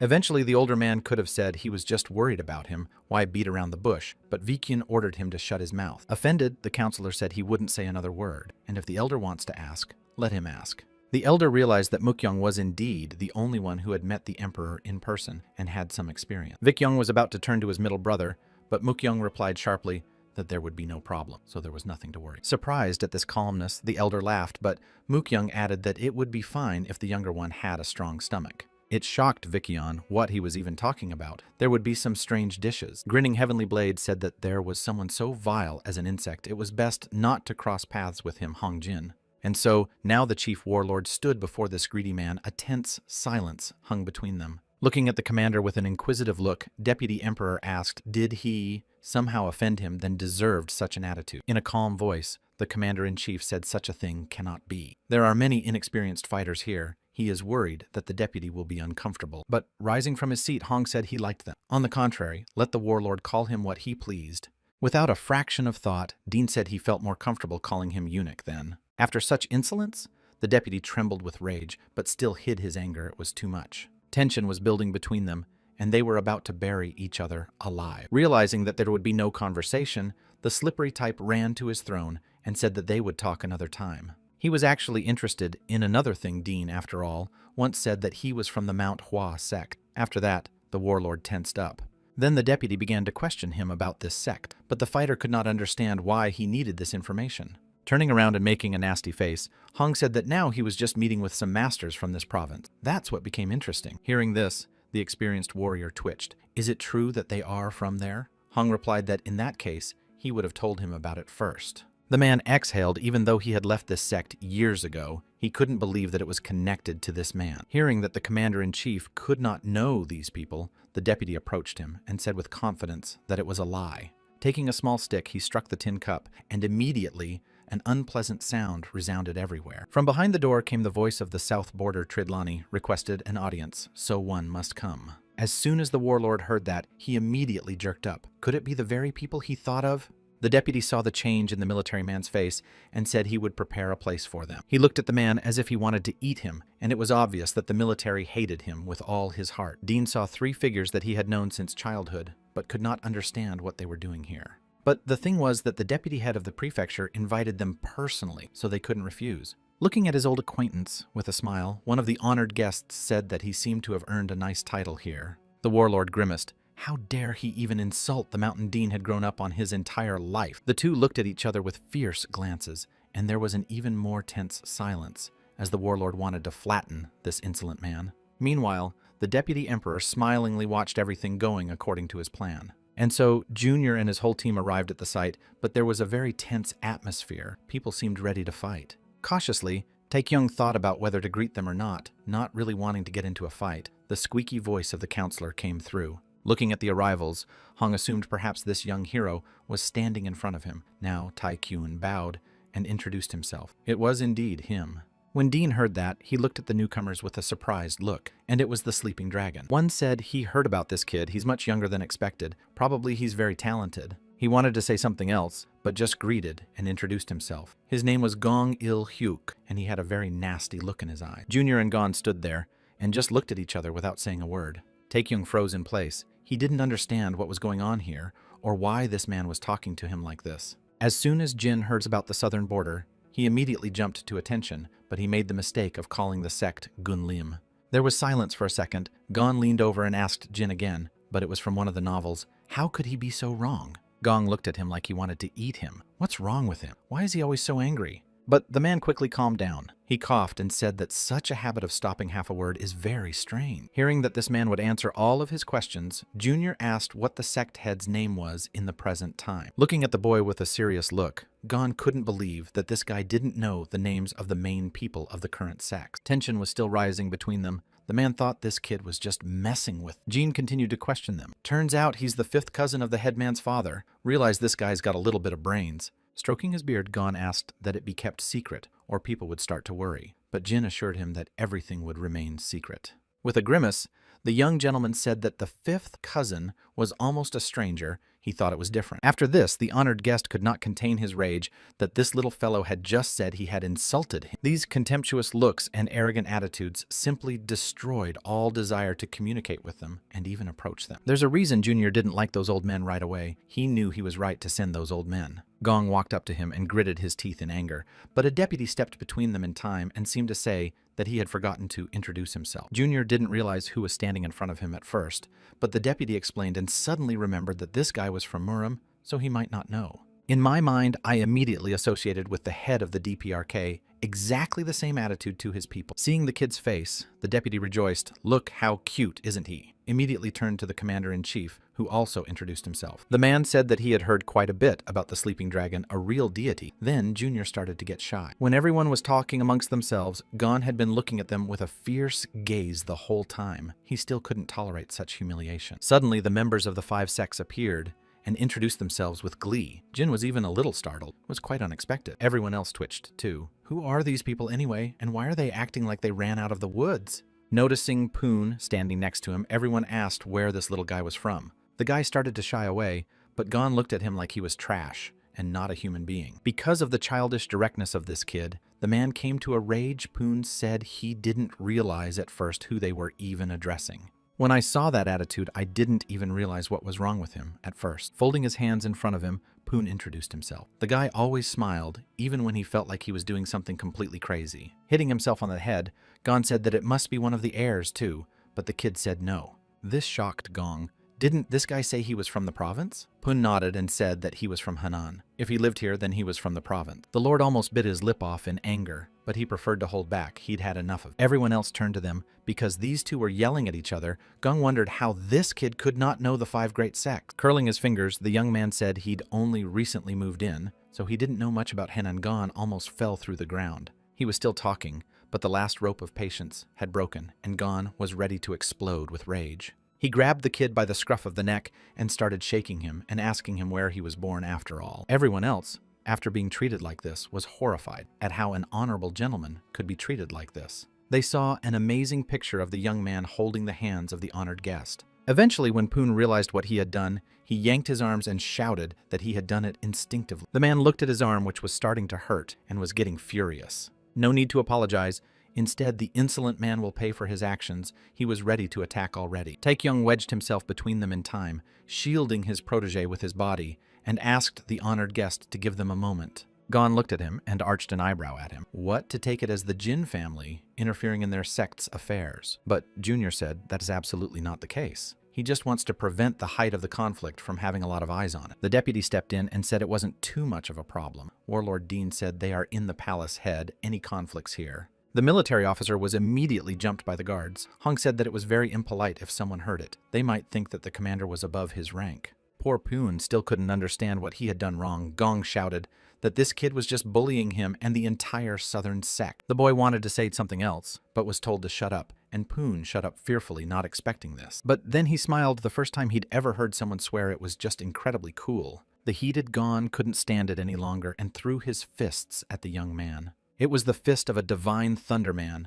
determined to use his greatest technique against an ordinary child. But suddenly something happened. As soon as the honorable gentleman wanted to strike, he immediately heard a crunch in his hand and bounced back. Turns out Poon just put his arm out to defend himself instinctively, and that's what happened. He explained that it was called the palm of true illusion. The guy said it as if it was something he usually took for granted, but seeing so much blood from his hand almost made him vomit. The boy grabbed his stomach and clamped his hand over his mouth. A surprised Junior was watching, but he had expected this, but not that much. The chief warlord, on the other hand, was delighted when he heard about the true illusion palm. Trying to hold back the gagging, the boy explained that his grandfather had told him that and taught Dean what his name was. Through his vomit, the boy called out the name Ma Jung-hak and twisted in half again. After Dean said that, he couldn't say anything else. The man knew perfectly well who he was talking about, the great hermit of the sword who lived in the mountains. All present also opened their mouths in surprise. They did not expect that this tramp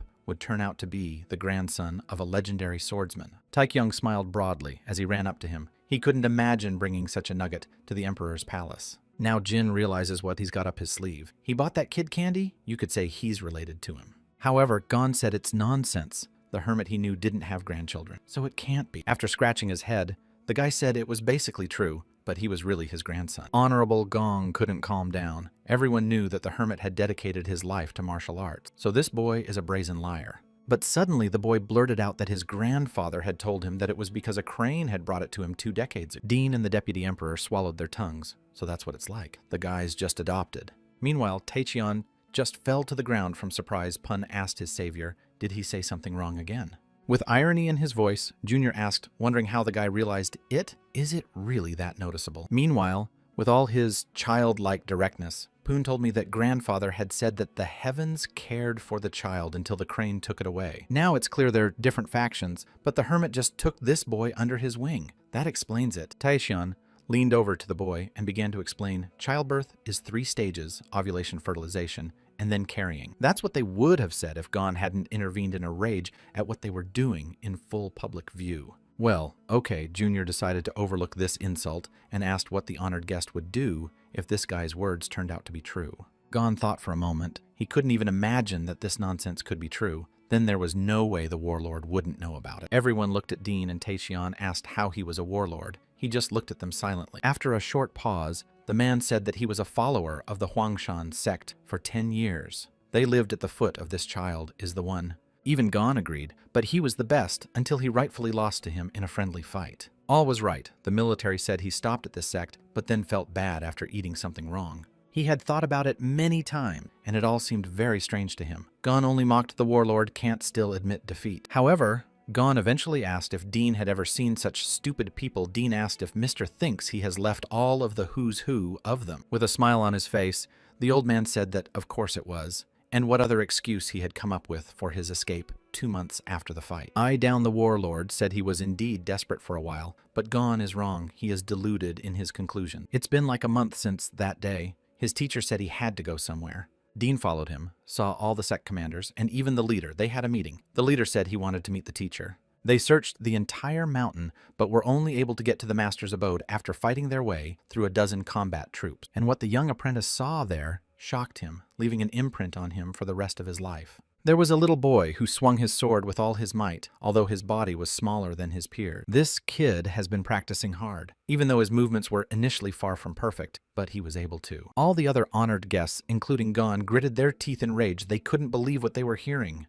It was simply impossible. Honorable Gon jumped up in his seat, but Dean said nothing was impossible in this place. After a whole month of training, Dean realized something: he no longer had any reason to stay here. The man said it with a kind of sadness. That's why he left the sect. All the guests were shocked by this story. They just opened their mouths and couldn't believe it. Following this, they turned to the others and looked on with surprised eyes. Still, men could not believe. The heirs of the 5 sects also stood silently, with a chill running down their backs. Could it really be true? Even the deputy emperor had a slight hesitation on his face, as a caustic smile appeared on his face. Looking at his new comrade, I thought his teacher must have a temper if he threatened to burn down a whole mountain. Poon stood silent and stared. To think this kid became a first-rate warrior when he was only 10 years old. However, the guests still didn't believe they needed proof mountains can change. Dean replied that his proof was only the memory of past time. Pulling out his sword, the man said that he didn't need any other proof, and he was curious about who the little boy had become.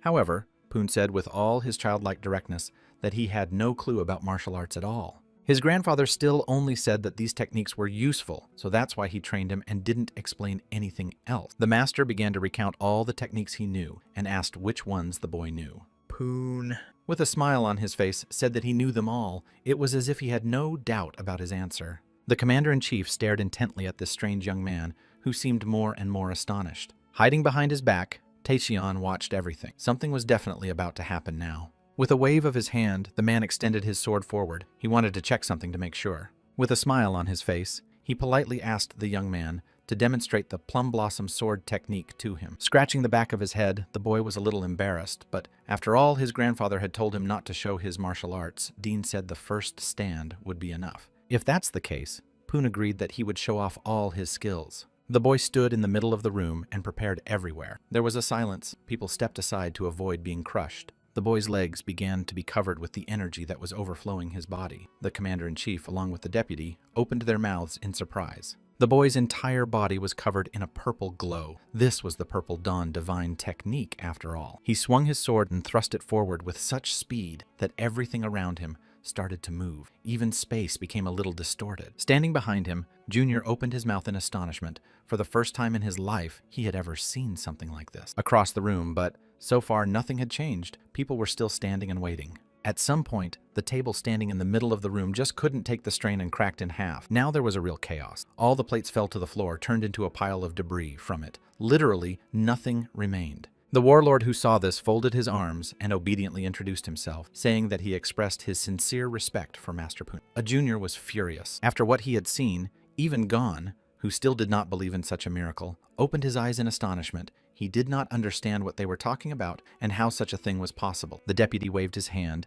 and said they'd better get out of here and never come back. The frightened foreman asked, did they upset him in some way? Why the deputy says that? The deputy said they weren't friends. Gong asked about his promise. They wanted to expand their influence in the province. But with a smile on his face, the trickster said, that's how business works. They didn't think it would go so smoothly. After that, the southern border lord was furious and could not tolerate such insolence, but he remained silent. Suddenly, Taichun intervened in their conversation. He suggested to discuss it later. Right now, the main situation is the broken table. The man barked for the guy to shut his mouth. Jin family has no right to interfere in this. After that, the counselor and Gon began to talk amongst themselves, and the younger one looked at Poon with a furious look for the guy messing up the table. In an ingratiating voice, the deputy said that as far as he knew, there was a richer sect than the one Gong was in. I see that he was referring to Hua.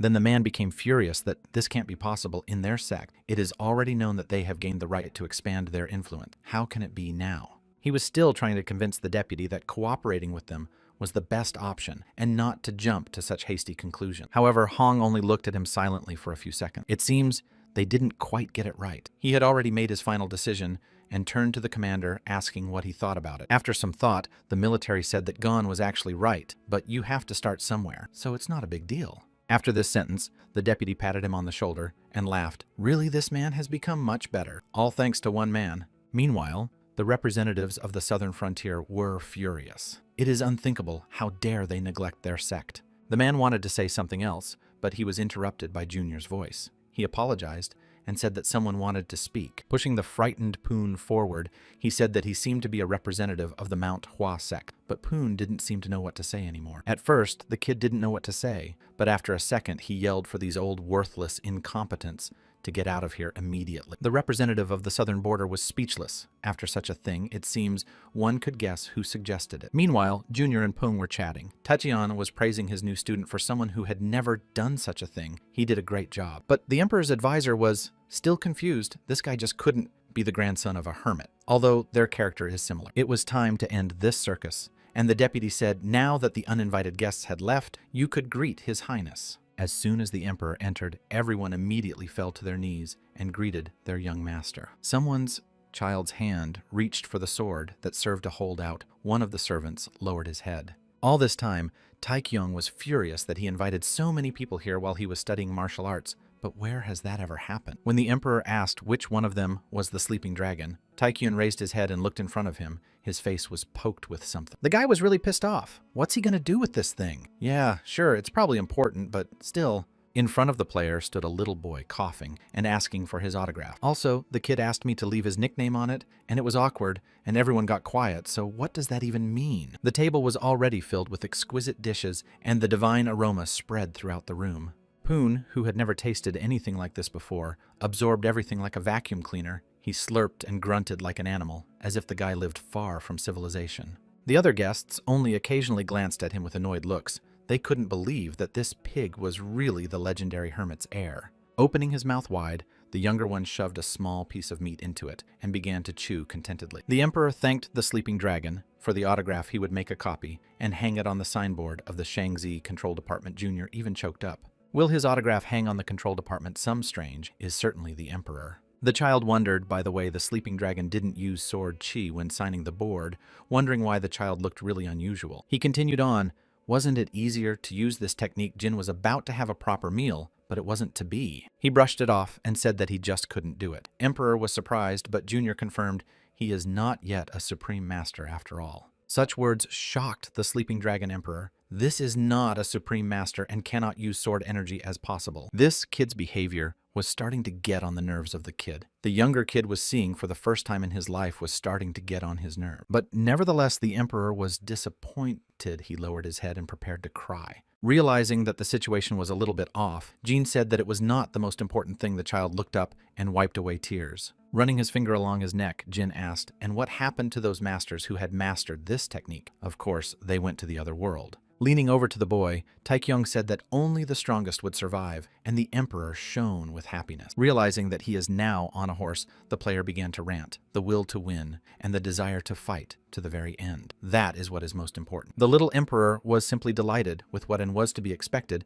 from an experienced sleeping dragon. The boy thanked for the valuable lesson. While the two were talking and showering each other with compliments, Poon was destroying all the kingdom's edible supplies. The guy literally couldn't stop. In the end, Jean had had enough of this. He could now say goodbye to his life from hunger to eat, and the guy wanted to get away. He was already heading for the exit when suddenly he was called by a squeaky voice of the deputy. The guy stopped and froze on the spot. Hong joyfully said that he was just about to talk to someone from Jin's family and invited Taecheon next to him to sit on the table. After listening to the deputy's entire plan, Jin made some important observations for himself. Here is a summary of their plan. They want to make a trade route that will be impossible to underestimate because of the influence of the Manhwa sect. The cargo needs to be delivered without damage, so escort services are needed, and Hong wanted Jin's family to handle it. And on top of that, the deputy openly states that he's going to provide a kind of support to Taekyung thought about all of this while eating it all looks weird. However, the deputy wanted an answer. Now he turned to the younger man and asked how he liked the idea.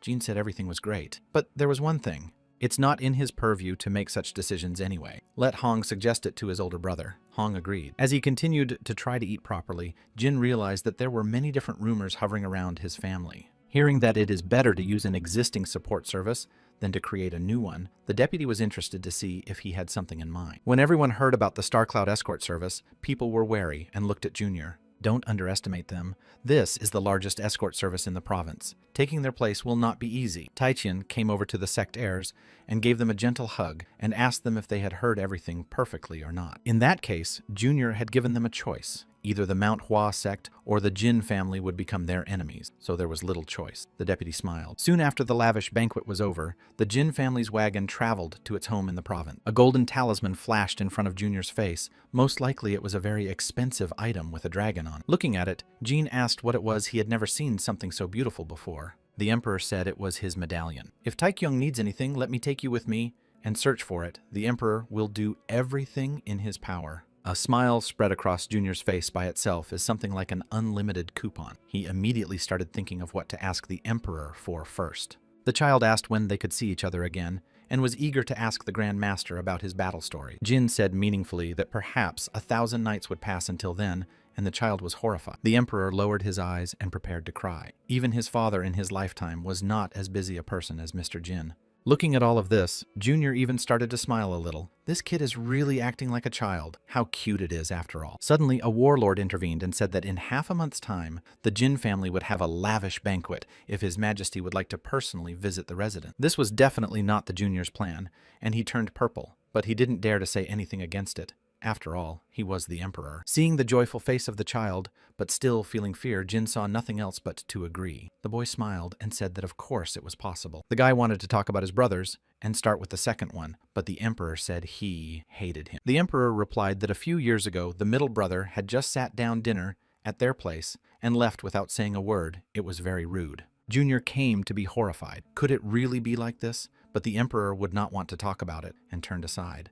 A deputy immediately appeared behind him and said that Mr. Emperor asked Mukyong to sign, but he refused. That's the reason why it's all clear now. And then Junior remembered Mukyong. Is this man so stale? What's the problem with just a kid signing a plaque? On the other hand, this little guy is not so bad. Seemingly polite, yes, with his quirks, but still. Getting down on one knee, Taekyun said that if the young emperor deigned to come to the feast, he would make sure to ask his brother to sign the plaque. Hearing these words, the child literally glowed with happiness. How little some people need just to be happy. They took and crossed each other's little fingers, thus showing the highest degree of promise. The emperor didn't immediately understand, but Junior explained that it was like he was swearing to the gods or something. They began to repeat this over and over, as if playing the warlord, and Deputy looked at them with surprised eyes and remained silent. The warrior said it was the first time he had ever seen His Highness so happy, and for once he had gotten along with the deputy. The child waved goodbye to them and invited them to come back again. It seems that the young emperor was very pleased with such guests. Poon waved his hands and said not to worry about him. He is with Mr. Genie, so nothing will happen to him. In the end, they all climbed into the carriage and headed towards the exit of the imperial palace. Finally, Taekyun exhaled and relaxed on one of the beds. He was very tired from his time in the palace. But when he saw the deputy emperor next to him, the guy was shocked. They're going home. So what's he doing here? But the deputy said that after all, the truth is said to strike iron while the iron is hot. Why not take the chance and personally talk to the elder brother? There was silence, but there was logic in the deputy's words. But sneaking in so suddenly was too much. Seeing that the counselor was looking at him, the guy said that he thought that the deputy had something under his clothes, by the way. How did your boss get into the army? The deputy said it was quite obvious he had passed the army exam, and there were no further obstacles in principle, as expected. He said that this man has the third rank of a rather honorable position, and in Dean's case, the highest rank in the army, at least one of those. That's when the counselor said that unlike him, the current military commander is very incompetent. He is known for bribes and stuff. After listening to all this, Junior concluded that it was probably better to get rid of such a counselor, but the deputy was ahead of him. The fact is that this man was appointed by the emperor himself. That means it's not subject to any appeal because it's a superior order. But it's a good thing, that's the man's only vice.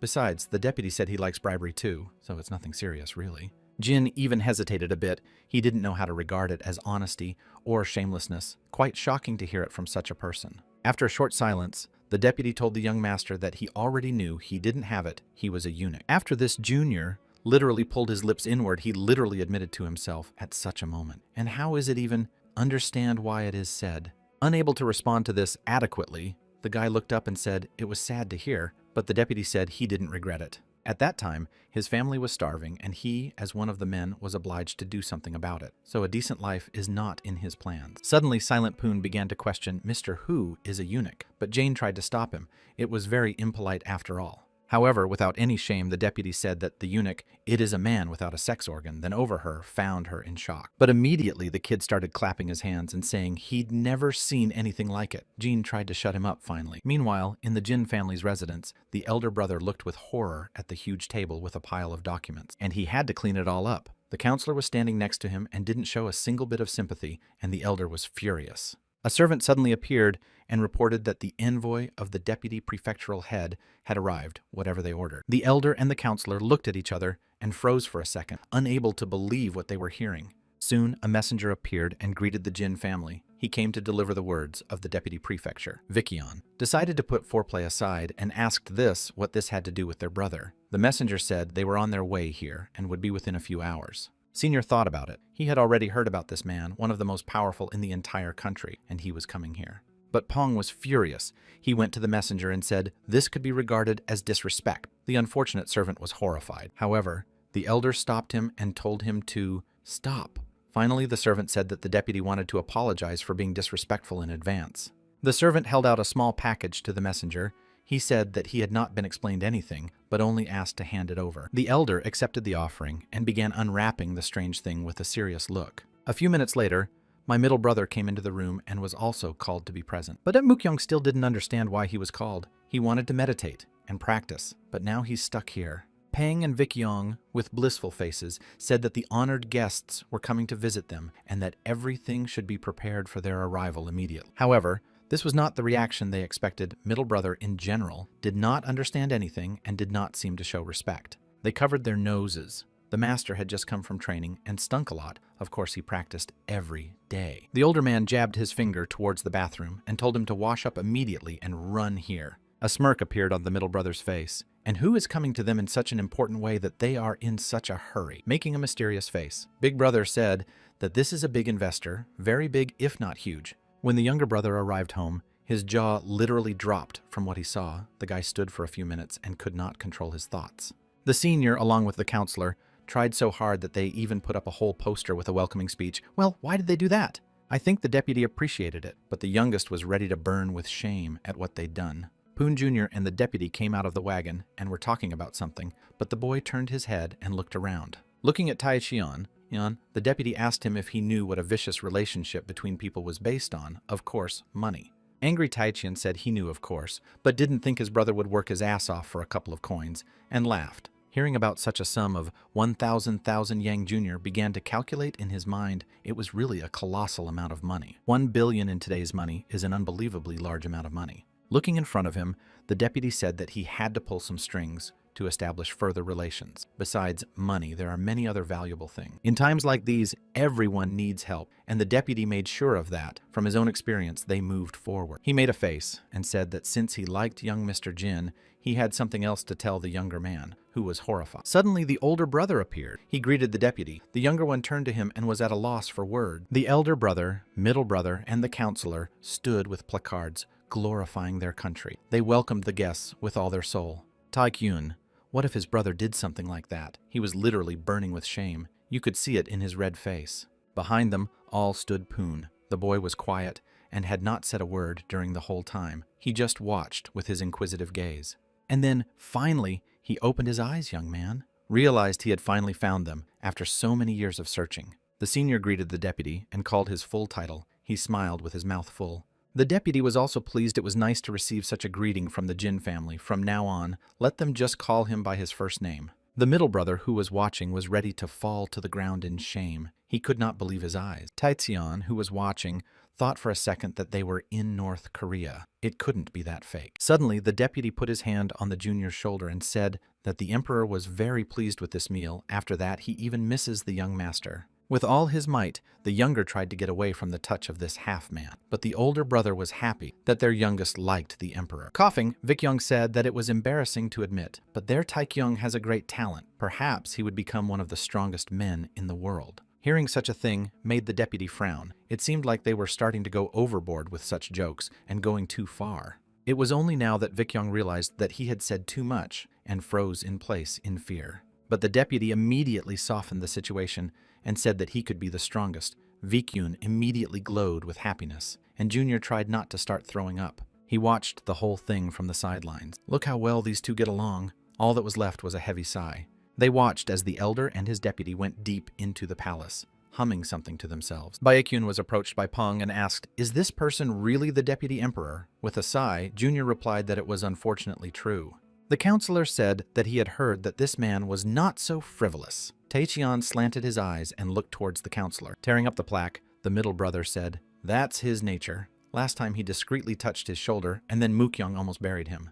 Turning around, he said that for a martial artist, nothing is more important than training, so don't let them ask stupid questions. Turning away, the younger man said that of course he was. He didn't want to run into that rabid buffalo right now. Suddenly, Poon's voice came up. He said that his grandfather also said so. Everyone froze in place, and the middle brother stopped. The advisor immediately scanned him and realized that this kid had a rather unusual energy, although nothing strange on the outside. Mukyong, he also felt it and was shocked. Yes, this kid is at least a top master as it is possible. Waving his hands, Taechion apologized and said that he forgot to introduce him. This is Jung Pun. He lives in Manhwa. Junior stretched out his hands to his new acquaintance. The kid folded his arms and started greeting everyone. He told pretty much his whole life story, like he did all the time. But when the counselor and Mukyong heard that it was the hermit's successor, they were speechless. Yes, it can't be possible.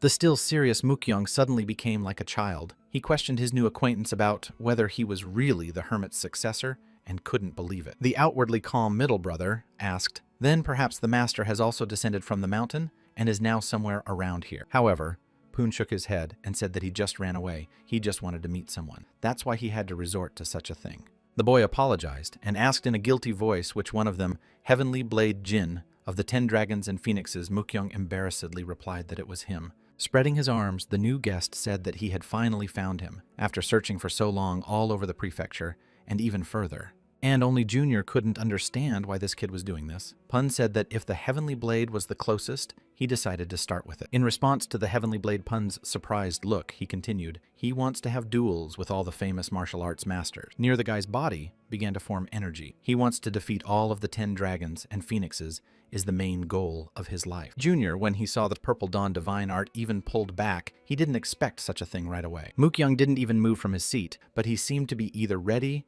or waiting for this very moment. Brother also began to concentrate his energy. If this kid wants to fight like this, then maybe he won't refuse. Mukyong remembered very well the moment he heard about the hermit, who could climb to the top of the mountain even higher. He vowed that he would reach his level. And now, the one who inherited the hermit's technique is standing right in front of him and asking for a duel. Is it possible to refuse such a thing? The middle brother looked at his opponent with a serious look. Poon was telling how he had heard something from his grandfather. The hermit told him he was nothing compared to 10 dragons and phoenixes. He also told him not to be conceited. Mookyoung looked at him and recognized that he was strong, but there was no doubt that he was the heir of the great hermit. Poon said he had been tormented by doubts until the moment he met young master Taichian. To be honest, he was even a little surprised.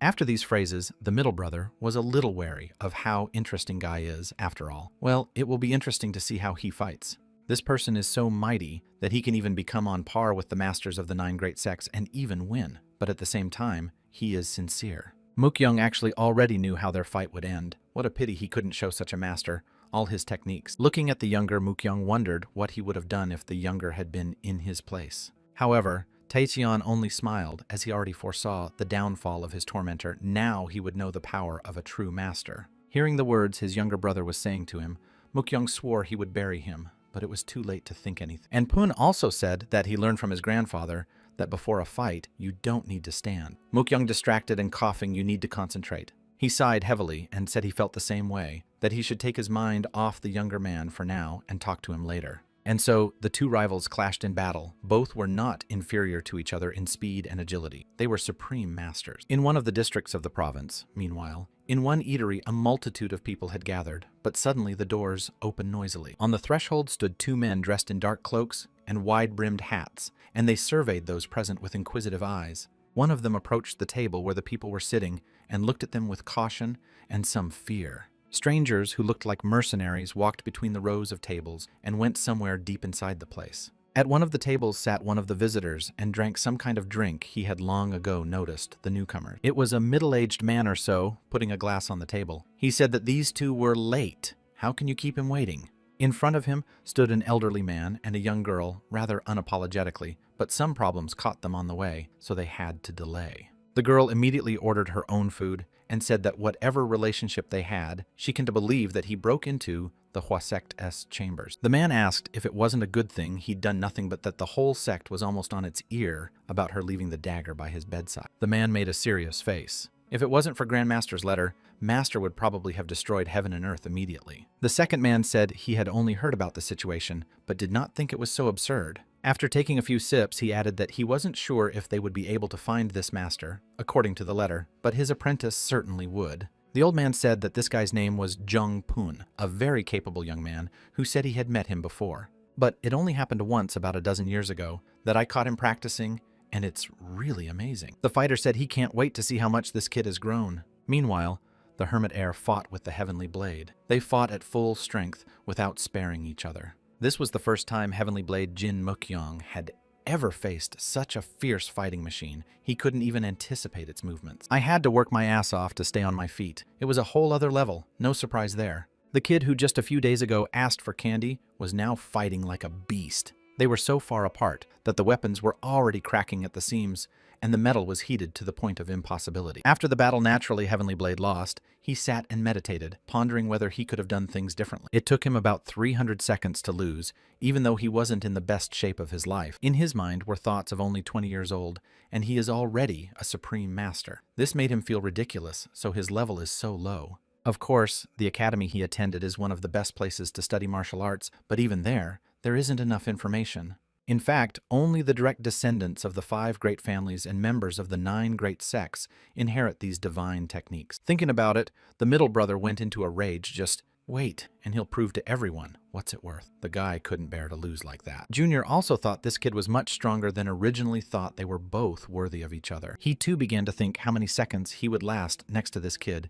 Junior realized that he should become stronger by all means. But every time he started to circulate chi, there was an obstacle like this, as if something was obstructing its flow, as if 2 large dots were in the way. He also tried to change his body, like a hero of novels, but unfortunately it was to no avail. Like a car crashing into a concrete wall, he couldn't break through the barrier, no matter how hard he tried, and it pissed him off. It seemed to him that he had to become as strong as a tank only so he could break through this hateful door that he could not open. But it seems the guy overdid it, and now his genitals have almost fallen off. He was holding onto his pants and trying to figure out that this had even just happened. He'd never encountered anything like this before. Hook immediately rushed into the room, and Poon was startled at what had just happened to the young master. Why was he screaming like that?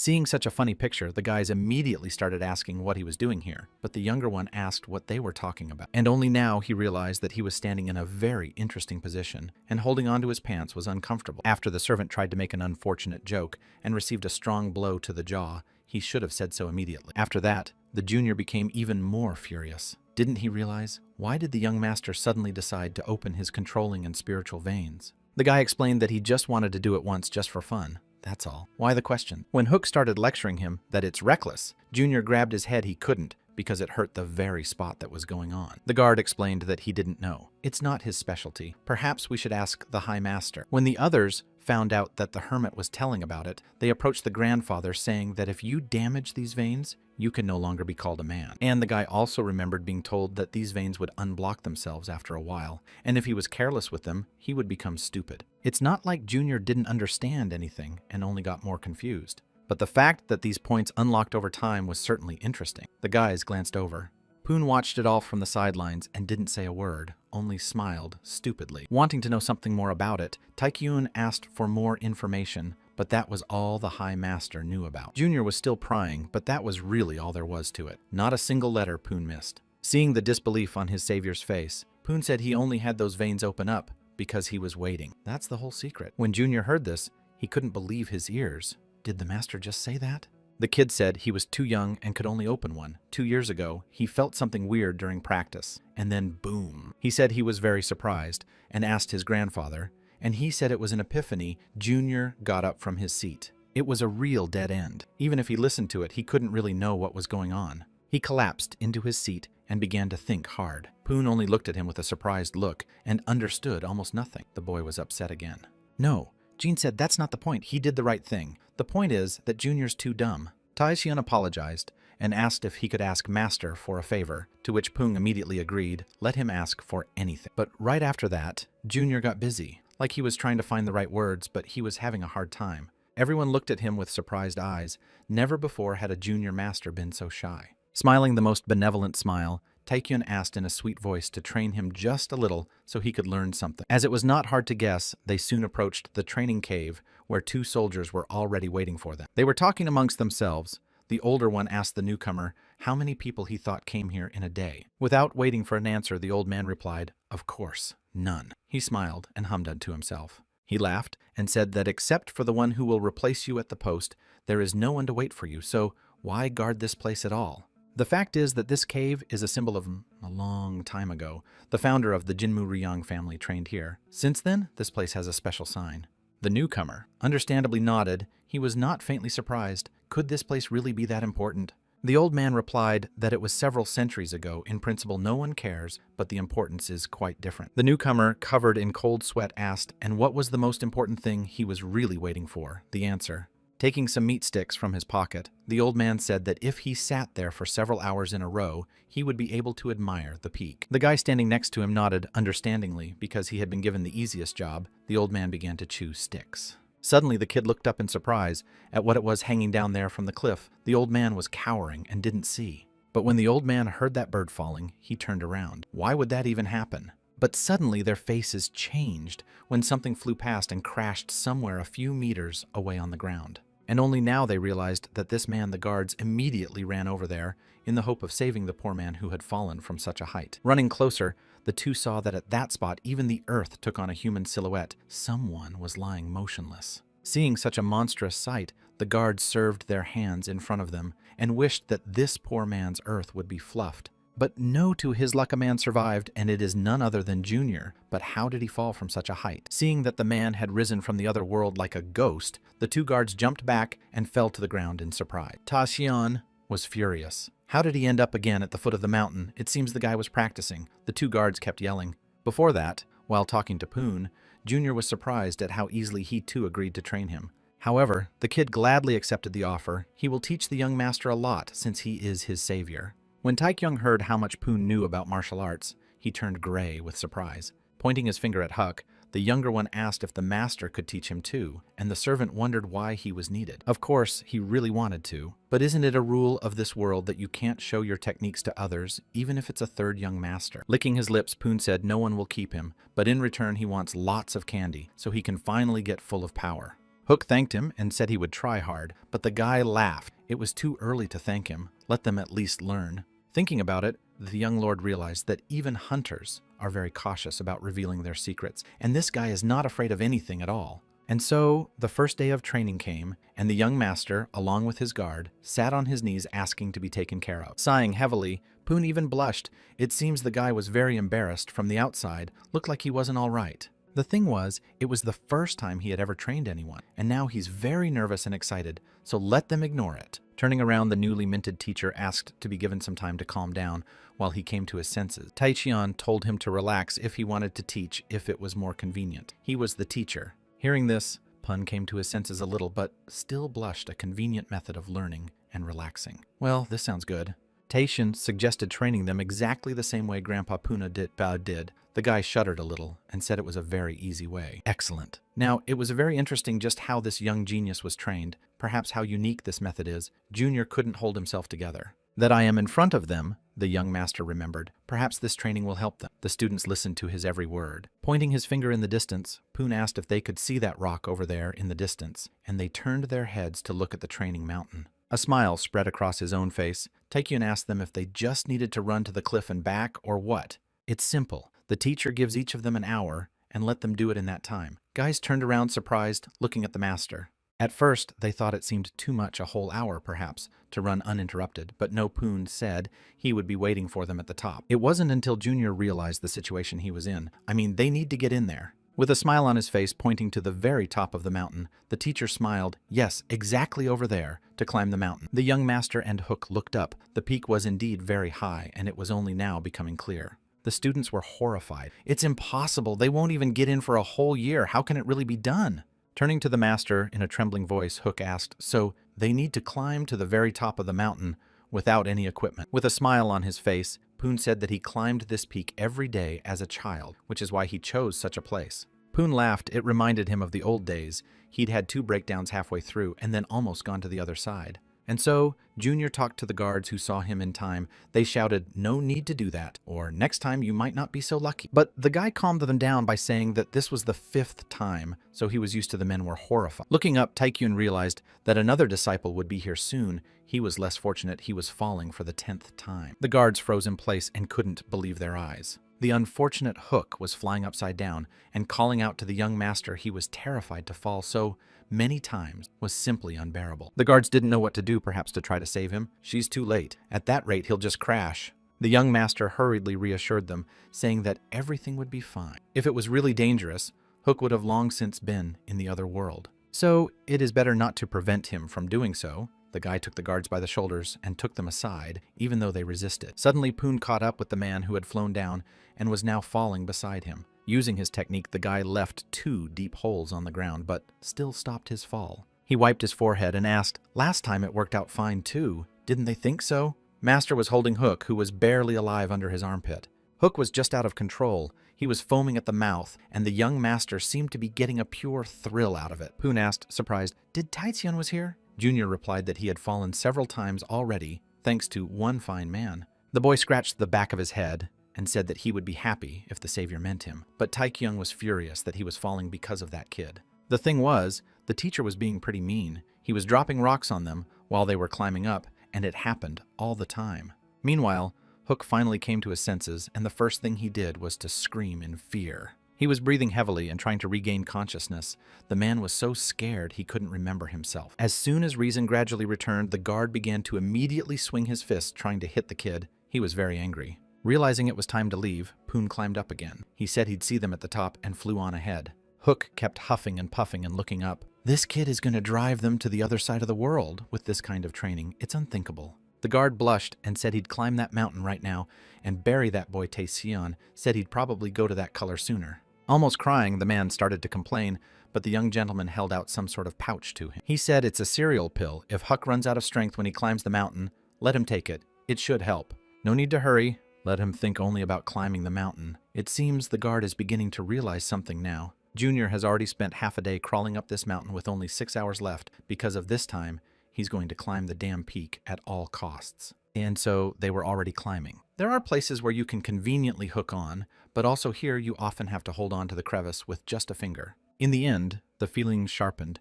It would be convenient to use his energy. But one must take the hard way. Only so he will succeed. Suddenly a rock flew past, but luckily the younger man managed to dodge in time and hang on to one arm. The reason he's out of his skin is because the teacher will notice it and start throwing stones with renewed vigor. Hiding behind a nearby rock, Poon said that his grandfather had once told him that there was no room for cheating in martial arts, only fair fighting. Taekyung grabbed one ledge, but suddenly the rock started to crack and the guy would have fallen down. His fingers became sturdier, strength suddenly increased, and his stamina also increased. At one point, Taecheon thought he was going to fall off and go flying down, but he managed to grab on and finally climb up one slide. Now that the hardship is over, need to try a little harder. Suddenly, a notice appeared in front of his face. Characteristics increased rapidly. He hesitated and didn't notice a huge stone flying at him from the back, but at the last moment, he managed to pay attention. Breathing heavily, this guy was lying on the ground and trying to come to his senses. It was unexpected, to say the least,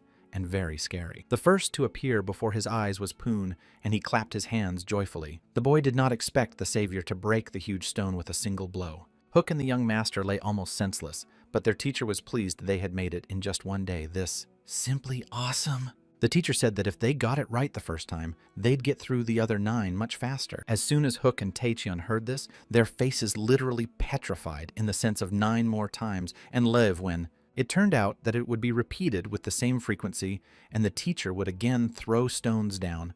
It's a real mockery. Now, Junior didn't care about anything else. He didn't even have the strength to go down. Hook was at his limit. This teacher was a monster. Hearing him laugh, the guys got angry, but the teacher apologized. They were just very much like him when he first started. He suddenly drew his sword and made 2 sharp swings around the windrows. Poon smiled and said that when he said he was tired, Grandfather replied going down would be much easier. Suddenly, the ground beneath their feet began to vibrate. The students looked down in surprise and fear, and if you wait a little bit, you can go down much faster, and then the vault of the rock broke and went into free fall. The couple flew straight down. They tried to hold on, but it was no use, and so 9 more times they had to go up. There was nothing to do, and the youngest began to climb up to the top again without sparing himself. The guard who was watching all this said that even if he had a few years, he wouldn't have been able to master such a technique. They fell silent and continued to watch the young master's training they were watching as if they were watching a theatrical performance. The newcomer asked if they were good for anything, if they didn't know the arts. The old man said no, they were useless, and let the rookie get the meat. Meanwhile, Junior was hiding behind a rock and ignoring the shouts of his teacher, who kept throwing rocks at him. At some point, Huk Mujin's hand showed up, and the man panted and thought he was going to the other side of the world, but no, he was still alive. The younger started to chase him away, saying that it is crowded and let him look for another place, but the comrade did not listen and continued to climb. At some point, the man began to have doubts. This kid tells them what to do, and they perform. It's all a matter of life. Looking at the man's level, the younger man thought that it looked like it was a gifted, small, if so persistent. Well, he took him for training. Taecheon said that if he goes to the other world now, he might regret his words. Isn't that right? Servant didn't quite get it. Mr. explained that his life is about his well-being, his loved ones, and everything he loves. So if you want to keep it all, you have to be willing to take risks. Hook seemed to want to say something, but the young lord didn't listen to him. He just leaned against the wall and waited. The man noticed that the young master seemed to have been replaced, but the younger man didn't quite know what he was talking about. The aide said he brought it up pretty late, but Taecheon has changed a lot lately and he's literally unrecognizable. Besides his character, manner of speech, and martial arts, now really like a seasoned warrior. Taekyun thought about it. Deciding to start bragging here, Junior asked if Hook hadn't heard rumors that the Jin family had a secret weapon, but the servant said it was unfounded. Thinking about it, the guy realized that at some point he had actually stopped worrying about being suspected. Bowing to his master, the servant said that if he was a spy from a secret organization, let him tell him at once. After this, Jin was surprised, but in that case, the servant should denounce him. Hook said that he had become much better and owed the young master his entire life. But when the young gentleman said he still had the itch to tell it, the man was stunned. Could it really be true? Approaching Hook, the player asked him in a mysterious voice, does he really want to hear this terrible truth? Stepping back, the man trembled with fear, and the player continued to speak. Let only Hook remember it carefully. Taekyun smiled and said that he had actually come from another world, and the servant couldn't believe his ears at first. And the guy kept telling me in his world they could hunt monsters. Here they would be called demons. Hook was still stomping around. I couldn't believe it. Junior kept telling me that he was caught up in some game, and the whole thing in his head interface and all that Hook already regretted asking. When the servant got tired of listening to this nonsense, Taekyung wondered if he didn't believe him. But no sooner had the man climbed a few meters than the younger man dragged him backwards past a huge rock. The unfortunate servant was hiccuping with fright and did not expect that he was about to give up his life. Winking at his comrade, Junior told him to be careful. They still have a lot of climbing to do, so don't say goodbye to life early. They kept climbing, and soon the guys were completely exhausted. Their clothes were soaked with sweat, and their bodies were steaming. In front of Junior appeared a window of characteristics. His stats had increased several times, so it was necessary to redistribute. The young teacher standing in front of them clapped his hands and cheered. Did they really succeed? After hearing that, Hook and Taeyeon looked at that kid furiously, but the teacher waved his head. He himself only got it after half a month, so he's glad. Rejoiced, didn't they manage faster than the higher masters? But Taeyeon said that then, because he was much younger. Sang-poon cheerfully said that he wasn't that small, he was somewhere around 10 years old. But even that shocked the two grown men, but he still went on about how he kept climbing the mountain time after time. However, the results of these two were really impressive. Hook and the young master looked amongst themselves still. They felt like they were weak. But when their teacher went on to say that he knew something else, the boys were worried that they would have to endure some kind of torture again. Their faces turned blue with fear. Just not to climb that mountain again is a whole mockery. Smiling, their young master said he knew a lot more fun exercises, so you can try it, bitches. In front of the youngest appeared a window of notifications. Turned out to be a whole chain of quests. That's just how many quests there are. And here is the second task. The player received a powerful blow to his stomach and flew a few meters.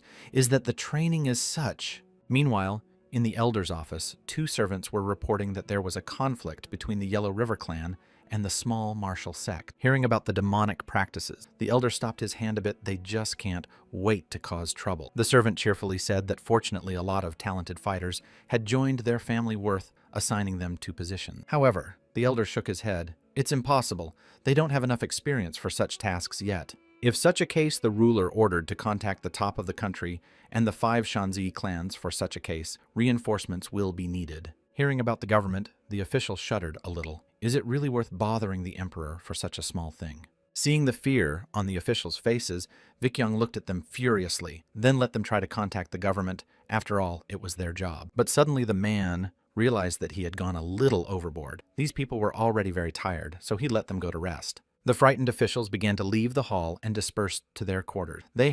Suddenly a counselor came up and asked, "Didn't Senior tell the scholars about the treaty?" Vikyung replied that it was a secret treaty. All right. In addition, their family had not yet fully strengthened ties with the Imperial, although all this time, the eldest had only been drinking with the deputy. The counselor wanted to say something else, but suddenly the doors opened and there was a scientist. He apologized and said that there was information. He had a report from the Manhwa sect, was sent by the Trinity of Plum Blossoms, and now they are headed here. After this, the counselor and the elder came in. Terror, they could not believe their ears. Could it be that someone so important was coming here? They say that this Trinity is the biggest elite in the Hua sect, and these people are coming right here. The scientists continued reading the report.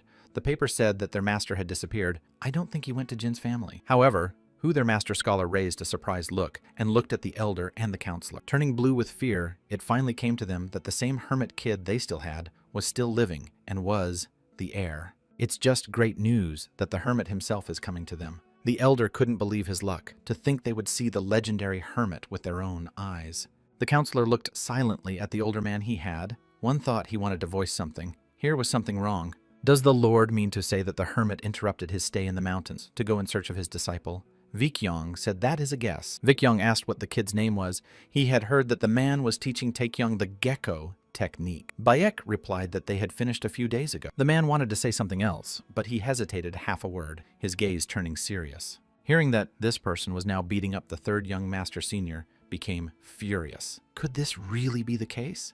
But that's how it was. Junior was practicing hard at the time. He thought this kid was even worse than his brother. This guy turned out to be incredibly strong. As soon as Junior managed to get used to the palm truth illusion, he immediately switched. And after all this, the teacher started using the tiger's conquering fist. It was very painful, like a machine gun. Taeyeon, standing on one knee, the young master asked me to be a little gentler, or he'll go to the grave early. Poon smilingly replied that if he did so, there would be no point in practicing. There is no point in practicing because the trick is to learn. Hearing that the young lord knows that his grandfather Poon did Mr. Jin live on the Lotus Peak. The problem now was different. The young lord pointed at his servant. Hook was lying face down and didn't seem to be breathing worth at least a little softened. Looking at his fists, Poon was upset. He said he would control his strength, but so far he is not good at it. The boy apologized. Okay, that's fair enough. Taekyun recognized after all, in a fight with a hermit, you don't have to hold yourself back. The guy said his comrade was getting better, so don't let him worry. Hook continued to lie motionless. Smiling Master said that young Master is the best he has met in this world because he rises up no matter what. And after hearing that it felt good to beat him, Taekyung turned black with rage. Look at that kid. He seemed to be bullying again. Okay, that's even better. The guy clenched his fists. This hermit is the one he has to beat at any cost. There is no point in defeating someone who is holding back. Tensing up, the player told the teacher to no longer hold back in sparring fights at full strength. Poon's surprised eyes looked at Mr. Is it really possible for him to... Truthfully, but the player nodded affirmatively. In the end, the hermit nodded his head as a sign that he understood everything, and so he would do in the future. Bowing to his master, Junior thanked him for understanding. After a second, aura changed. Poon got into a fighting stance and began to prepare for the next attack. Then he said he was ready. Junior opened his mouth in surprise. He had forgotten who he was fighting. Taeseon was dumbfounded and just stood there trying to say something, but the teacher suddenly ran off, saying he forgot something. Taekyung didn't like what he saw. He finally realized he was dead. The thing was that the teacher held a long blade in his hands and with a smile on his face said that he was now ready. Their sparring began now, both opponents fighting at full strength. Poon dodged all the blows of his pupil's spear, passing within a few centimeters. He had never fought at such strength before, even when they were dangerous opponents. Meanwhile, the hermit moved as if this was some sort of game to him, although perhaps it was. Jumping towards his student, Poon prepared to strike. Taekyun didn't see him since the teacher was standing somewhere to the side of the boy, still facing forward. A second later, the younger man flew aside from the mighty blow, but he was still on his feet. He felt unbearable pressure, but somehow he managed to withstand the blows. A second later, there was a rumble, and a column of dust rose into the air, and Taekyun used his crowning blow to stay safe. Tense to the max, Jin looked in front of him and waited for the next lunge he was preparing for the master to attack again. But no, the guy stood still and only pressed the spear with his foot. He smiled and said that this was really dangerous. The youngest tried to get the spear, but it was like it was stuck to the ground and he couldn't even move it. Poon smiled and said that it is useless. He is using the step of 1,000 kati, so let him not even try to move. But no, Jin wasn't going to give up so easily. He tensed his whole body and tried to pull like her at least somehow. In the end, he succeeded, and Teacher Poon was unable to keep his footing and flew downwards, the spear still breaking free. The technique used to defeat the tiger is called the tiger subduing fist. Pun remembered what his grandfather had told him about this technique. The little disciple remembered these words for life and believed in them with all his heart, but he did it rather unconsciously. But now, a dozen years later, the boy realized that even his grandfather could be wrong. Poon wondered how the young master was able to dodge. He was aiming for the point of the phoenix's tail, but the younger one didn't realize his shoulder was starting to hurt. Waving his hand, the guy said that he was just trying to avoid being hit, but he still got hit. Pun opened his mouth and couldn't believe his eyes. He still managed to dodge. Smiling, Jin said that after 3 days of beating, something was beginning to clear up after all. This is the fist that subdues the tiger. After all, isn't it? The teacher scratched his head, which was strange. He didn't use it much. Taekyun said that was why it took him longer to learn it than the rest. Taekyun decided to show this kick and started to repeat the stance. Poon stood beside him and gave him a surprised, admiring look. In principle, this technique is not so difficult to copy. The guy moved, repeating time after time what he managed to memorize. Standing opposite Poon did not say a word. He only watched the young master in astonished admiration. And now, having finished repeating the stance, Jin stood up. It was the 7th movement and the last. He said that was all he could remember. Poon suddenly remembered his grandfather calling him a thief. Then Jin laughed. He said it was normal once he took money from his mother and was punished for it. But that's not what the teacher was talking about. Laughing, Poon said his grandfather always did that when he was training him, called him a tech thief. After that, Taeseon looked at his teacher with a slightly incomprehensible look. Could it be that this kid is praising him? Walking up to the younger little hermit said he was a true martial arts genius. Jin couldn't believe his ears. Genius. And he, however, it still felt good. The player's cheeks flushed. He said that he had once practiced taekwondo. However, the hermit did not realize what it was. After learning that the young hermit had been mastering this technique for a month, Jin was delighted, and he was able to do it in just 3 days. Poon said his grandfather then got really angry, because it only took him a month to fully master the technique. After that, Jean's joy was replaced by disappointment. Well, of course it's going to be like this. Who would have doubted it from the Great Hermit? But suddenly the kid's face changed in a way that is unpleasant. When someone copies your technique, an aura of power began to swirl around him. Hook, who had only recently come to his senses, now watched his young master fight this hermit. He didn't understand how a man could even move like that. It was something beyond the realm of possibility. Poon moved incredibly fast. He seemed to enjoy fighting the young master. The servant looked at it all from afar and couldn't believe his master had incredible progress. Previously, he wouldn't have been able to last a minute. The man wondered if he and he were the same age, but with Taekyung surrounded by a whole bunch of monsters, isn't that too much for his body? After thinking about it, the servant got up from his seat and said that he, too, would become stronger to be worthy of being called the right hand of his master. Meanwhile, Jin pondered the whole week he had been defeated, for how many times he and he had fought together, probably several dozen times. He sat and meditated to prepare himself to face an opponent much stronger than he needed to defeat with only his own strength. Now Jin sat and watched Hook fight the hermit, who seemed to be toying with him.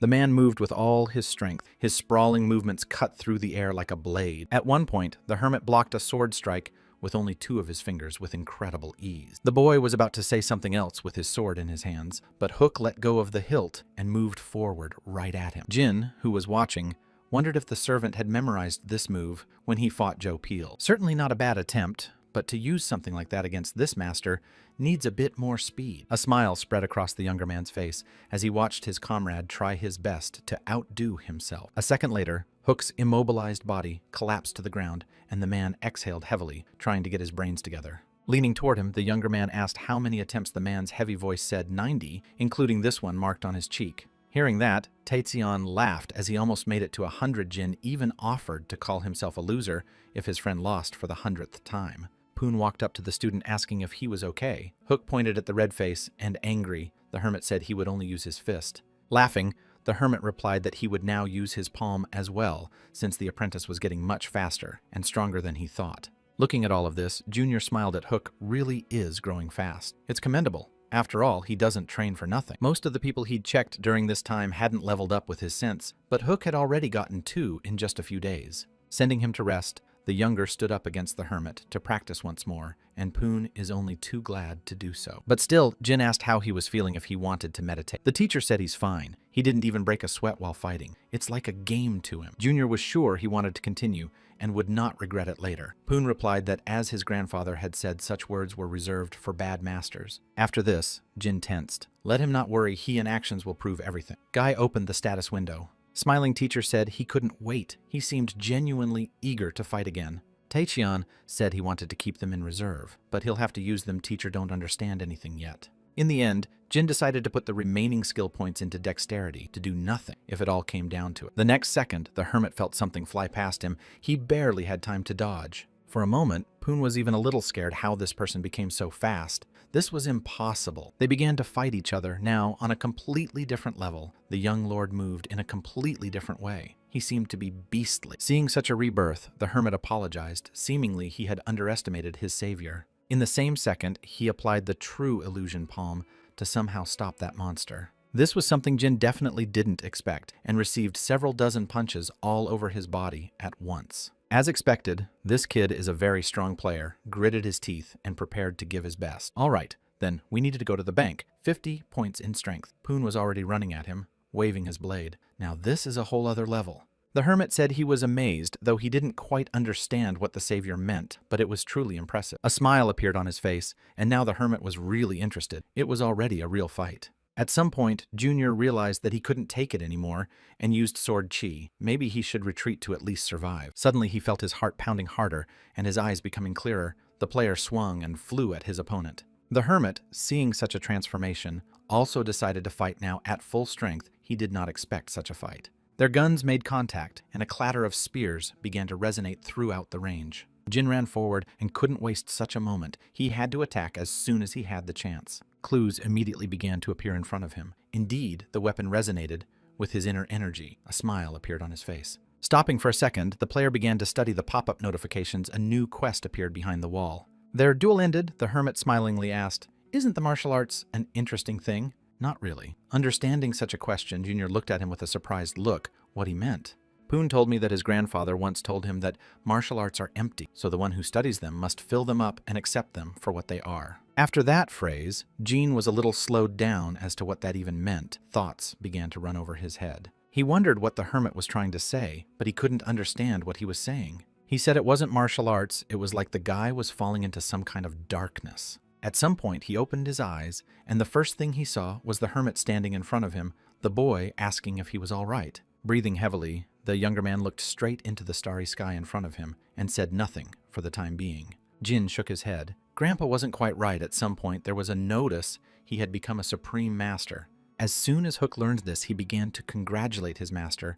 He had always believed in him and watched his every move. The younger man looked at his servant and said that he was a rascal. Because of his snoring, he had almost been captured by deviation. At one point, Taekyung said to try again. The hermit didn't immediately realize what he was talking about. Jin said he needed another sparring session. Their fight wasn't over yet. In response to the concern about his fatigue, Jin replied that he wanted to try it right now. In response to his protest, the hermit said that resting is also part of training, so his grandfather said so, one must rest. Approaching the apprentice, Poon said that he should have realized by now that he would win at any cost. It's not for nothing that they say you reap what you sow after reaching the highest rank. Jin realized what a monster this is, and yet without him, Junior would have had to suffer a long time to reach the top rank. So you should thank this kid. Waving his hand, Poon became shy as soon as he heard the words of gratitude. He said that the young master needed at least some rest. Suddenly, after all this, Jin saw that he had gained countless levels he was even tired of counting. Did he really grow that much? Soon,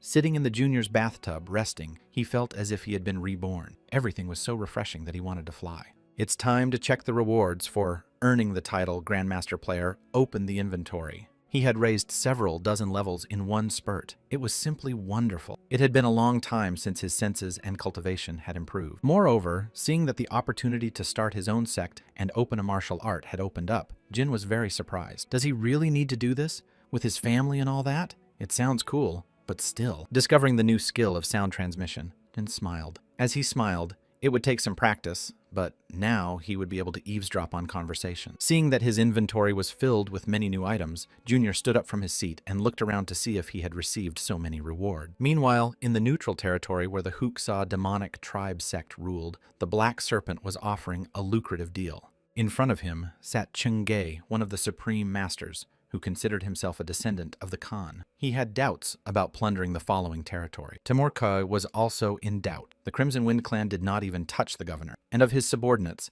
less than 400 people returned. Sitting across from Indo, nicknamed the Butcher, Fuang Yang was a coward. He fled to the steppes, and his bandits scattered throughout the province. Jingun looked at him and asked, has he met him once before or not? In a growling voice, Butcher replied that he'd seen him a couple of times, but he was nobody and his name was nothing, so you can bet he's useless. In any case, they won't have to worry because everything will lead to a clash with Jin's family. Jen asked what he meant. The thing is, in a few days, New Year's morning, they'll go through Heko instead of Datong and then quickly make their way to Taiwan. Hearing this, the nomad leader was alarmed. There must be more than one branch of the Jin family on this path. However, Hooksaw said that there is no need to worry. In half a day, all the branches will be empty, so they will pass without a problem. The nomads looked at him in surprise. They did not understand where this man was leading and how it was even possible. By then, thousands of winds will have slaughtered. In Dathon, won't they have time for them? Thinking about the clan of Thousand Winds, Chin thought about this powerful organization that is scary to be around. The messenger added that Jin's family is also busy stabilizing the north. So, Nomad thought if he gathered all the soldiers, they would be able to defeat. Besides, Heavenly Blade and Sleeping Dragon could only defeat Fuang Yang together. Tamir Summer seemed to be thinking the same thing, and since none of them are inferior to Fuang Yang in strength, and even superior to him, anything is possible. The two of them will never lose to these brothers in open combat, so there's no need to worry. Looking at them, Hooksaw warily asked, so, what is their decision about this situation? The hermits replied that they are on board. Butcher laughed and looked away. What they needed, they'd get it done quickly. Smiling, he added that demonic sword Peng let them leave it on him. He himself wanted to get his head. After that, Hooksaw brought a plate with a drink and said that if they had come to a common agreement, it wouldn't hurt to have a drink in honor of it. They already wanted to sip their alcohol as suddenly something distracted them. The whole company was distracted and looked away. When a strange old man came in, the guard wanted to go out and deal with him, but the head of the guard put his hand forward, forbidding him to do anything. There was something wrong with this place. They were all wary of this old man, and they were wondering what he was doing here. If you think about it, he couldn't have just stumbled upon them by accident. The old man was an outsider. But how did he end up here? Faces became frightened. We must take our time. You can't predict what will happen in this world so easily. The old man stood in the middle of the room and asked for water in a husky voice. He looked as strange as possible. Huksa ordered his ward to fetch him some water. It seems the old man is thirsty. The man rushed to fetch the mug. When he received the long-awaited basin of water, the old man tipped it over and began to drink the water greedily. How long he had been walking here. It's hard to imagine. All the others only looked at him warily. They did not know what to expect from this stranger who had so suddenly visited them. After drinking all the water in a gulp, the old man noisily wiped his mouth and sighed heavily, feeling better. A smile appeared on his face. He opened his mouth wide and smiled. Even though there were no teeth, the man was very happy. The head of the black serpent looked at this strange man in surprise as to why he was acting like a child. The old man thanked the gentleman heartily for his help and began to bow seemingly out of place. Butcher and Timur laughed. They thought it was some great warrior masquerading as an old man. They continued to laugh, and Huksa grabbed the old man's arm and moved closer to him. He was starting to make him angry. However, the stranger didn't even resist. His arms were very sluggish and weak. There was almost no strength left at all. The gang member got a strange feeling for a second. He thought it was just an ordinary old man, but it wasn't that simple. The stranger asked what kind of place this was. Looking at his face, the bandit was frightened by the expression on the old man's face, which had a strange glow. At last, this old man had come to his senses, and now looked more meaningfully ahead of himself. His voice changed, and the old man asked, "Is this fellow from the filthy lower Huksa sect scared?" He immediately let go of the old man's hand at the first request, and continued to stare at him, with a frightened look. From behind came the thunderous laughter of his comrades. It seems this guy had just been let below the plinth, laughing. Butcher said that this old man is quite funny. Thanks to him, they laughed heartily, but suddenly the old man raised his voice. After what he said, Huksa was horrified. That old man seemed to have no fear at all if he said that. When he showed us the butcher, he called him an orphan, untrained in good manners. The bandit was furious. Then, looking at the Mongols, the old man hesitated. The two brigands also stopped in their place. Scratching his disheveled beard, the old man groaned. They flew at such a young age. How miserable they were after all. The next moment, unable to tolerate such insolence, Butcher threw the table aside and lunged at the insolent old man to teach him a lesson. He shouted and drew his blade. One more second and he would destroy the old man. As expected, it was very brutal, just in the style of the Khan tribe. Butcher continued to destroy everything around him. Suddenly everyone turned back. The unfamiliar old man looked at them from the side and asked him what their friend was that they were treating him like that. Timur came to be horrified at how this old man was even here.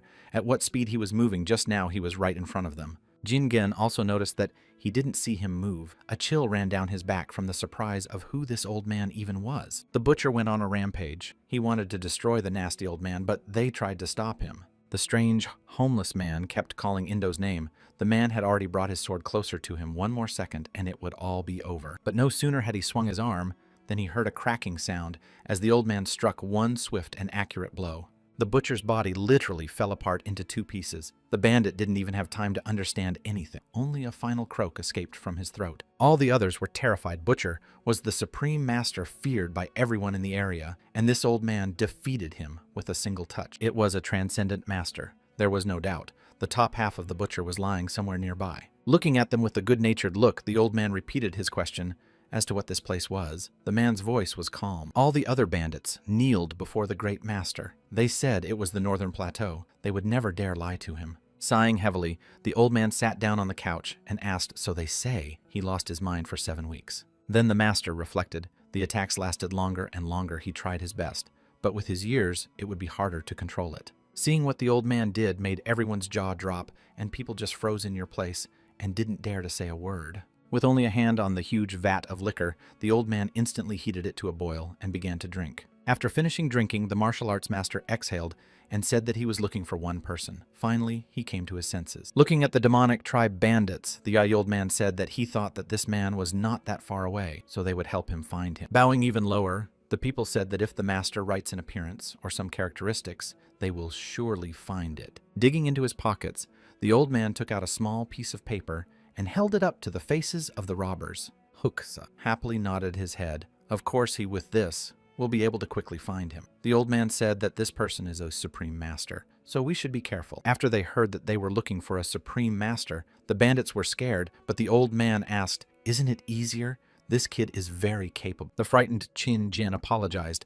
and said that if such a master existed, his brothers would have found him anyway. When Hooksaw heard that his brothers couldn't find him, he said he'd look for him himself, so don't worry. The old man frowned and looked at him with a very stern look, but still remained silent. Then he took the piece of paper and stared at it, and how this little guy has the nerve to make an old man suffer like this. Looking at this strange master, Hooksaw kept thinking, who made this old man wander the world? Perhaps it's his son or grandson. A smile stretched across the man's face. Perhaps it was their chances of getting such a valuable cadre on their team. Turning to the nearby Chingen, he ordered to accept the old man's offer. After hearing the man's refusal, he was furious. Doesn't Jingen himself realize what a great opportunity this martial art is to conquer the world? The brigand trembled. Could his comrade be suggesting to threaten such a level master? This is madness. He will destroy them. Meanwhile, the old man continued to drink. People were talking amongst themselves, and everywhere, only their frightened whispers could be heard. He took some strange cube out of his pocket and put it in his mouth and started chewing hard, crunching everywhere. Thinking about this proposal, Jingen still could not decide whether to accept or not. It was very scary. Goosebumps were running through his body. Hooksaw whispered for him to finally agree. This was their only chance. More of this might not happen. Eventually, the old man got tired of waiting and rose to his feet, asking why they were not accepting his offer. The bandit turned blue with fear. He bowed even lower at the old man's feet and began to say something in a trembling voice, his tongue slurring. Raising his head, the man saw the old man's face right in front of his own. The wizard had a look on his face as if he wanted to eat them. He was about to say something else, but a second later his body turned into a stone and fell straight to the floor. A second later, a cracking sound was heard, and the two bandits turned around to see that only one part of the building was left and the old man had disappeared. At last, the bandits were able to rise to their feet and sighed heavily. The fear was slowly fading away, but they still remembered the terrible master. As the men lowered their heads, they saw on the floor the small sheet the old man had shown them, and there was a picture of the very man he was looking for. The piece of paper depicted a man looking remarkably like Joe Peel. He looked at them with his painted, scary eyes. Meanwhile, the old man was already walking along the forest path. He hadn't gone out into the outside world for a long time, but still nothing changed. Master looked around. His eyes were enlightened and joyful. He decided to walk to Shanzi, and these people let them study here. Junior had some kind of insanely happy smile on his face. He had gotten some incredible level-up bonuses. Holding the lump of iron in his hands, the guy was mad with joy. Now that he had gotten the rarest metal in the world with spears, the problem was solved. The only thing left to do was to find a craftsman who could make such a weapon. He looked closely at the notice board. And besides, he's only been here about a month, and in his homeworld it's only been 3 hours, so he has plenty of time to do a lot of things. Taekyung would have been happy if the door to his bedroom hadn't been kicked open with a crash. Clutching the precious metal to his chest, the younger man looked away, wondering if one of his brothers had decided to visit him again. And so it was Vickion burst into his room, literally with 2 feet on his face, a glint of joy on his face worth guessing it was him. It turned out that the older brother had learned very quickly that Taeseon was now a higher master and was now rushing to congratulate him. The younger brother had pulled away from him. Hook appeared from behind, and it turned out that he was the one who told the elder about the successes. And now the elder won't let go of Taecheon. Vickion wrapped his arms around his little brother and started kissing him. The younger one tried to pull away somehow, but it was hard for the younger one to do so. Soon they were sitting at the table and drinking tea. Hook already had a bump on his head for telling Junior's secret. Vickion tearfully said he didn't have time and had something to do, but Junior stopped. Does he really want to paint the canvas again?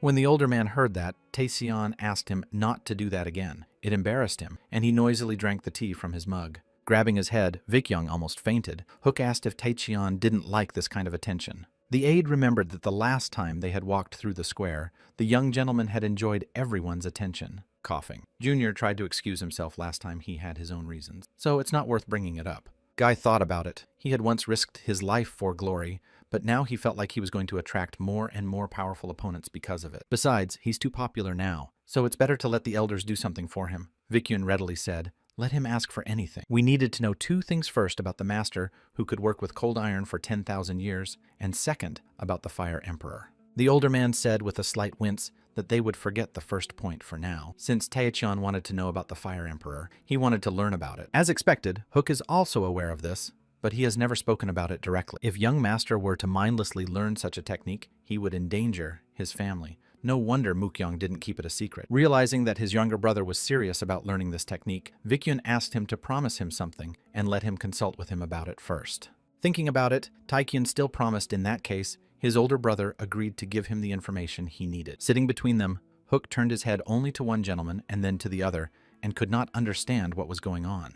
With a smile, the elder said that as for the Fire Emperor, it would take time. As for the first point, he could find out right now. Joy lit up Taekyung's face. Could it be that he would find this master and he would be so close? Getting up from his seat, the elder said, their family found out not too long ago. This person lives in seclusion. Vikyon smiled at his brother and promised that even if he went around the world, he would only find 9 people who were better than him. When Vikyon left the room, Hook began to question the Lord about what it was. Junior quickly realized what it was about. It was the Heavenly Fire Tribute, the very book that Junior had offered to take to the aide before the battle in Tuntian. But he had refused. The aide looked at him in surprise. He remembered the face with which he had refused the gift and felt very ashamed of his behavior. Then the younger gentleman said he didn't need the book anymore, so let him take it, but he refused. This person's name is Zhang Taibo. More than a dozen years ago, he was the head of the forge full of skillful blacksmith. The counselor explained that he was now near Genyang. If the young lord did not hesitate, he could get there before sunset. Pointing his finger at the young lord, the advisor noted that the forge was close to the clan of the 9 sects, so one should be careful not to offend them. There was a silence between them. Junior just looked at him with an annoyed look and said nothing. Soon the horses were ready to depart. Her youngest stood beside them and poked at the sack, asking what it was. Hook explained that it was food.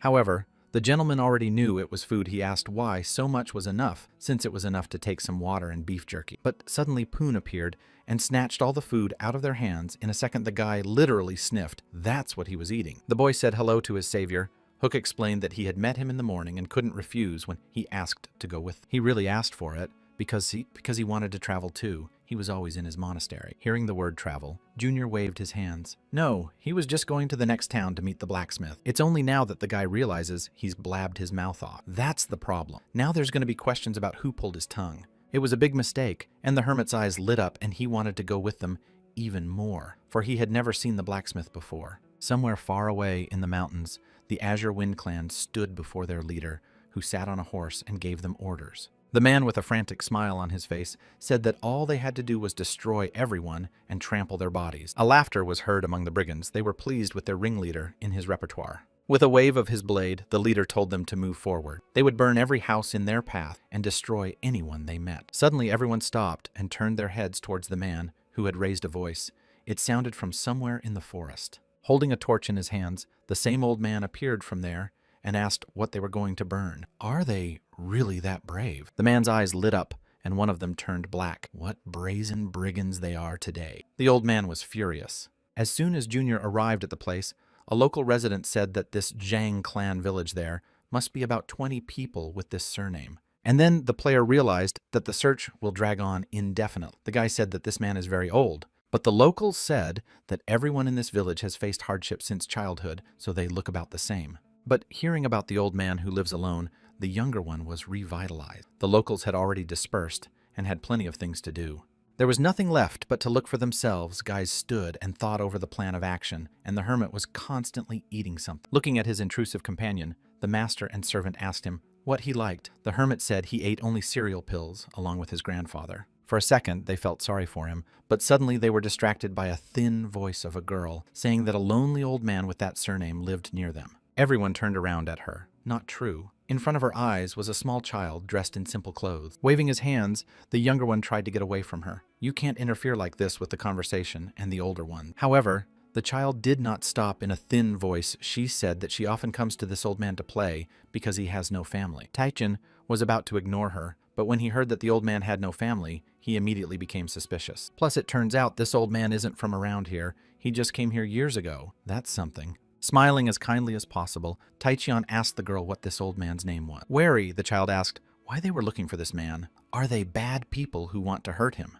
When the travelers tried to make a benevolent appearance, they got a monstrous smile, and the child was even more frightened. Poon suddenly appeared and offered the child a treat if the girl would tell them. Shoving the treat into her mouth, the girl said she didn't know her full name. She tried hard to remember anything. The guys wanted to find out as much as they could, just to get a full name, and then it's in the hat. They tried to smile. Still having learned all they needed, the younger one bent down to the child, and still smiling fearfully, asked where the old man lived. Soon they arrived at the old man's hovel, its only inhabitant greeting his little friend cheerfully. The little girl said that some people were looking for her grandfather, and she brought them here. She did the right thing. The old man got suspicious after that. Junior and the others were already approaching the old man's dwelling, and he greeted the esteemed master and apologized for the late visit. The old blacksmith immediately recognized the sleeping dragon and looked at him with a wary eye, the man as if he suspected something. Taecyeon was pleased that the old man knew his nickname and laughed, which would make it easier. As soon as the youngest opened his mouth to ask for a favor, the old man immediately told him not to even start. He wouldn't even do anything. Folding his arms across his chest in a formidable voice, the man replied that even for any money in the world, he would still refuse. This wasn't the first time Taecyeon had encountered such an adamant and waved his hands in an attempt to kindly ask to at least listen to him. But the old man was furious at this insistence and shouted that he wasn't going to do anything. Absolutely everyone in the company was frightened. Even the hermit stopped chewing and looked at the old man with a surprised look. At that time, the locals were talking among themselves, and they too met a strange old man who seemed very suspicious to the shulam. The man said that this old man reminded him of his father, so he decided to give him food just because he felt sorry for the man. Now the old man traveler sat in the house of one of the locals and tried to have a proper meal. Although such a life of an old man, he seemed pretty good. The master of the house came to the old man and asked him if he liked the food. They didn't have much supplies, so don't let him be angry. Fixing his beard, the traveler said that he ate the food not because he was hungry, but to express his gratitude for the hospitality. Smiling, the host said that the time was late, so let the old man not refuse to spend the night in their bed.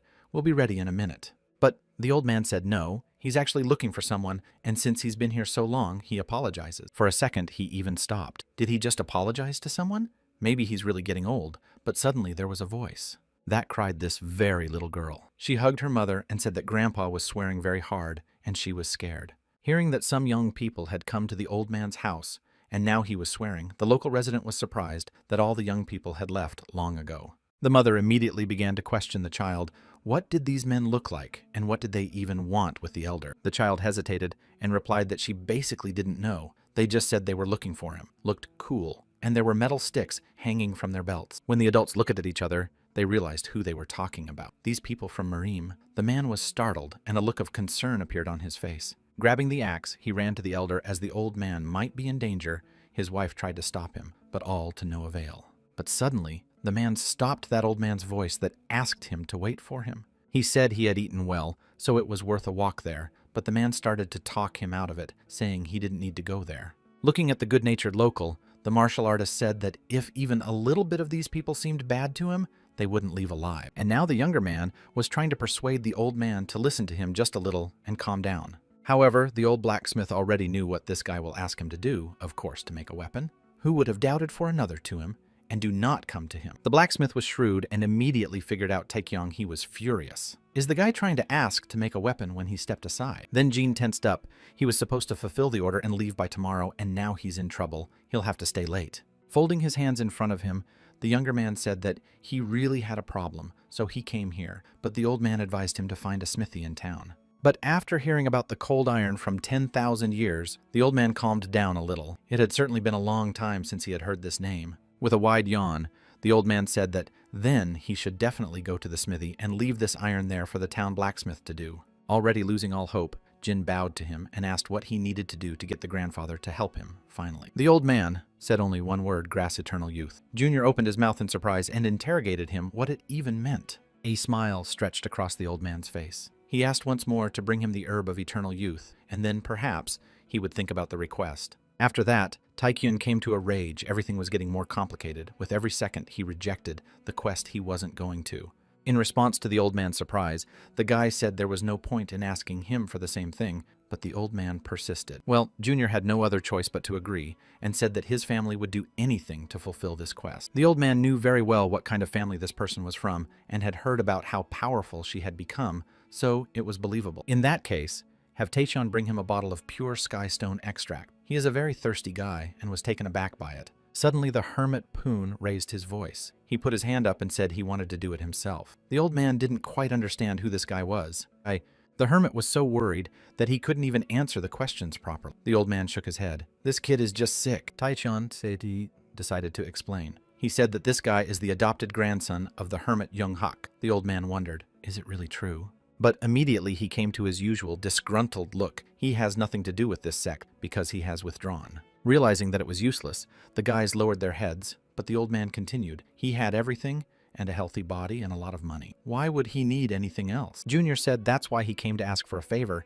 and the old man repeated, that's why he refused. He got up from his seat and grunted, saying he was tired of doing this job. He'd done what he needed to do and walked away. After this hard conversation, Taichian was ready to cry on the spot he had lost Yi to a regular mean old man. The guy was in despair, but suddenly the old man stopped, and as if thinking about something that gave a spark of hope. Looking at the sudden guests, the old man offered to write a letter of recommendation. For one man, he is certainly not so good, but quite trained. After such a gift of fate, Jin shone with happiness. He was ready to jump for joy on the spot. Could his dream come true? The old man drove his brush across the parchment and asked what part Taichian wanted to make from this metal. Hearing about the Spearhead Jr. even froze in place. How the old man knew. He scratched his head and said that of course he wanted to, but the master said that such a quantity was too small. By his calculations, 10 tiles should be enough. Hearing such a strange unit of measurement of the younger even did not quite understand how to calculate what it is in general. In that case, better. Show how much he basically has, and the guy pulled out this whole huge piece of metal.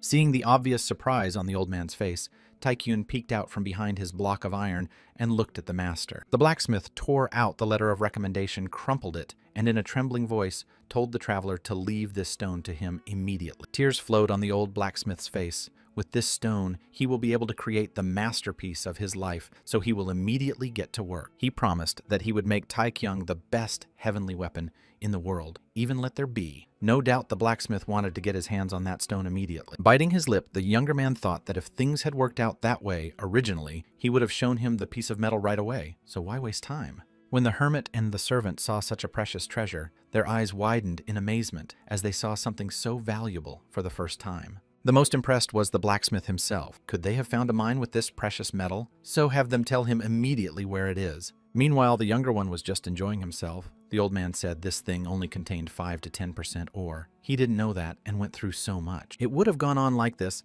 if they hadn't been interrupted by someone's voice, asking if this was old man Zhang's house. The master stopped holding the young man's legs and looked with a surprised look towards the person who spoke. Yes, his surname is indeed Zhang, and who will be the one who comes? He said he was just passing by and saw it, but there was no need to interfere. The hermit looked at the strange old man and asked his savior if he thought he was a little strange. Looking at Poon Jr. said he thought it was stranger where he was getting all those dumplings from. He has an endless supply. The strange old man looked at them for a while and then turned around and walked away without another word. The player wanted to say something else, but suddenly hesitated. Half a word. Perhaps there is something in this man that only Poon can feel was worth thinking about. He activated his sense, trying to explore the area. As expected, the old man had a low level. He was a nobody at all. The youngest wanted to say something else, but suddenly the strange old man approached him with incredible speed and stood literally right next to him. Roma. Gan looked at him with eyes as if he wanted to eat him and immediately asked the younger man who he was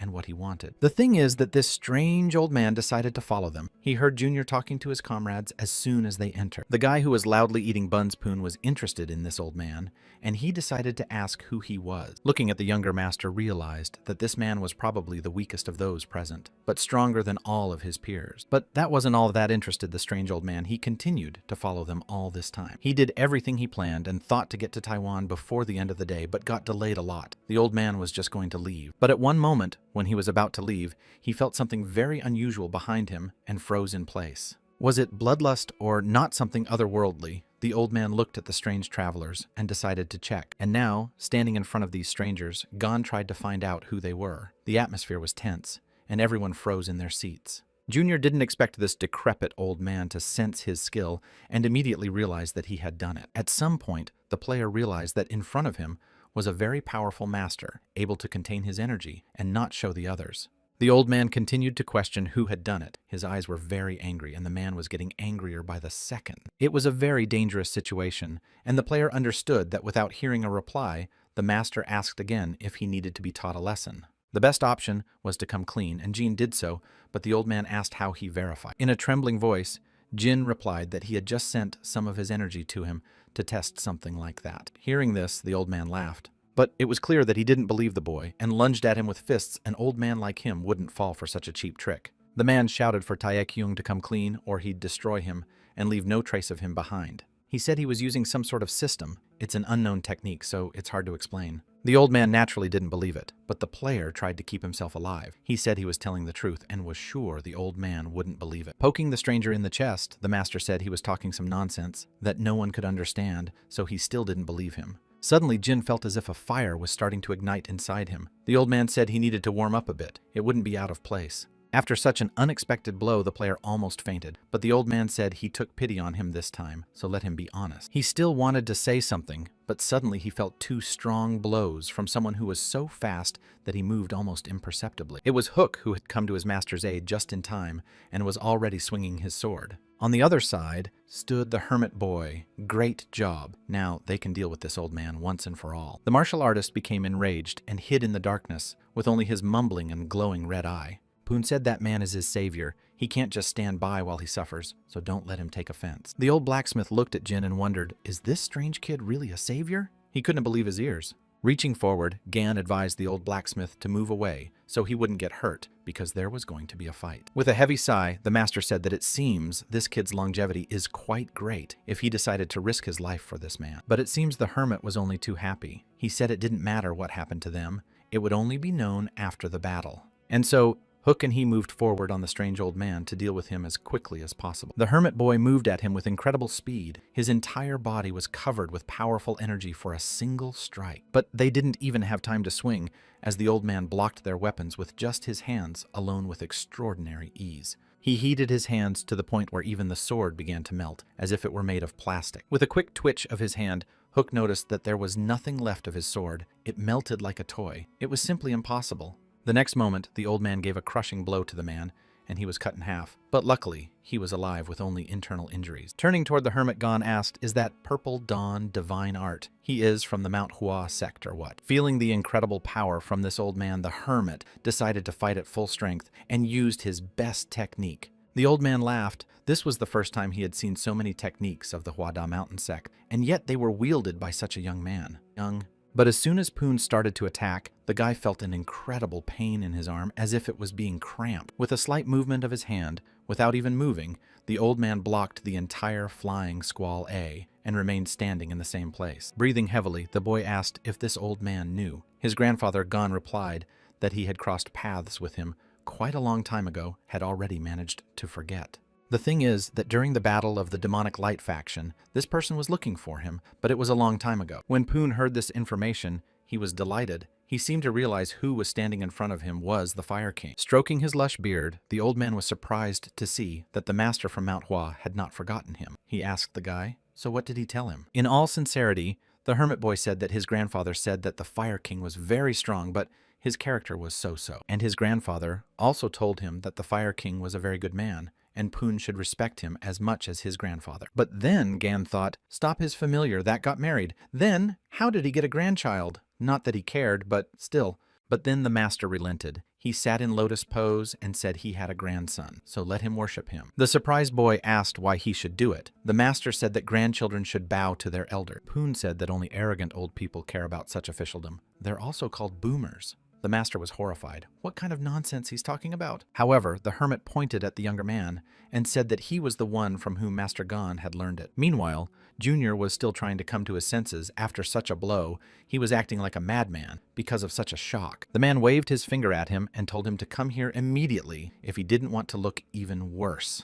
However, unfortunately, the player was in a deep trance. His head was not working and his mouth was foaming. But as soon as the boy heard Gon start counting to 3, he instantly approached him and bowed. Look at him, the old man smiled. How can this guy be fine instead of incessantly cultivating? Finally, the player realized who stands before him, a real Fire King. Yes, it is a real jackpot at once. 2 things in one fell swoop. For a moment, Jin thought that this old man would just fry him, but he managed to absorb the energy and his own internal energy increased. But that was only impossible if his internal fire energy was exactly the same as this old man. The guy looked down in front of him and tried to comprehend what had just happened. It was faintly in his mind. The only question is, what's a man who disappeared 40 years ago doing here? In this situation, if he figures it out, it'll be bad. Learning that this kid is from the Jin family from Taiwan, the master guessed a fire sword demon like he remembered the founder of their family. In fact, they met a couple of times face to face. He was quite a nice man. Pensive Master Gon said that he felt that he had a dark side, but at the time, this person seemed incredibly polite to him. The man laughed and asked how his old acquaintance Jin looked at him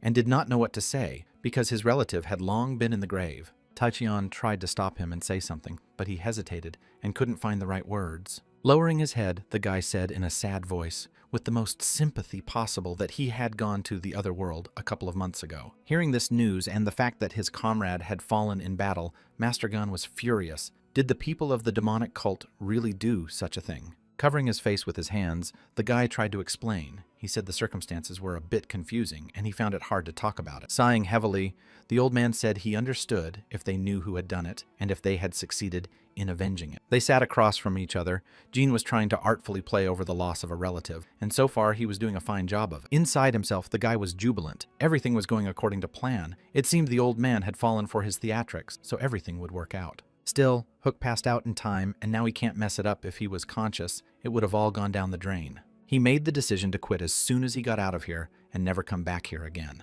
Suddenly, he heard the voice of Poon, who also remembered the fire sword demon. As soon as the younger man heard it, his face turned purple. With all his childlike directness, the hermit said that it was Junior who had destroyed him, so Taekyung had forgotten all about that kid. The player, literally back, felt the fierce gaze of the master and his booming voice. Now, the guy will also come to an end. Continuing to turn his head, Poon said that it was told at every turn, young master himself defeated him. There was a lot of blood. He also called the Grand Master, and Poon quoted what Junior had said while Taichian wanted to fall to the ground. Master Gon approached the boy closely. Jin tried to smooth things over. He said there was a misunderstanding. Indeed, it was him. But still, the master was furious and didn't even want to listen to anything. He was already preparing to attack. This is just sacrilege. Seeing that the Grand Master had prepared his powerful attack, Jin was terrified. It can't end like this. He doesn't want to go to the next world. But the old man had already put his hands forward and prepared to wipe this insolent man off the face of the earth, his eyes blazing with rage. There was nothing left to do but just take a fair fight, and the guy did the worst he could. He put his hands forward and made contact with the old man. At that time, the master, who was sitting far outside his dwelling, saw the flaming tongues reaching even to him. This was some monstrous level of martial arts. The man couldn't believe what he was seeing with his own eyes. His whole little hut was now on fire. He grasped the iron stone and tried at least to keep it from those flames. Hiding behind a small stone ledge, he watched from the side, not wanting to go up there at all. The first thing the man saw was the young lord who lay unconscious over him stood the flaming king. The blacksmith ran up to them and, seeing such a monstrous picture, began to ask, what happened? Did this guy really go to the other world? Looking at the blacksmith with a pleased look, the hermit said he had only suffered internal injuries and passed out. Meanwhile, Master Gon couldn't believe his eyes. This little guy had the same internal energy as him. This simply couldn't be what he had done. The only thing he could think of was a flame pill, but there was no way someone like him could get it. Looking up at the sky, the old master finally realized how everything eventually turned out. Joe's silhouette appeared in front of him, and the old man realized everything. Seeing the little hermit in front of him, the man said that he wasn't originally going to take his life, but at least not yet. Unhappy Jin was lying in a blackout and didn't even understand what was happening to him, but Master Gan said that there were still many questions for him. Suddenly, Jin lost his mind so much that he started speaking in Japanese, and everyone else looked at him with surprised eyes and didn't understand anything. Eventually, Junior woke up in the room. He put his hands up and sighed heavily. Luckily, he managed to survive. But where is he now? He was glad to think that this old man wasn't going to take his life, but his head was still splitting from the unbearable tension. The appearance of the monstrous master with his incredible technique was still in front of his eyes. It was just a monster of some kind. Inside, everything continued to burn like fire. Jin sat on the bed and thought Hook appeared from somewhere below and began to whisper. Seeing his subordinate so suddenly bounce to the side he had not yet fully recovered, they began to bicker. Eventually, the servant said that Master Gon said to bring Junior downstairs when he woke up. However, Jin was not eager to go downstairs. The servant said that he and Master Poon were emptying the local liquor supply, and he had no idea how much they had drunk. Hearing this, Junior got dressed and started to jump out the window, but Hook tried to stop him. But the player didn't want to go down there and be fried to a crisp. After receiving a soul kick right in the face, Hook said that if it was about the matter with the elder, they had already explained everything, so there was nothing to worry about. Jean still didn't believe it. He thought he should only go downstairs as he would turn into a barbecue, but the servant explained that it was all right. But the problem still remained. What about Joe Peel? They had some kind of relationship. He was willing to bet all of himself that it was master and apprentice. Even so, Hook was sure that his master was just doing his public duty, so why is he afraid? With full confidence that the servant and Poon wouldn't get hurt if they talked to this old man, Jin said he was leaving and headed straight for the exit. Ripping off the band-aid, Jin speculated, what are the odds that this old man would believe that his former student had become a monster and not destroy them in a second. And besides, Jin said he ate the fire pill, and now it's in his stomach. How can you not understand that? After this phrase, the servant stopped and looked at the young master with surprised eyes. He could not believe what he was hearing. So in that case, there is no need to stop him and Jin. However, his servant was ahead of him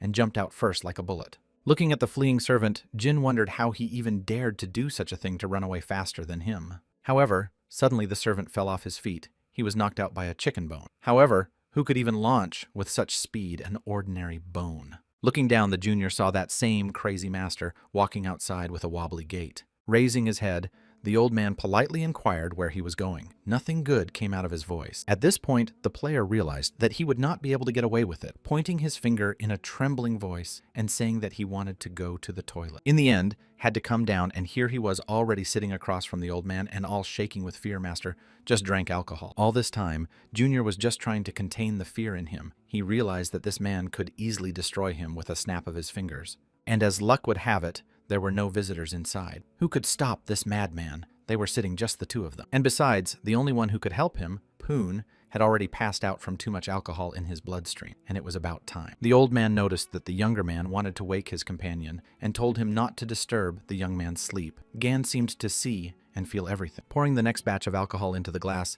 the old man said he had a few questions. So it's no big deal. Hearing this, Jin was afraid if it was about the head of the elders, he would tell everything. However, Gan said that he already knew everything. Breathing out, the old man said that this could be said of that child too. The master asked the younger man where he had met him. As expected, Gang had known everything for a long time, but it was useless to lie. Taekyung realized that he was on the edge of his seat. In order to get a little courage, the guy asked for some alcohol to be poured between them, and a silence fell. The old man was angry, but still took the bottle and presented it to the glass. No matter how insolent this young man was, it was still necessary to find out. When Gene had had a few drinks, his tongue got loose, and the guy told me that it had been about 2 months since he'd met Joe. Hearing this name, the old man was surprised, but still there was a one-word, one-punch, quite famous. Trampmaster frowned. Gene coughed. He realized that this John was known only for his insatiable bloodlust and nothing else. The old man pulled a leaf with Joe's portrait from behind his sinus and showed it to the younger Gene, immediately recognized the face. After asking if this man was alive, Jin tensed up. It was worth telling the truth, but it was still dangerous. The old man was upset, but still not angry. He said that a few decades ago, there was an epidemic in Anhui province. Looking at his reflection in the glass of alcohol, the old man said that many farmers had said goodbye to life, and Joe was one of them. This child really wanted to live when he was beaten by dozens of people. He still stuffed his mouth with bread, desperately trying to keep himself alive. Only then did the old man give him the name.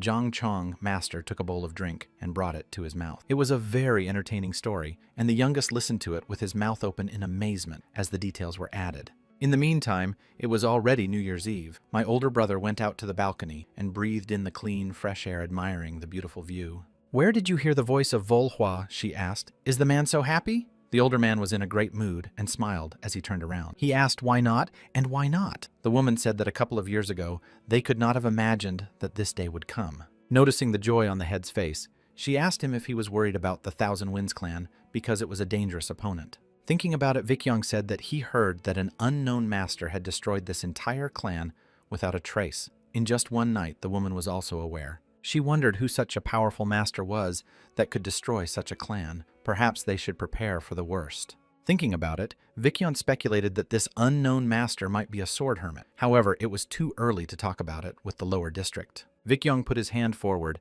and said that if this man destroyed such a vicious clan, then most likely he is very good. Wolhua called him frivolous. Hearing that he was called Grumpy Pan appeared on the doorstep, he was furious. He asked if he should tell why he was acting like this. The whole point is that the great holiday of the New Year is approaching soon, but the second and third young gentlemen are not here, and who knows when they will appear at all. Not wanting to listen to all of this, the older man covered his ears and tried to abstract himself from those screams. Wolhua, who was sitting next to her, only smiled at the two of them. The girl enjoyed watching such family scandal. In the meantime, the counselor was torn with rage, shouting that the third young lord should not be ignored, for he might break out again and cause trouble. The older man just waved it off and said it was okay. He'd be back anyway, and the counselor exploded with indignation. At this time, a man was coming up to them. He had a report. The man heard all this, and his legs shook a little with fear. The doors opened, and the servant appeared on the threshold. He apologized to the head and said he had a report. The preparations were completed. Meanwhile, the counselor was breathing heavily. He was trying to gather his thoughts in a pile. The elder didn't want to listen to him at all.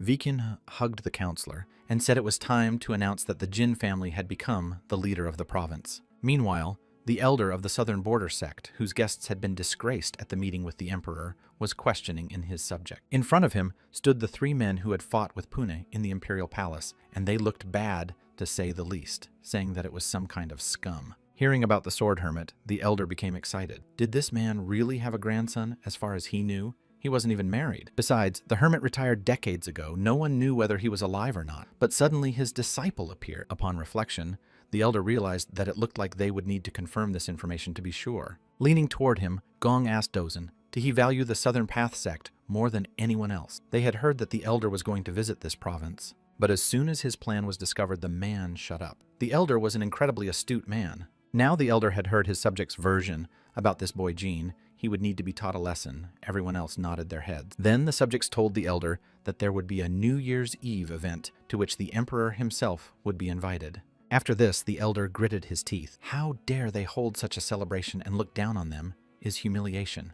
The old man was furious. He would now go to Jin's family to teach them a good lesson. The man got up from the table and walked towards the exit. Gong, who was following him, was over the moon that he would finally teach these 2 a lesson. Let them just wait for him. Meanwhile, the Fire King continued to narrate, saying that back then, that little Joe had asked to be his apprentice. Learning that the old man did not want to take him in, Joe said that in that case, let them kick him out of here. The master looked at him with a surprised look. The boy cried if he could not become his apprentice. Then he agreed to give his life, for it would be his fate in any case. And in that moment, the old man took pity on him. The kid seemed interesting. Maybe he had talent, but that was the biggest mistake of his life. At first, the kid was developing very well, faster than anyone else. Even when learning minor techniques, this kid put all the effort he had into tempering his body all day long. And the master, in turn, strengthened his body with cultivation techniques. He did everything to help this guy succeed. Eventually, his disciple became a great master. He achieved incredible success in martial prowess. The old man took a few sips of alcohol and said that he remembered this moment very well when he heard about the younger one coming up from below. The thing was that then the master's apprentice went down to the village. In the air around him mixed musk. In short, he went to a brothel. The old man said he could understand his pupil. He was a man after all. But after that, such behavior became more frequent. When Jin heard that he had once brought a guest to the house, the guy tensed up about who he was even referring to. It was the head of the Tessin family. One of the 10 kings, king of the blue sky. Swordmaster saw him for the first time, but recognized him immediately. He looked exactly as he was described. It turned out that the old man had run into Master Gon's apprentice and said that this guy had started destroying innocent women and children. The master couldn't believe his ears. Could his child do such a thing? It was a heavy blow. One day, when his apprentice again returned late at night, Master Gon smelled the odor of blood and immediately asked his apprentice where he had gone. Something was wrong, and the student said he went to the village for a drink. Besides being drunk, he smelled strange. It was definitely not alcohol. The old man only looked at him with a serious and stern look. He knew that his disciple was lying, but he couldn't catch him in person. The then young Joe laughed. He tried to hide his embarrassment and said that he had also gone to a brothel. They looked at each other, but between teacher and student there was a distinct tension. The old man suspected something. Hearing that the master still let his apprentice go, despite his lies, Junior wondered how that was possible. However, the old man set down his glass of alcohol and said that this child had no one to rely on but him. At least the master had to believe in him. There was a silence between them, the old man trying to gather his thoughts. Jean asked well and how he saw with his own eyes what his child was doing or not. The old man was silent again and raised his head upwards where the drunken Poon was lying asleep, his loud snores echoing everywhere. Meanwhile, while the old man only suspected something, his apprentice was busy robbing and plundering all over the city. And then when the master saw the horrors that his successor Joe was doing, he said that survival of the fittest is what he taught him. After that, the old man was horrified. He couldn't get his thoughts together. Could it be that the child he had picked up was a real monster? Eventually, the master became furious as to why his apprentice did not remember how he himself was as weak as these people that had happened to him. Hanging up his mask, Joe replied that then 3 of the 5 people he has eating are already in the other world, unfortunately. A demonic smile appeared on his face. The man licked the bloody knife. He remembered them for life. They were first humans. It was only then that the old master realized that he had made a mistake. This child has not changed. He has remained exactly the same as he was a dozen years ago. Looking at him, Joe smiled and turned to the master. Would he really be willing to give up his only apprentice for such nonsense? The master was furious. His hands were burning. He said that for the rest of his life, this wretch would be praying for his sins for what he had done. Being crippled for life was not in the man's plan. He suggested that the master simply destroy him, according to the laws of the clan as intended. Hearing his master Joe laughed, he knew it. The old man stopped for a second and looked at him with a puzzled look at what he meant. He smiled as he thought the criminal, his master, couldn't destroy him. Even if he did something like that before he left, he wanted to check it out. After the criminal said that thanks to him, he got rid of annoying families from the south, the old man was horrified. Moreover, the disciple took the poison in his mouth and said that it was bone powder. If the master didn't want to see his disciple go to the other world, then let him stop it. Naturally, the master did nothing, and the criminal simply disappeared around the corner, leaving the furious old man alone with himself. It was a very hard story. Junior just sat there listening to the old man, and it was as if everything had turned over in his head. The old man was crying. Hot tears flowed down his cheeks. However, he tried his best to hide it by saying that it had started to rain. Eventually, the master was left. Alone, Jin went to his room, realizing that this man needed to be alone. The old man again poured himself a full mug of alcohol and drank it in one gulp. He realized how pathetic he was. In his mind still stood the last words of the apprentice he had not changed since seeing the old man throughout this time. With his head down, the master couldn't understand how he, being closer to this child than anyone else, couldn't notice his transformation into a monster. For a moment, it seemed to the old master that an adult apprentice was sitting across from him and looking at him with his gaze. The next morning, Junior woke up quite late. He yawned widely, and his voice boomed across the room. He was so stressed out yesterday that he didn't even manage to sleep at night, and now slept almost the whole day. The guy started out of bed, but immediately the image of a crying master appeared in his mind. Until now, Taekyun had thought it was just a squabbling old man, but yesterday he saw a different side. Moreover, yesterday during the conversation, the old man said that he owed him a debt of gratitude to the younger ones, even though he didn't quite believe what he was hearing. He said he should have stopped that child years ago with his own hands, but he couldn't do it even now. And besides, for what happened then, he now wanted to sincerely apologize to everyone. The master felt guilty. The old man bowed his head to the young man, and the younger one couldn't find anything to say. Hearing the word "whoa," the old man raised an angry look, and Junior explained himself. He was just surprised that the master was apologizing. Blushing. Not that from alcohol or embarrassment, master asked, and what is strange, that the old man came out to apologize in it is something precautionary or what? It's fair to say that Jean was very embarrassed himself, and the guy shrank back and scratched the back of his head. Eventually, he approached the master and said he was just surprised that the world-famous Fire King had apologized to him. Now, Junior was glad anyway. The problem with this old man would be solved as soon as he returned.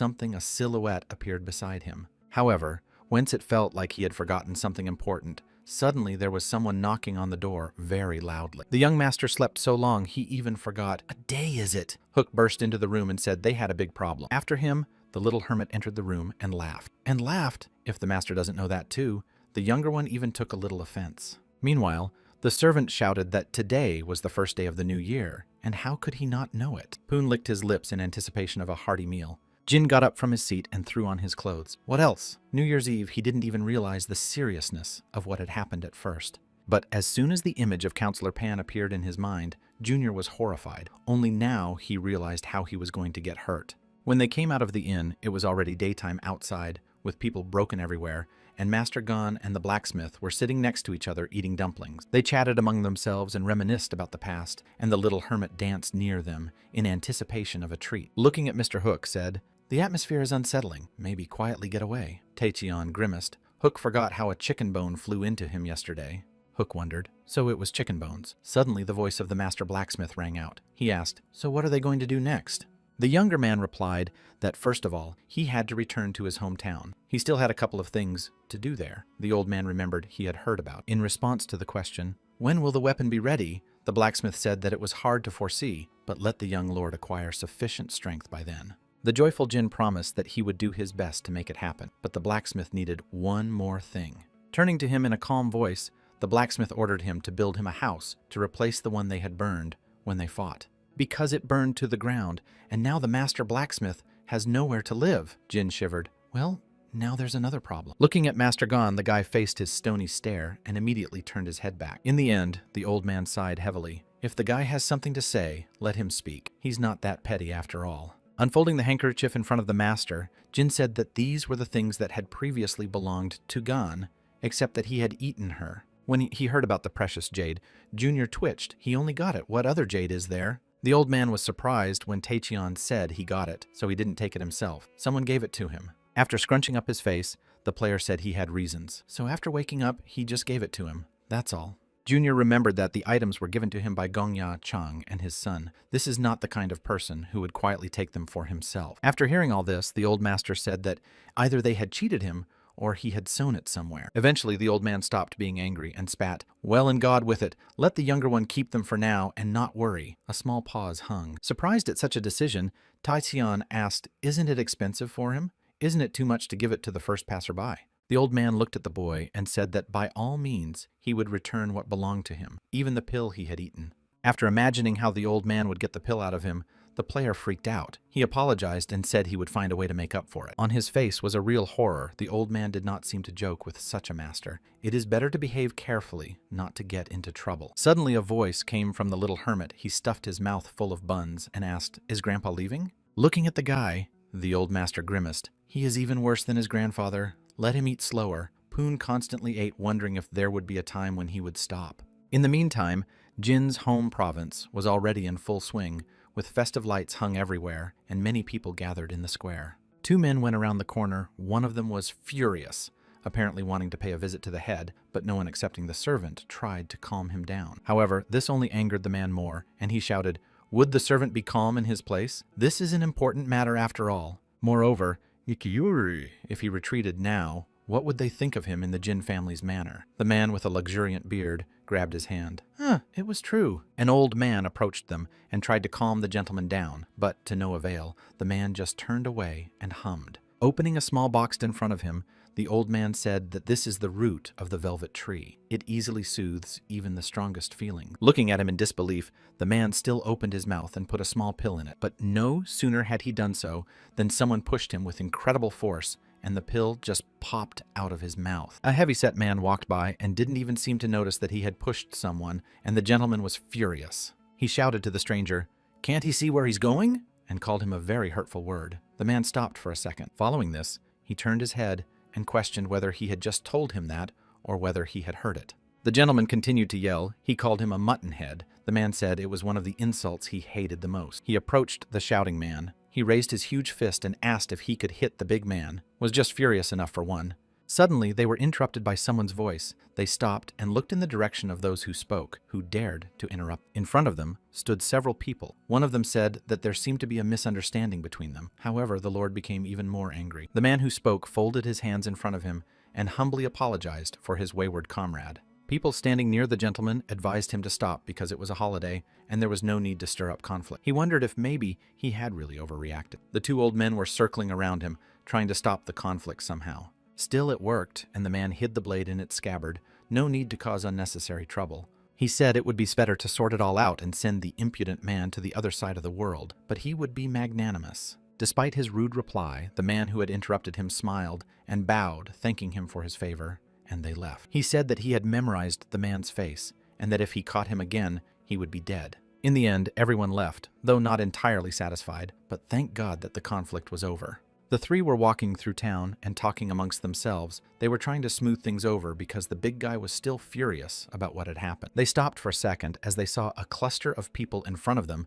Jin's family was walking in front of them. They stopped between them and introduced themselves. The man in gray robes was called Baek Mu Song. He was from the Mount Hua sect. When he heard where this man was from, the man who was always yelling was horrified. He couldn't believe he had come face to face with such people. Meanwhile, the youngest was galloping forward on his horse, pissed off, especially that he had to carry all those things the old man had given him. Even in the inventory cannot be hidden too much extra eyes, only to carry them on his back. Jin curled up. The whole company galloped at breakneck speed through the forest. They were already late, so they had to hurry up and make it to New Year's Eve at least somehow. Huck advised to at least hide these things well. Who knows? Maybe the Great Fire King will teach a few tricks in gratitude. Such insolence just infuriated Jin. Of course will teach him, unbeknownst to him, a Grandmaster can only have one successor. And besides, this old man would definitely not be so kind to the one who destroyed his only apprentice. Hook agreed to do so after all. Turning back, the boys looked at the small hermit Poon, was smiling his benevolent smile as always. Looking toward the younger, he said that it seemed that this grandfather had been looking at Jean very carefully. The younger man and his assistant laughed, but the hermit didn't understand why I didn't laugh. Continuing to laugh, they almost fell into the cliff. They should have slowed down. After all, they are already approaching their settlement and stopped laughing. Meanwhile, All the people at the feast, when they found out who was standing in front of him and what sect he was from, opened their mouths in surprise. Everyone was wondering what Manhwa had forgotten here. These are such honorable guests. After all, is the influence of the Jin family so great? The thug, who just a second ago wanted to wipe out the annoying official, was also starting to get attention, the same Flower Fist. The girl named Flower Phoenix was also shy. She was looked at by absolutely everyone. Someone even called her very beautiful. It was a trio of Plum Blossom, incredibly legendary fighters from Manhwa. All eyes were only fixed on them for a while. The elder got a little shy and said that this was not the right time and place to discuss important details. Better to go to the manor. Beck agreed and smiled, suggesting that it would be better to get out of sight so as not to attract attention. Suddenly, Flower Fist jumped up to the boss and said he had a really bad stomachache, so need to stop by the restroom. However, it was all for real. He was up to nothing, as the bossy thug first thought, loudly screwing up the air. The man stood in the middle of the square, now completely alone and ashamed. There's only that annoying official left there, the one who insulted him. Now's the best time to deal with him. The unfortunate Hei, hiding behind the door, trembled with fear. He even turned gray from such tension. Who knew that before him was the man of the 3 plum blossom? Meanwhile, Jin and his friends were advancing with what kind of hatred they had for the Hua sect, but Hook said that it only applied to the 3 plum blossom. These are the disciples of the Heavenly Blade. Enemy servant explained that everyone in this world knows them. Junior nodded meaningfully. He must be a very famous warrior. Turning to Poon Jr., asked what his grandfather's nickname was. The boy replied that the Hermit Sword. Hook shouted that this man should be out of the discussion. The male continued, Master from this sect has long since advanced to the Supreme Master class. He might be the future of this sect. Jean said it was weird, but he didn't feel any interest. He honestly didn't even care. Putting a hand to his chest, Hook said that, to be honest, his heart wasn't beating that often either, although these people used to be his icons. Suddenly, Poon asked if it wasn't because of Grandpa Gun. Everyone looked at him in surprise and fell silent for a couple of seconds. The boy explained that after meeting such a great master, all others would seem petty against his background. And also, perhaps the reason is that the savior has become quite strong in the meantime. After that, Junior thought for a moment. Exactly, from a low-grade warrior, he had transformed into a supreme master. Now really, it's understandable why he isn't surprised. The youngest patted him on the shoulder and thanked him for his warm words. Poon laughed and said it was true, then smiled and said that his grandfather had told him to be careful of losers. With weak wills, Jin was furious. He was mocking him. As the guys drove by, they noticed a large man dragging another with him. The smaller one was constantly yelling and making excuses. Noticing the strangers, the bulky man turned his head and asked them, what do they think there is some kind of show here? Then let him get the hell out of there. The riders stopped for a second and looked at each other. Somehow they did not like this man at once. Too much. He was too formidable. Taking a closer look, Jin saw his name was Chal Wu and a 95 level fear-inducing. Who is he? Anyway, quite a strong man. Jin looked at the smaller man and saw his name Wu Huan Tai, who was barely alive from fear, turning blue and begging for help. Hook asked whether he should come and teach him a lesson, but Jin was still slow to answer. Looking at the riders, the big man once again said that they had better go their own way and leave him alone if they didn't want to get into trouble. Jean made the naturally correct decision to pass by wondering who he was, but now was not the time or place. Besides, he's hungry. Yeah, and Poon's constant whining about wanting to eat is getting on his nerves. Meanwhile, the unfortunate official began to gasp for breath. The big man was crushing his neck with such force that it was about to break. The big guy was about to slap the unfortunate one more time, but suddenly Jin intervened and apologized. He apologized for barging in so unexpectedly, but on such a nice day, wouldn't it be better to part amicably and not cause each other problems? The big man looked at him with a fierce look and asked, doesn't he know what are the consequences of interfering in personal disputes? The guy thanked him for the advice, but what can you do about such things? He took his head and realized that now there would be another fight. Their gazes crossed, and the huge man was angry that he was being addressed without proper respect and on a first-name basis. Turns out this big guy is 25 years old, and he was furious that some kid dared to talk to him like that. After that, Jin was a little taken aback. Did he really look so young? But he looked like he was 50. With a pointing finger, the guy asked him if his name was Benjamin Chal. Was furious. What kind of nonsense is this guy talking? With great speed, the man moved forward at his opponent, wanting to destroy him in a second. However, Jin saw everything perfectly well. Every action of his opponent read like an open book. It was enough just to dodge, and that was it. The next blow snapped a huge, thick tree. In half, Jin ran away with incredible ease, like a bird that flies through the sky. Eventually, the big guy went into a final rage. This guy moves like a rat. He started throwing hundreds of punches. However, the younger one was just playing with him. He advised to breathe in and out a bit and calm down, not to stir up conflict. Eventually, at the end of their battle, there was no trace of the forest left, and the trees were broken and dust rose all around. Sighing, the guy thought that this person was only a high level, and it would take him a long time to get to the top master, so if he fought, Jin could win. Breathing heavily, the man wiped his face and asked who he even was in the middle of nowhere. There can be no such warrior. Eventually, the man guessed who was standing in front of him. It was the sleeping dragon. Jin smiled and nodded his head to Bingo. But much to the younger man's surprise, he said he wasn't interested and looked away. It's not for nothing that the man thought he could do something. He's a long way from a dragon, but he's a water snake. After this, Junior was incredibly offended. What kind of evaluation is this? Chal came to a rage. Who would shut this guy's mouth would be good. Jin looked at his opponent and said he had no right to judge. If he had hit him once, we could have talked. Waving his hand, the big guy said not to be misunderstood. He just didn't want to use all his techniques. That's all. They turned around to face each other and snickered. No one had any desire to stir up conflict, though they were all furious. But Jin couldn't calm down so easily. He shouted that in this world, power decides everything, not aid, so don't judge. Chul couldn't keep his mouth shut. Does that little brat think he's weaker? So now they'll check it out. One more second and they'd have a duel. As suddenly as they were interrupted by the voice of the counselor, the two stopped in their place and looked in the direction from which the talk was coming. The counselor's face spoke better than words. He asked, do they really want to dishonor their families? So let them try to do something here. Even once inside, they didn't stop looking at each other with fierce glances. Each of the rivals wanted a fight. A second more, and they would have fought for sure. But suddenly the counselor's voice was heard, and he was clearly making it clear that he didn't want to see any disturbance here. In the same angry tone of voice, he told them to go inside at last. The chapter's waiting. And it's a holiday, so don't let them dare do anything. Junior and Flower Fist stood opposite each other. They were trying their best to hold back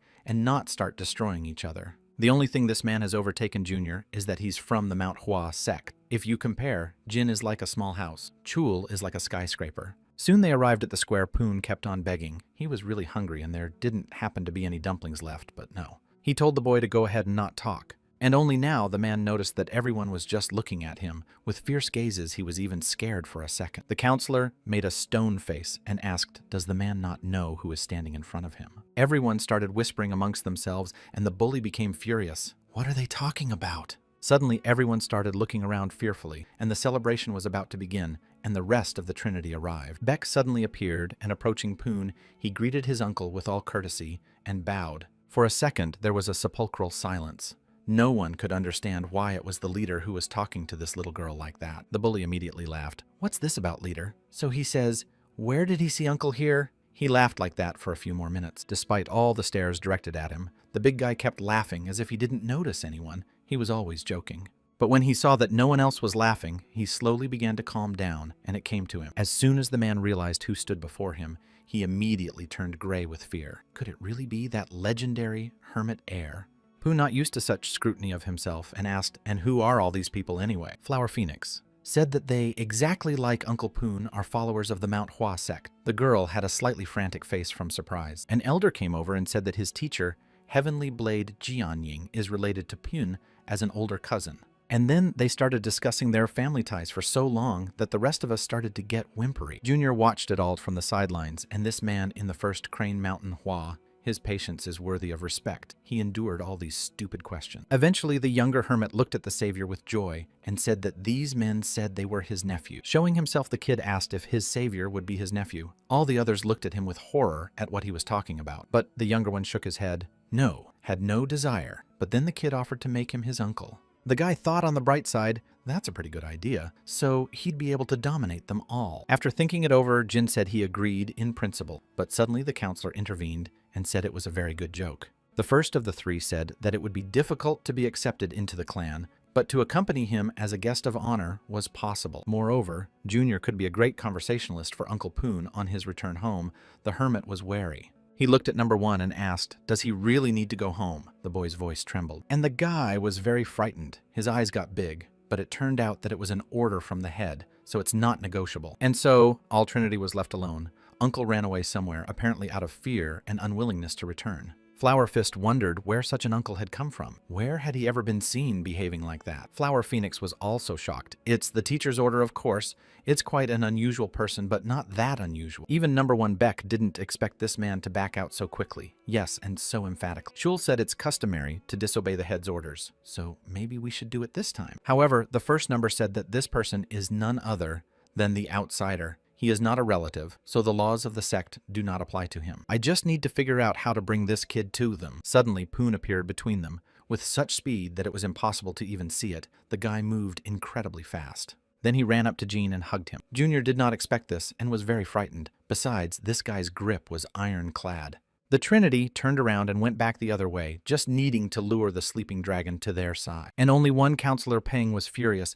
He couldn't calm down today Junior Master again into the forest where he didn't need to go. In response to Jin's incomprehensible look, he pointed to the hermit who was engaged in the extermination of edibles. They disobeyed the sect leader's orders. Do they know what's in store for them? Jin wasn't too worried, though. Jean pretended it wasn't his fault. What could he do if the kid didn't want to go if the counselor did? He would try to convince. After such insolence, Peng became furious. How this kid dares to treat him like this, he barely managed to hold back a scream. Suddenly, the older brother appeared in the room and turned to Taekyun. Everyone else fell silent, waiting for a scandal to break out. Junior said he was just kidding. He had goosebumps on his back and knew something very scary was about to happen. At the sight of his older brother, anyone would have been horrified as the man reached out his hand toward his younger brother as if he wanted to strangle him. However, as usual, it was the other way around. Vikyon jumped up to him and started rubbing his cheeks, his face so gaunt he had eaten or not eaten at all in a few days. Seeing this, the counselor became furious. Didn't the Lord promise to scold him last time?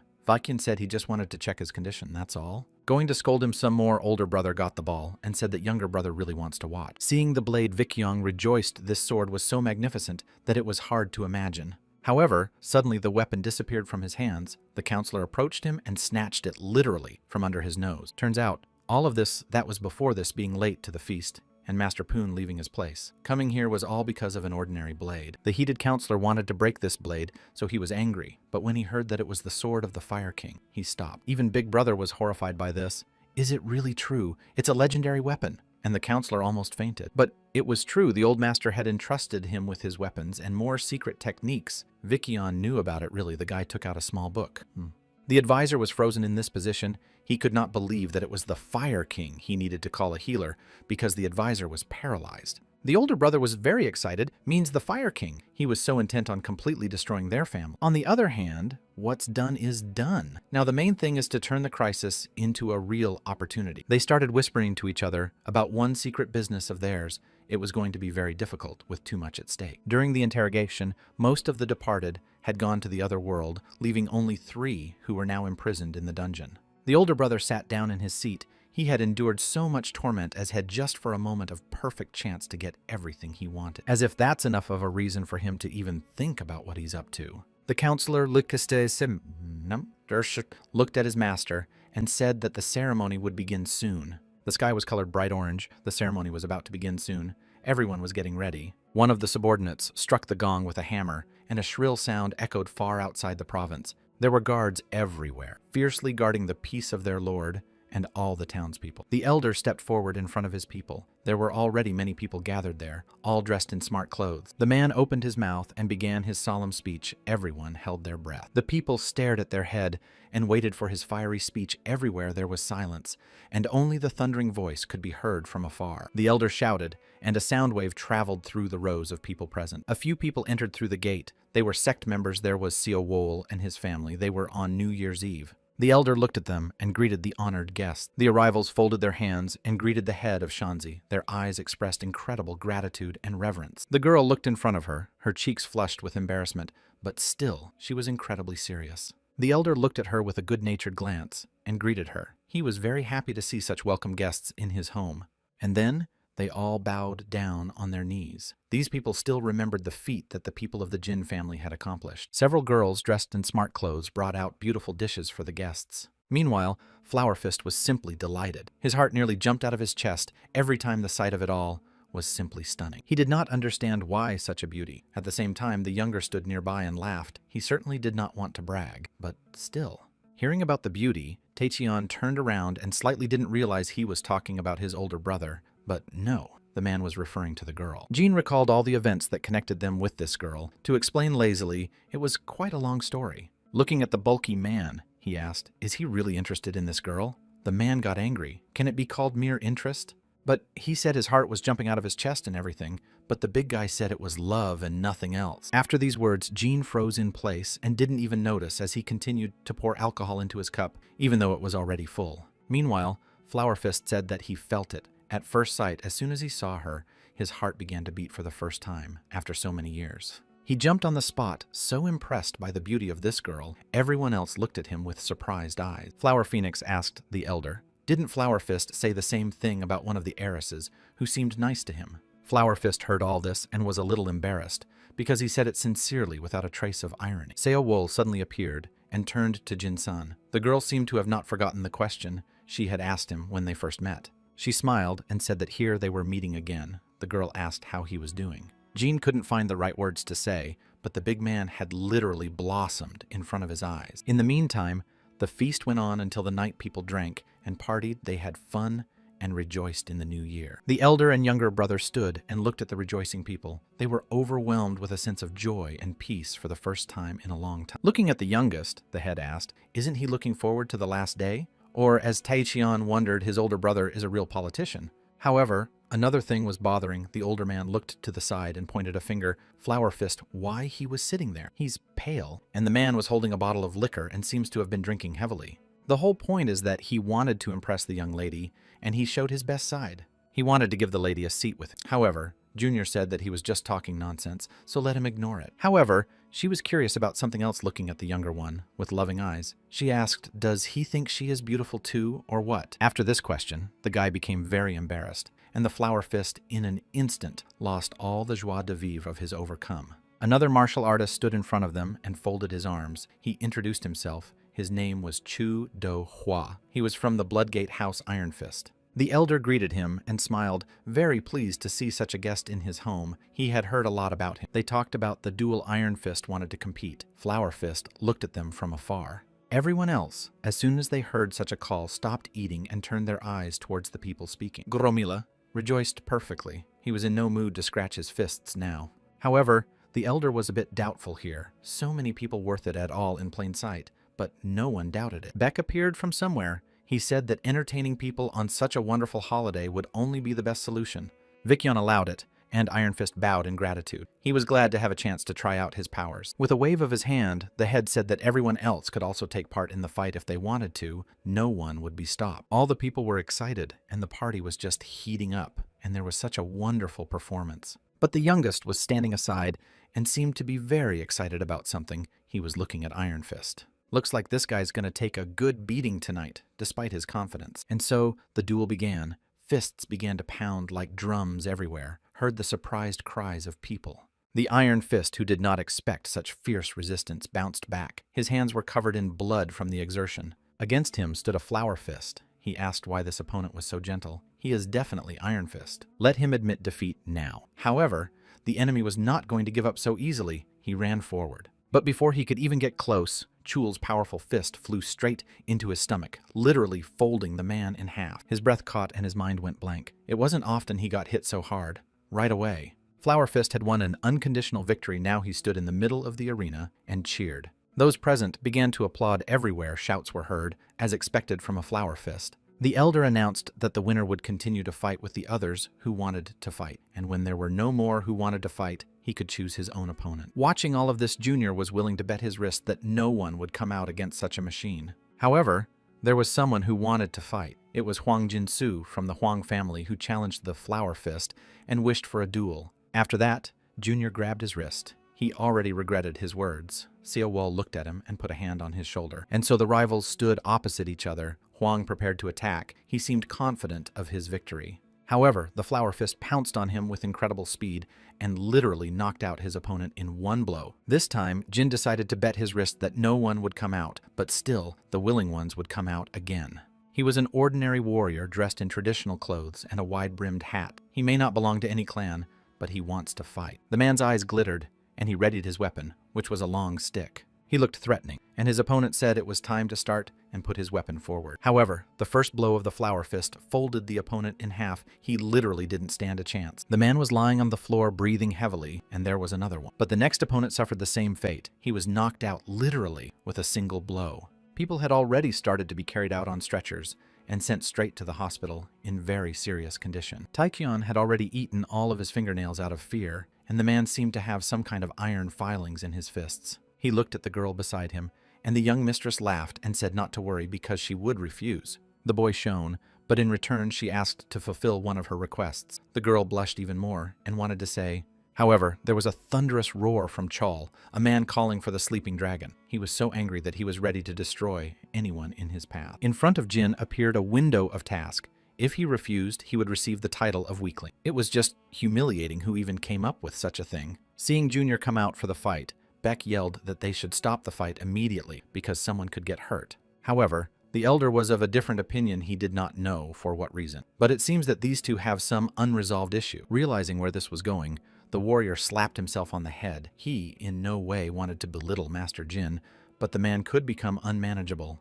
There was a short pause between them as the men pondered the outcome of the battle. However, Vikyong stood his ground before the fight began. The outcome is also unknown, so why worry about it? Let them fight. And besides, he believed that his little brother would still win. Taekyon waved his hand and still went on stage. Watching him, Vikyong believed and knew that this kid would win, as he had defeated all his opponents before. Beck looked at him with a surprised look. He didn't understand a bit, but he didn't interfere. People were also excited about the great show. If they backed out now, credibility could be very much undermined. The right moment still needed to intervene. The man was wary. He had to watch everything very carefully. And young Poon, as always, was busy eating, and he was himself very curious as to how his savior would show himself after so much training. Taishion, who came on stage, asked to at least wave. No fans, no star. Didn't the flower fist know that? However, the man was just furious. He promised that this upstart would spend the next few months in a hospital bed looking up. The guy laughed. Could it be that because this man was rejected, he was so angry, Chul then became insane? It was humiliating. If Taishan hadn't intervened, he and the beautiful lady would have had children by now. The man seemed to be rushing things. When he finished with his dreams, he got into a fighting stance and said that he promised that the guy would not leave here on his own. Jin also prepared himself. He put his spear out. If there was no other way out, he would have to fight, so he would save his family's honor. The first to rush into the fight was the big guy who bounced off the ground and ran straight towards the guy, already preparing his fists. The full moon had risen into the sky, its bright light illuminating the surroundings now. A historic event was about to begin.